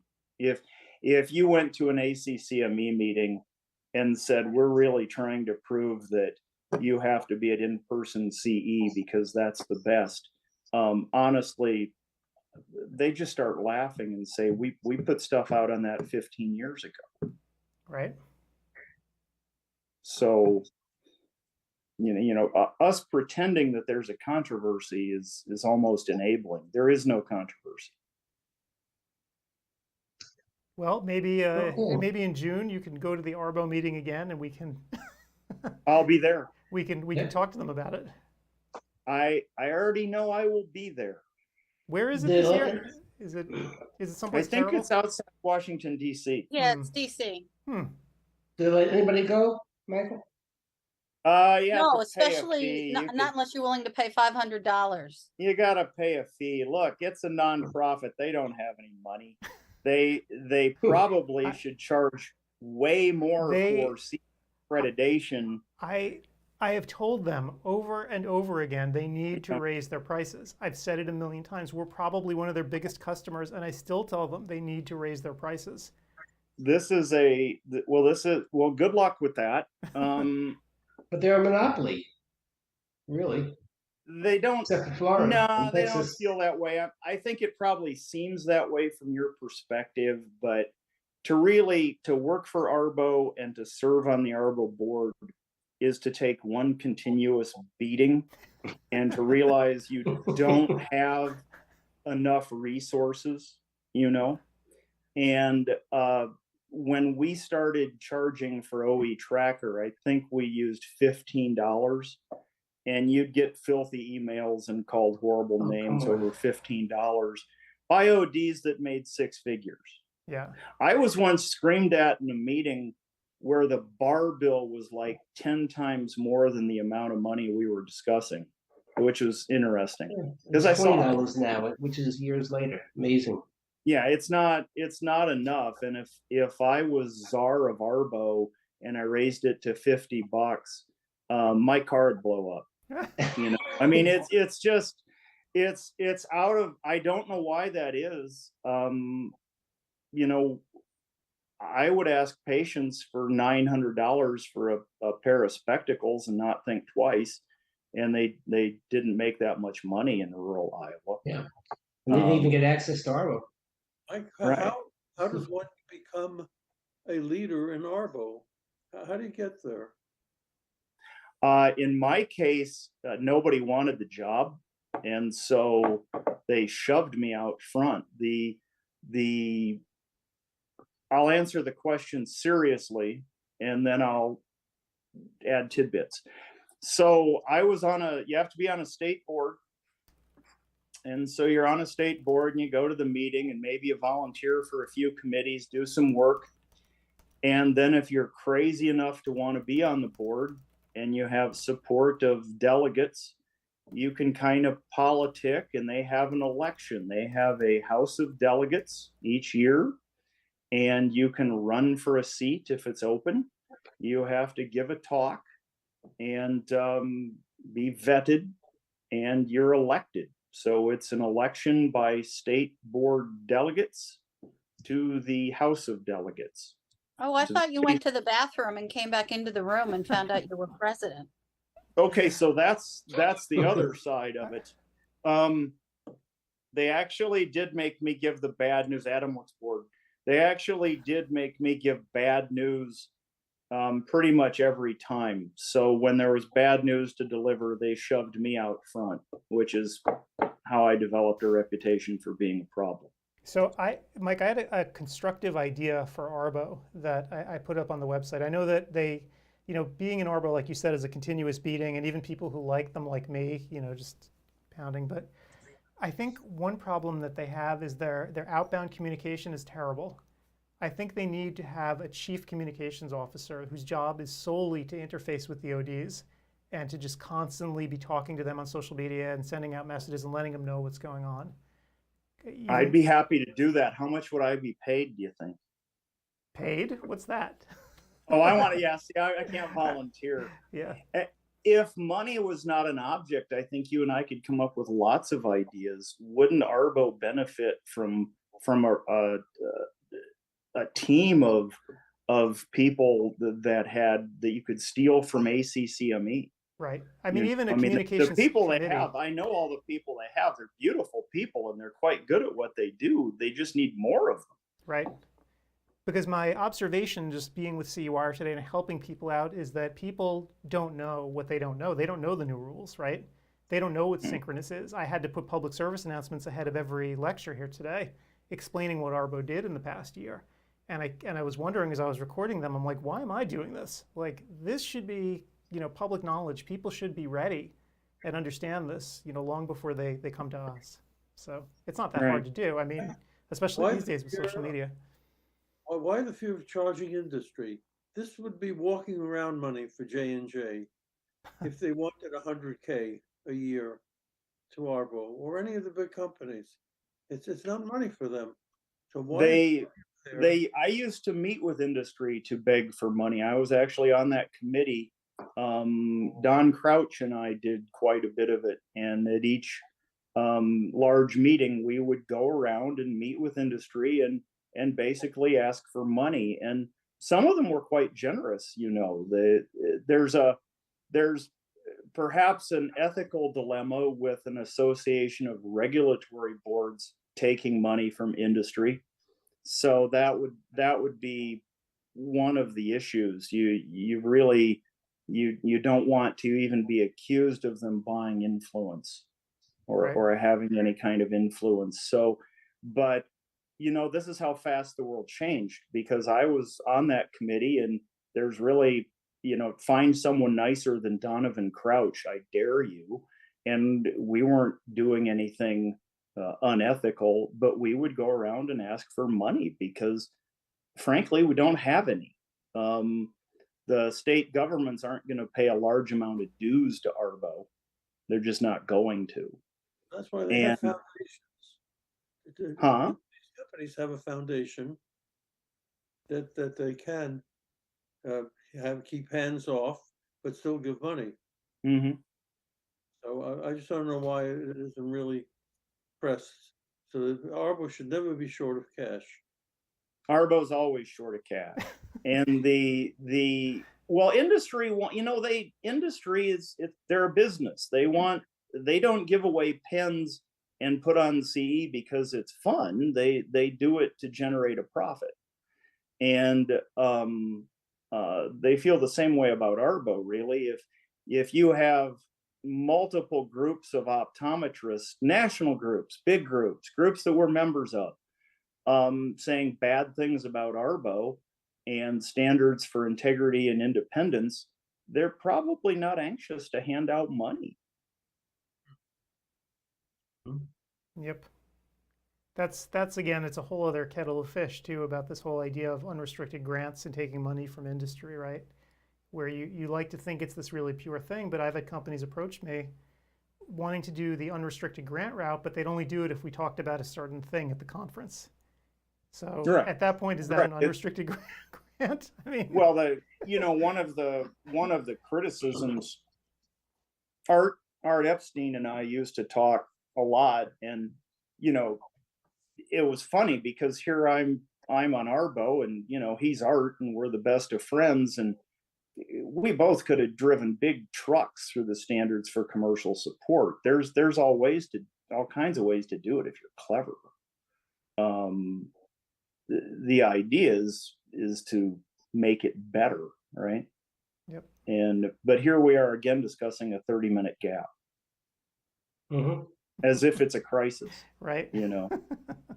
Yeah, it's a crisis. This is a crisis. So, yeah. Oh my goodness. All right. Well, Mike, thank you for your insight today. Well, thank you. How much do I get paid for this? What's my honorarium? You get Arbo wages, so yeah. I'll let you into my lecture for free, and you can scroll to the end. You know, this is really a chintzy outfit. I really you have no idea. You know, you gave me COVID. Not only no. You not paid me anything. You gave me COVID, but so you're getting this backwards. I damn near died. You know, I'm an old man. I lost an entire month of my life. I don't remember the month of November. Like, I have no idea what happened after I came back from that conference. I missed 2 weeks of work. My oxygen was low. You almost killed me, and now you don't pay me for this. And somehow Gretchen escaped all of this, which is like insane, because like we were hanging around each other, and Gretchen survived all of this somehow. And you know, I did a lot of the research. I did a lot of the research on those posters about online CE. I'm getting nothing. Nothing. Do you remember what I said when you first came on? Something about a big sucker sticker on your forehead? Yeah. This is me, man. Well, all right. Thanks for having me. I'm patting you back. All right, Mike. We will talk to you soon. Bye. Always He's fun. certainly not as knowledgeable for somebody who doesn't know anything. Why didn't you get COVID, Gretchen? The second I landed, you guys were the first people I saw. We hung out for that brief time, and then Mike and I almost died, and you know. Well, you had it before, though, at least once, right? Yeah, I had it only once, and it was in November, December 2020. So very early on, before no vaccine. Any vaccine. Yeah. Honestly, I don't know how I didn't get it. And I'm grateful because I was with both of you for a time. Yeah. And with you more than Mike, I think. Yeah. And then so I blame him.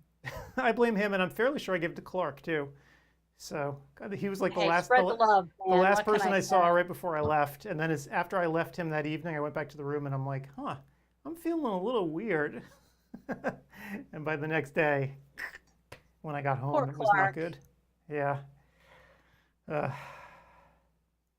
wouldn't be surprised if there were more cases that came out of there. Oh, I'm sure there were a lot. Sure. And a lot of people probably didn't even realize they were sick. Yeah, that's the weird thing now. Some people are sick and don't even know, and then others like Mike are, 1 foot in the grave. Yeah, I mean, I was worse than I thought I would be, just in terms of not being able to move. I was just like a corpse for literally like 3 weeks. I really just couldn't do anything. And people ask me, and of course, Dad, you were always wondering, why don't we have more sponsors for the conference? Well, one reason. That would be why. One reason was I was completely laid up in the fall when I was actually going out and trying to get people together for this first conference. That's why. I just couldn't do it. So. Yep. So it's over 5 o'clock. Yep. Time a day. Well, let me see. Let's see what's going on in the show right now. Is everything still running? Is anything blown up again? I've been going back and forth in the classes. No complaints. A couple of mute problems. That's about it. But no big things. Honor-Free's getting a lot of questions because people like the oral stuff. Sure. But no, none of the first 3-hour problems. I am really disappointed with the lack of controversy in Ben and Craig's class. I've been popping in and out, and I was hoping for more entertainment, and I am very disappointed. I listened to the whole thing. They were being completely reasonable and rational and not going at each other, which I was really surprised by. Well, I was hoping that they would, jump it up in the comments, and I'll pop back in now and see. Even like Craig saying something like, well, what happens after the next 2 years, and how come people's monies are being held back, things like that. We hear about private equity, but he didn't approach that. The very low-hanging fruit that you can attack them with. Yep. But yeah, there's just, the questions are interesting, and the information they're providing is great. And so somebody just gave them a comment 5 minutes ago. You both rock. Thanks for sharing all the equity pros and cons and so pragmatic and detailed. Excellent lecture, which is Wow. fabulous. But again, where is my popcorn moment, people? Yeah. Maybe people like the idea of getting information and seeing it's not so bad and it might work for them. So I think Ben got to Craig and gave him another honorarium. They'll get nothing and like it. Yeah, no, this is they really knocked it out of the park, and I'm glad they decided to do this. I know that it was a challenge for them to get together because they don't live in the same place and everything else, but I'm glad they did it. So yeah, wow, Crystal's lecture looks like it's getting a pretty huge audience too, almost 500 people. Yep. Huh. Yeah, I'd like to watch hers too and see what she has to say, because she always has great information. I always love hearing her. Wow, it's slides interesting. Yeah, I mean, it's interesting. I'm looking right now actually for late in the day. You know, we're getting a lot of people hanging in there, which is great. You know, you'd think on the first day people would start to slow down a little bit, but no, they're really holding up. 700. We're basically where we've been all day. Yep. About 1,500. You know, the West Coast is only 2 o'clock, so. Yeah, but East Coast now it's 5 o'clock on a Saturday night. People are taking a shower to go out to dinner or something. Yep. And there are some people on the East Coast, Paul. And I do love the number of people that have continued to hang out in the lobby. I'm really appreciative of that. Hopefully we'll get the similar number tomorrow, just because it makes it so much. Actually, I want to know, why the hell are they here? Because you know what? Because sometimes when the other classes stop for 15 minutes, they can unmute what we're talking about, or they can, if they have a question, they can quickly, you know, look and I've noticed that if you stay in a room, obviously the chat stays open. It doesn't like get rid of the old chats. So it might be nice to actually stay in the lobby, so if there's some controversy going on, people can actually see the comments. Yeah. I thought it was just to see the scroll back, though. I mean, from what I've seen, people pop in and just ask, and nobody scrolls back to see what has happened previously. Well, it's hard to know. I mean, there's still 121 people sitting in the lobby right now, which is a real That's what I'm surprise to saying. me. Why are they here? I mean, we love you, but why are you here? Oh, they like listening, I guess, or if we have Tell any us. But you know, it's I always was to see the great Gretchen Bailey. You're the draw. I don't know. Somehow I don't think so. I think that they just left the window open for ease of, you know, coming back to CEwire, and they're, you know, watching a football game or something. Well, yeah, you know, I would, if I were in their shoes, I would always leave the lobby open in a tab, muted, and just have it there if I needed immediate support, knowing that I could just quickly pop in, not even have to go anywhere else and just start typing. That's why I would leave it open. So then that might be it, because I noticed that, well, I know that we do have a slight lag on the video, but I noticed that nobody has answered the question that I've now asked 3 times of why the hell are you here? And so that we might be muted. They might have the video open and be elsewhere, and nobody hears me asking. Yep, that's probably what's going on. So pretty cool. Yeah, it's nice to see. So what's coming up? Well, we are in the midst of Sue's class about pediatric contact lenses. We're at the tail end of Anna Free's pharmacology review, and then at the tail end of Ben and Craig's private equity class. Yep. So cooking. So we've got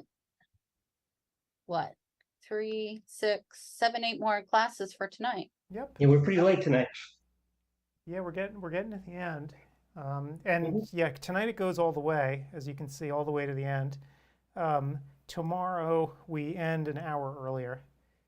You can see we ran out of classes here at the end. That space has been, as they say, left blank intentionally for people who might have to move their class to a different time, or if we get a new lecture that comes in, we can stick it there as well.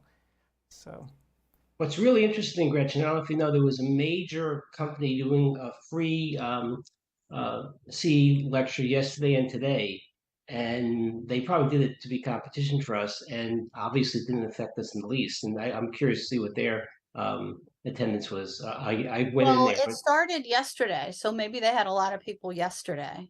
I was one of them, yeah, listening to commercials. Yeah, you saw what we're talking about, right? They're violating they're violating SII like to the nth degree, but no one cares. opt out either. and no opt-out. So yeah, no one cares. Yeah. Well, people care. I mean, you made a point of the C is for the public interest and safety, but obviously it's not. It's just a word and it's a sentence that they use on the state boards and the state associations. I think they do care, but they close. They think that the people that want to learn are going to learn. The people that don't want to learn are just going to get their education somehow. I'm curious to see. I haven't been audited in my state for many, many years. So even the ones who don't even know if this, I wonder how the other states work. Pennsylvania, for example. Do you have any idea whether people are audited very frequently?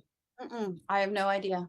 I don't talk to many docs within PA. Yeah. It's more, around the country. It's probably an honor system, I would think. More than it used to be way back when I first started practicing in New Jersey. You would submit your credits, and that would how you get approved. They would count them. Now it's basically if the state board president doesn't like you, they'll audit you. Which is, I won't go into them. The hell out of the peso.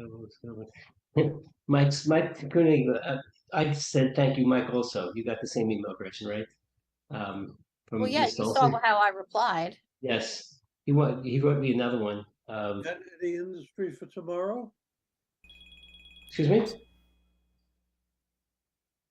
What's that, Dad?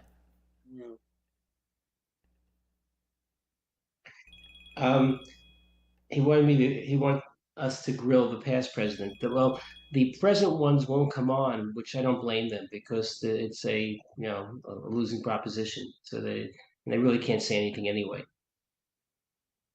Yeah. No, and we certainly can't get the Florida state board president to come on. No, that is unlikely. But we do get some controversy. But one little factoid. I was watching national news yesterday around noontime, one of the cable channels, and lo and behold, there was an optometric physician on promoting something for some eye drop nutritional supplement. But yes, it's called Life something. Interesting enough, they chose him, another professional, I guess, because he uses it in his office, and probably the company knows that he buys it and sells it to his patients, which is it's like Maca Health. And yes, I've seen that many times. It's usually on the Financial News Network, Fox Business, things like that. It's played over and over again. He sounds and he's not on because he's an OD. He's on because he's a healthcare practitioner who feels that it's healthy for his patients. It comes off good. He comes, of course, as an optometric physician. Yes. Oh, we could say that in New Jersey. We can't. And that confuses people to no end also. And the public is confused. They're correct. I mean, now I've been my orthopedic group had DOs and podiatrists, and people are confused at who to go to, especially in the same group of surgeons. There's all these other professions. That's why being a DO at this point is not a bad idea, especially in cardiology and orthopedics. Apparently, they're very well receptive into the practices.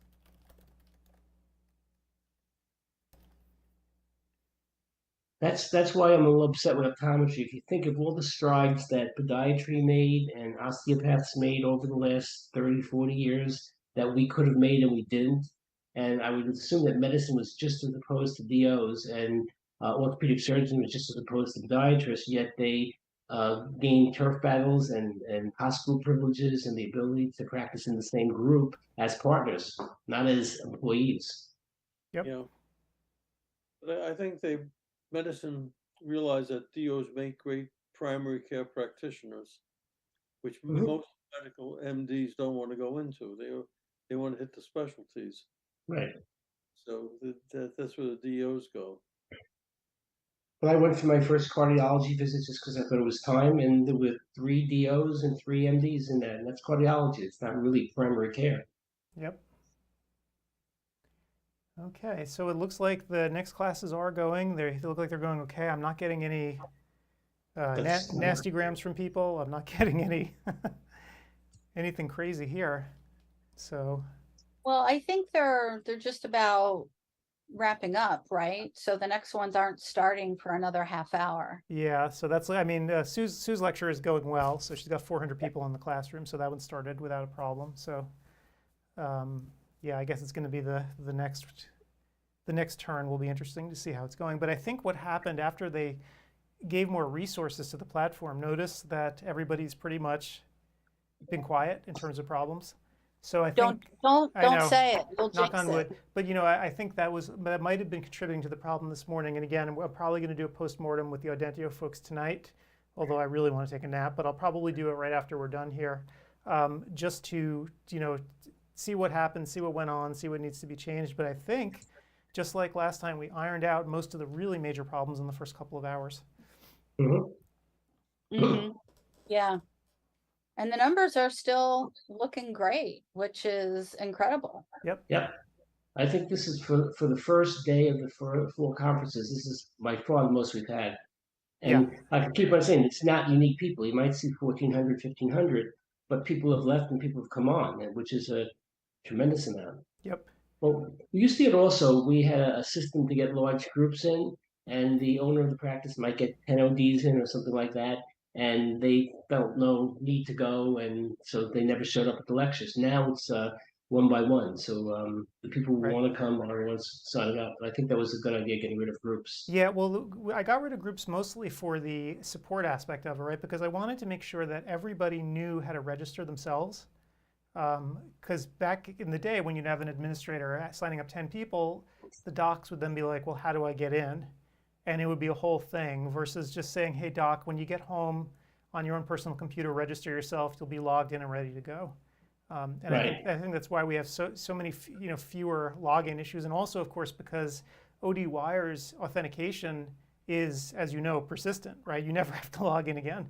So, and because we're linked with ODwire now, that's how that works. So most people are never going to have to log out.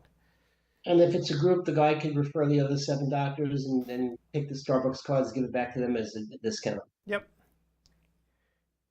We have a system, Gretchen. If somebody refers people to CEwire, the person who refers gets a $10 Starbucks card.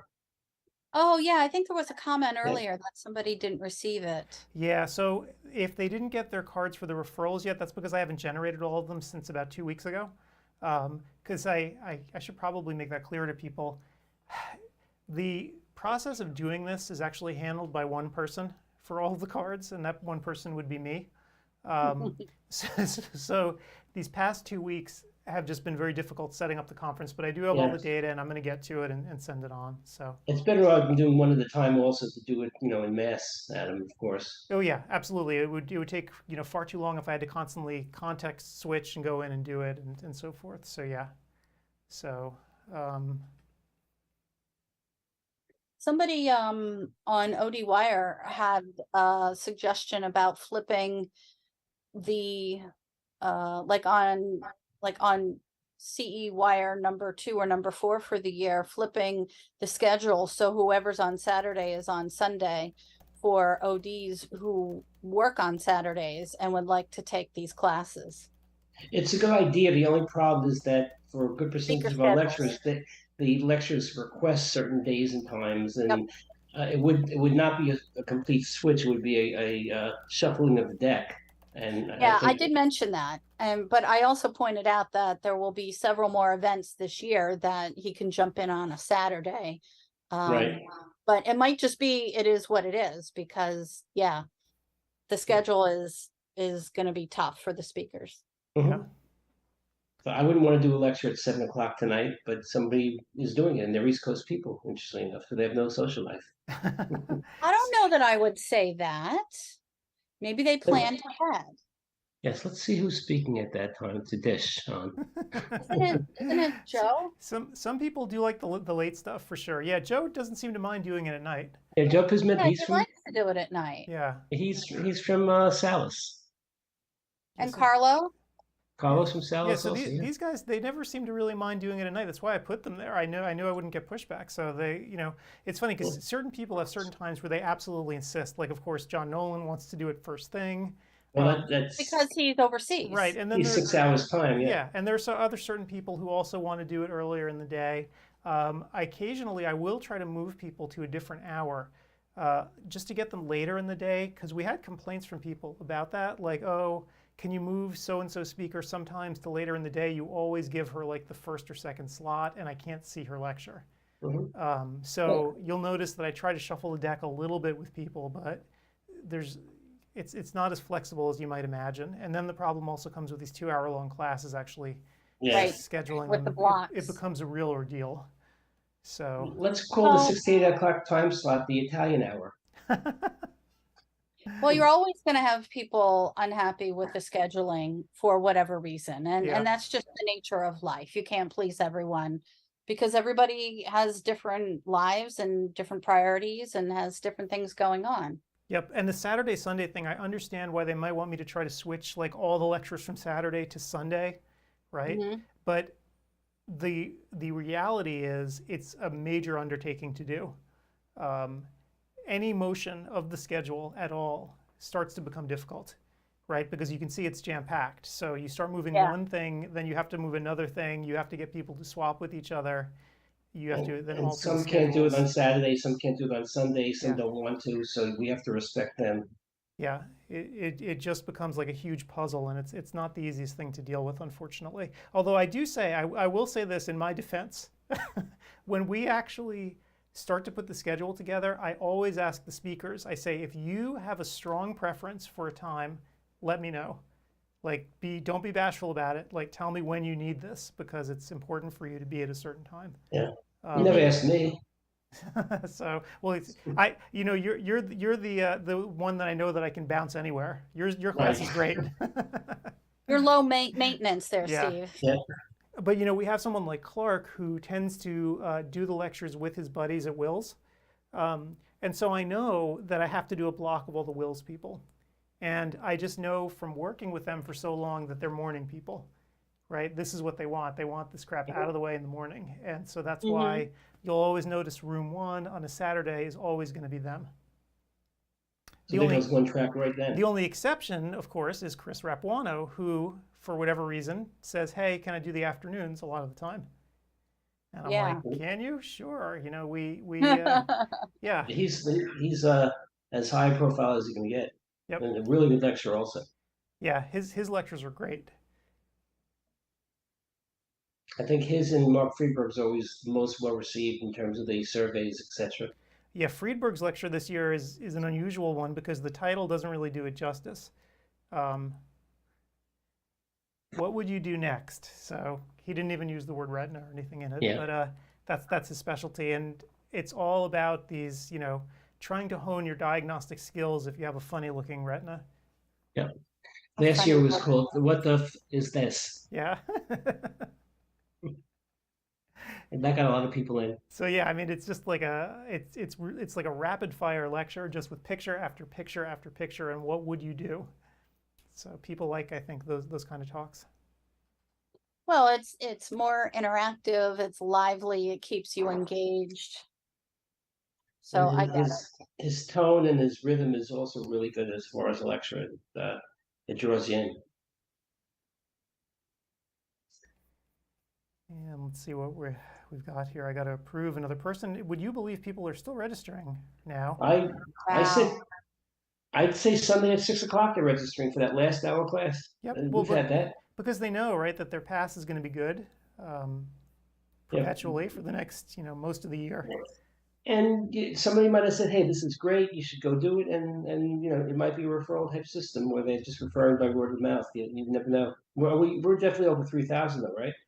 I haven't actually looked, but yeah, I would imagine so, just based on everything that's been happening here this past day. Yep, amazing. Because we were really close 2 days ago, so yeah.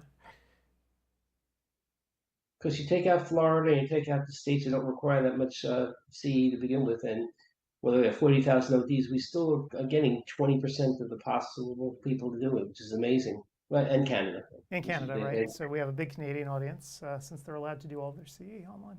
Yeah. If the United States was like Canada, we would be flying jets. Yeah, it would be. Yeah, it would be crazy. It would be a wonderful thing. Our software probably would have crashed long ago. I was going to say, I think you would need Microsoft or Google to run it. So, but that's the really cool part about the software, and I don't want to get in the weeds too much with the technical stuff because Audentio can tell you, but they've designed this thing to scale. The reason it blew up today is just because we didn't throw enough resources at it, but it's easy enough for them to flip them on and give you more resources in real time, as you saw. So it's a very modern application where we're leveraging the cloud and so forth to actually scale up rapidly as we need to.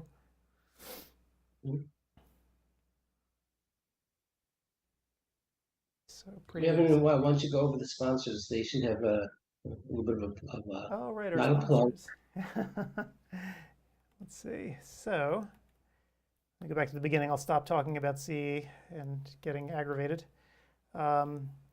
So again, thanks to our sponsors, and couldn't do it without them for sure.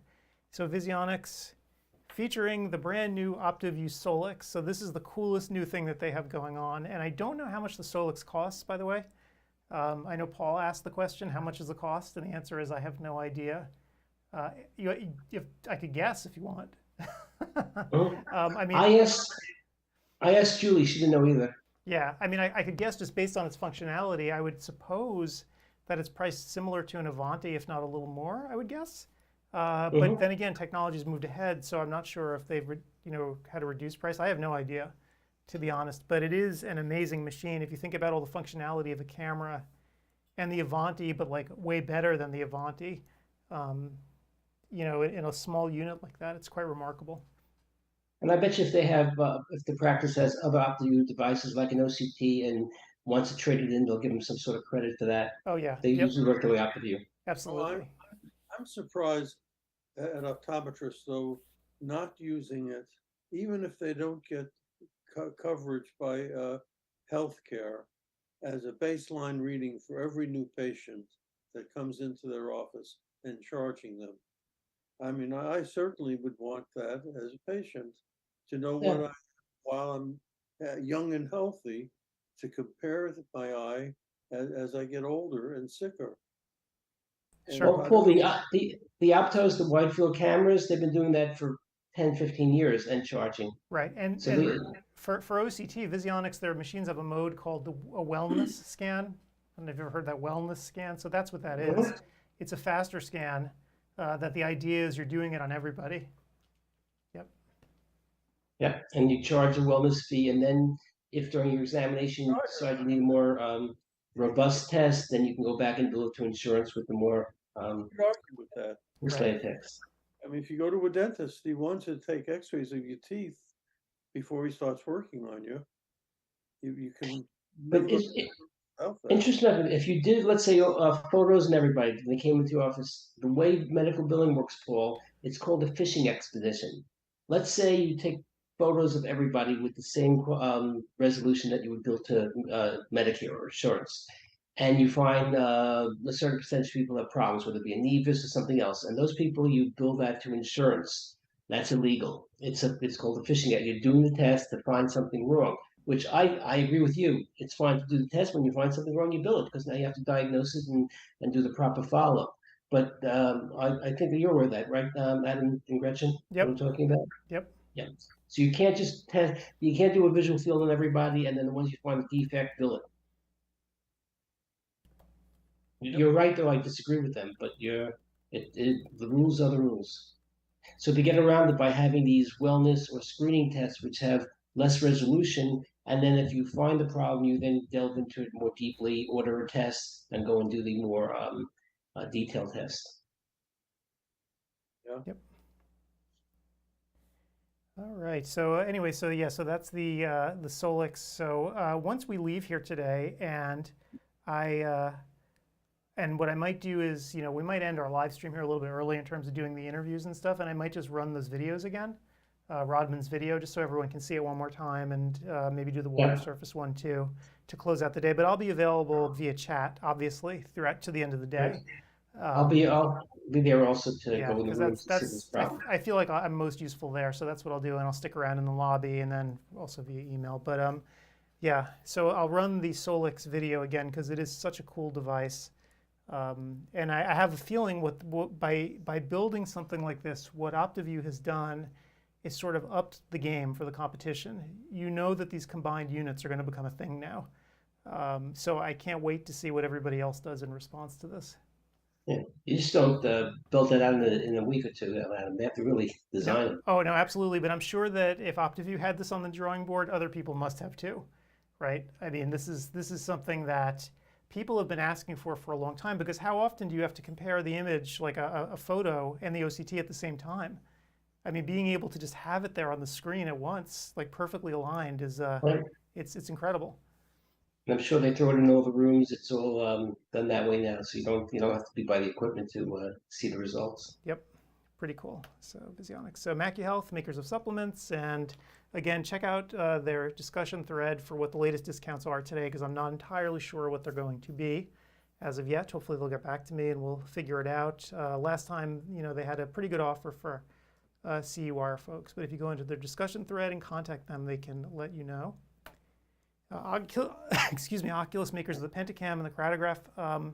And again, I have a little video. Maybe I'll show those as well for the interviews I did with Dr. Yellies and Wazewski about these devices. So they were talking about how they use them in clinical practice. So I can go on and show those videos as well. So we'll give it a shot. And Lac Rivera, makers of punctal plugs and other products. You can see they have a 10% off show special here at CEwire. Again, go to their discussion thread to get it. There's a code CEwire that you use when you order from their website, and it'll knock 10% off. iCare Pro, so they are an agency that helps you market your practice. So they'll do your social media for your practice if you want. They'll build your website for you if you want. They can handle sort of all the day-to-day mundane stuff that you may not want to do, or you may not be good at doing. So definitely check them out. And finally, Vision Equipment Inc. This is Leo Hadley's company. He sells refurbished equipment that he refurbishes to make the equipment good as new. And so you can save a lot of money on a lane if you're looking for maybe an extra lane, or if you're just starting out and you don't want to spend top dollar on new equipment, definitely check him out. Again, Leo should be posting some deals in his thread. His equipment's constantly turning over, so we never know exactly what kind of equipment he's going to have. It's always a different treasure trove every time you look, so check it out in his thread. And that's about it. So other than that, Adam, we're getting another comment about an assessment that's missing. And I think this doctor's had problems all day with either getting where he needs to be or what. So it's an assessment for clinical management of challenging anterior seg cases. He's in the chat. Okay, let me see if I can help him out here. I'll look for it also. It looks like somebody else was finally able to take an assessment. I don't know which one. So hopefully that gets squared away. But we did get kudos from the doctor who was having that error message that he had two devices. He said it's all working out and he's grateful for the help. So that's fab. Great. Yeah, so let me actually get into the lobby here and see. Yeah, I'm not seeing that particular thing on first glance either, Adam. I didn't see it myself, but he might have been looking. I didn't look to see if it was a class today. Yeah, it's in alphabetical order and it's not there. Oh, so you know what? It's got a different name, and I apologize for that. Oh, what's the name now? I'll paste it in so people can see. It's called Specialty Cases and Anterior Segment Disorders. Okay, that's why, because I was going after. Okay, that's yep.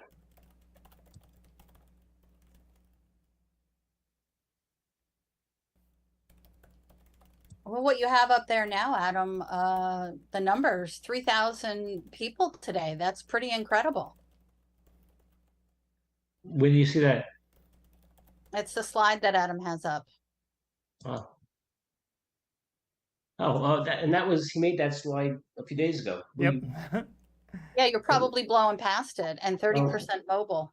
No, we always get a lot the day before, the night before, the day of, tomorrow, even Monday. They think they're still watching this week. The people in Australia. I always like seeing numbers for stuff like this, so I'm sure the number will be even higher. Yeah. We might get by the end of the fourth one what we did the first year of COVID, 2020. We had 6,000. That's Yeah, incredible. It wouldn't surprise me. I mean, the last CEwire last year finished with over 4,000, so we're already over 3. So, you know, we got a long way to go. Yeah, and we during the on-demand period, we get 1 or 2, 3 people sprinkling all through the weeks, taking it on demand also, or asynchronous as we now call it.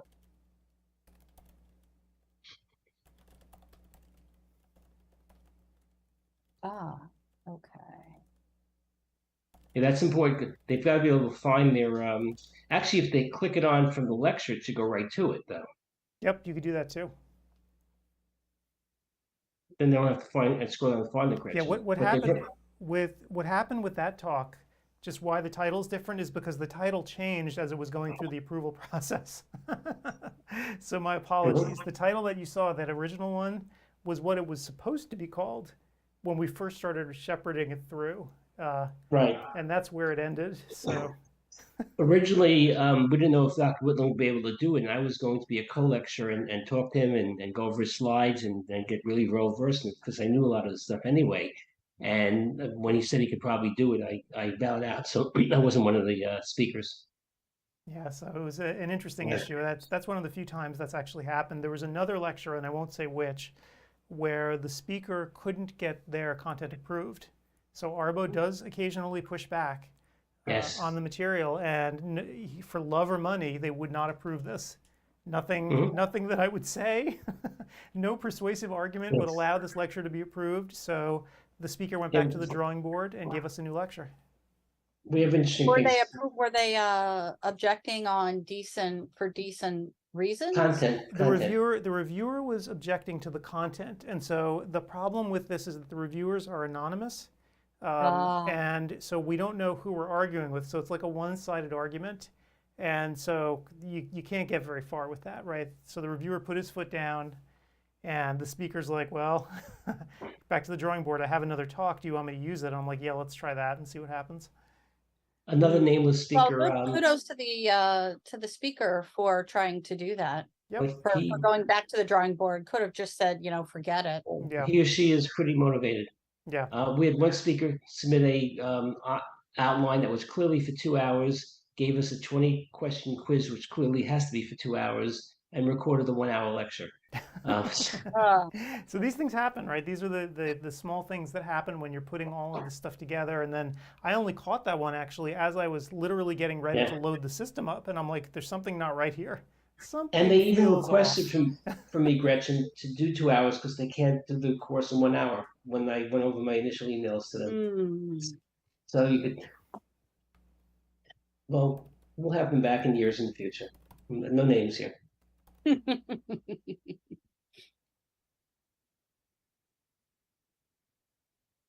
Well, I guess the other classes have finished up, and so we're just waiting for the start.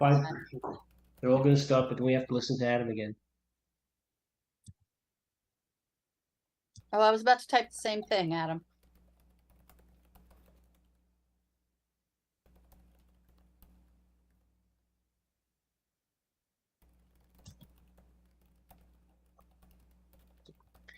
Anticipating the classes are over, but the numbers stay pretty similar, so people are staying in those rooms.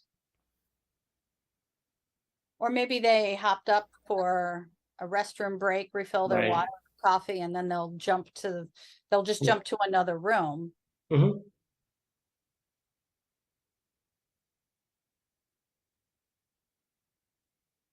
Yeah, so everyone should be able to see the schedule on the left side of the screen. Let me I'll pull this up so Catherine, if you're looking at my screen in my little video window here, you can see to the left, there's lobby chat, forum, handouts, schedule. That's the link that you want, and that'll give you a PDF for the schedule. Oh, okay, so Catherine, if you can't see it in the bottom left, it could be that your screen is not tall enough. which is a thing that some people have. And what you can do in that case is go over to the left menu and then scroll down once you're at the left menu and see if that actually brings up where it says schedule.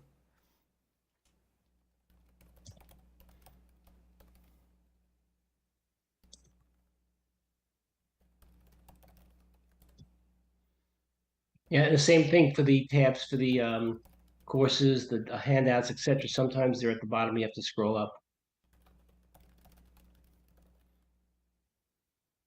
Or just pull it up. Right. So I think the problem that Catherine's having is some screens are so small that if the text is too big for the size of the screen, that left menu will get squished. Let me see if I can fake doing it so you can see what I'm talking about. That was kind of severe. But do you see what I just did on mine? So you see how that gets squished? If you scroll over it, though, it's going to be hard to actually get it. Oh, there we go. So you scroll over one of the words in the menu, and then you can scroll down. You can just scroll down with your mouse. So you go over it, highlight one of those things, and then use your mouse scroll wheel to scroll up and down. So hope that makes sense.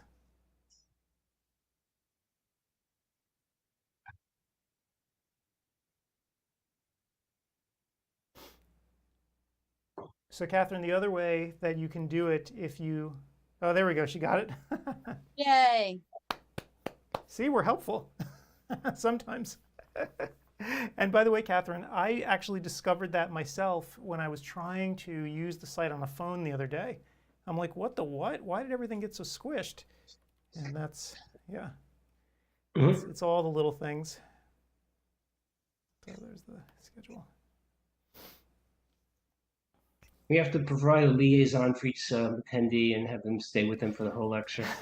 Well, you know, it's we have to support so many different devices and so many different screen sizes, and it becomes a real challenge, you know, to know what people are seeing. If we had like a direct link into people's living rooms so we could just look and see what they're seeing, it would be easier, but we don't.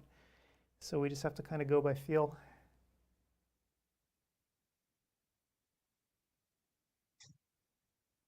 Okay, I'm going to go into the room, see if everything's playing. There should be no problem with that, though. Yeah, it seems like once they upped the resource allocation this morning, things have been pretty darn smooth.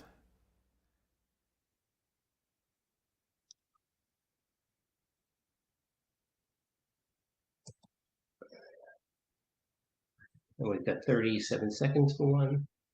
And I'd say more than half the speakers are using the video feature for PowerPoint, and I like it, actually.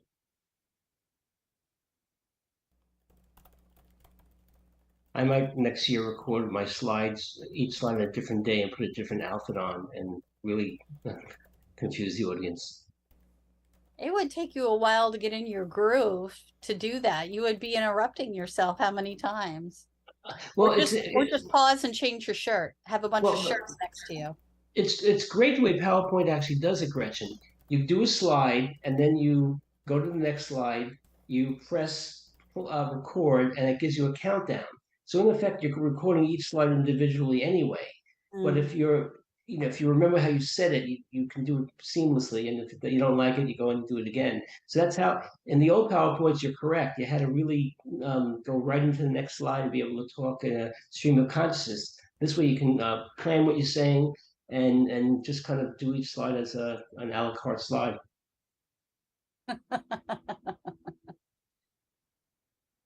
When we have some of the, let's call it IT challenge people, I'm on PowerPoint with them and trying to let them decide how to do it and teach them how to do it.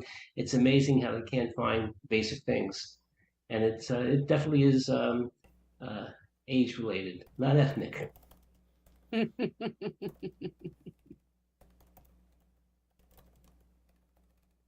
Well, I think the new classes should have started. So well, I'm in there one, and let's see. So even though I was there and it said we'll start soon, I had to refresh to get it to start. So everybody has to know that. I mean, some people, it will actually refresh finally, but what they're doing is they're staggering it. So it can take some people up to 90 seconds longer than others. So That's the twist here, is that not everybody will have it refreshed at in the same time period. So for many people, they will actually automatically refresh, but it's going to take a while. So if they get antsy, you can just refresh yourself and then just do it. So that's fine.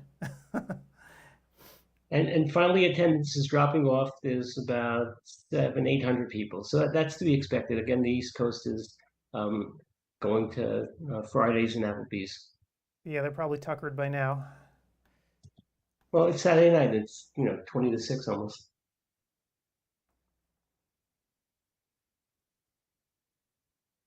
I like the fact that they don't keep their tabs on and take a survey later on, so that everybody's being honest. Yep. Can you see the results? I mean, can you see that people are taking them? Yes. So, I mean, I can't right now because I'm not in the admin interface, but Audentio can. So they know that most people are taking them immediately. Okay, good. Except this morning when we had that crisis. Yeah. But yeah, most people are taking them immediately because they don't want to go through the hassle of finding them later. I had one interesting question actually. Somebody sent me. Everybody's got such great questions. This is a really good one. So somebody said, I filled out a survey. I accidentally gave someone a crap review instead of a good review accidentally, like I hit 5 instead of 1 or whatever. And he's like, I felt really terrible about it. So then I went back and I took the survey again, which you're allowed to do. Does it replace the old one? And I said, I think Good question. I think it does, but I'll have to ask the Audentio folks. I believe it does actually overwrite the old survey, very similar to the test module, right? Where if you keep getting the questions wrong and you go back and take it over and over again, the one that counts is finally the one that you passed. So same idea. So the answer is it does overwrite? Yeah, I believe it does overwrite it. I don't think it keeps versions of old surveys. That would be like a crazy level of detail for a tool like that. Yep. Or just as stupid and just takes all surveys of surveys and you don't know who did what survey for what. But you know who's doing the surveys, right? We know. It's because it uses the quiz engine, so we know exactly who took what. Yep. Okay, yeah. So if you see, Paul Farkas 3 times for the same course, you know that he. Yeah. So I think it just keeps the last one. That's all. So. Yep. Pretty nifty. So yeah, all these questions, these things that you don't consider until the product is released in the wild, and you actually get it in front of people. That's why these first days are so valuable to us. Well, the old method was you used to make a survey and send it to people via email days later, and they would complete it if they felt like it. This is more of a mandatory thing by Arbo. Yeah, and it's immediate, and it doesn't take that long, and it's better just to knock it out right then and there. I mean, you have a few minutes before the next class starts anyway. Yep. Yeah. To make you feel really bad, Gretchen, is what Arbo has a whole bunch of rules that you have to follow to get a course C when it's synchronous like ours is. And one of the methods is you can take a survey before the course and take a survey after the course and never even turn on the course, and that counts. It's embarrassing. It was it's a workaround. I looked at it, and in other words, they never planned it that way, but I'm pretty devious. So I was looking at the criteria, and it seemed like if you do this, and there was column A and column B. And if column A was a survey before and column B was a survey after, if you did those 2 things, you satisfy their criteria. No quiz. That's only for synchronous. Don't they? I mean, they should then require that the course be taken too, like yours does. Yes, it's not required that the course be taken. Like I said, you can not listen to the course, and you can. Crazy. Yeah, there are ways that you can game the system even with the new synchronous rules, but we're slowly but surely Arbo will fix it up. I really think I'm going to attend the Arbo meeting again if they'll have me in June. I got a lot out of being there last time actually. And to reiterate, but I add those, and I think I might have told you, Gretchen, for the asynchronous course, there's no requirement to listen to the course. If the program lets you pull the script tab to the end. There is a requirement. People are just ignoring it. No. I had a whole conversation with who. As long as they pass the test for the asynchronous, that's good enough. Oh, I think that's not right. I think that's incorrect. I think you actually do have to watch. So I had a whole conversation with who. Yeah, I'm not sure if he's totally up on the rules. I think that there's another mechanism there. I'm not sure if it's just the test. I'll have to look again. I'm fairly sure that there's an attendance mechanism too. So I might find my chat, but I was shocked. He said, "Look, we're interested. They know the stuff. If they could pass the test without taking the course, we'll power to them." Oh, I'm not sure that was the intent. Yeah, because it has to be very easy. I took a course, Gretchen, from ABO I'm still board certified diplomate in standing, and I took the course. It was a pretty good course. It was on my lecture, and then the test was like so easy that a first year what do you call it? The wood shop student could pass it. It was just made. I mean, presbyopia is a condition of the eyes, a condition of the feet, like that. It was almost embarrassing. Embarrassing. Our tests are reasonable. If you watch the material, you'll pass. If you don't, you might fail. I've actually failed a lot of them for the optometry stuff. The ones that I passed straight away are obviously the drug ones, because that I actually remember. It's amazing the things you remember 30 years later. But yeah, those I remember, so I can pass those without taking the class. But a lot of the other stuff, no. And we now all today can answer Levaquin for Achilles tendon. Well, yeah, that is a no-brainer. Whoever, I mean, Susan legitimately, if she was the type, could have sued that doctor and probably won. Because that is such a no-no that even the worst MDs know that. Well, only because she was on steroids, because it's a viable treatment for her condition without that other. Correct. However, even for people who aren't on steroids, though, when you prescribe that, you are rolling the dice every single time you do it, and you need to know it, because even normal healthy people can, you can rip these tendons, even if people who've had no other orthopedic problems at all. It's totally random. All right, so let's see what we're at numbers-wise. I'll refresh this page and take a look. Oh yeah, look at that. So it's actually more. It's more than you thought, Steve. So sometimes when like I said, the counts when people first start the lecture, the counts are too low because it's slowly letting people in. So when you refresh now, you'll see there's actually 430 people in room. Oh yes. Yeah. So people are hanging in there. We've got over 1,000 still. Looks like about 1,100 people. 1,100 and count the lobby. That's pretty impressive. 1,200 counting the lobby. Yep. So yeah, people are hanging in there. And I was just chatting here with the folks at Audentio, and I think they agree with me. Once they up those resources on the servers, this is now running like butter, as they say. So like butter. Like butter. So yes. I think we now know. And again, this is why you have to experiment, right? You just don't know. We most certainly are their largest trial for the latest version of the software, right? I don't think they've had a bigger one since all the changes that they've made. So now we know. How much are we charging them? We work together as a great team. In fact, yes. I really like working with them because they are so transparent about what they're doing, and they take feedback seriously and they take it well, and they really try to engineer these solutions to meet the user need, which is a lot. A lot of times people bristle at that, right? Like, oh, we can't possibly do this, or we can't possibly do that, and how can you expect us to change this? But they'll go above and beyond to try to make sure the users are happy. So it is. And really I guess I stand corrected that ODs on a Saturday night have no social life. This many people are still here. Actually, it's probably the West Coast shifting in and the East Coast going out, and the mountain people don't count because there's not that many of them. Yeah, it's only 2:45 here, so yeah, it's not really time to do anything. So.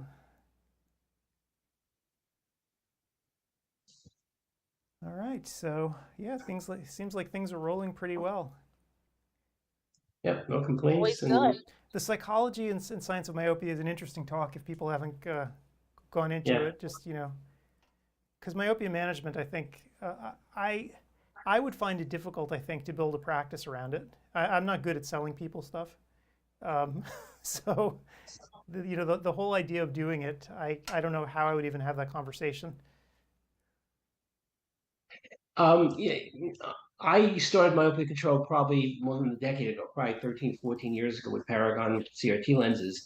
And the presentation is everything, but also being organized and having an office brochure and having the staff maybe discuss it before they even get into the room. So it's definitely something that you, like Don Teague was saying, it's the presentation, how you present it. And like Sue Resnick said, how you present a new contact lens, it's all in the presentation. Yep. I've always said optometry competence is probably 4th or 5th on the list of being successful. Yep. And a lot of people just do. When you get referrals, it's easy. When somebody's coming in because Joe got it done and Mary wants to come in with their kid to do it, that's easy. It's when people have no idea about it and they want to do a little research and stuff. So you give them the literature and they understand. It's like well, like Sue said it best. A new contact lens. It's smoother. You have to say it in their language, not in any high tech scientific language. The jargon, yeah. Yeah, don't use jargon. For this, though, what opened up the flood, we were doing 2 or 3 a day and very high fees. What opened up the floodgates was giving lectures at Asian schools on Saturday and Sunday. This is probably circa 2008, 9, 10, 11, like that. Because they knew about it. It was being done in the Far East, and a lot of them were, the kids were first-generation Americans. And once you got 3 or 4 or 5 in your office, you got the whole community. And I just got an email. Somebody's having trouble finding a survey here. So let me see if I can be of assistance and find the pharmacology survey. Yeah, I had trouble finding that also. I was looking for that. So pharmacology review, was that his? Yeah, and the excellent lecture, by the way. A lot of what do you call it? Interaction. Want me to get the exact name? No, that's okay. I got the link. I can just send it to him. Pharmacology review. Yeah, you found it? Yep.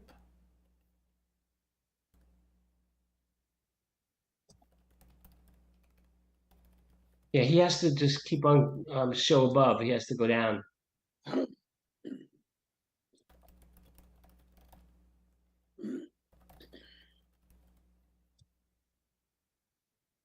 Sometimes when you're searching on something, you can just use a partial search term, and that'll get you close enough to it when you can see it on the list. So. Okay.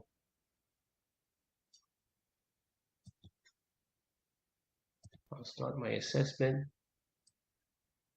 Well, guys, I think we might try to wrap up, doing the interviews here live.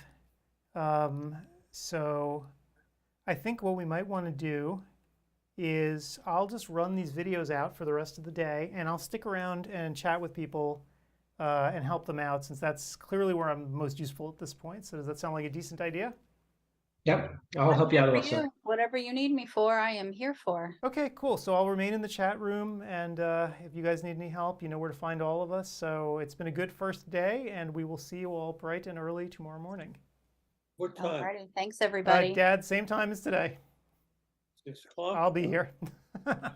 I'm probably not moving from this chair, so yes, I'll be here. Yeah, I'll be there also. All right. Different link for Sunday for the Zoom though. Okay, got that, Dad? That different link. Yeah, he's gone. Okay. Anyway, guys, I'm going to get the video going here, so I will talk to you in a little bit. You coming tomorrow, Rich? Okay. See you later. Yeah, I'll be here. You have the Sunday link also? Yeah, I'm sure you do. All right. Yeah. See you guys later. Bye. Tonight, we're going to be talking all about a brand new product, which is something we love doing here. So we're introducing the OptiView Solix by Visionix, and this is the first full range SD OCT. And I can't tell you all the details about the product because I'm certainly no expert, but fortunately we have the expert here tonight, Dr. Julie Rodman, who's a professor at Nova Southeastern, who I think just about everyone's familiar with. She is the expert on OCT. It's really great to have her here today to talk to us all about this new device. She has extensive experience with it already, and she can go over some of its features and really catch you up to speed on what it's all about. So that's enough for me. Julie, why don't you take it away? Okay, thank you so much, Adam. As Adam said, this is Dr. Julie Rodman. For those of you that don't know me, I am a professor at Nova Southeastern in Fort Lauderdale, Florida, and chief of the Broward Eye Care Institute in downtown Fort Lauderdale. And I have been fortunate to have the Solix in the clinic for the last couple of months because I was doing a very cool study on it. So I have had an opportunity to play with it. And I will tell you that I have not been so excited about using a new OCT in a very long time. This machine is rocking it. That's all I can say. So let me get started here. So as Adam alluded to, I'm going to go through some of the amazing things that Solix is going to bring to us, starting with full range anterior segment. And I'm going to show you images of everything that I'm talking about. So what does full range anterior segment mean? Essentially, it's going to give us a panoramic view of the anterior segment of the eye from the front surface of the cornea to the posterior surface of the lens. So we don't have to go through multiple images to essentially see the entire front surface of the eye. And I do want to say that when I first got this machine, everyone that knows me knows I love retina, but when I first got this machine, this feature took my breath away. So my husband is on the side. When I have this machine in front of me, this is what captures my attention. But this scan is incredible, and you'll see it in just a minute. We also are going to still have the ability to look at ocular surface disease and angle assessment. So that is obviously going to carry over from the Avanti and all other OptiView units. Full range retina, the scans are going to be bigger. They're going to have better resolution, better definition. The glaucoma protocol is one of the biggest modifications in this new Solix device. There is a new scan pattern that's going to make the repeatability and reproducibility much better, allowing us to have faster detection, and better care of our patients. The angioanalytics we all know and love. I still think that OptiView owns the market in this area. We were the first OCTA to have this angioanalytics FDA approved. We have quantitative data that has been FDA approved. So we rock in this area. We still are the only ones to have that. We have excellent projection, artifact removal that, again, in my opinion, is unparalleled. The Angio Wellness platform put OptiView on the map. This is really the platform or the protocol that allows us to early detect disease. If you can't find disease, you can't treat disease. So let's jump into some of these amazing images. So here, pardon me, let me go back. Here is that incredible anterior segment, anterior chamber image that I was talking about. What you'll notice here is this is what we call a full panoramic view of the front part of the eye, from anterior cornea to posterior surface of the lens. Everything is on one image. And like I said before, every time I see this, these images blow me away. One of the really cool things about this is that we're not going to have to take separate angle images, and I'm going to go into more detail in just a minute, because everything is essentially on this one image. You can even view a cataract through the lens because the definition and the resolution is so outstanding.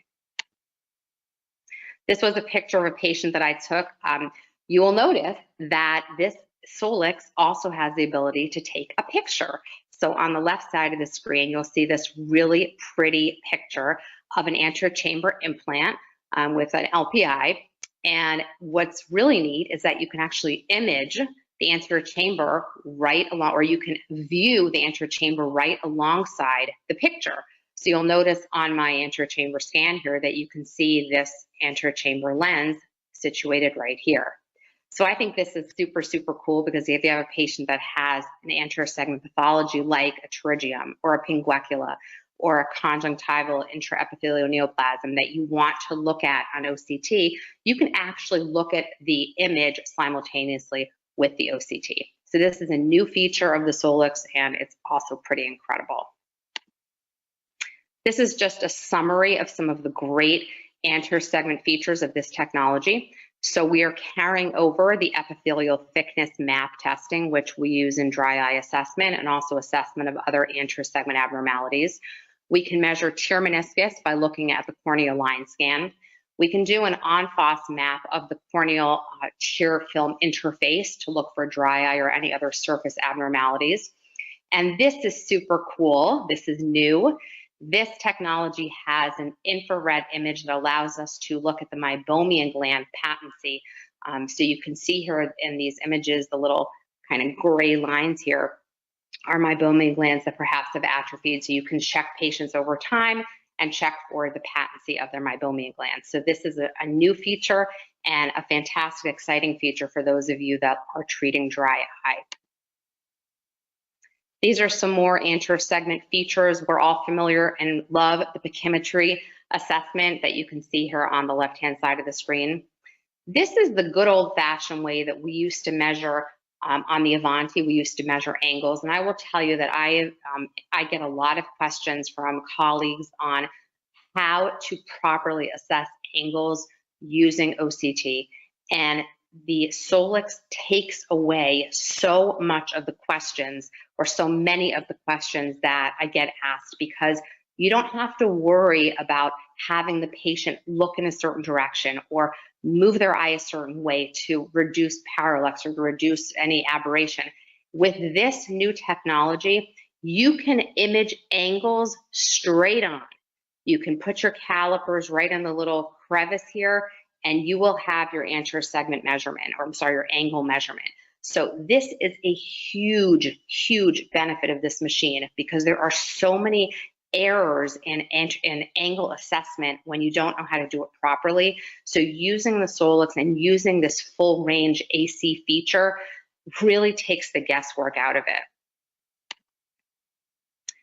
The next amazing feature, just kind of going through our list, is what we call full range retina. So one of the things that this technology is bringing to us is a bigger scan. What you'll notice here is that this scan is a 6x16. So that is a huge scan. So in this patient here, this happens to be a high myope. We all know that imaging high myopes on OCT is often extremely difficult, because the images give you a very convex shape and you can't always get it on one scan. But using the full range retina and using this new larger scan, wider, deeper scan, is going to allow us to get the entire image on one scan. And just to kind of put this into perspective, if you look at our competition, this is what they're imaging. They're imaging a 2 millimeter on average window. Look how much of the retina you'd be missing essentially if you didn't have this taller scan. So this is a huge asset, because especially in high myopes, you can get a lot of pathology that's not happening directly in the foveal area. So if you had a macular schisis, or you had some type of pathology that was happening outside of this 2 millimeter width, you essentially would have to go through multiple raster scans to capture the entirety of the lesion. These images, second to the full range AC, are ridiculously incredible for being my favorite. So the Solix gives us many options, just like the Avanti did.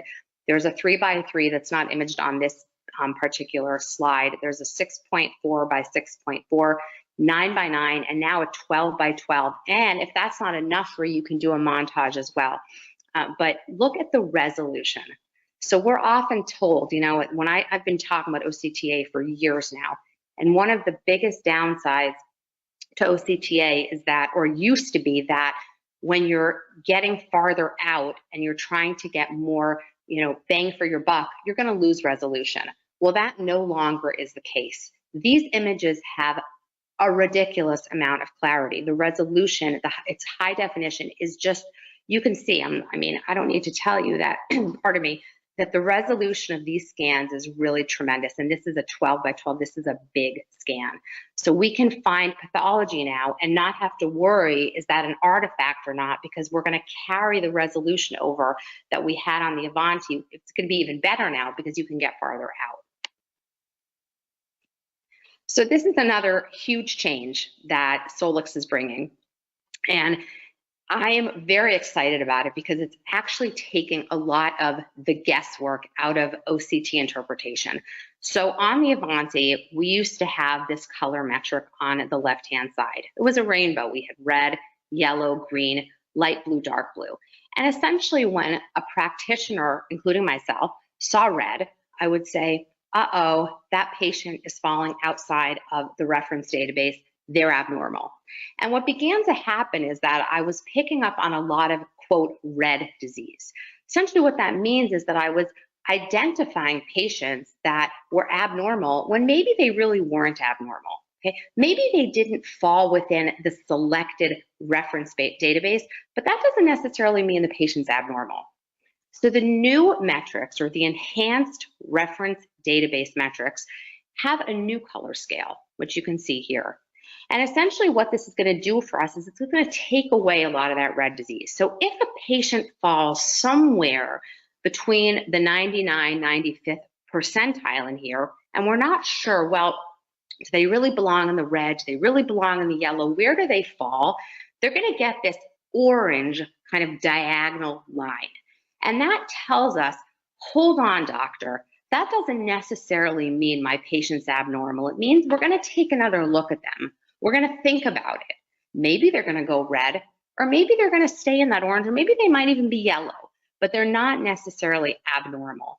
And this, again, is going to help us to not use or not devote the word red to so many patients that might not necessarily be abnormal.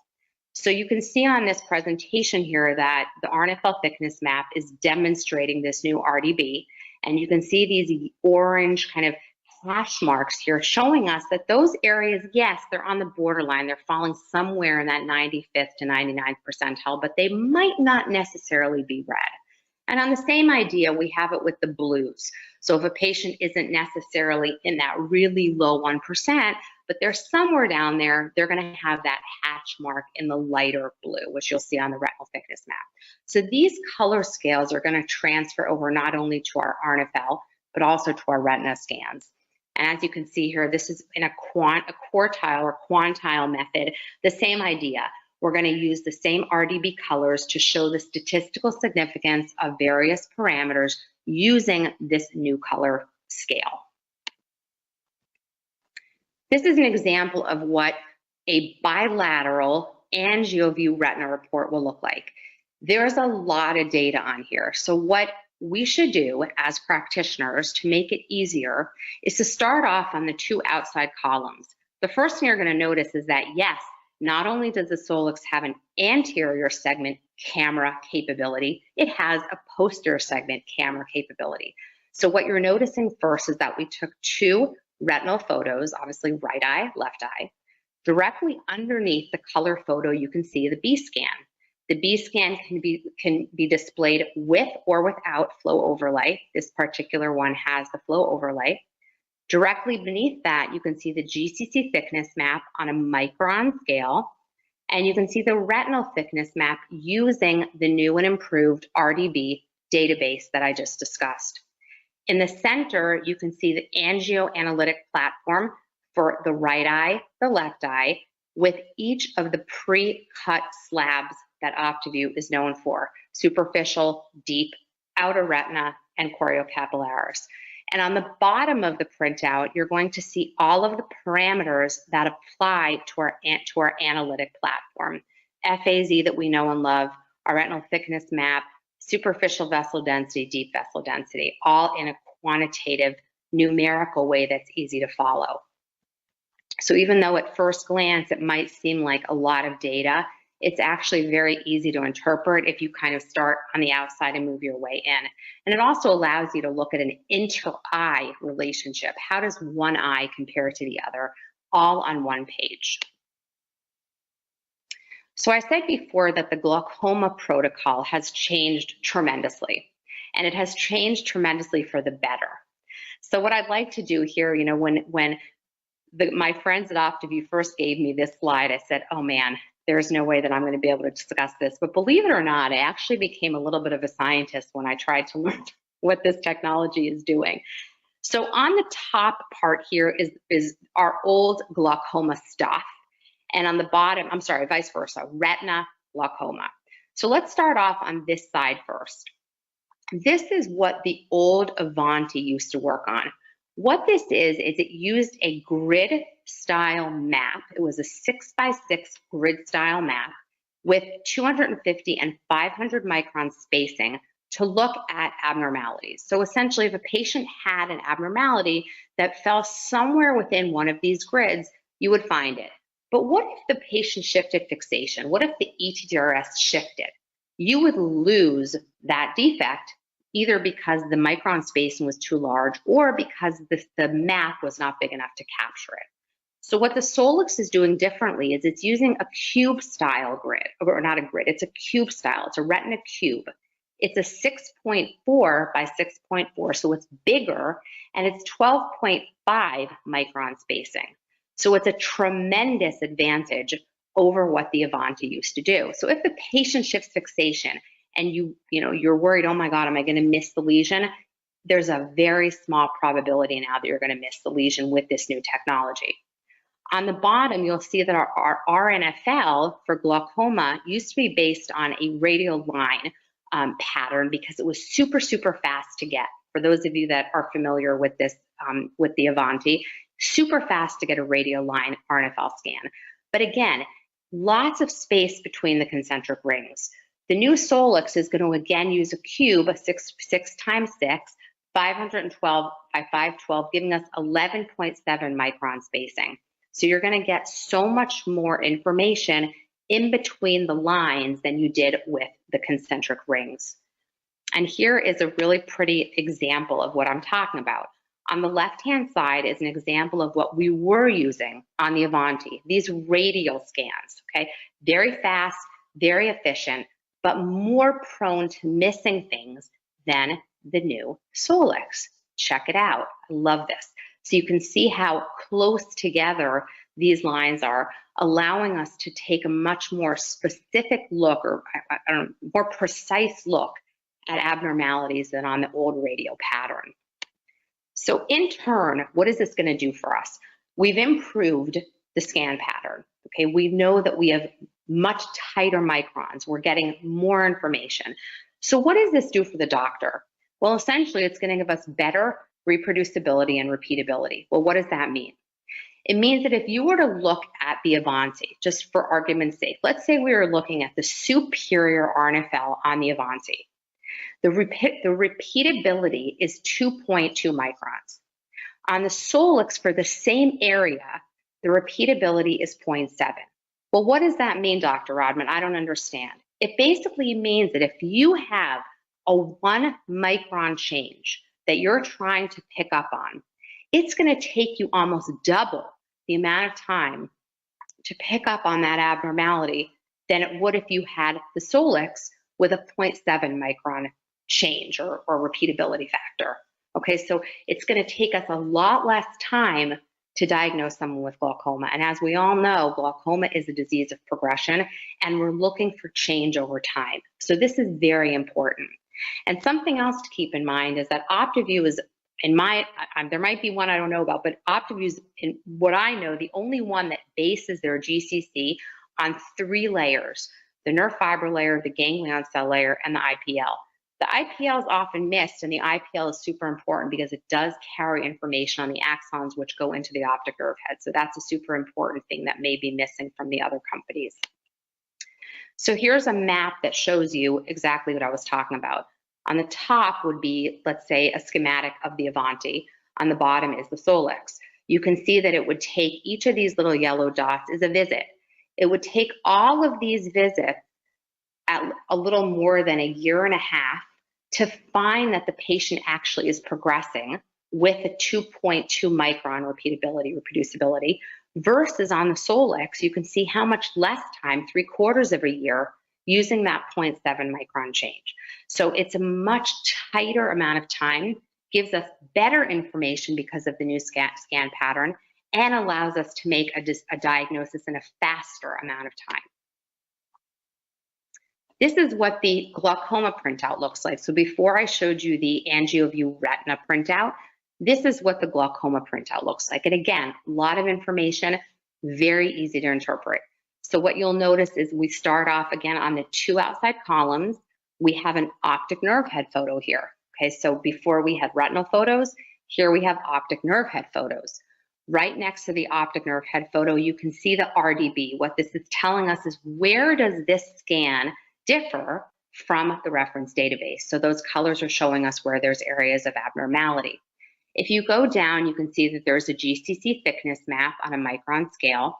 And what's super cool about this printout is that I started off telling you that we have this RDB map up here.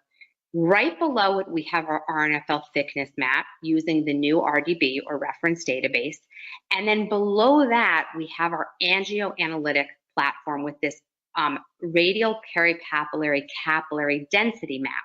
So you essentially have 1, 2, 3 ways, all kind of right in line for you to assess an abnormality. You don't have to go through scans. You don't have to flip between images.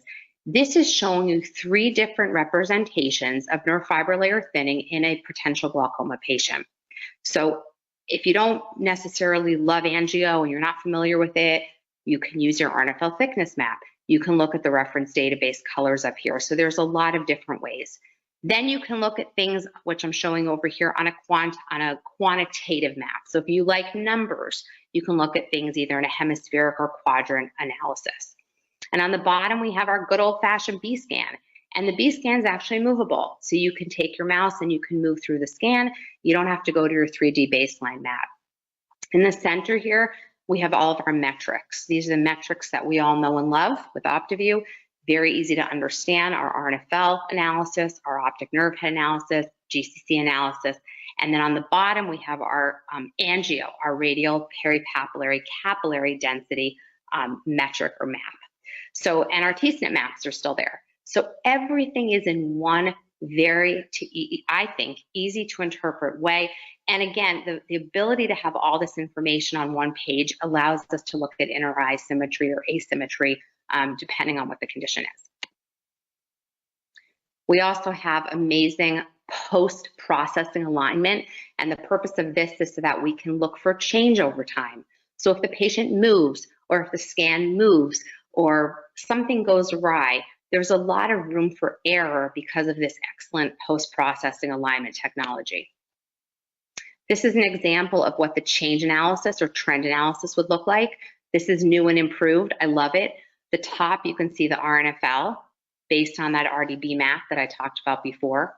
Underneath it, you can see the GCC map on a thickness scale. Here's my T-SNP maps with all of our events that we're used to seeing on the Avanti.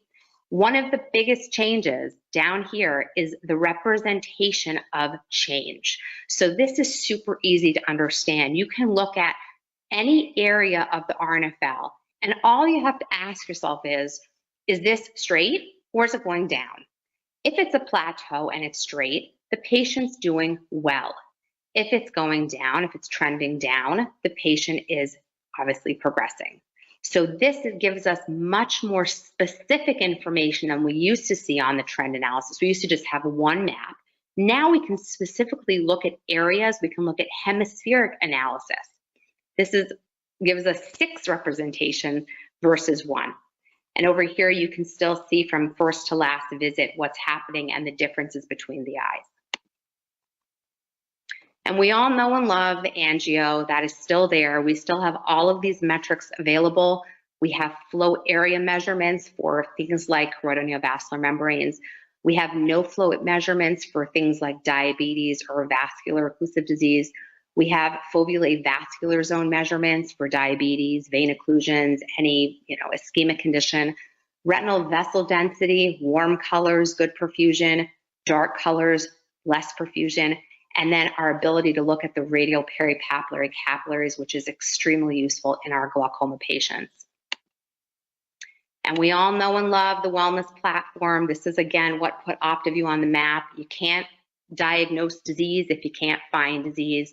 So we want to get into the habit of running a wellness map or wellness scan on patients. And when we find disease, bring them back and use the amazing capabilities or the more advanced scans that the machine has.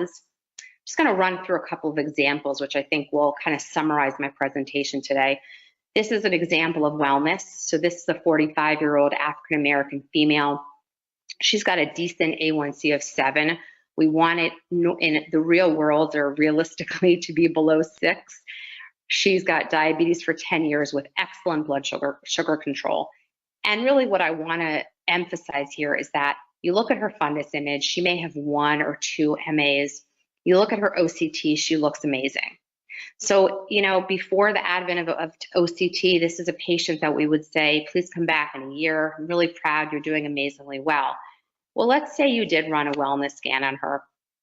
You get the wellness scan, you have your B scans on top, you have your retinal thickness maps, you have your ganglion cell complex, you have RDB, you have the addition now of angio analytics on the bottom, and you ask yourself, what do I do with this? What does this mean?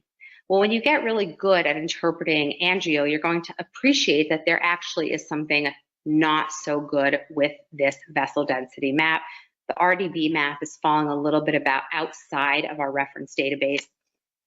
So here I show you our patient on the bottom for a diabetic patient versus the control. So you can learn to appreciate what this wellness scan is telling us, is maybe this patient isn't doing quite as well as we thought she was. How would I manage her differently? I probably would communicate with the primary care physician and bring her back sooner than I would have without it. So early detection, early diagnosis equals better care. Some retinal case examples. Diabetic retinopathy, we know in a normal patient without, I shouldn't say normal, but a patient without diabetic retinopathy, we have a very well perfused, superficial and deep capillary plexus with a very nice circular foveolae vascular zone. In our diabetic patients, we know that we can look for less perfusion throughout the superficial and deep plexi. We can see enlargement of the foveolae vascular zone. We can see microaneurysm formation, and we can see bunches of areas of blackness, which are areas of non-perfusion. So being able to identify these microvascular abnormalities early on is really crucial in taking the best care of the patient. Here's another, this is going back to our patient that had maybe 1 or 2 MAs with a normal OCT. We did the wellness scan and we identified that she had some abnormalities on her vessel density map. So we brought her back and we ran the Solix for the best, get the best information that we can. And we come up with this. And essentially this is what I was telling you, is that even though fundoscopically on B-scan, structurally we think she looks okay, she's got a lot of stuff happening behind the scenes that potentially could lead to this in a year. So the idea is we don't want this to happen. We want to arrest this at the stage where she is over here. Okay, we don't want it to go on and develop massive areas of poor perfusion. We can't even see the foveolae vascular zone. So this is what we want to stop. Here's another 50-year-old diabetic female who's been a diabetic for 10 years with an A1C of 5.9. Her vision's 20/20 in both eyes. And I look at the pictures and I'm like, man, she looks pretty good. But on really close inspection, I noticed that there was something happening in this parafoveal area. And I'm like, what the heck is that? Let's get some angiography and see what is going on. And I was really impressed with these images. She's got all of these microaneurysm, kind of anomalous capillary network in that foveal area. And she really didn't have any other maculopathy or fundus abnormalities going on, but I thought this was super neat that you can actually see with this precision what's happening in this macular area. If you look at the deep plexus of her right eye, this abnormality goes down to the deep plexus. And her left eye looked similar, and in fact, probably even worse. You can see there's a lot of areas of capillary non-perfusion throughout, which continues on through the deep plexus. And then I brought her back. I was curious what would happen if I brought her back a couple months later. I wanted to look at a multi-scanner trend analysis, and nothing happened. So actually, I should take that back. This area looked pretty normal, but look at this. She is getting worse. She has a big patch of capillary non-perfusion here, and this is really over the course of about 2.5 months. So this technology continues to blow me away. It's showing me things that I certainly cannot just see on fundus exam, and the patient was actually able to really appreciate these images and understand when you say to them black is bad, they understand that something is not going right and they need to do a better job. And that's her other eye. Another diabetic here, again, at first glance, it doesn't look too bad. She doesn't have a ton, this patient doesn't have a ton of retinopathy, but there is something going on right here if you look very closely. And what you'll appreciate here is brilliantly, this is neovascularization. You move your, you can make a custom slab and move your line to the vitreoretinal interface, and you will pick up on these this neovascular frond. So maybe you weren't sure. I certainly wasn't, because there wasn't a whole lot of retinopathy going on. But this certainly said to me, yeah, she's got neovascularization there, and this prompted me to send her to the retina specialist. This is a newer patient that I just had that I was very excited about. So this is actually imaged on the Solix. This is the fundus photo was imaged on the Solix. And what I wanted to show you is that you can actually move your line. You can move the green line up and down, and your B scans will move with it. And you can see the angio right next to it. So not only can you manipulate the picture to look along the B scan, so you can specifically look at an abnormality, but you can also look at the angio at the same time. And we are the only people or the only company that can put all three of these technologies on the same platform. This is a patient that has diabetic macular edema. We can't even barely see the fovea vascular zone. There's lots of anomalous vasculature in here with areas of capillary non-perfusion. But the other eye is just amazing. Here's another image on the Solix. You can see there's an abnormal area here. And these photos can be made bigger, by the way. What I wanted to do is just show you everything on the same printout, but you can blow up this picture. You can increase contrast. You can take away exposure. You can do whatever you want to really make things pop.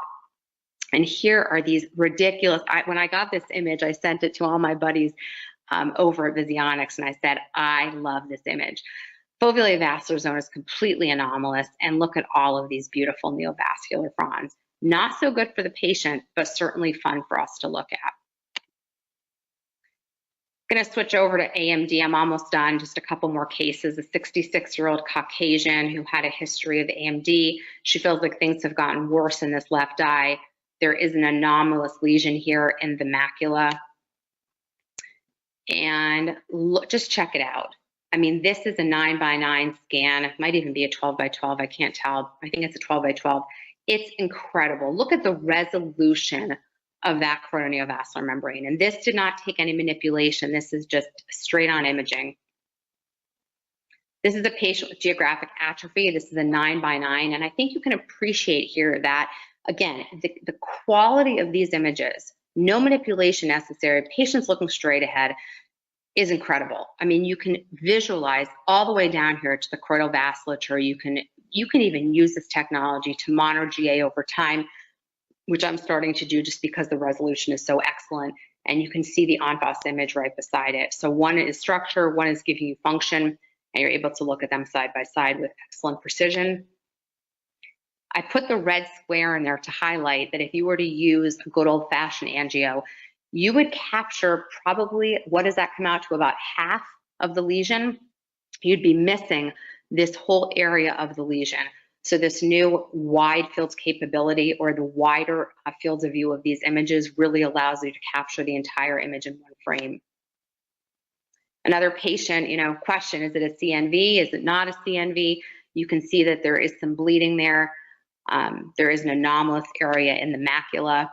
And again, check out the choroidal neovascular membrane. Now, this patient was not very cooperative, and I wanted to put it in here just to show you that even when you don't have a cooperative patient, even though you can see there are some saccades, there are some blinks, you can still capture brilliantly this choroidal neovascular membrane. And this is a massive one.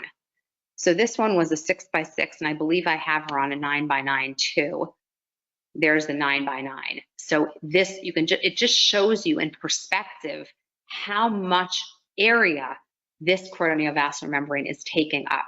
And again, not a good patient, a lot of movement. The image was still able to capture. So a lot of times you have these difficult patients that can't fixate, perhaps because they have a CNV, and we just give up and we say, we're not even going to try to get an image. But guess what? You can get an image. This machine is able to get through so much mess because of the post-processing power and the projection artifact removal. And then glaucoma, just to sum this up, these images were taken on the Solix. These are two optic nerve head photos taken on the Solix. When I looked at these, I thought that the left eye looked a little suspicious for glaucoma. There was definitely some asymmetry in the cupping. So I went ahead and ran a report. And here's my report on this patient. And I was shocked to see that essentially that left eye did not fall too much outside of where the right eye fell. Most of the parameters came out within our reference database. One thing I did notice is that the GCC, again, was falling in that orange zone in both eyes. So something to keep in mind, something to watch, something to see in a patient that does not have any other retinal disease. When the GCC is abnormal, we want to keep an eye on it, make sure it's not an early indicator of glaucoma. Again, we have our angio maps here, everything that you could possibly want on this page.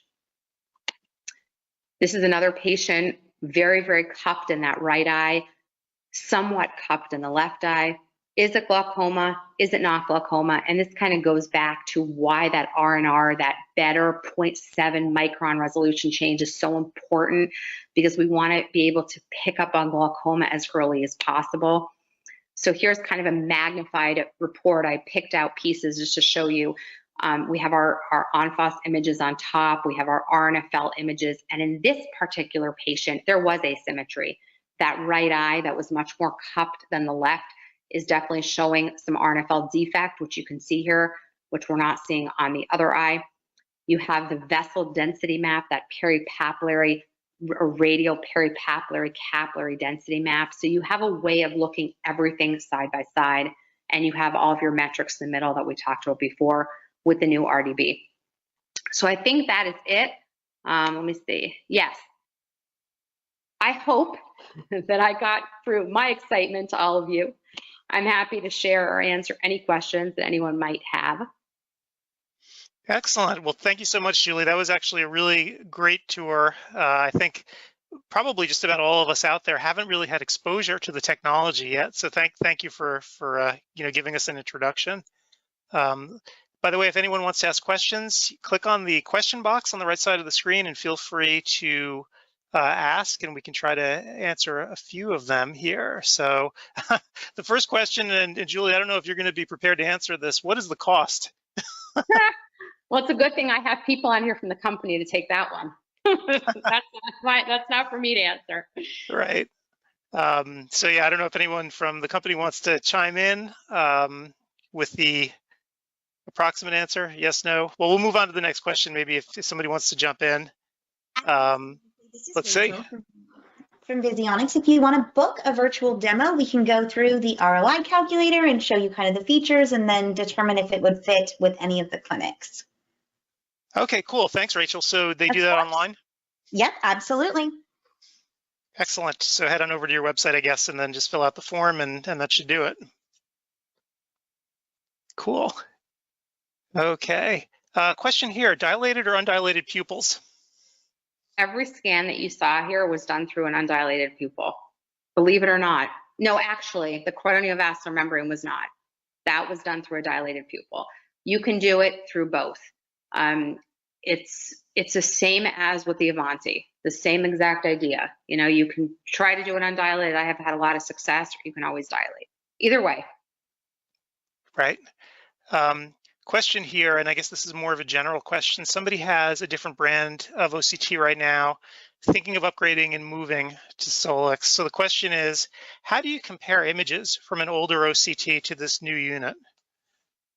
Well, there's two parts to that. I mean, for retina, I would compare OCTA to an MRI or a CT. Once you know how to interpret a scan, it really doesn't matter what technology you're on. Now, glaucoma is different. Glaucoma is going to depend on the platform that you're using, because we all have different color-coded maps. We all have different metrics. So if you're familiar with one, you learn the other. I will add that Visionics has a platform called Visionics Academy, where there are tutorials on all different disease states and how to capture and interpret images. We also are going to have a platform where you are able to specifically ask me or another expert questions that may arise. So we have excellent customer support for the machine. I understand, because when I first was starting to learn, I don't know what I would have done without my contacts over at the company. I was on the phone with them all the time. So I understand the importance of that. So yes, it's with the retina, same. You learn retina OCT, anterior segment OCT, it's easy. It's the glaucoma platform that is going to be different.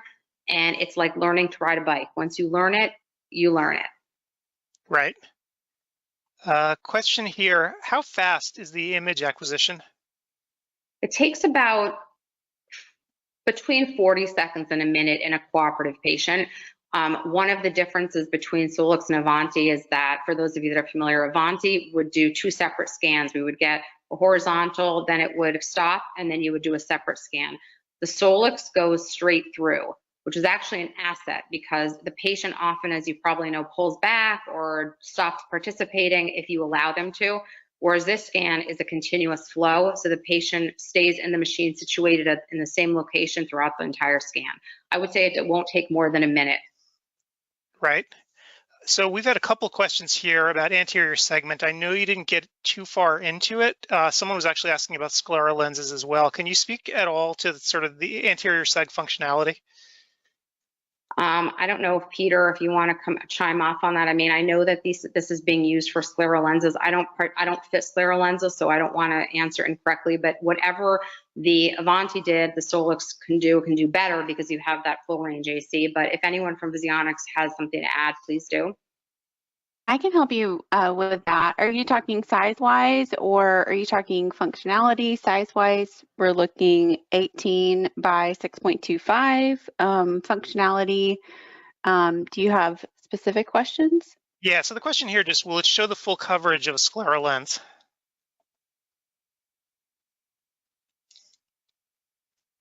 Give me just 1 second. I mean, because the full range. Are you talking vault and landing zone? Yes, if 16 millimeters. Got it. Okay.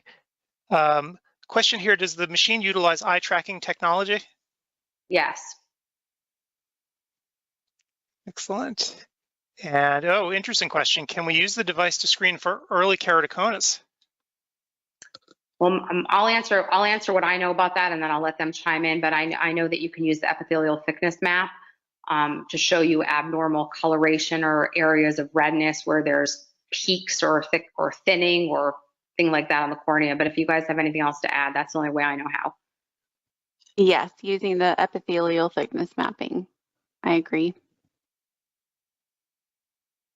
And a question here, I think we've had a couple of questions sort of about the software.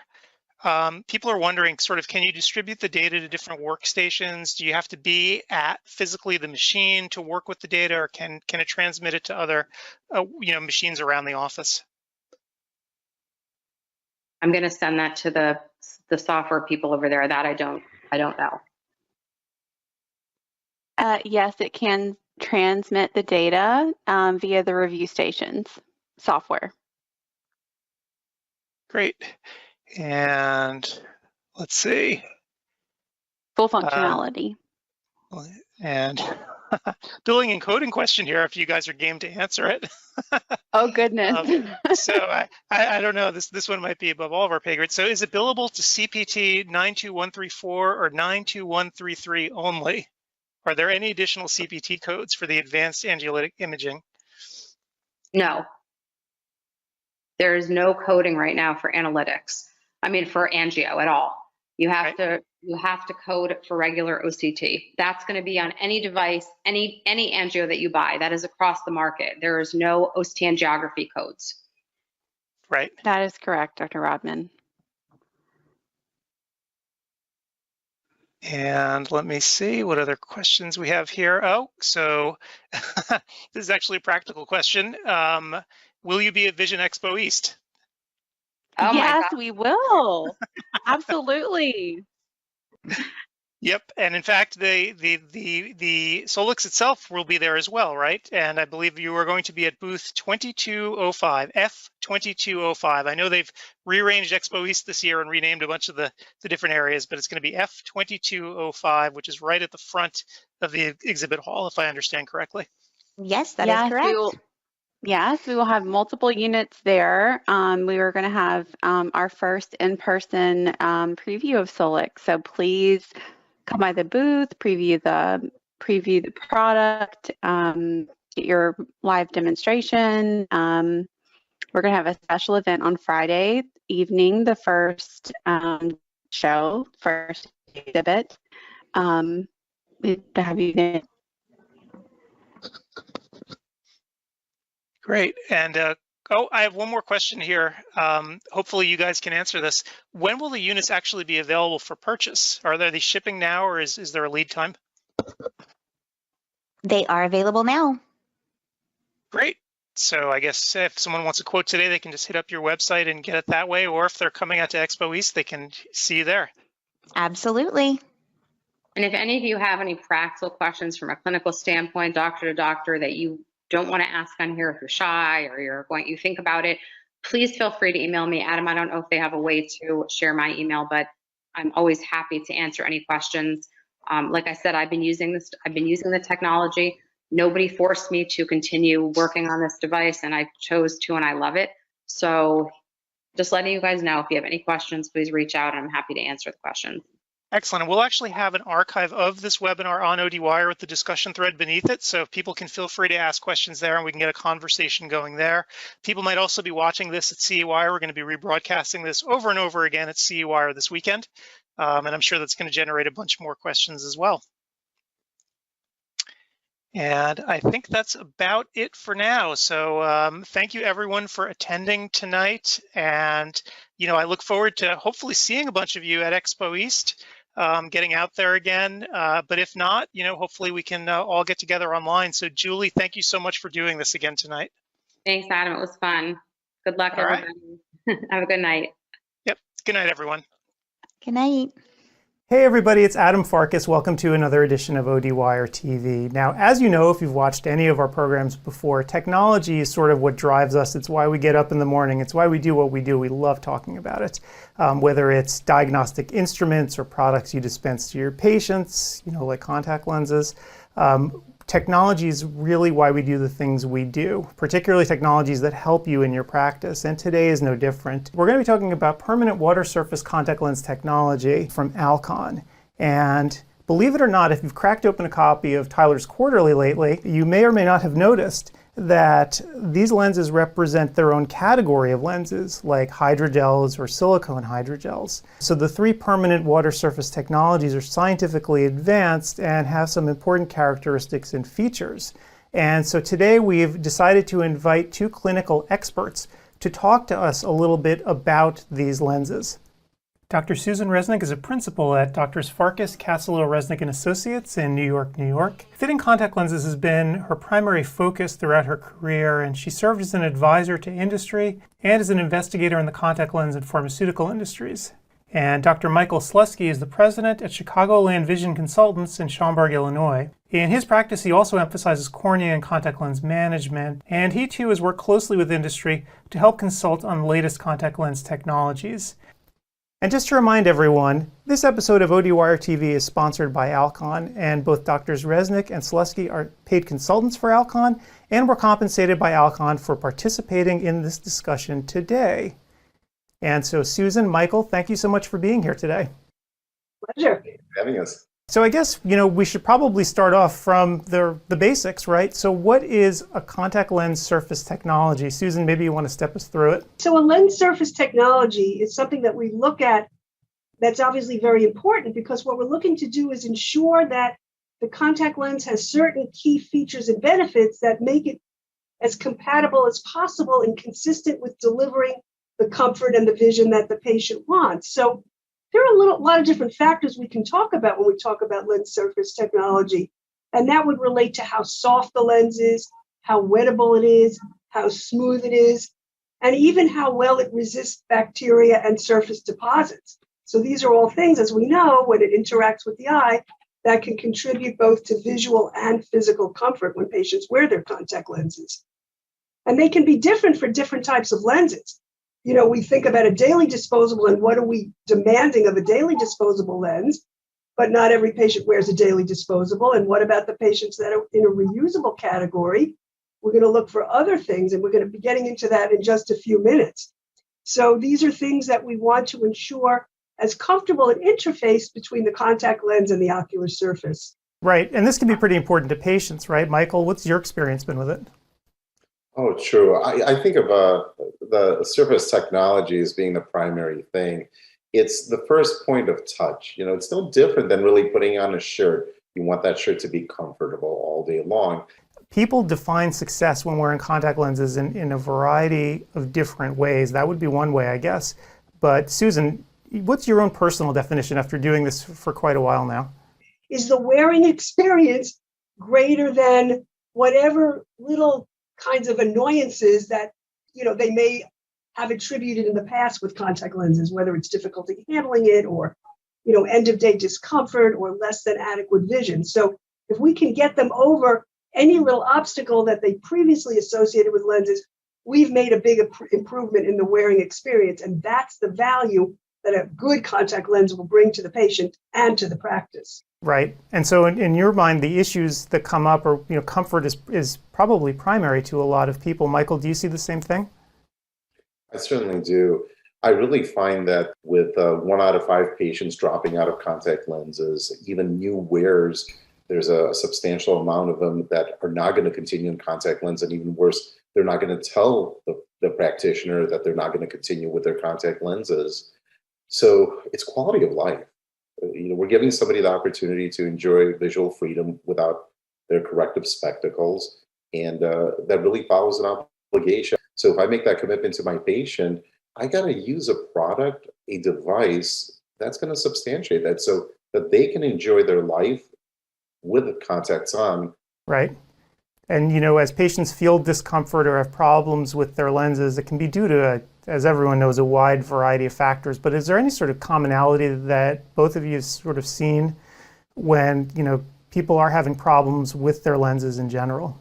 How about you, Susan? So I think it all goes back to the tear film. We all know that while the cornea is the main refracting surface, it's the tear film that covers the cornea. And so if you have that first layer that's compromised, it's downhill from there. And so we know when we put a lens on the eye, it's basically splitting that tear film in half. You're going to have half your tears behind the lens, half your tears in front of the lens. And, with a soft contact lens, it's the tear film that's closest to the air that would be most likely to become compromised at some point. And we all know that environmental factors, evaporation, not blinking, staring, medication. So all of these things, some of which are modifiable, some of which aren't. But if we can get a lens that has the least negative effect or the most positive effect on tear film stability, patient will be more comfortable and the vision will be more stable.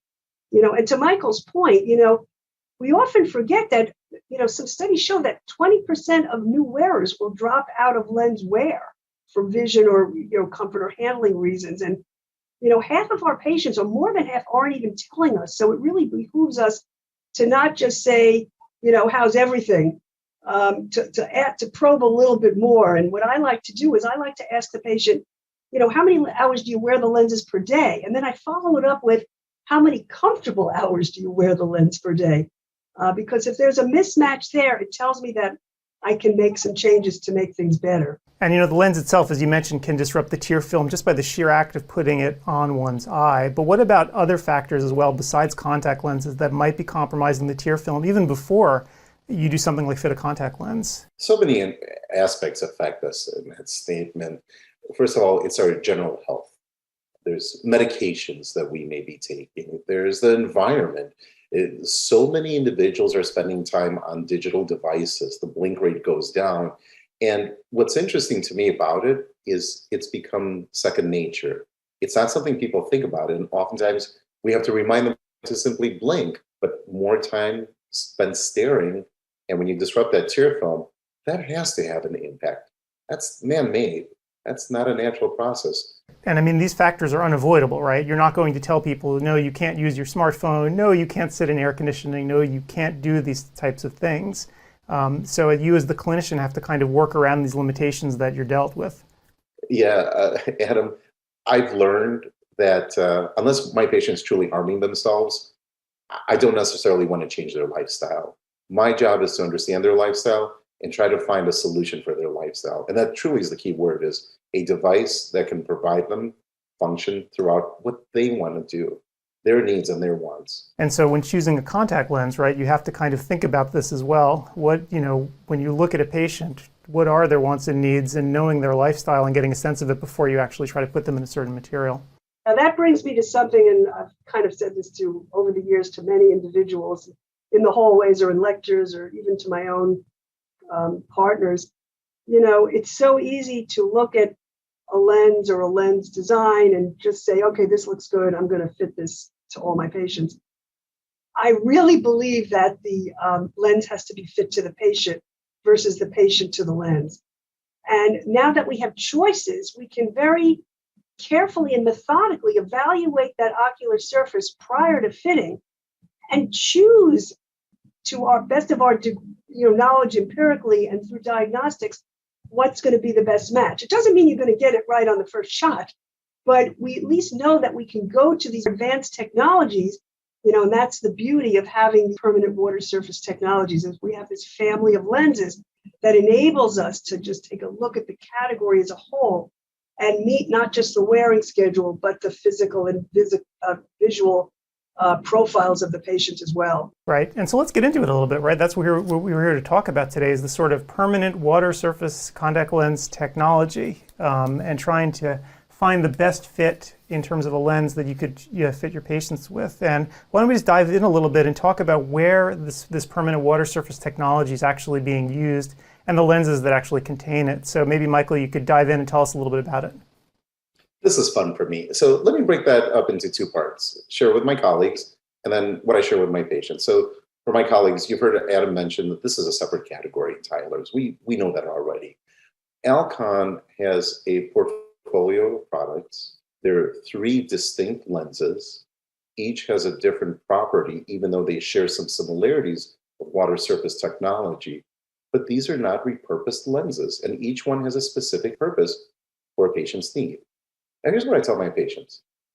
It's always been the same thing. It's always been lids, tears, and your cornea. And then I go ahead and I put a piece of plastic right in between. That's got to change something, right? But imagine, what if I can take that piece of plastic and change the surface as close to a liquid as possible? That's the philosophy I think about when I think of water surface technology. And just taking a look at the lenses themselves, I know that Alcon has done a bunch of studies, showing breakup time, but maybe you could step us through just real briefly, what they've looked at and what this means, at least in an in vitro setting.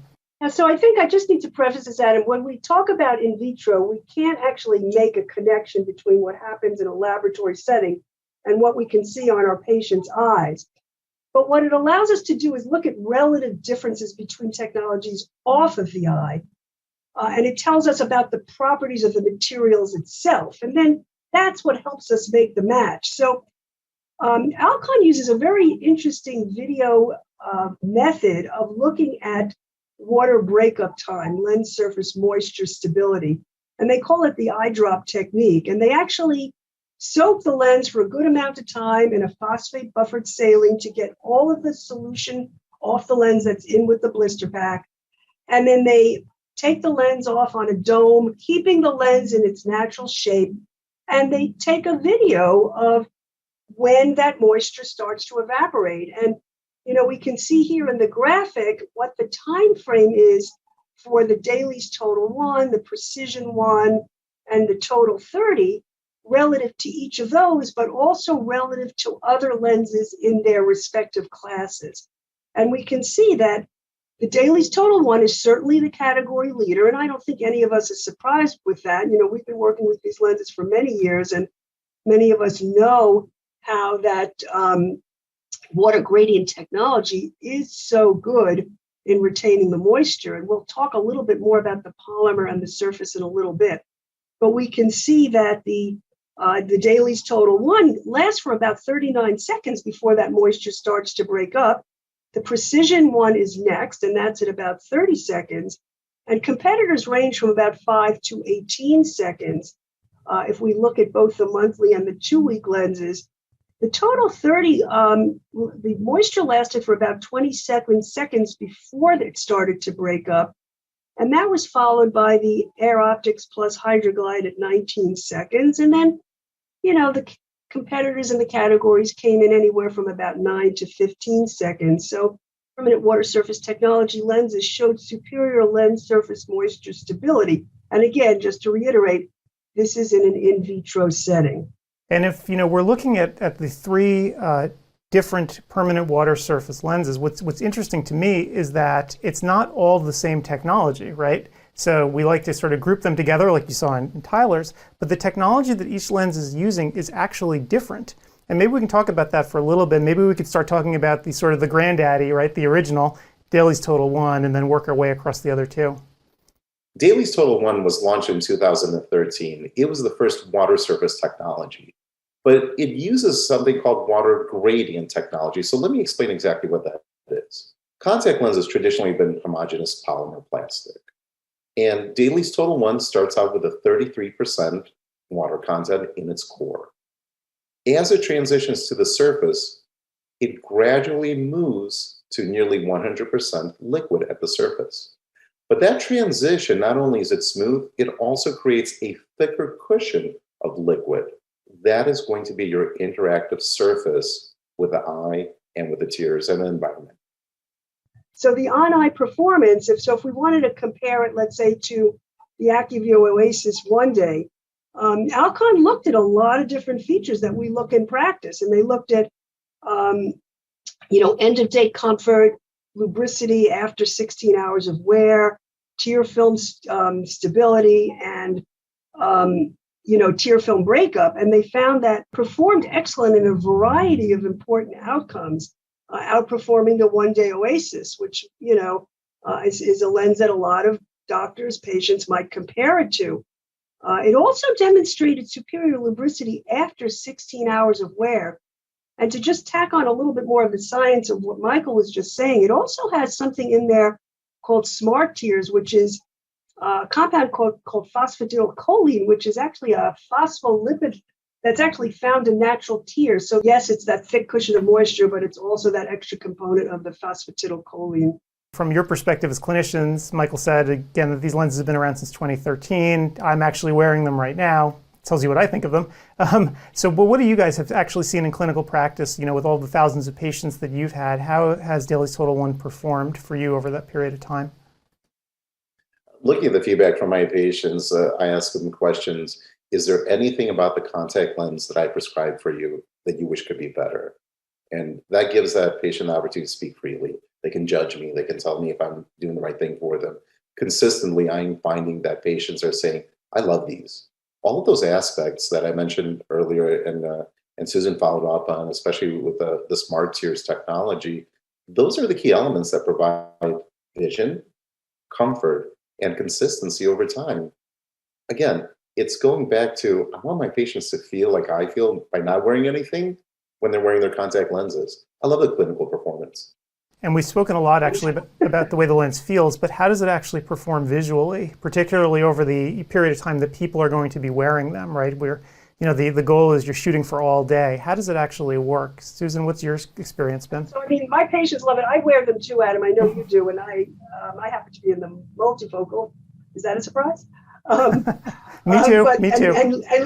And look, I'm staring at a microscope all day, just as Michael is. And, we have dry conditions here in New York City. And so, it's great because of the lubricity and, the feeling of comfort and not having on. But I'd have to say that the optics in and of themselves are really, really good. And I hear this from patients when I refit them. It's, there's 20 happy if there's 20 or 20 plus. And I'm just getting that clear, consistent vision, throughout the day. When you're thinking about which patients you're going to try to fit into Dailies Total One, is there sort of, if you have a vision in your head, what does a Dailies Total One patient actually look like? Besides you and me, Susan, what does a Dailies Total One patient, when you think about them, look like? I really have struggled with this a little bit because I love the technology of all the water surface lenses. And I have a feeling that a lot of my colleagues are asking the same question. Okay, I've got this technology. Who do I put in what? Do I look at function, cost, desire? What are the factors? So I'm using Dailies Total One platform for my high demand patients. So let me describe what I consider a high demand patient. This is a person that has tried contact lenses before and has checked off on the medical history form. Yes, I've worn them. No, I'm not interested in them. That begs the question, why are you not interested? Whether it was vision, whether it was comfort, any of those things, I call that high demand because that's a challenge. High demand also means somebody that has a long day. Dailies Total One has a great platform for that. So I like that aspect about it. That's the position I have. And this has been a consistent, comfortable lens for them to wear. The vision has been consistent over time. It makes it simple. It's maintenance free. It's a great place to start and keep the patients. So that is what I consider a high demand patient. Okay, well, great. Well, thank you so much, both Susan and Michael, for being here today, giving us all, this great advice and all these little points that you can share with your patients as well. So thanks again for being here. Thank you very much for having us. Thanks, Adam. And for those of you watching, join us for part 2 of our conversation, where Susan and Michael will discuss the most recent additions to Alcon's permanent water surface technology contact lenses, Precision 1 and Total 30.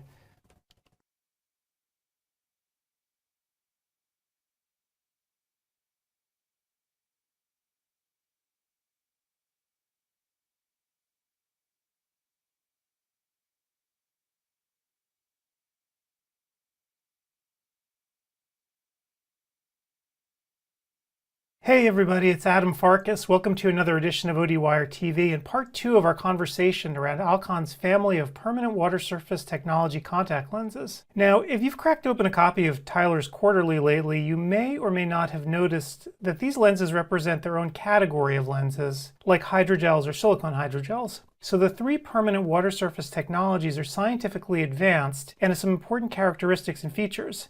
And today we're going to be talking about the 2 most recent additions to the permanent water surface technology family of lenses, Precision 1 and Total 30.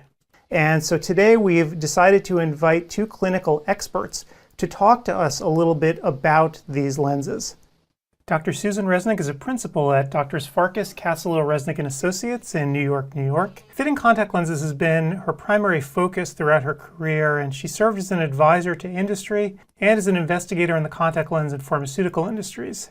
And Dr. Michael Slusky is the president at Chicagoland Vision Consultants in Schaumburg, Illinois. In his practice, he also emphasizes cornea and contact lens management, and he too has worked closely with industry to help consult on the latest contact lens technologies.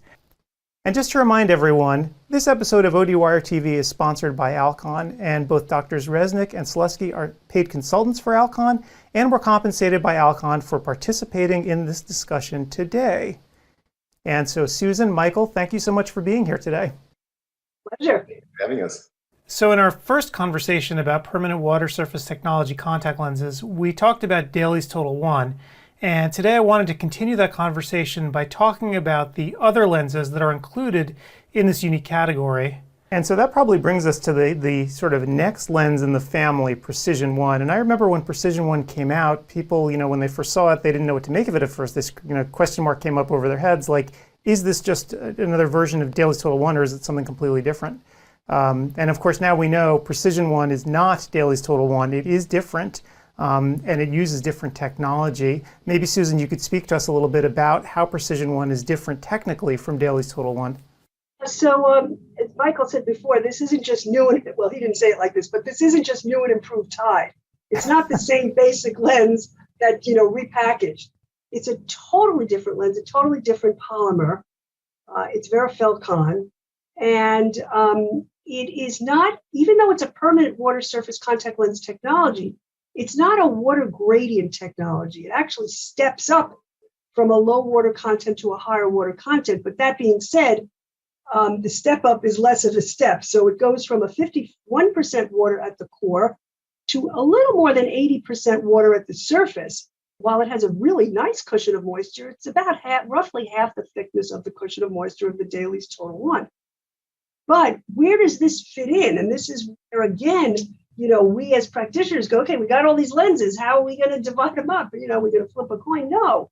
So the purpose of this lens, or where it's sort of its niche, is that it is a lens that handles extraordinarily well. So it gives all of the features and attributes of a water surface technology. But for that novice wearer, or maybe patients are a little bit challenged in terms of handling, it is a lens that handles very well. And we all have a lot of patients. We have a lot of challenging patients. If we think about it, those are the ones we remember.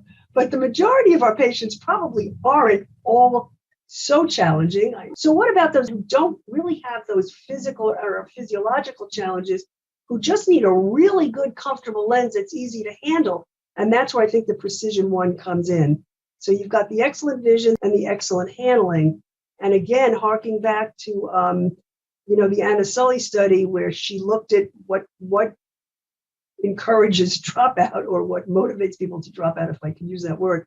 Oftentimes with new wearers, it's handling. So it's really critical that We don't have our patients being frustrated with the very first step of lens wear, which is inserting and removing the contact lens. Right. And once they get past that first step, of course, this lens uses the smart surface technology, right? Which, again, is another one of the advanced surface technologies that we've been talking about. Maybe, Michael, you can speak to this technology and how it sort of fits in and compares to Dailies Total One. The way that I see smart surface technology is if Dailies Total One is a gradient, I think of it as progressive spectacle lenses. You've got a progression going from distance into a near segment.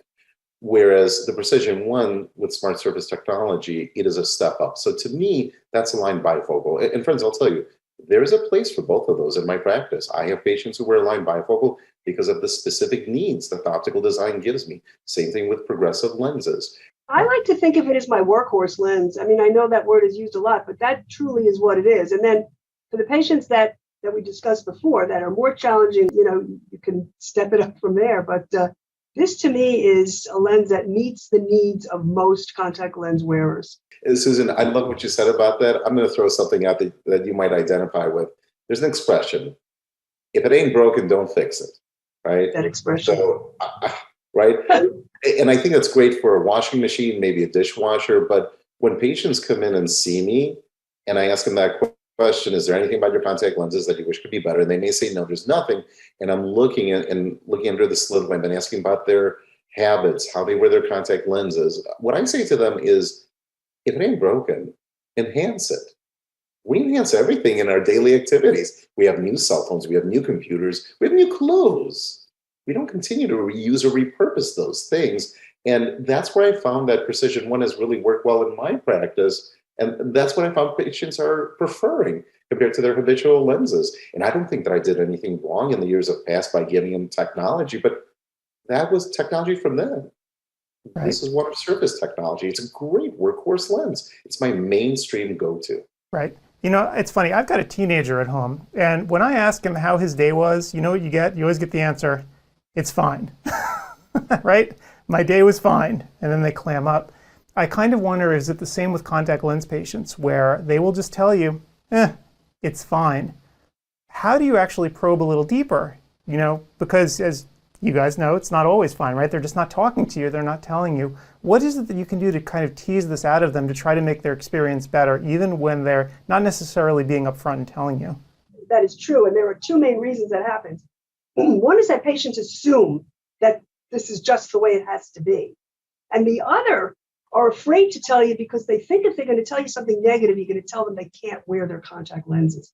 So that clinician has to keep in mind. So, and again, I alluded to this before. I first ask an open-ended question and I say, how are you doing, with your contact lenses? And I let them answer. And then if I get that, oh, great, which is, even at 35, my children still answer me with that. So it's not just teenagers. I ask closed questions, which is how many hours a day do you wear lenses? When do the lenses start to bug you, if at all? And how does your vision feel at 6 o'clock at night versus 1 o'clock in the afternoon? So I'll ask those three key questions. And from then I can tell, is there an issue or, what kind of changes do I have to make? But I'm like Michael, even if everything is great, according to them, and even if it looks great, the only reason my patients come back to see me, it's not because I'm so charming, although people would suggest otherwise. It's because I'm constantly, I'll use the word, whetting their appetite for new technology. So I was probably talking about these lenses 6 months to a year before they even became available. Not that I have telepathy, but I'm always telling patients that research and development is an ongoing thing, and that these lenses are great. These are the kinds of things I was talking to you about last year. And so I kind of always hark it back to the last visit because it's what motivates them to come back to see me. And it also is what engenders loyalty and referrals. So, we've spoken about the disposable water surface lenses now. There is a third lens in this family, and it's a reusable lens, and it's called Total 30. And I think we should probably touch on it a little bit, right? Because it is unique in that it is reusable versus the other two. So maybe you could just step us through a little bit about what Total 30 is all about. I have to say that I love this concept. And it's the most ironic thing to hear me say that I love this concept because I started out at about 50% single use in my practice. It was a long journey. Then got to 35, got to 55. Those were really, really big challenges. But something took off after 55. I got comfortable with it. I helped my patients get comfortable with it. And, 8 out of 10 patients today I'm putting in single use lenses. I'm not saying that to boast. I'm saying that because I believe, and I found a way to make my patients believe. But that means that I have at least 2 out of 10 patients that are either not prepared to put on a single use lens, or it is not in their budget. And those, friends, are truly my most valuable patients because they really do stand the highest risk of dropping out of contact lenses. And if I lose them, I've impacted their quality of life. That's important to me. So for years, since 2013, the concept has come up, well, what if there was a water surface technology and a reusable lens? And more importantly, why isn't there one? So it's here today. And the key thing I understand about Total 30 is, again, it is not a repurposed product. It's a material that was specifically designed to be able to be worn for more than one day. That means it has to have characteristics. Number one, it has to be compatible with solutions, which it is. Number two, the surface has to stay resistant to deposit formations, foreign particles, or even bacteria. And we're going to get into that, Adam. We're going to talk a little bit about that technology, Susan and I, and share with our colleagues what it is that makes it unique and why we've embraced this technology for our reusable wearers. Just to build on what Michael says, this particular technology in the Total 30 is actually leveraged on the Dailies Total 1 technology. This is a water gradient, much like that. The Total 30 is of a new polymer called Layfilcon A, and it actually has about 55% water at its core, and then it goes up to about 100% water at the surface. So this is a little bit more analogous to the Dailies Total 1 than the Precision one. But to Michael's point, there's a few other features and benefits of this lens which specifically speak to the fact that we want this lens to feel as good on day 30 as it does on day 1. Right. And speaking to that, so there's this technology built into it called Celligent, which you're not going to get in the other two lenses. Maybe, Susan, you could speak to that, what this is and how it works. So this is, if we remember our ocular anatomy, we know that on the corneal surface is something called the glycocalyx, which is produced by the microvilli of the anterior cells on the cornea. And so what Alcon has done with their polymer technology is they've actually been able to mimic this glycocalyx using nanofibers within the polymer itself. So we can see here on the left, there's glycocalyx in the corneal surface, and it provides a gel-like layer of protection with the microvilli. Actually, it's a dynamic process. So these microvilli are kind of sweeping across the surface of the eye. And what the Total 30 is that with biomimetic properties, it actually allows the nanofibers in the material itself to achieve the same kind of dynamic function. And what this does is that it actually helps it to be resistant to lipids and bacteria. But on a chemical basis, it's a net neutral charge. And what that means is that large molecules that have, charges on them aren't going to stick to the surface. So there's the net neutrality in the chemistry that repels, plus this dynamic motion of the nanofibers. So this is, a very, very unique technology. And Sue, also that has those nanofibers, MPC for short, that's got a proven track record. That's actually used to line stents for cardiac procedures, and it repels some of the lipids that can build up in artery walls and everything. So it definitely is a very inert polymer, and it's very compatible with the natural physiology, of our bodies. So to have this in a lens where we want to look for that biomimetic property on the surface of the eye, is a great thing.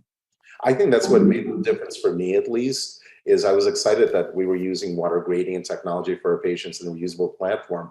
But I just found that really interesting that industry is creating a platform for us that's moving us closer and closer to space age, if you will, that you're mimicking the way the human body works. That's got to do something for me. So I like that. And of course, Alcon has actually put the lens through its paces in vitro, sort of measuring its softness and lubricity and so forth. So before we talk about the experience on the patient's eye, maybe we could talk a little bit about what the lens has been like in the lab. Alcon looked at the material properties of the Total 30 lens. They looked at two key features of the material, and one is how soft the lens is, and the other is how lubricious or smooth the lens is. And the study showed that the Total 30 lens was at least 5 times softer in terms of its lens surface than other reusable lenses. And with respect to lubricity, there was a 3 times greater surface lubricity in this lens than in lenses in the reusable category as well. What hits me with this is if I can have a contact lens polymer that could be as soft as possible, I'm going to ask my patient, what do you think?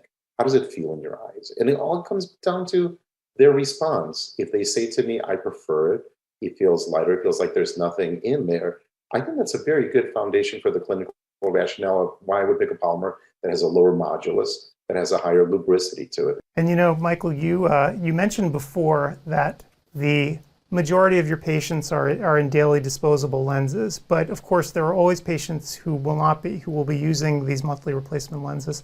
I guess if we had to sort of picture, what does this patient look like that's going to wear a Total 30? Again, if you had to have like an archetype, who is this person and why do you fit them with Total 30? Who are they? What do they look like?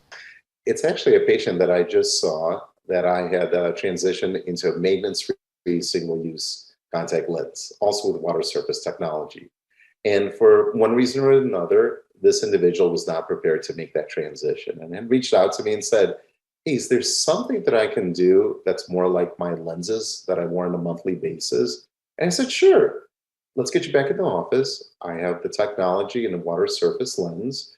We'll test those, see what you think about them, and move forward. So that is an ideal opportunity. But also, even preemptively, if you have patients that tell you at the time of the visit, or you may have some questions about how they're going to accept the lens, the time is here, the time is now. We have the technology to do it. Move forward with it.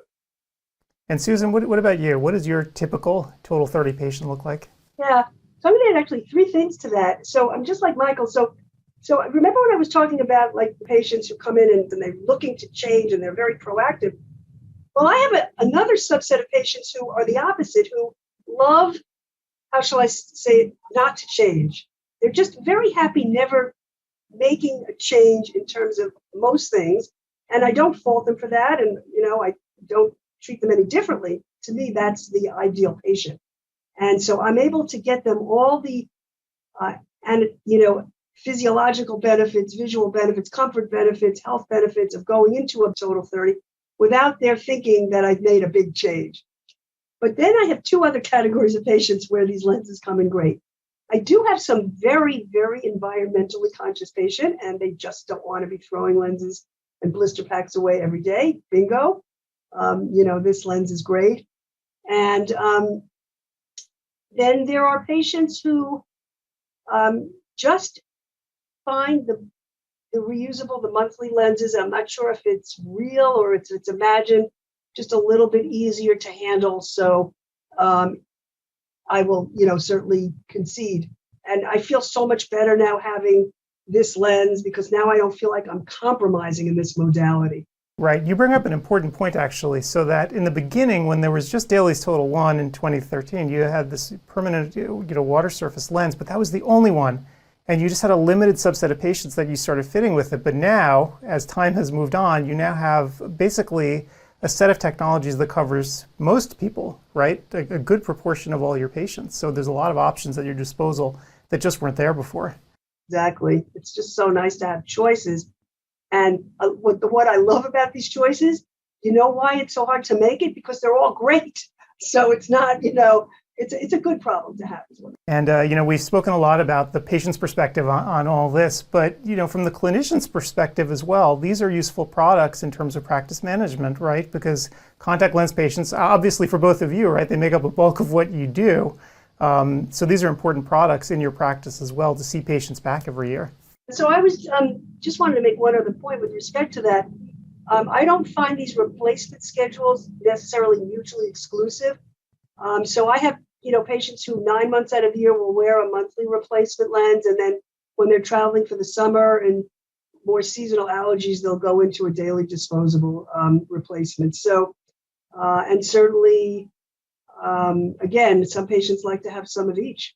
I want to add one thing that I heard from a colleague that I want to give full credit to, Dr. Wilson out of Texas. I heard him say something phenomenal. He said, my job as your optometrist is to make sure you run out of your contact lenses on time. And that's really where I see this technology. When the person is enjoying, when they're comfortable, they're going to use it. They're going to be more compliant to use it. And you're really tying them directly back into your practice. If you don't say to the patient at the end of the exam why you're doing this, you've lost it.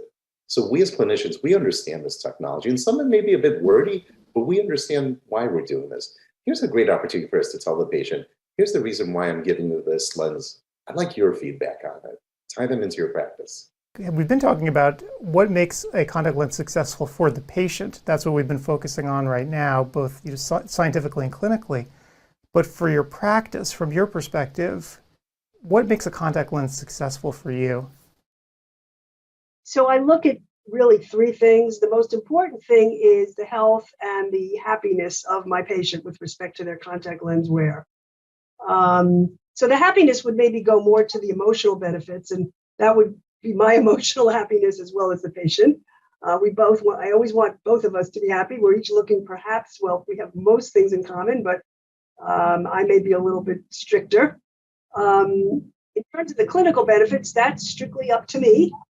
That's looking at the vision, the corneal health, the quality of the tear film, and everything while the lens is on the eye, and then when the lens comes off of the eye. And then, certainly, the practice benefits, there are the tangible and the intangible. The intangible ones are really, what is my net promoter score with respect to that patient? In other words, is this patient an active promoter of my practice and what I've done for them? And I'm happy to say today was a good day. All of my patients came in and brought their mothers, fathers, sisters, brothers, and that's what I want to see. But at the same time, I look at the hard economics of it, and if the patient's happy, they're basically coming in, replacing their lenses with me at every visit, no questions asked. And we keep it very smooth and convenient for the patient. So, again, it's pretty much a three-prong differential as I look at product and patient experience. Right. This is, I want to chime in on what you said, the emotional component of it is, that's a big part of what we do as clinicians. It's trust. And I found this as an opportunity to just continue the trust I've been building with my patients. I love what you said about the emotion. And sort of one final question I had for you. When you're speaking to patients about water surface technology, how can you sort of get it into a language that they will not just understand, but also relate to? Because obviously we have one audience here today that's listening to us, and we all sort of understand the science and everything that goes behind it. When you're speaking to the patients, what kind of language can you use to really make it relatable to them? Some of the things I said today are a little bit more wordy, they're more technical. With a patient, I can get it as simple as possible. It's lids, tears, cornea. Then I put a piece of plastic inside, in between those. What if I could take that piece of plastic and try to cover it with as much water as possible so it feels more natural? And I want to see what you think about it. That's it. Is I tie my patients into, give me your opinion. Tell me what you prefer. That helps me to build on the clinical rationale of why I'm doing it. But to the patient, it's simple, and they're engaged. That's what makes it different for them. A contact lens is a foreign body, and I don't want their eye to perceive anything as being foreign or unlikable. And I tell them that this lens, because of the amount of moisture on the surface, the eye perceives it as being just a little bit more water on the surface of the eye. The lids perceive it as being a nice, smooth surface. Okay, well, great. Well, thank you so much, both Susan and Michael, for being here today, giving us all, this great advice and all these little points that you can share with your patients as well. So thanks again for being here. Thank you very much for having us. Thanks, Adam. And if you haven't already tuned in to our first conversation on Alcon's permanent water surface technology contact lenses, check it out right here on ODwire.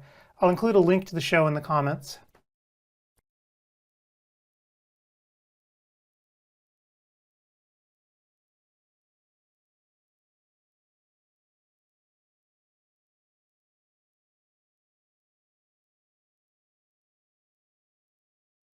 Hey everybody, it's Adam Farkas. Welcome back to another edition of ODwire TV. And today it is all about dry eye and the Keratograph 5M by Oculus. And for those of you who've watched the show before, you sort of know that we're all about gadgets and technology and how you implement them in practice. And as you may also know, Oculus is a longtime sponsor of ODwire and of CEwire. And I'm grateful for them, not just for their sponsorship, but also because they allow us to do stuff like this, where they don't just sort of put out, advertisements and commercials for their products. They let us actually come in and talk to experts about their gear, so you can get a sense of what it's like in practice to actually use their instruments and how some of these instruments can actually be rather transformational. And, just like every other time, today we have an expert.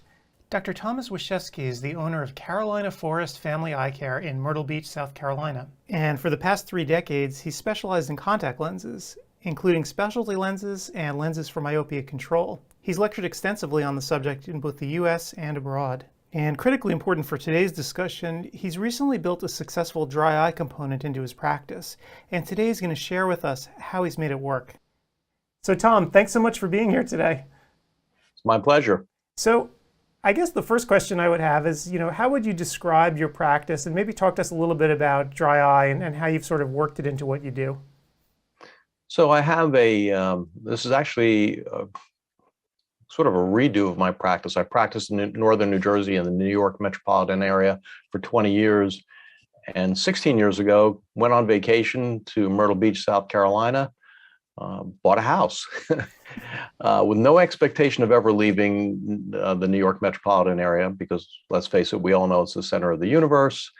And you can't believe that there's life elsewhere. But thinking about slowing down, I wasn't sure. I thought I might retire.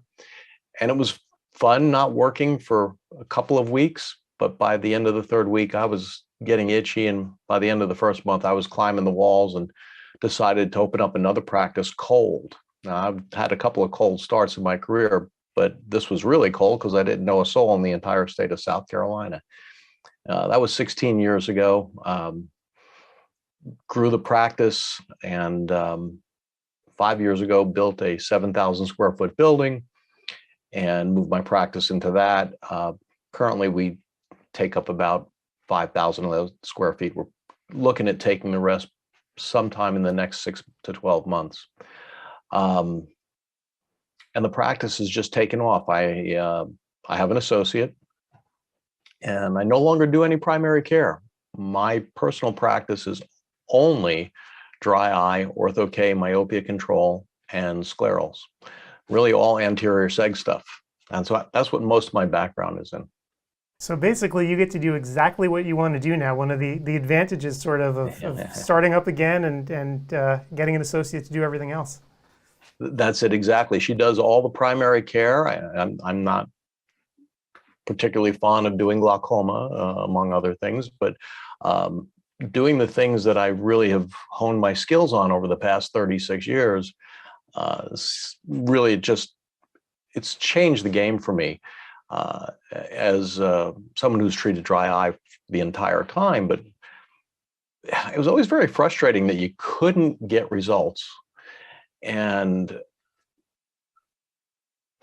in 2019, I decided to get serious about dry eye, and I went all in. I bought the Keratograph, bought an IPL, bought LipiFlow, took a course, the Dry Eye Institute, Dr. Crystal Breimer's Dry Eye Institute, and which was very helpful, and really jumped in with both feet.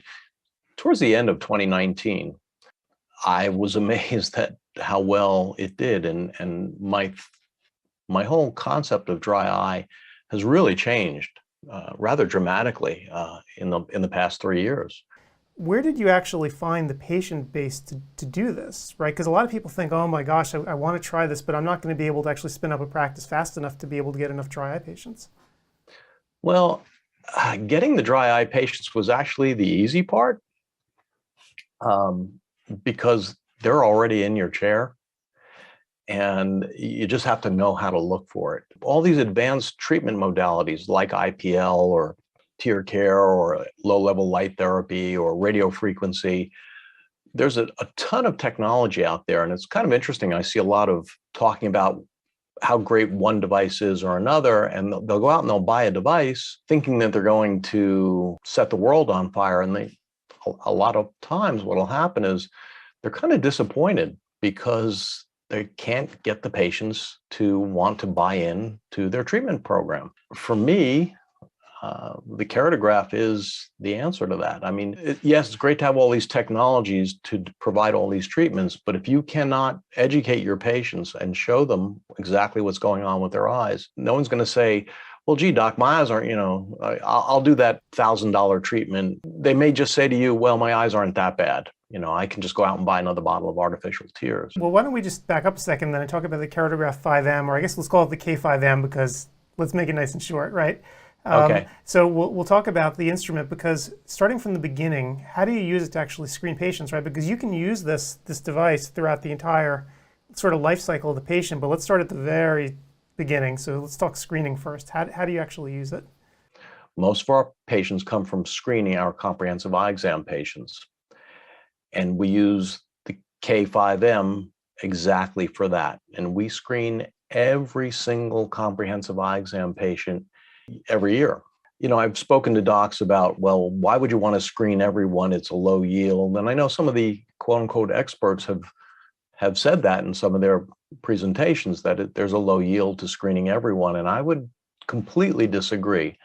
It's very easy to see an end-stage dry eye patient, the one who's coming in and is miserable. But why would you want to wait till someone is end stage? Why do you want to wait till they're miserable? We know that this is a chronic condition. We know that it gets worse over time. Waiting till someone's lost all of their meibomian glands is probably not the best idea. So we screen everyone. And yes, it adds about 3 to 5 minutes to our comprehensive exam time, but it's well worth it. And the tests are tech-driven. I don't really touch the K5M. Like I said, it adds about 3 minutes to the pre-test time and another 1 to 2 minutes of doctor time. We capture 4 images. We look at the tear meniscus height to determine whether there's a true lack of volume of tears. We look at the lipid layer. We're looking for the oil layer, right, to test meibomian gland function. We're looking for redness to give us a clue about inflammation. And we're doing meibography. And we don't even do the upper lid meibography because it's a little bit time consuming and the techs don't really enjoy doing that. So they're just doing the lower lids. But from those 4 images, we can get a really good idea as to where this patient is. And it only takes a minute or 2 for the doctor to go through those 4 images and say, look, it looks like you've got an issue here. Let's look a little deeper. Let's do some advanced testing for dry eye. And then they get scheduled back for a comprehensive dry eye evaluation. And what impact do you think that has on the patient actually showing them the pictures? Is that really what sort of gets them to buy into what you're trying to do? So absolutely, Adam. It's one thing for you to say, Mrs. Jones, you've got dry eye, and here, I want you to do this IPL, and it's $300 a treatment. You need a series of 4 treatments. And Mrs. Jones is going to say to you, well, I don't think my eyes are that dry. They don't bother me that much. Just I'll take another bottle of artificial tears. But if you show Mrs. Jones that she has no lipid layer in her tear film, if you show her what her meibomian glands look like, and then use the comparison scale to compare what a normal set looks like, and she gets to see, wow, I've lost 50% of my gland tissue. They get it. And it's true, it takes a lot of time to educate the patient, but the education is what gets the buy-in for those advanced treatments that you want them to have. And that's what's really giving you the results. If the patient doesn't buy in, you can have all the advanced technology in the world, but you're never going to use it So that 5M is really kind of the centerpiece. It's what drives all of our patients into our dry eye treatment program. And the best part is that I didn't have to go searching for a single extra patient. These are patients that are already in the chair. You know, you're uncovering a problem that you might have just glossed over in the past. Maybe they weren't that symptomatic. One of the things you discover is that as people get older, they just naturally assume that their eyes are supposed to be drier. All right. They think that dryness is a normal consequence of aging. I explain to them all the time that it's true, it's a common consequence of aging, but this is not a normal consequence of aging. It is a disease process, and it doesn't have to happen. Yes, it's true, it's chronic, and we can't cure it, but we can sure manage it and make you feel better. Right. So you're really using the K5M as an educational tool with the patient in the chair, right there, to really explain to them what is happening. Absolutely. It's show and tell. It's like being in kindergarten, and really try and put it down on very basic levels. So even, the most uninitiated, can understand what you're talking about. I don't use any jargon, no technical terms. I don't even use the word mybography with them. These are pictures of your glands. And, if you can put it on a level that they can comprehend and they get to actually see it, they buy in. And it's kind of interesting. The redness score is something that usually more women are sensitive to than men. And it's funny, the K5M also creates this thing called the crystal tear report. And I'm putting up on the screen right now so everyone can see what this report actually is and what it looks like. And maybe you could take us through what this actually is and how it was created and who created it and what it's all about and how you actually use it. Okay, so the crystal tear report is really something the doctor sets up in advance. He determines, for, let's say, an aqueous problem, what his treatments of choice are, whether it's a mild case, a moderate case, a severe case, whether if it's a lipid layer problem, again, what his treatment plan is. And you go through looking at all the patient's images, and the K5M will auto score some of these things and automatically fill it out. But a lot of it you have to, click on, and you'll decide what the level of severity is.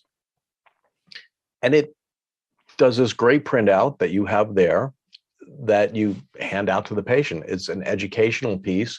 It explains a little bit about each issue. And what the report does is it looks at your tear film and the eyes in a certain way. And it breaks it down to the level of water in the eye, right? Is it an aqueous problem? Talks about the oil in the eye. Is this a meibum issue? It looks for inflammation. It looks for allergy. It looks for lid function. It also looks for bacteria. Is there blepharitis here? And it provides specific treatment recommendations that you've already predetermined. And of course, you can change those treatment recommendations on the fly with a simple click of the mouse. But it just flows really smoothly, really quickly. You don't have to do a lot of typing, or there's no typing involved. You're just clicking. And we hand out this educational piece at the end to the patient, and it does a great job. When they get home, very often you'll have told, your patient, Mrs. Smith, all about this, and you're going to recommend that she does LipiFlow or whatever. And she gets home and she has to explain to Mr. Smith, who's going to ask her, well, and it's how much? She now has this take-home piece that she can talk to him about and show him and say, look, this is what's going on with my eyes. And yeah, this is what we need to do. Right. And what's interesting too, you mentioned the report actually sort of shows you, the different etiologies of dry eye, right? Back in the old days, people just got drops and went home, right? You didn't really differentiate the different kinds of dry eye, but now we can. And so the instrument does. And so I'm sure that's led to sort of different treatment modalities that you use in your practice based on what the report's telling you. Absolutely. You know, what I tell them is using the K5M, it allows me to hone in on the root cause or causes of their specific problem and attack those directly. And that's exactly what the Crystal Tear report does. It basically details all of those exact issues. And, you know, we mentioned how you're sort of using the instrument to educate the patients. How does it play into follow-up? Once you've actually decided on a course of treatment, you've initiated it, then what happens? What's the next step to keep the patients compliant and coming back? So after I explained to them that this is a chronic condition. So after we've completed their course of treatment, typically we'll see them back at some time period, depending on how they're doing. It might be 1 month, it might be 3 months. But most of these advanced therapies need to be repeated periodically at some interval. So with LipiFlow, they typically recommend a year, but not every patient can go a year. For things like IPL, typically we recommend a booster at around 6 months. And, you know, if we can get somebody feeling better and get them on an even keel, we want to keep them there. We don't want to let them slide and go back to the way they were. So that's how we follow up with them. And again, we will scan them again at a later date when they come in for their follow-up. We'll look at their glands, we'll look at their oil layer, we'll look at their aqueous layer, and we'll compare them to the prior images. And you can show the patient, well, you're still doing great. We can just watch you for the time being, or no, you seem to be slipping. Your breakup time, went from 5 seconds, and then we treated you, and you went up to 20 seconds, and now you're back down to 12. It's time to treat you again because you're sliding back, and this is a chronic condition, so we're going to have to retreat you. So it's really, really important. It's just probably the best way that I've found to be able to track exactly how they're doing. So Tom, I have to ask you the multi-million-dollar question right now. People, who actually make the investments in instruments like this, they always ask, what's the ROI? Is it possible to compute? And what does it mean for my practice? So, obviously you're a super user of this device, and I'm kind of curious, what is the ROI? And it sounds like you've made it the centerpiece of your practice, but is this something that you've actually been able to quantify in terms of the return on the investment? Absolutely. So I paid my keratograph off, the K5M off, within 2 months. And now I realized that I didn't buy just the 5M. I actually was into dry eye diagnostic and therapeutic technologies for almost $100,000 on day one. And I have a patient base that's largely geriatric. Most of the patients here in the Myrtle Beach area, this has now become a retirement community for people from the Northeast. My average patient is somewhere north of 60. So, and if you're seeing 20 patients a day, the vast majority of them have some dry eye issues. So once we go past the screening and I bring them back for a complete dry eye workup, typically we're charging a $99,204 or $214 actually would be, because these are previous patients. And there is also another fee for the Crystal Tear report, which is a non-covered service, and that we charge around $100 for that. The 99214 is $125 roughly. And so when we look at that, if we're screening 20 patients a day, and at least 40% of those are going to have dry eye. And I mean, in my patient population, it's probably closer to 60% actually do have some dry eye issues. If only half of them return, so if I get even only 2 patients coming back a day for dry eye evals, and let's say we're averaging around $225 for those visits, at the end of a week, we're over $2,000. So in 10, 12 weeks, you'll pay off that keratograph. Now, that's assuming you don't do any treatments. That's just the evaluations. Now, if you start adding treatments in there, and depending on the treatment, like LipiFlow, depending on where you go, it's going to be anywhere from $800 to $1,500 for a LipiFlow treatment. For IPL, it's probably going to be somewhere in that same range. So just adding a few treatments in there, the return on investment is just incredible. So we did quite well. And my first full year, I mean, we started our dry eye program in November of 2019. Before the end of the year, we had paid off the keratograph. Wow. You know what happened in 2020, right? And yet, even though we closed for how long? We closed for 6 weeks for COVID. We still had a record-breaking year. It was all due to the dry eye. I mean, it was just the numbers that we do in dry eye are just really quite amazing, and have been totally game-changing, because most of the dry eye revenue is for non-covered services. And so these are out-of-pocket payments. There's no insurance payments for most of them. Virtually none of the treatments have any insurance coverage. And it's really changed our gross and our net, had the biggest change on our net, because this is all high net services that we're offering. Right. Well, Tom, thank you so much for sort of sharing this all with us. And I just had one more question. You're obviously an advocate of the instrument. You use it. It actually has transformed the way you work. For someone who's looking to dip their toes into the water of dry eye, where does one start? I know you went whole hog. You just told me how you went all in from the beginning. But if someone's just looking to sort of incrementally get involved, how would you actually tell them to do it? I don't think I would say dabble in it. I would say go in all the way. You'd have to go in with some way of being able to diagnose and demonstrate to the patient what their diagnosis is. And for me, that's the 5M.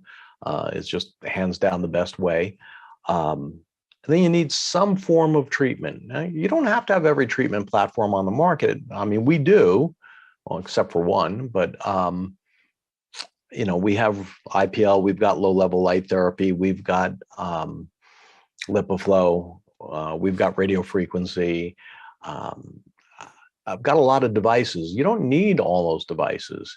I mean, you can do it with something as simple as the keratograph and even just BlephX to be able to offer in-office lid microblepharoexfoliation. And that's not an expensive device. It's fairly easy to get into it. If you have a very low amount of disposable income, tear care is a great option because it works very, very well. It's a small investment, I think, up front to take it in. It has higher ongoing costs because the consumables are expensive, as opposed to something like IPL or low-level light therapy, where there's very little, if any, consumables. And those are the things I would tell you. I mean, even if you do nothing other than just screening your patients and offering complete dry eye evaluations, the average practice can easily do $125,000 to $150,000 a year if you're only doing 2 dry eye evaluations a day. So if you're doing 10 a week, it adds up over the course of the year. Right. And you actually brought up an important point that I think we should stress to people, because, obviously in your community, you have sort of a wealthier set of people who are willing to actually spend on these treatments. But, obviously people in different parts of the country have different demographics that they're dealing with. Sure. And their patient base may not have that disposable income. But despite that, you can find ways to introduce treatment modalities into your practice that are not like IPL, right? That are not that expensive. To try to help people, even if it's not sort of the Rolls-Royce approach, right, all the way up here. There are things that you can do now that are effective. Yeah, the other thing I would say is get yourself educated. And that's probably the single most important thing. I like recommending Dr. Crystal Breimer's Dry Eye Institute, because she does a phenomenal job. And she'll show you how to put all this together and give you really the nuts and bolts to it. Yeah, I mean, you don't have to offer all these treatments up front. Eventually, you probably will. And we've talked about money so far. What we haven't talked about is what you're doing for your patients. And so many suffer in silence, and they don't say anything because, they just assume this is a normal consequence of aging. They may be in pain, and they're just thinking they don't have a choice. And if you can help them out, you can really improve their lives. And I know that dry eye is acutely connected to depression. If somebody's eyes are miserable all the time, they tend to be very depressed individuals, and you can really change their lives if you can improve that condition. And I think we've all gotten so accustomed to just handing out bottles of artificial tears and realizing that is only providing temporary relief of a symptom.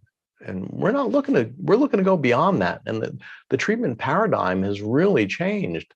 You want to go beyond just treating symptoms. You want to hone in on those root causes and attack those directly. And that's where you really start making differences in patients' lives. And I think that's a really great point to end on. So Tom, thank you so much for sharing your story and being with us. And in the comments below, I'm sure people are going to have questions. So I hope you can come on back and answer them as they watch this. Thank you very much, Adam. It was great doing this with you.